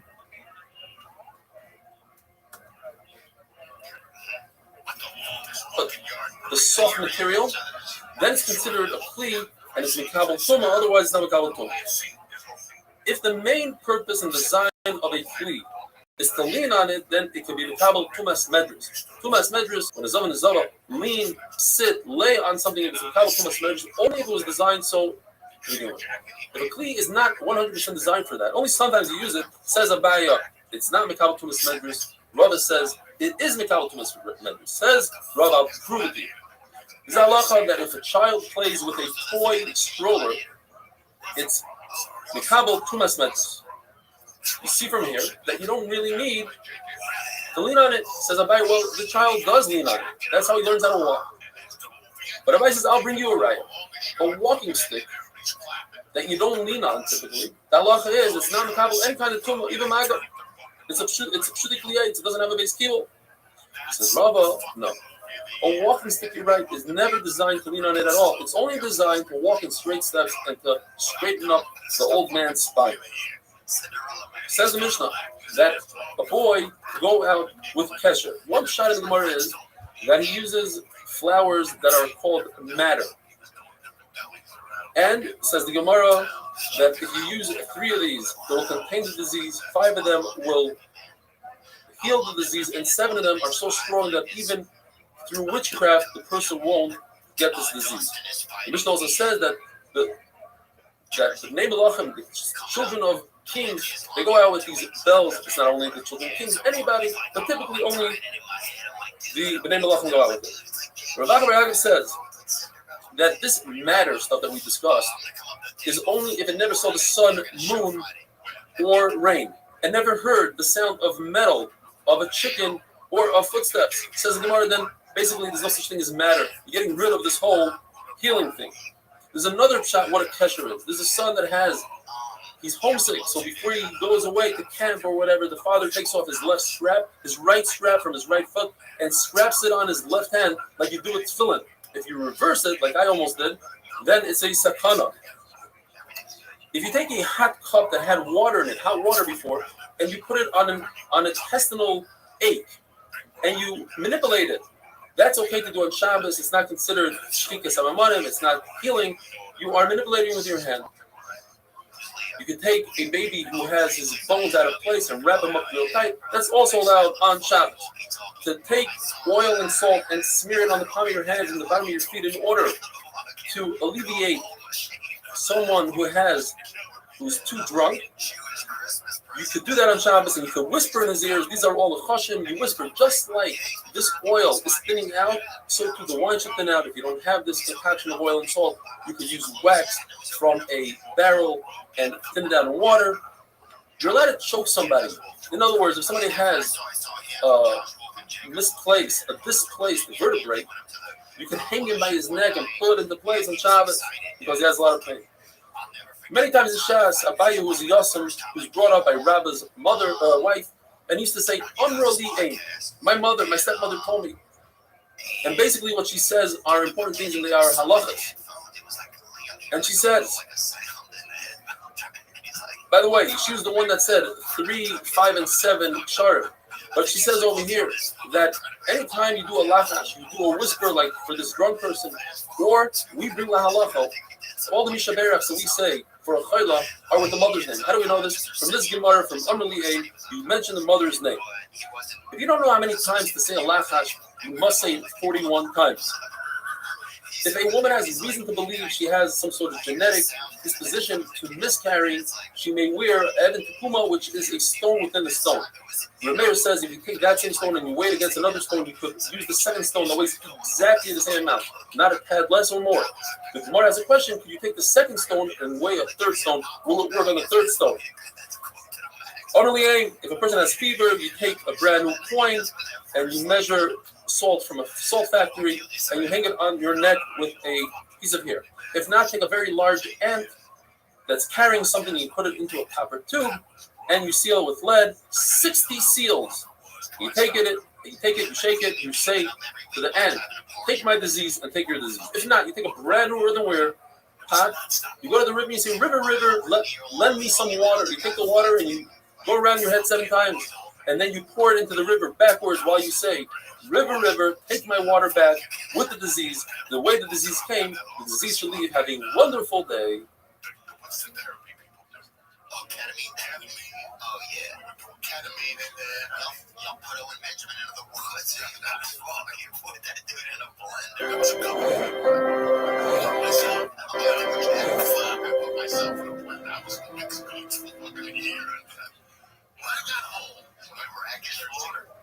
Shabbos Daf Samach Zayin, happy like Ba'omer. We're back to the sugya of supernatural healing powers. This is a very interesting one. If a person has fever every 3 days, he has to do things with the number 7. He takes 7 branches from 7 different date trees, 7 splinters from 7 different beams, 7 pegs from 7 different bridges, 7 ashes from 7 different ovens, 7 dirts from 7 different door sockets, 7 pitch from 7 different ships, and 7 kernels of cumin from cumin. And here's a very interesting one. 7 beard hairs of a dog, you pile it all together, strands of hair, you wrap it around the neck. That's a zgula for roof. If the person has really high fever, you take a knife that's completely metal, no handle, and you go over to a thorn bush, a sneh, and you tie your hair around it, and you say the pasuk, Vayera Malach Hashem Elav, Vayomer Moshe, the second pasuk. These are psukim referring to that the sneh wasn't eaten up, so the disease shouldn't eat up the body. And on the second day, you go over to, you make another notch in the sneh like you did in the first day, and you say, Vayera Hashem Kisar Lirais, Hashem saw. The word sar means go away. And on the third day, you notch out the sneh again, and you say the pasuk, Vayomer Tikra V'Aloim, don't come close to me, go away, disease. And you tell the sneh. We know that the reason why Baruch was Masher Shechina on you is not because he's such a great treat, the opposite. It's because you're so humble. And that will increase a person's humility, which will overcome the disease. And you bend down to it and you cut down the sneh, And you say, just like the fire ran away from Kanai and Shol Azariah by Christian age, so too my fever and my fire should run away from me. If a person has shin or a very painful blisters, or he has a shade demons or the shade of the Beis HaKisei, Gemara gives a series of different words that a person will say. Rav Shimon bar Yochai, like Ba'omer, says Klal Yisrael is royalty, and royalty wears golden bells and go out with it on Shabbos. Unlike a slave, like we said, he cannot go out with a bell until the fall. He's royalty. Rav says that's provided that it's tied tightly to his clothing. Says in the continuing with supernatural things, a person could go out with the egg of a grasshopper if he's concerned of earache. Machlekes whether he could go out or not, we'll see in a second. The tooth of a fox. Well, if it's a live fox, that wakes a person up if he's too sleepy. If he's dead, it's good for Samia. If a person has problems falling asleep, he uses this tooth. The nail of a person that was hung is good for a wound. According to a mayor, you're allowed to use this stuff. It's refuah. According to a comment, that's darkei amori. It's the same way Seleifen is a deraisa to act like a guy with superstition. Abaye and Rava say anything that it's obvious that it creates refuah. You drink a potion, you put herbs on a wound, and you know that it's going to work. There's no darkei amori. The issue is when you know that it's not going to work. It's darkei amori. It looks like you're acting like a guy. If a person has a tree that is really strong and the fruit fall off the tree prematurely, there are two things you can do. You load it up with stones. That's a natural scientific way of weakening the tree and therefore prolonging the fruit on the tree. Second way is to paint the tree red. Why is that not supernatural? Because what you're trying to do is to invoke other people that see this to get them to daven for you. As it says by the Mitzvah, the Mitzvah calls out, I am Tomei, to have people have compassion for him and daven for him. The Malama that says you take a cluster of dates and put on a date tree for the same reason you want people to daven for you. Reb Chia bar Rabban said all the halachas of a Murray, that's in Keseftim, Zayin Ches, discussed in Murray, they're all false. You're not allowed to do them. There are only two. And in fact, the Maharil brings these two are the only two refuahs in the entire Shabbos, not some Zayin, which our Bada Gunu said they work even in our day. And that is, if a person has a bone stuck in his throat, he takes a bone from the same type of bone. Let's say it's a chicken bone, you take another chicken bone, put it on top of your head, and you say it. And if you have a bone, you put it, you do the same thing, you say these words, and it works. Melimar brings at least 14 different things that are considered darkei amori. If a person says, my mazel should get greater, or he says, I shouldn't get tired, he uses a lashon of God Yagud. The Buddha says that lashon is worse than darkei amori. That's actually a bizarre. The person switches his name with his wife at nighttime. He calls himself his wife's name, and she calls him her name, his name. That's also darkei amori. If you say my barrel should be stronger, he uses a lashon of Dan Yadun, that is darkei amori. The Buddha says once again, Dan is a lashon of Zara, completely awesome. Another thing, if you tell a raven, scream, or you tell a female raven, shrieky, and turn your tail to me, and everything will be good, that's darkei amori. If you see a chicken acting wrongly, in other words, the chicken instead of crowing in the morning, he crows at night, or he crows like a raven, and he says, I'm going to shut it because of that, that's darkei amori. Same thing if a female chicken screams like a male chicken. If a person says, I'll drink, but I'll leave over, or he breaks eggs on a wall in order to save the chicks, or he dances in front of the chicks, or counts to 71, or a woman who dances in front of a kutach, which is a dish, or she urinates in front of the dish, or she tells people don't talk loudly when I cook my lentils, or she says let's scream so that the beans will cook. All these things are darkei amori. These are things that are more scientific. You take a splinter of a mulberry in order to increase the speed of the dish, or you take broken glass, that is scientifically proven to work. For Ham's sake, if you use glass, you have other issues. The issue is sakana, you don't want to really eat glass, not a very good idea. To say l'chaim, the wine, l'chaim, which should be on the mouth of Rabbanim, that's okay. In fact, Rebbe Kiva, by the chassan of his son, he said l'chaim to the chachamim and to the talmidim, you let it take salt that thins out the oil and creates a brighter flame. That's scientifically proven. You let it take clay, mud, and put it underneath the flame so it should go slower. It chills it out a little bit, and the flame goes slower.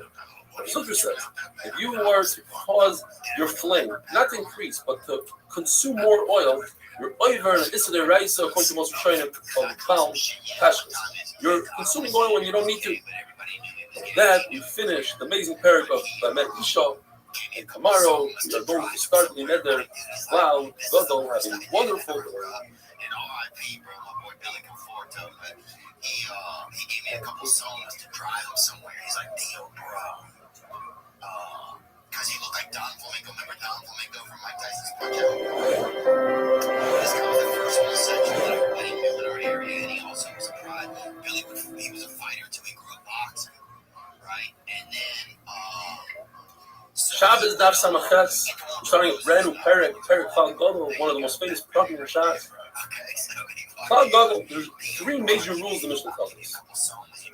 The first rule, Klal Aleph, let's call it, is a person that doesn't know about Shabbos, and therefore he only brings one chatos on all the Shabbosim and all the various things are permitted because there's only one mistake that he made. He didn't know about Shabbos.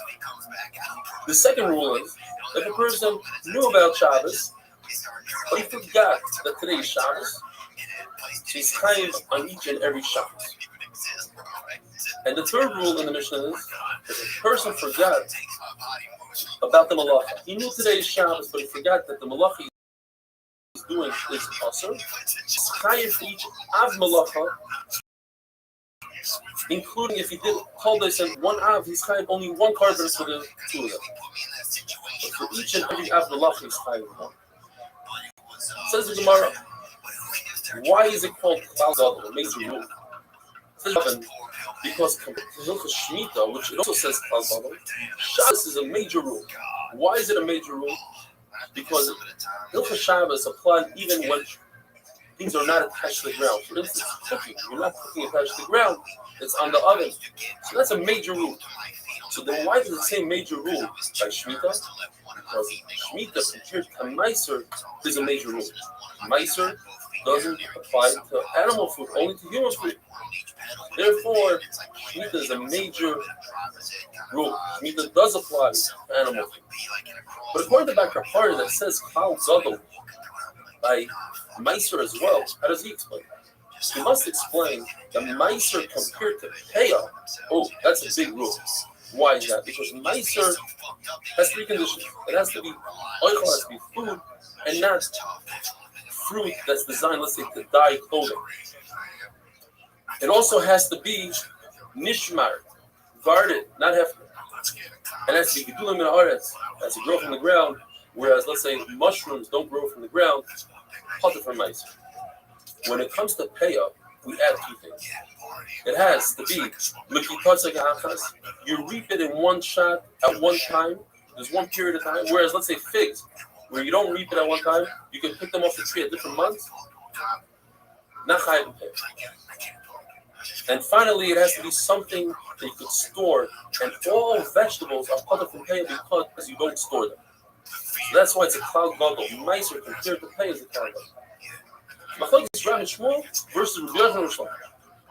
Rav and Shmuel say that if somebody never knew about Shabbos, he's a Kunot Shenishba. That's what our mission is referring to. That and somebody that knew about Shabbos and forgot about the concept of Shabbos. Two things. Those two cases, you're chayav a carbon. So even something that becomes about Tshuva, he never knew about Shabbos, he grew up in who knows where, never heard about Shabbos. When it comes about Tshuva, he must bring a carbon according to Rav and Shmuel. You see, no, somebody who never knew about Shabbos is a Tinnik Shenishba, doesn't have to bring the carbon. In fact, it's a Machlokes Tanoim. It says in the Brayso, it's a Klal Gadol. If it's a Tinnik Shenishba, and he didn't know about Shabbos, he didn't know about Chayla, he didn't know about the Dam, and he didn't know about Avodah Zarah, he brings one carbon for each Aveirah for his entire life. One carbon for Dam, one carbon for Avodah Zarah, one carbon for Chayla, and one carbon for Shabbos. Where Munbaz says, no, he's talking from all carbonates. Munbaz learns that there's a hekesh between Shogig and Mezid. Mezid is called a chayta, Shogig is considered a chayta.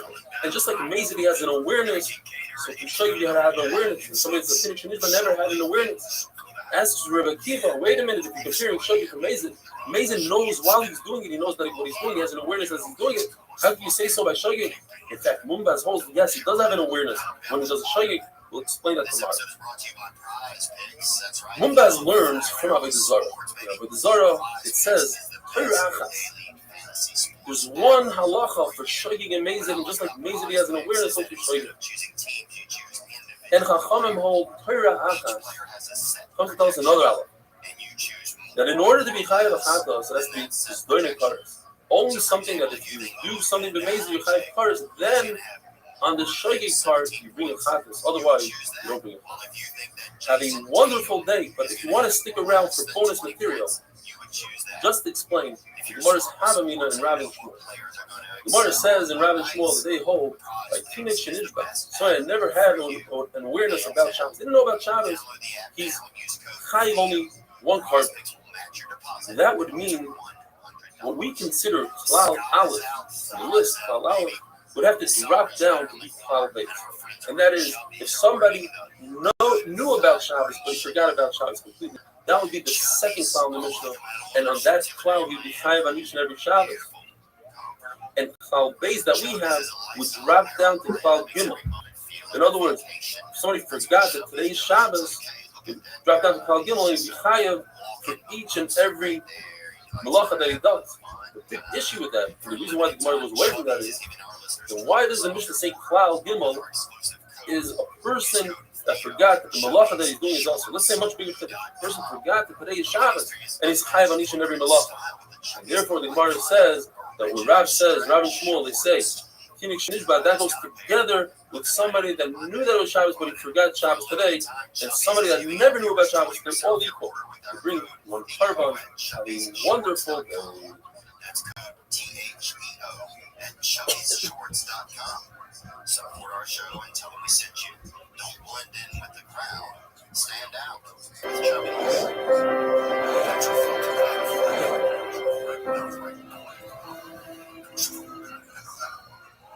Oh yeah.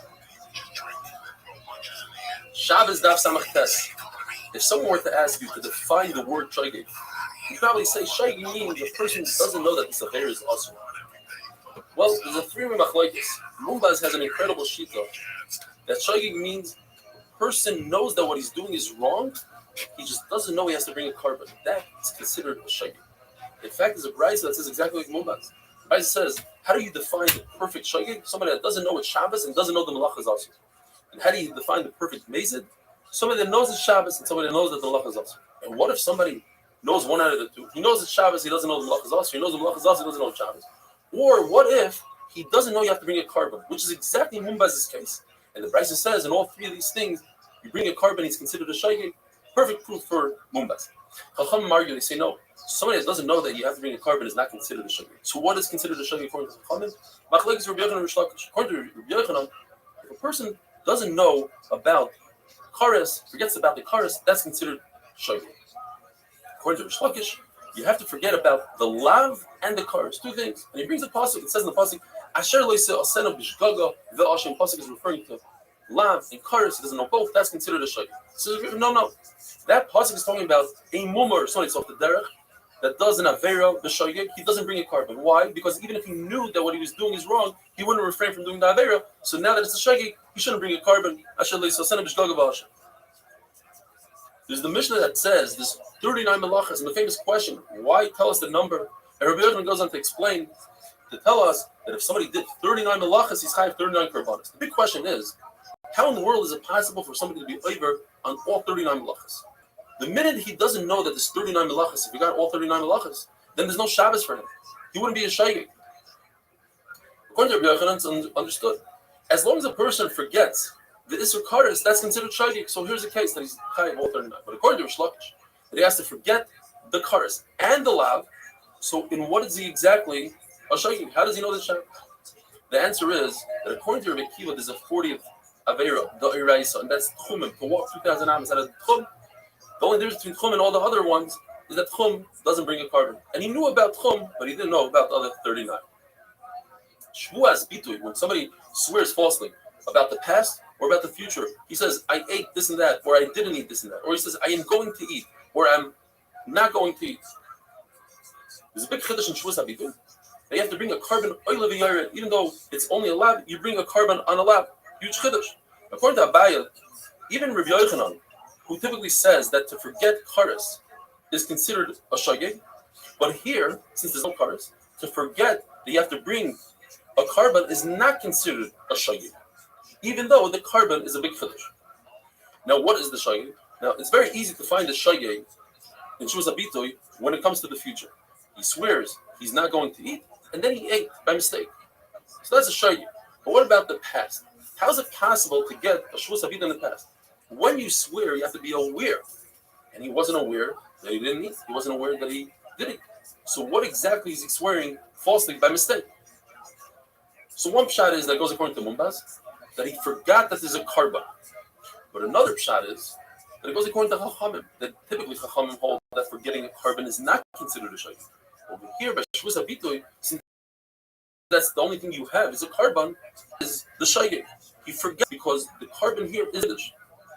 And that would be a bomb question on Abaya, who says that according to everybody, you have to be shaykhim in the lav and not in the carbon. If somebody eats truma, the mezid, he's chayiv mis v'dei shomayim. The shaykhim, he has to pay back the truma plus a fifth. What if he doesn't know that there's mis v'dei shomayim? Is that considered a shaykhim?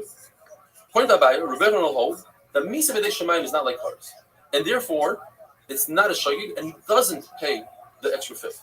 According to Rabbah, Rebbeinu will hold mis v'dei shomayim equals kares. It's like the same thing as kares, and therefore you do pay the chaymish. What if somebody found himself in the desert, lost track of time, doesn't have a calendar, doesn't know what day it is? When does he keep Shabbos? Could he do malacha today? Can he not do malacha? Rav Huna says the moment he realizes that he's lost, he doesn't know what day it is, he counts 6 days of weekdays, and on the 7th day, he rests Shabbos. Rav Chia Barav says the opposite. The day that he finds out, he does Shabbos immediately, and he counts 6 days. The Machlekes says, do we go by Bria Soila, do 6 days and then Shabbos? Rav Chia Barav says, no, it's like other Marishan.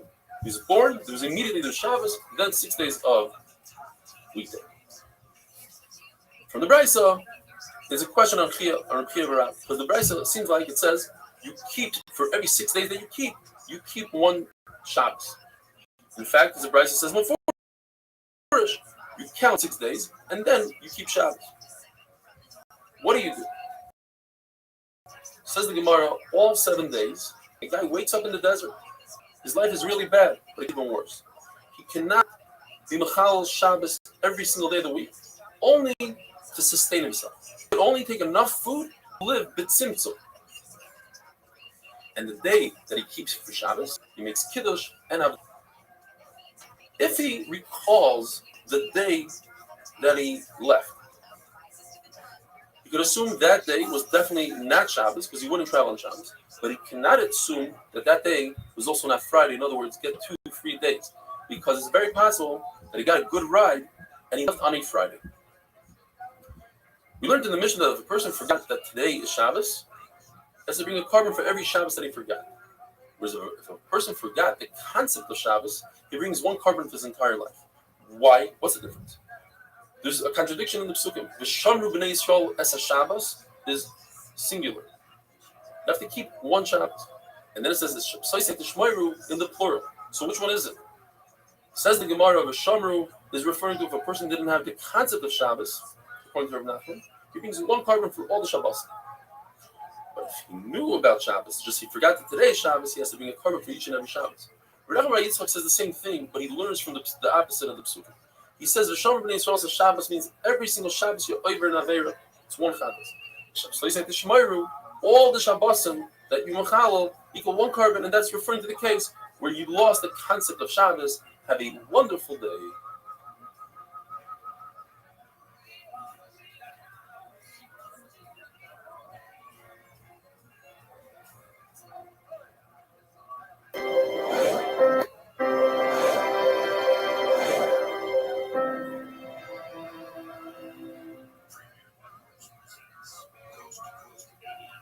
Shabbos Daf Ayin. I think it's incredible.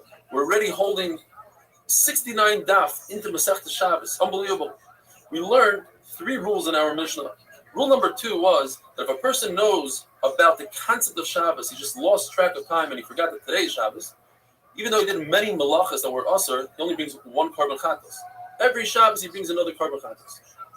So if a person knows that today is Shabbos, he just forgot that the malacha of koitzer is asur, that the malacha of zereya is asur, he forgot that it's asur. So he brings on each and every malacha a korban. The question is why? It says we're not very simple. If a person forgot that today is Shabbos and he did a few malachas, then he only had one forgetfulness. His mistake was one, that he forgot that today is Shabbos and brings one korban. But if a person forgets different malachas, he forgot different things. So he has to bring a korban on each forgetfulness. But how do we know that you chayev on each and every malacha? Perhaps all the malachas of Shabbos are included in one avera, chil Shabbos. How do we know to differentiate between malacha and malacha? It says Shmuel because the Torah says kol ha'oisa melacha yumas. If you do a malacha b'mezid, you die, you get the death penalty. So then why does the Torah repeat itself and say mois yumas? The answer is because the Torah is not talking about mezid. If you can't be talking about mezid, you must be talking about shaygeg. And the Torah says you shall die. What does it mean die? Not literally, but you take out of your pocket. For some people, that's like death. To spend money on a korban, the Torah says mois yumas. You bring many korbanos on one Shabbos. There's a very famous machlokes in Shas. The Torah says you shall not light a fire in Shabbos. But why did the Torah pick that malacha from all the malachas? It says Rabbi Yossi little yotzos. All the malachas, the other 3 malachas, if one does it b'eidim u'b'hasra, you get skila, b'mezid. If you do b'mezid without eidim and asra, you get karas. And if you do b'shagi, you get a chatos. Lighting a fire is different. All you get is a lab. There's no karas, no skila, no karba. Comes Rav Nosson and says no. The reason why the Torah points out Eish is to tell us l'chalis that every single malacha you bring its own korban if you're over on it, just like Shmuel says. It says Ela Hadvarim. Ela Aleph Lamed Hey is 36. Hadvarim is 3. Why? Because Dvarim is plural 2. Hadvarim with Hey idea is the third one. 3 plus 36, 39 malachas.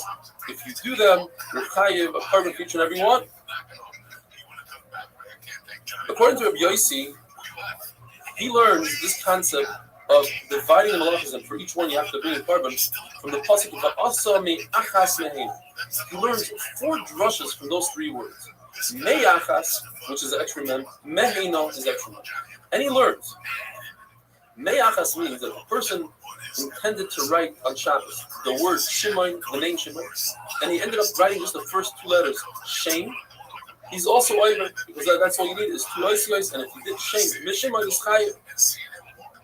The mem of Mehena teaches us, told us not only of ois chayiv, but even for the tollers. Then he goes on to learn Achas Mehena means Achas Shihi Hena. In other words, if a person knew that it's Shabbos but he forgot about the malachas, he's chayiv to each and every malacha. This is what Shmuel says. Or Hena Shi Achas teaches us that if a person forgot that it's Shabbos, but he knew about the malachas, he's chayiv for Shabbos. Now the reason why Shmuel didn't learn from Rabbi Yossi's limud of 4 limudim from the Asam Me'achas Mehena is because he doesn't want to learn 4. He could learn 2 things. He learns the concept of Toldos, and he learns Shem Mishimai, but doesn't learn Achas Shihena Mehena Shiachas. Says Rava, what happens if a person did 2 things? He forgot 2 things. First of all, he forgot that it's Shabbos, and he forgot that a few of the malachas that he's doing are also. What comes first? If you said that a person that forgot Shabbos only has to bring 1 korban, so even though that he forgot a bunch of malachas, he only has 1 korban. Perhaps no, you should bring a korban for each one of the malachas that he forgot. Rav Nachman wanted to say, since he forgot Shabbos, that's it. It's all over. All he has to do is bring 1 korban. The fact that he forgot different malachas, he doesn't have to bring all the korban. Rav Ashi says the time is why he's retreating. If you tell him, hey, it's Shabbos, and he stops doing what he does, then he only brings 1 korban. If you say, hey, you're doing a malacha, and he stops, then he has to bring a korban for each and every one. Says Ravina, that doesn't make sense. The reason why a person stops doing malacha is because he realizes that Shabbos. And Shabbos means that you can't do malachas. They're one and the same. So therefore, he says there's no difference, and you only bring 1 korban. As we had yesterday, the Mishnah, in this parak later on says there are 39 malachas. And the Gemara asks the question, why does it say a number? We know how to count. Says Rabbi Yochanan to tell us that if you do 39 malachas, it's possible up until 39 malachas, you're chayiv up to 39 karbanos in one helam, in one awareness, one shot. Now, if you hold like Rabbi Yochanan, that knowing that what you're doing is wrong, just you forgot that there's a Isser Kares, and that's considered a shogeg, that's an awareness. You're aware that there's a Shabbos. You know that it's Shabbos today because you know there's an Isser. According to your Shlokish, that in order to be over shogeg, in order to be over 39 malachas, you can't know that it's Asr B'chlal. You don't know that there's a Lav, you don't know that there's a Kares. So then, he's not aware that it's Shabbos. And we said if he's not aware that it's Shabbos, he only brings one carbon. So how's it possible that he's chayiv 39 karbanos? The answer is because your shloka is going to hold, like we said yesterday, like Rabbi Kiva. Rabbi Kiva holds them in the Raisa. You can't go out of 2,000 amas from your domain. So that's number 40. You're just not chayiv a carbon. So he's aware of Shabbos and the fact that you can't walk more than 2,000 amas. But he forgot about the 39 malachas. That's how he's chayiv 39 karbanos. Have a wonderful day. Yeah, you can't let him pet an animal for too long, that's for sure, brother. That shit will escalate. Dude, what was I saying? What was that thing in the news I just saw? That they found. I'm starting to think that more people will have, they just found like plastic, what was it? Shabbos daf ayin aleph. You want to tell us a very interesting concept called greda, to drag something. If somebody did Tzira and Tina, he reaped and he ground two separate malachas, but not knowing that it's Shabbos. You bring one carbon for those two malachas. And then in one awareness, he continued doing those two malachas. He did Tzira and Tina again. However, this time he didn't realize that Tzira and Tina are also they're malachas. The halacha is you bring one carbon, and that's enough for all four malachas. Why? You bring the carbon on the first tzira. Tzira and the tzira below it are all the same. They all happen in one awareness. The person does 10 malachas, the same malacha, all in one awareness. You bring one carbon. The top box, tzira and tina, they are goyer each other. Tzira pulls the tina to it. So one carbon is enough for the tzira and tina on the top box, because it all happened in one Shabbos, and forgetting that it's Shabbos. And once the carbon works for tina, it works for the tina below it. Machlokes is in another case, the same exact case, but his yediyah, his knowledge of what happened, occurred first to the tzira that he forgot that the malach is also the bottom box. Now, the bottom box is not connected to tina. They're separate boxes because the two malachas are individual. Therefore, Abaye says you go upwards. Tzira and tzira, instead of having awareness, one carbon below. Then it turns left. It goes from tina to goyre. That even rubber works. The question is, now that tina is above, I go downwards to the tina below it. According to Abaye, you do two grades. You go from tzira to tina, and from tina to tina, two grades. According to Rabba, I only go one grade. So I go from tzira to tzira, and then from tzira to tina, one carbon for three things. But the tina on the bottom of Shivas Malachas, you need to bring your own carbon. If a person ate 2 zeisei chela, 2 olives worth of chela, 1 and 2, and then he had a knowledge that he ate zeis number 1, and then he continued eating a third zeis. The center chela, the center olive worth of chela, is connected in awareness to olive number 1 and connected to awareness of olive number 3. So if you were to bring a carbon for the center one, it would work for 1 and 3. But what if you brought a carbon just for number 1? According to Abaye, it works on all the kizaysim because of the concept of greda. 1 is connected to 2, and 2 pulls in 3. According to Rabbi, it doesn't work. It only works on 1 and 2, and not on 3. If I make bring a carbon on 3, it only works for 3 and not for 1 and 3. But after Rabbi heard the concept of greda from Abaye, he admitted to Abaye that it works, but it only works once and not twice as he explained before.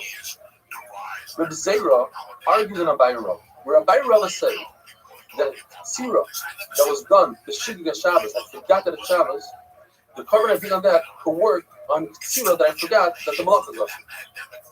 Even though there's two types of Averis, one is forgetting that a Shabbos, one is forgetting the Malach, one carbon works for both. Rabbi argues and says no.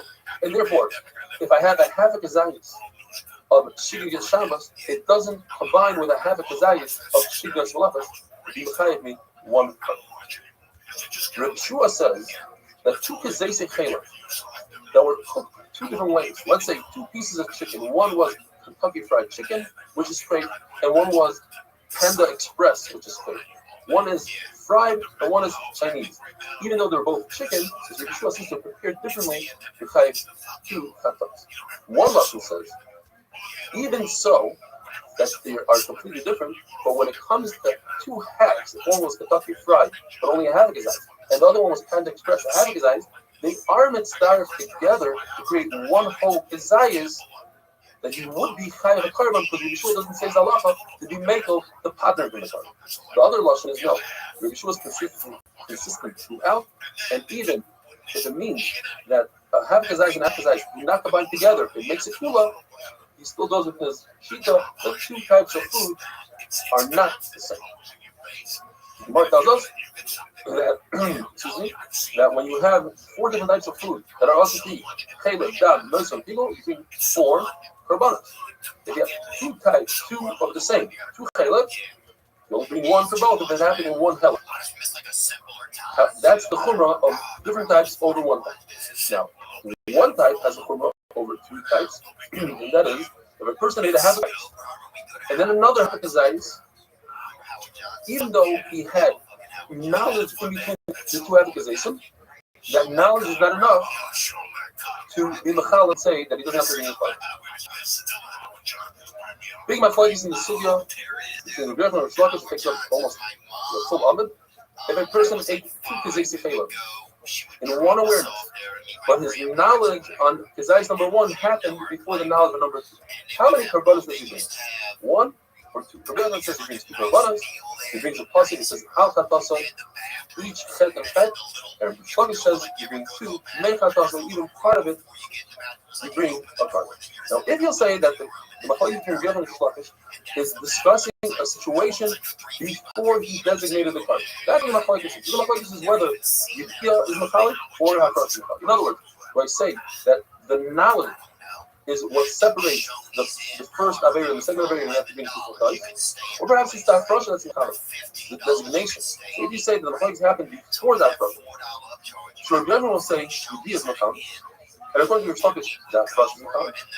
And the word Mechatasa, according to Rabbi Yochanan, we'll have to explain in a very interesting way.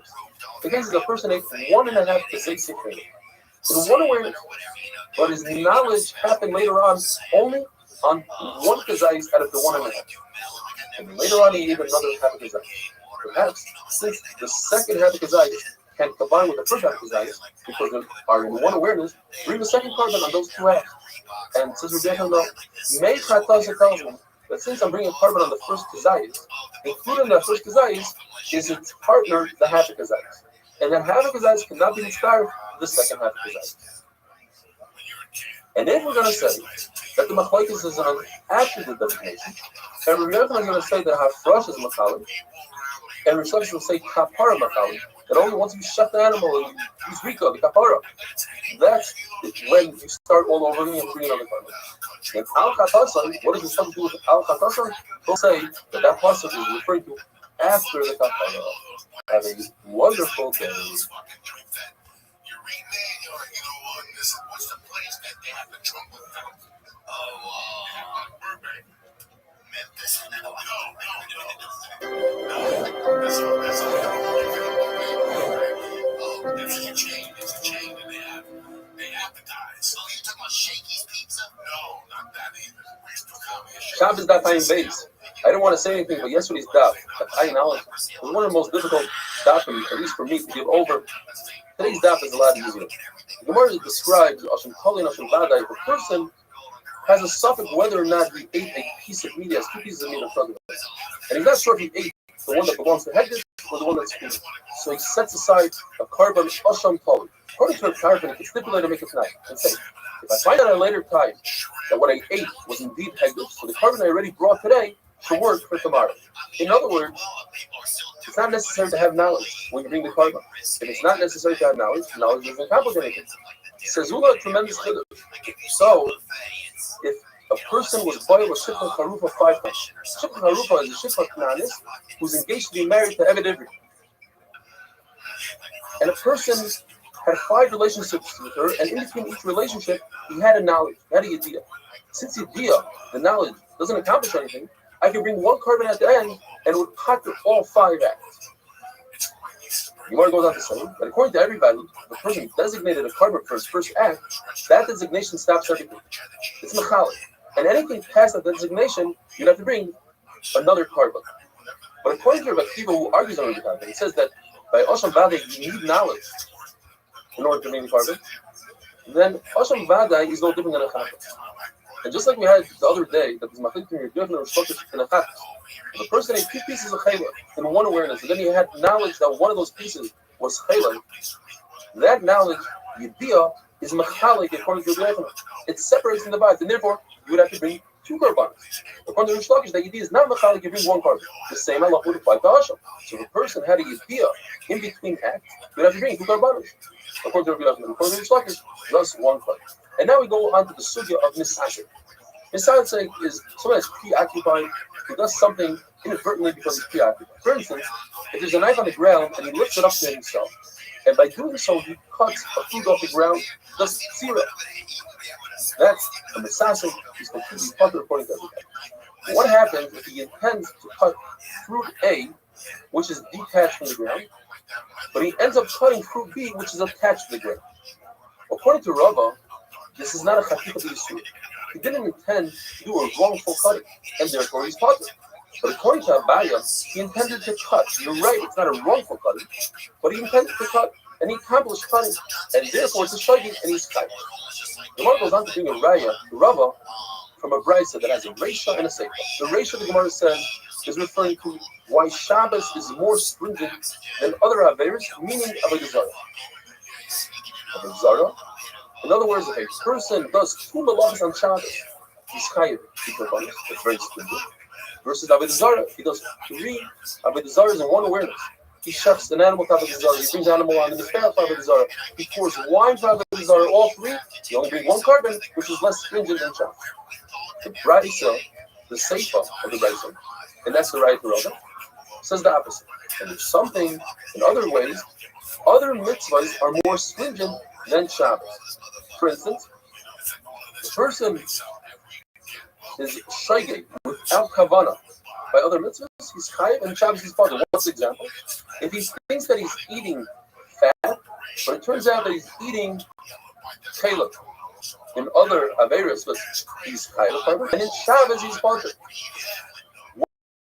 What's the case in Shabbos? That if he tried to cut, he thought that he's cutting a fruit detached, and he ended up cutting a fruit that was attached. According to Rava, or according to the Brisa, he's putter. And it's exactly what Rava said. It's a good raya to Rava. Abai will say that the shaygig over here is talking about a person who thinks that he's swallowing spit, but indeed he's swallowing fat. And he would be chayiv. Mashenkim Shabbos is referring to when he tried to lift the knife up, and by doing so, he cut a fruit, and that's, according to everybody, he's putter. But in Rava's case, where he thought that he's cutting a fruit that's already attached, but he ended up cutting a fruit that's attached, he'd be tired. Now, the Gemara just goes on to say that we can't say that the Reisha is not talking about avodah zarah. The Reisha, let's say, is talking about 2 malachas of Shabbos, Tzirun, versus 2 averos like Chaylev and Dam. Well, they would be equal. Shabbos, you'd be chayiv 2 korbanos, and Chaylev and Dam, you'd be chayiv 2 korbanos. So therefore, the Gemara is forced to say we're talking about avodah zarah. Now, the Seifa cannot be talking about avodah zarah. The person did a shoygay, he's chayiv. That's not true. By avodah zarah, all shoygayim are putter. For instance, if a person thinks that he's bowing in a shul, but in fact he's bowing to avodah zarah, he's completely putter because his heart is HaKadosh Baruch Hu. And if a person is bowing to a statue, and he decided that the statue is avodah zarah, then it's avodah zarah, then he's amazing. And if he doesn't decide that the statue is avodah zarah, then he didn't do anything. What if he bows to avodah zarah out of fear for his life or out of love? Now, of course, he shouldn't do it. He should give his soul. He should be Meiser Nefesh. But what if he did do it? He's also a potter, according to Rabbah. So therefore, the Gemara is forced to say that the Sefer is talking about other mitzvahs and the Reish is talking about Avodah Zarah. Have a wonderful, wonderful day.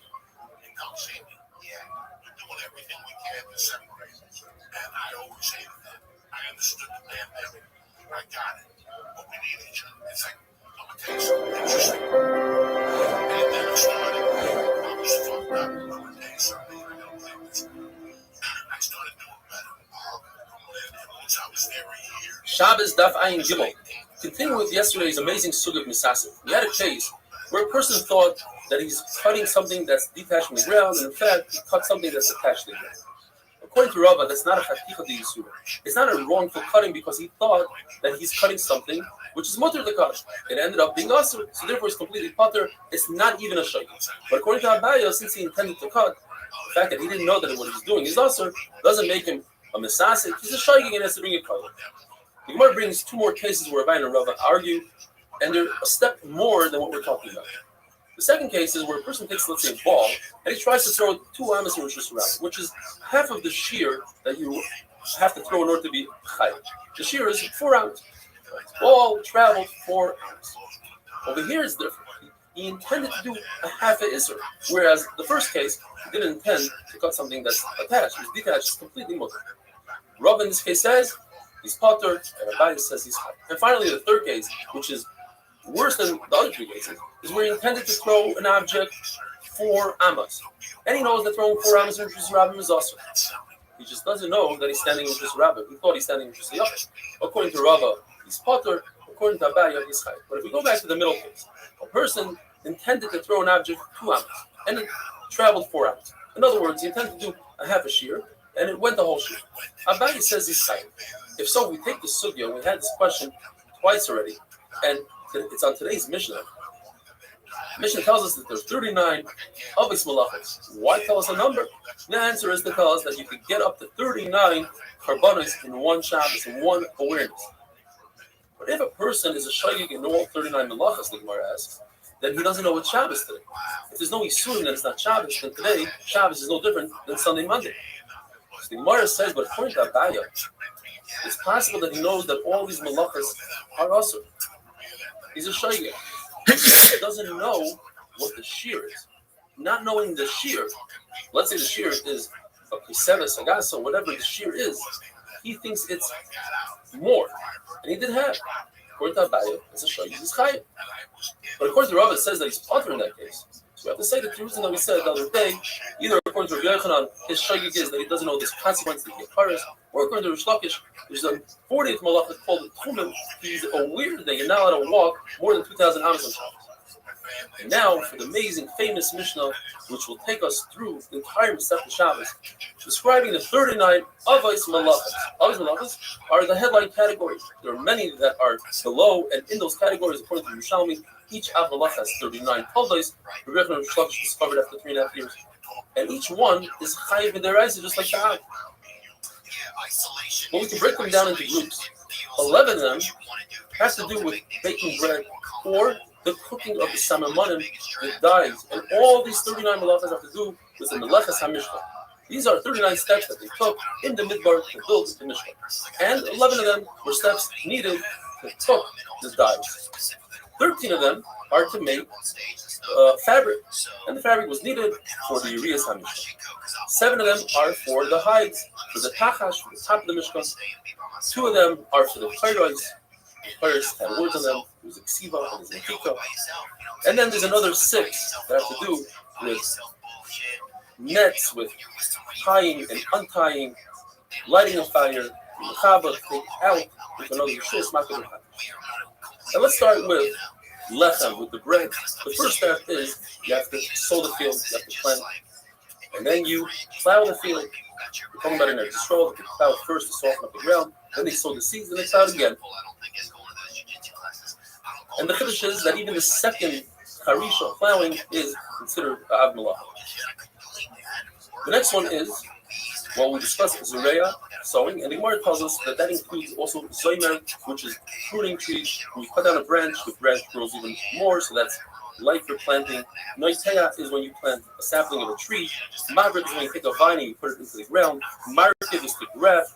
All these are all under one umbrella of Av Milad. If you do all of them, you're only chayav one carbon. Chayrish, as we discussed, is the plow. But that includes also chayfer to dig and chayretz to make a furrow. And they're all considered one malachi. You do all three of them, you chayav one carbon. Chaytzer, to harvest the wheat, and that includes boitzer, anavim, grapes, goyder tmarim, dates, masik zaysim, olives, and figs. They're all considered one malachi. Do all of them in one Shabbos and one awareness. You have one carbon. Ma'amer means to gather and to make a pile. Rava says that it includes things that are not gedulei karka, like gathering salt in a factory, piling it up in a pile. Abai says it's only gedulei karka, something that grows in the ground. Dash, to thresh, to separate the kernel from the shaft. That includes menafet and menafet. That's to beat flax and cotton. It's considered one malacha. If you do all three of those, you have one carbon.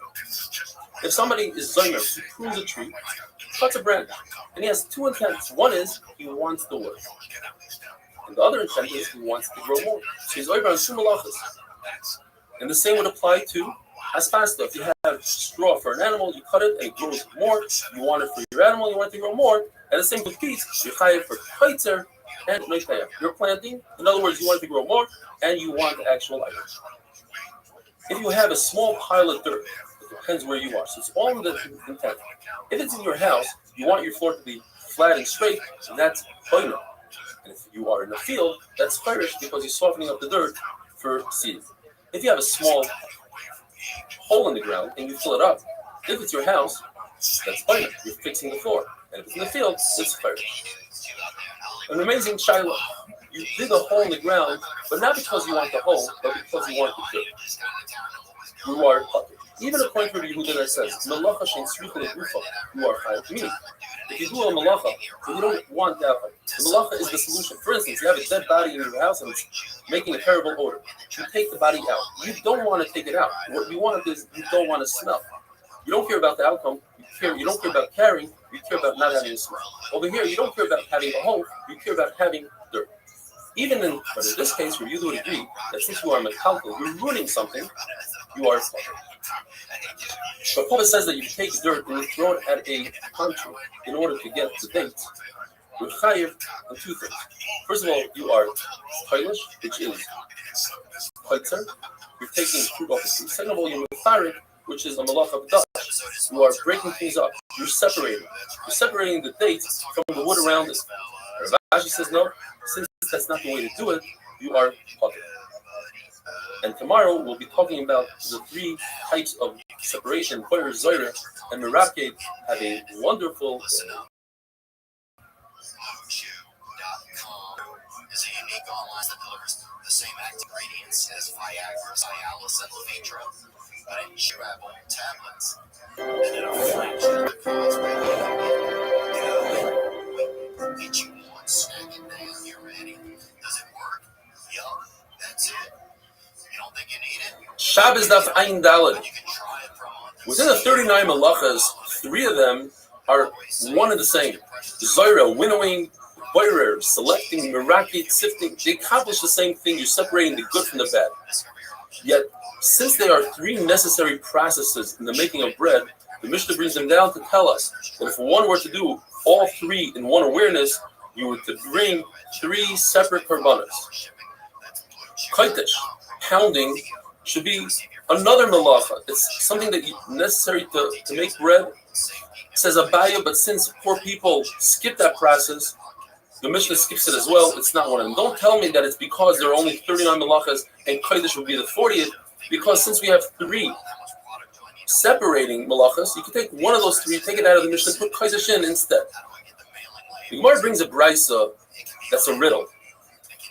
And there are 5 attempts to solve the riddle, but what we could take out from those 5 attempts are 3 major halachas regarding boirer on Shabbos. You could do boirer on Shabbos if it's food from within the waste and not the waste from the food. And if you do it biyad with your hand and not a kli, and if you do it la'alter for immediate consumption and not for even that day Shabbos, but later on. What are the 5 attempts? The first attempt was the Brisa says that if you have food in front of you and you could do boirer and eat it, you could do boirer and give it to your friend, and then the Brisa does a 180. You cannot do boirer, and if you do boirer, you have to bring a chatas. Perhaps the Reish is talking about for that day, and that's mutter. But if you do it for Sunday, that's a chiyuv chatas. The Gemara says that can't be. There is no malacha that you could cook on Shabbos, but you can't cook for Sunday. Perhaps the Brisa is talking about a half a shear. If you do a half a boirer, half the amount, that's okay. But if you do the full amount, that's a chiyuv chatas. Chatzi shear also in Torah, the Gemara says it's impossible. There is no malacha that you could do a half of it. Even a half would be awesome in Torah. You just don't get a punishment. Perhaps the Brisa is saying that you're allowed to do it with your hand, but if you do it with kanar v'tamchoy, that's only an issur d'rabbanan with a funnel or with a plate. That's kilach yad. That's not the real way of doing it. But if you do it the real way with a real sifter, a napo klara, that's an issur d'raisa. Gemara says, but it doesn't say anything, any mention of kalim in that brisa. Perhaps it's talking about oichal mitzvah psoilas.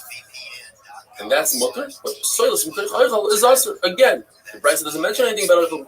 It says Abaye, therefore I say the pshat is la'alter. It says in the Brisa that you eat it, meaning immediately. If you eat it immediately, that's okay. But if you do it for later on during the day, that's an issur boirer d'oraisa. The Restream explain that Abaye agrees of biyad and oichal soilus. He just adds that you need also miyad right away. Gemara tells the story of Bibi threw a whole box of fruit that included different leaves and soilas on the table in front of Rav Ami and Rav Asi. And Rav Dimi saw this and he wasn't sure if it was because Rav Bibi held that even oichal with the soilas is asur, and therefore he spread it on the table that there shouldn't be a problem of buyer. It just selected itself. He just grabbed an apple, or perhaps he wanted to show ayin yafa. He wanted to show that he's large. He threw all the fruit on the table. Chizkiah says that turmasin type of bean is considered soils and even if you take out the actual food, because it requires 7 cookings, and even after 2 or 3 times, if you don't remove the oichal, the actual bean, it turns into soils that can ruin other beans. And now we go to Amid Beis. The Gemara tells us halacha, not in Bayer. Now we're done with Bayer. If somebody takes a beet and chops it up really, really thin, he minces it, that is considered toichem, grinding. If it applies to all vegetables. If you were to take a piece of wood and saw it and create sawdust, that is also toichen grinding. Rav Ashi says if a person is careful about the size of the wood, he will be over a mechatech. Like in the Mishnah, if you cut leather to a certain size, it's mechatech, cutting. The Gemara asks, why does the Tana talk about afiyah, baking, when in the Mishkan there was no baking, there was cooking samimonim, says the Gemara, because that's what people are used to. They're familiar with the process of baking, and therefore the Mishnah spoke about baking.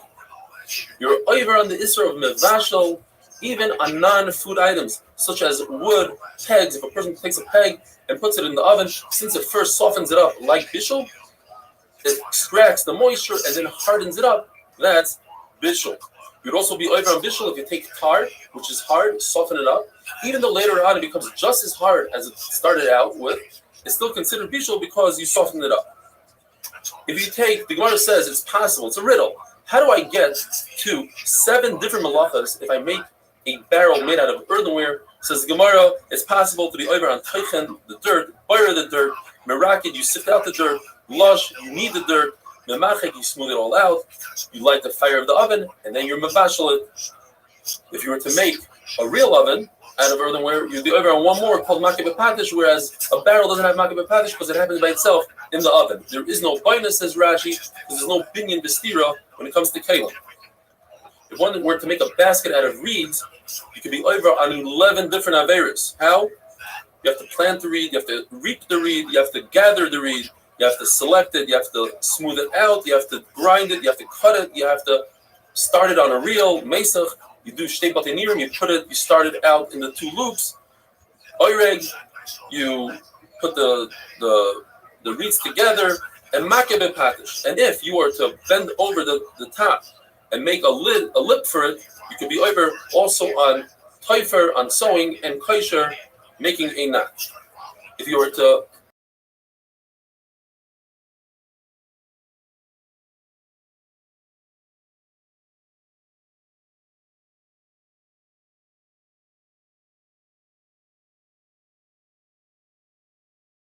on the light, or it's still on the year 4, you're not over, and that's klach yad, you're not over.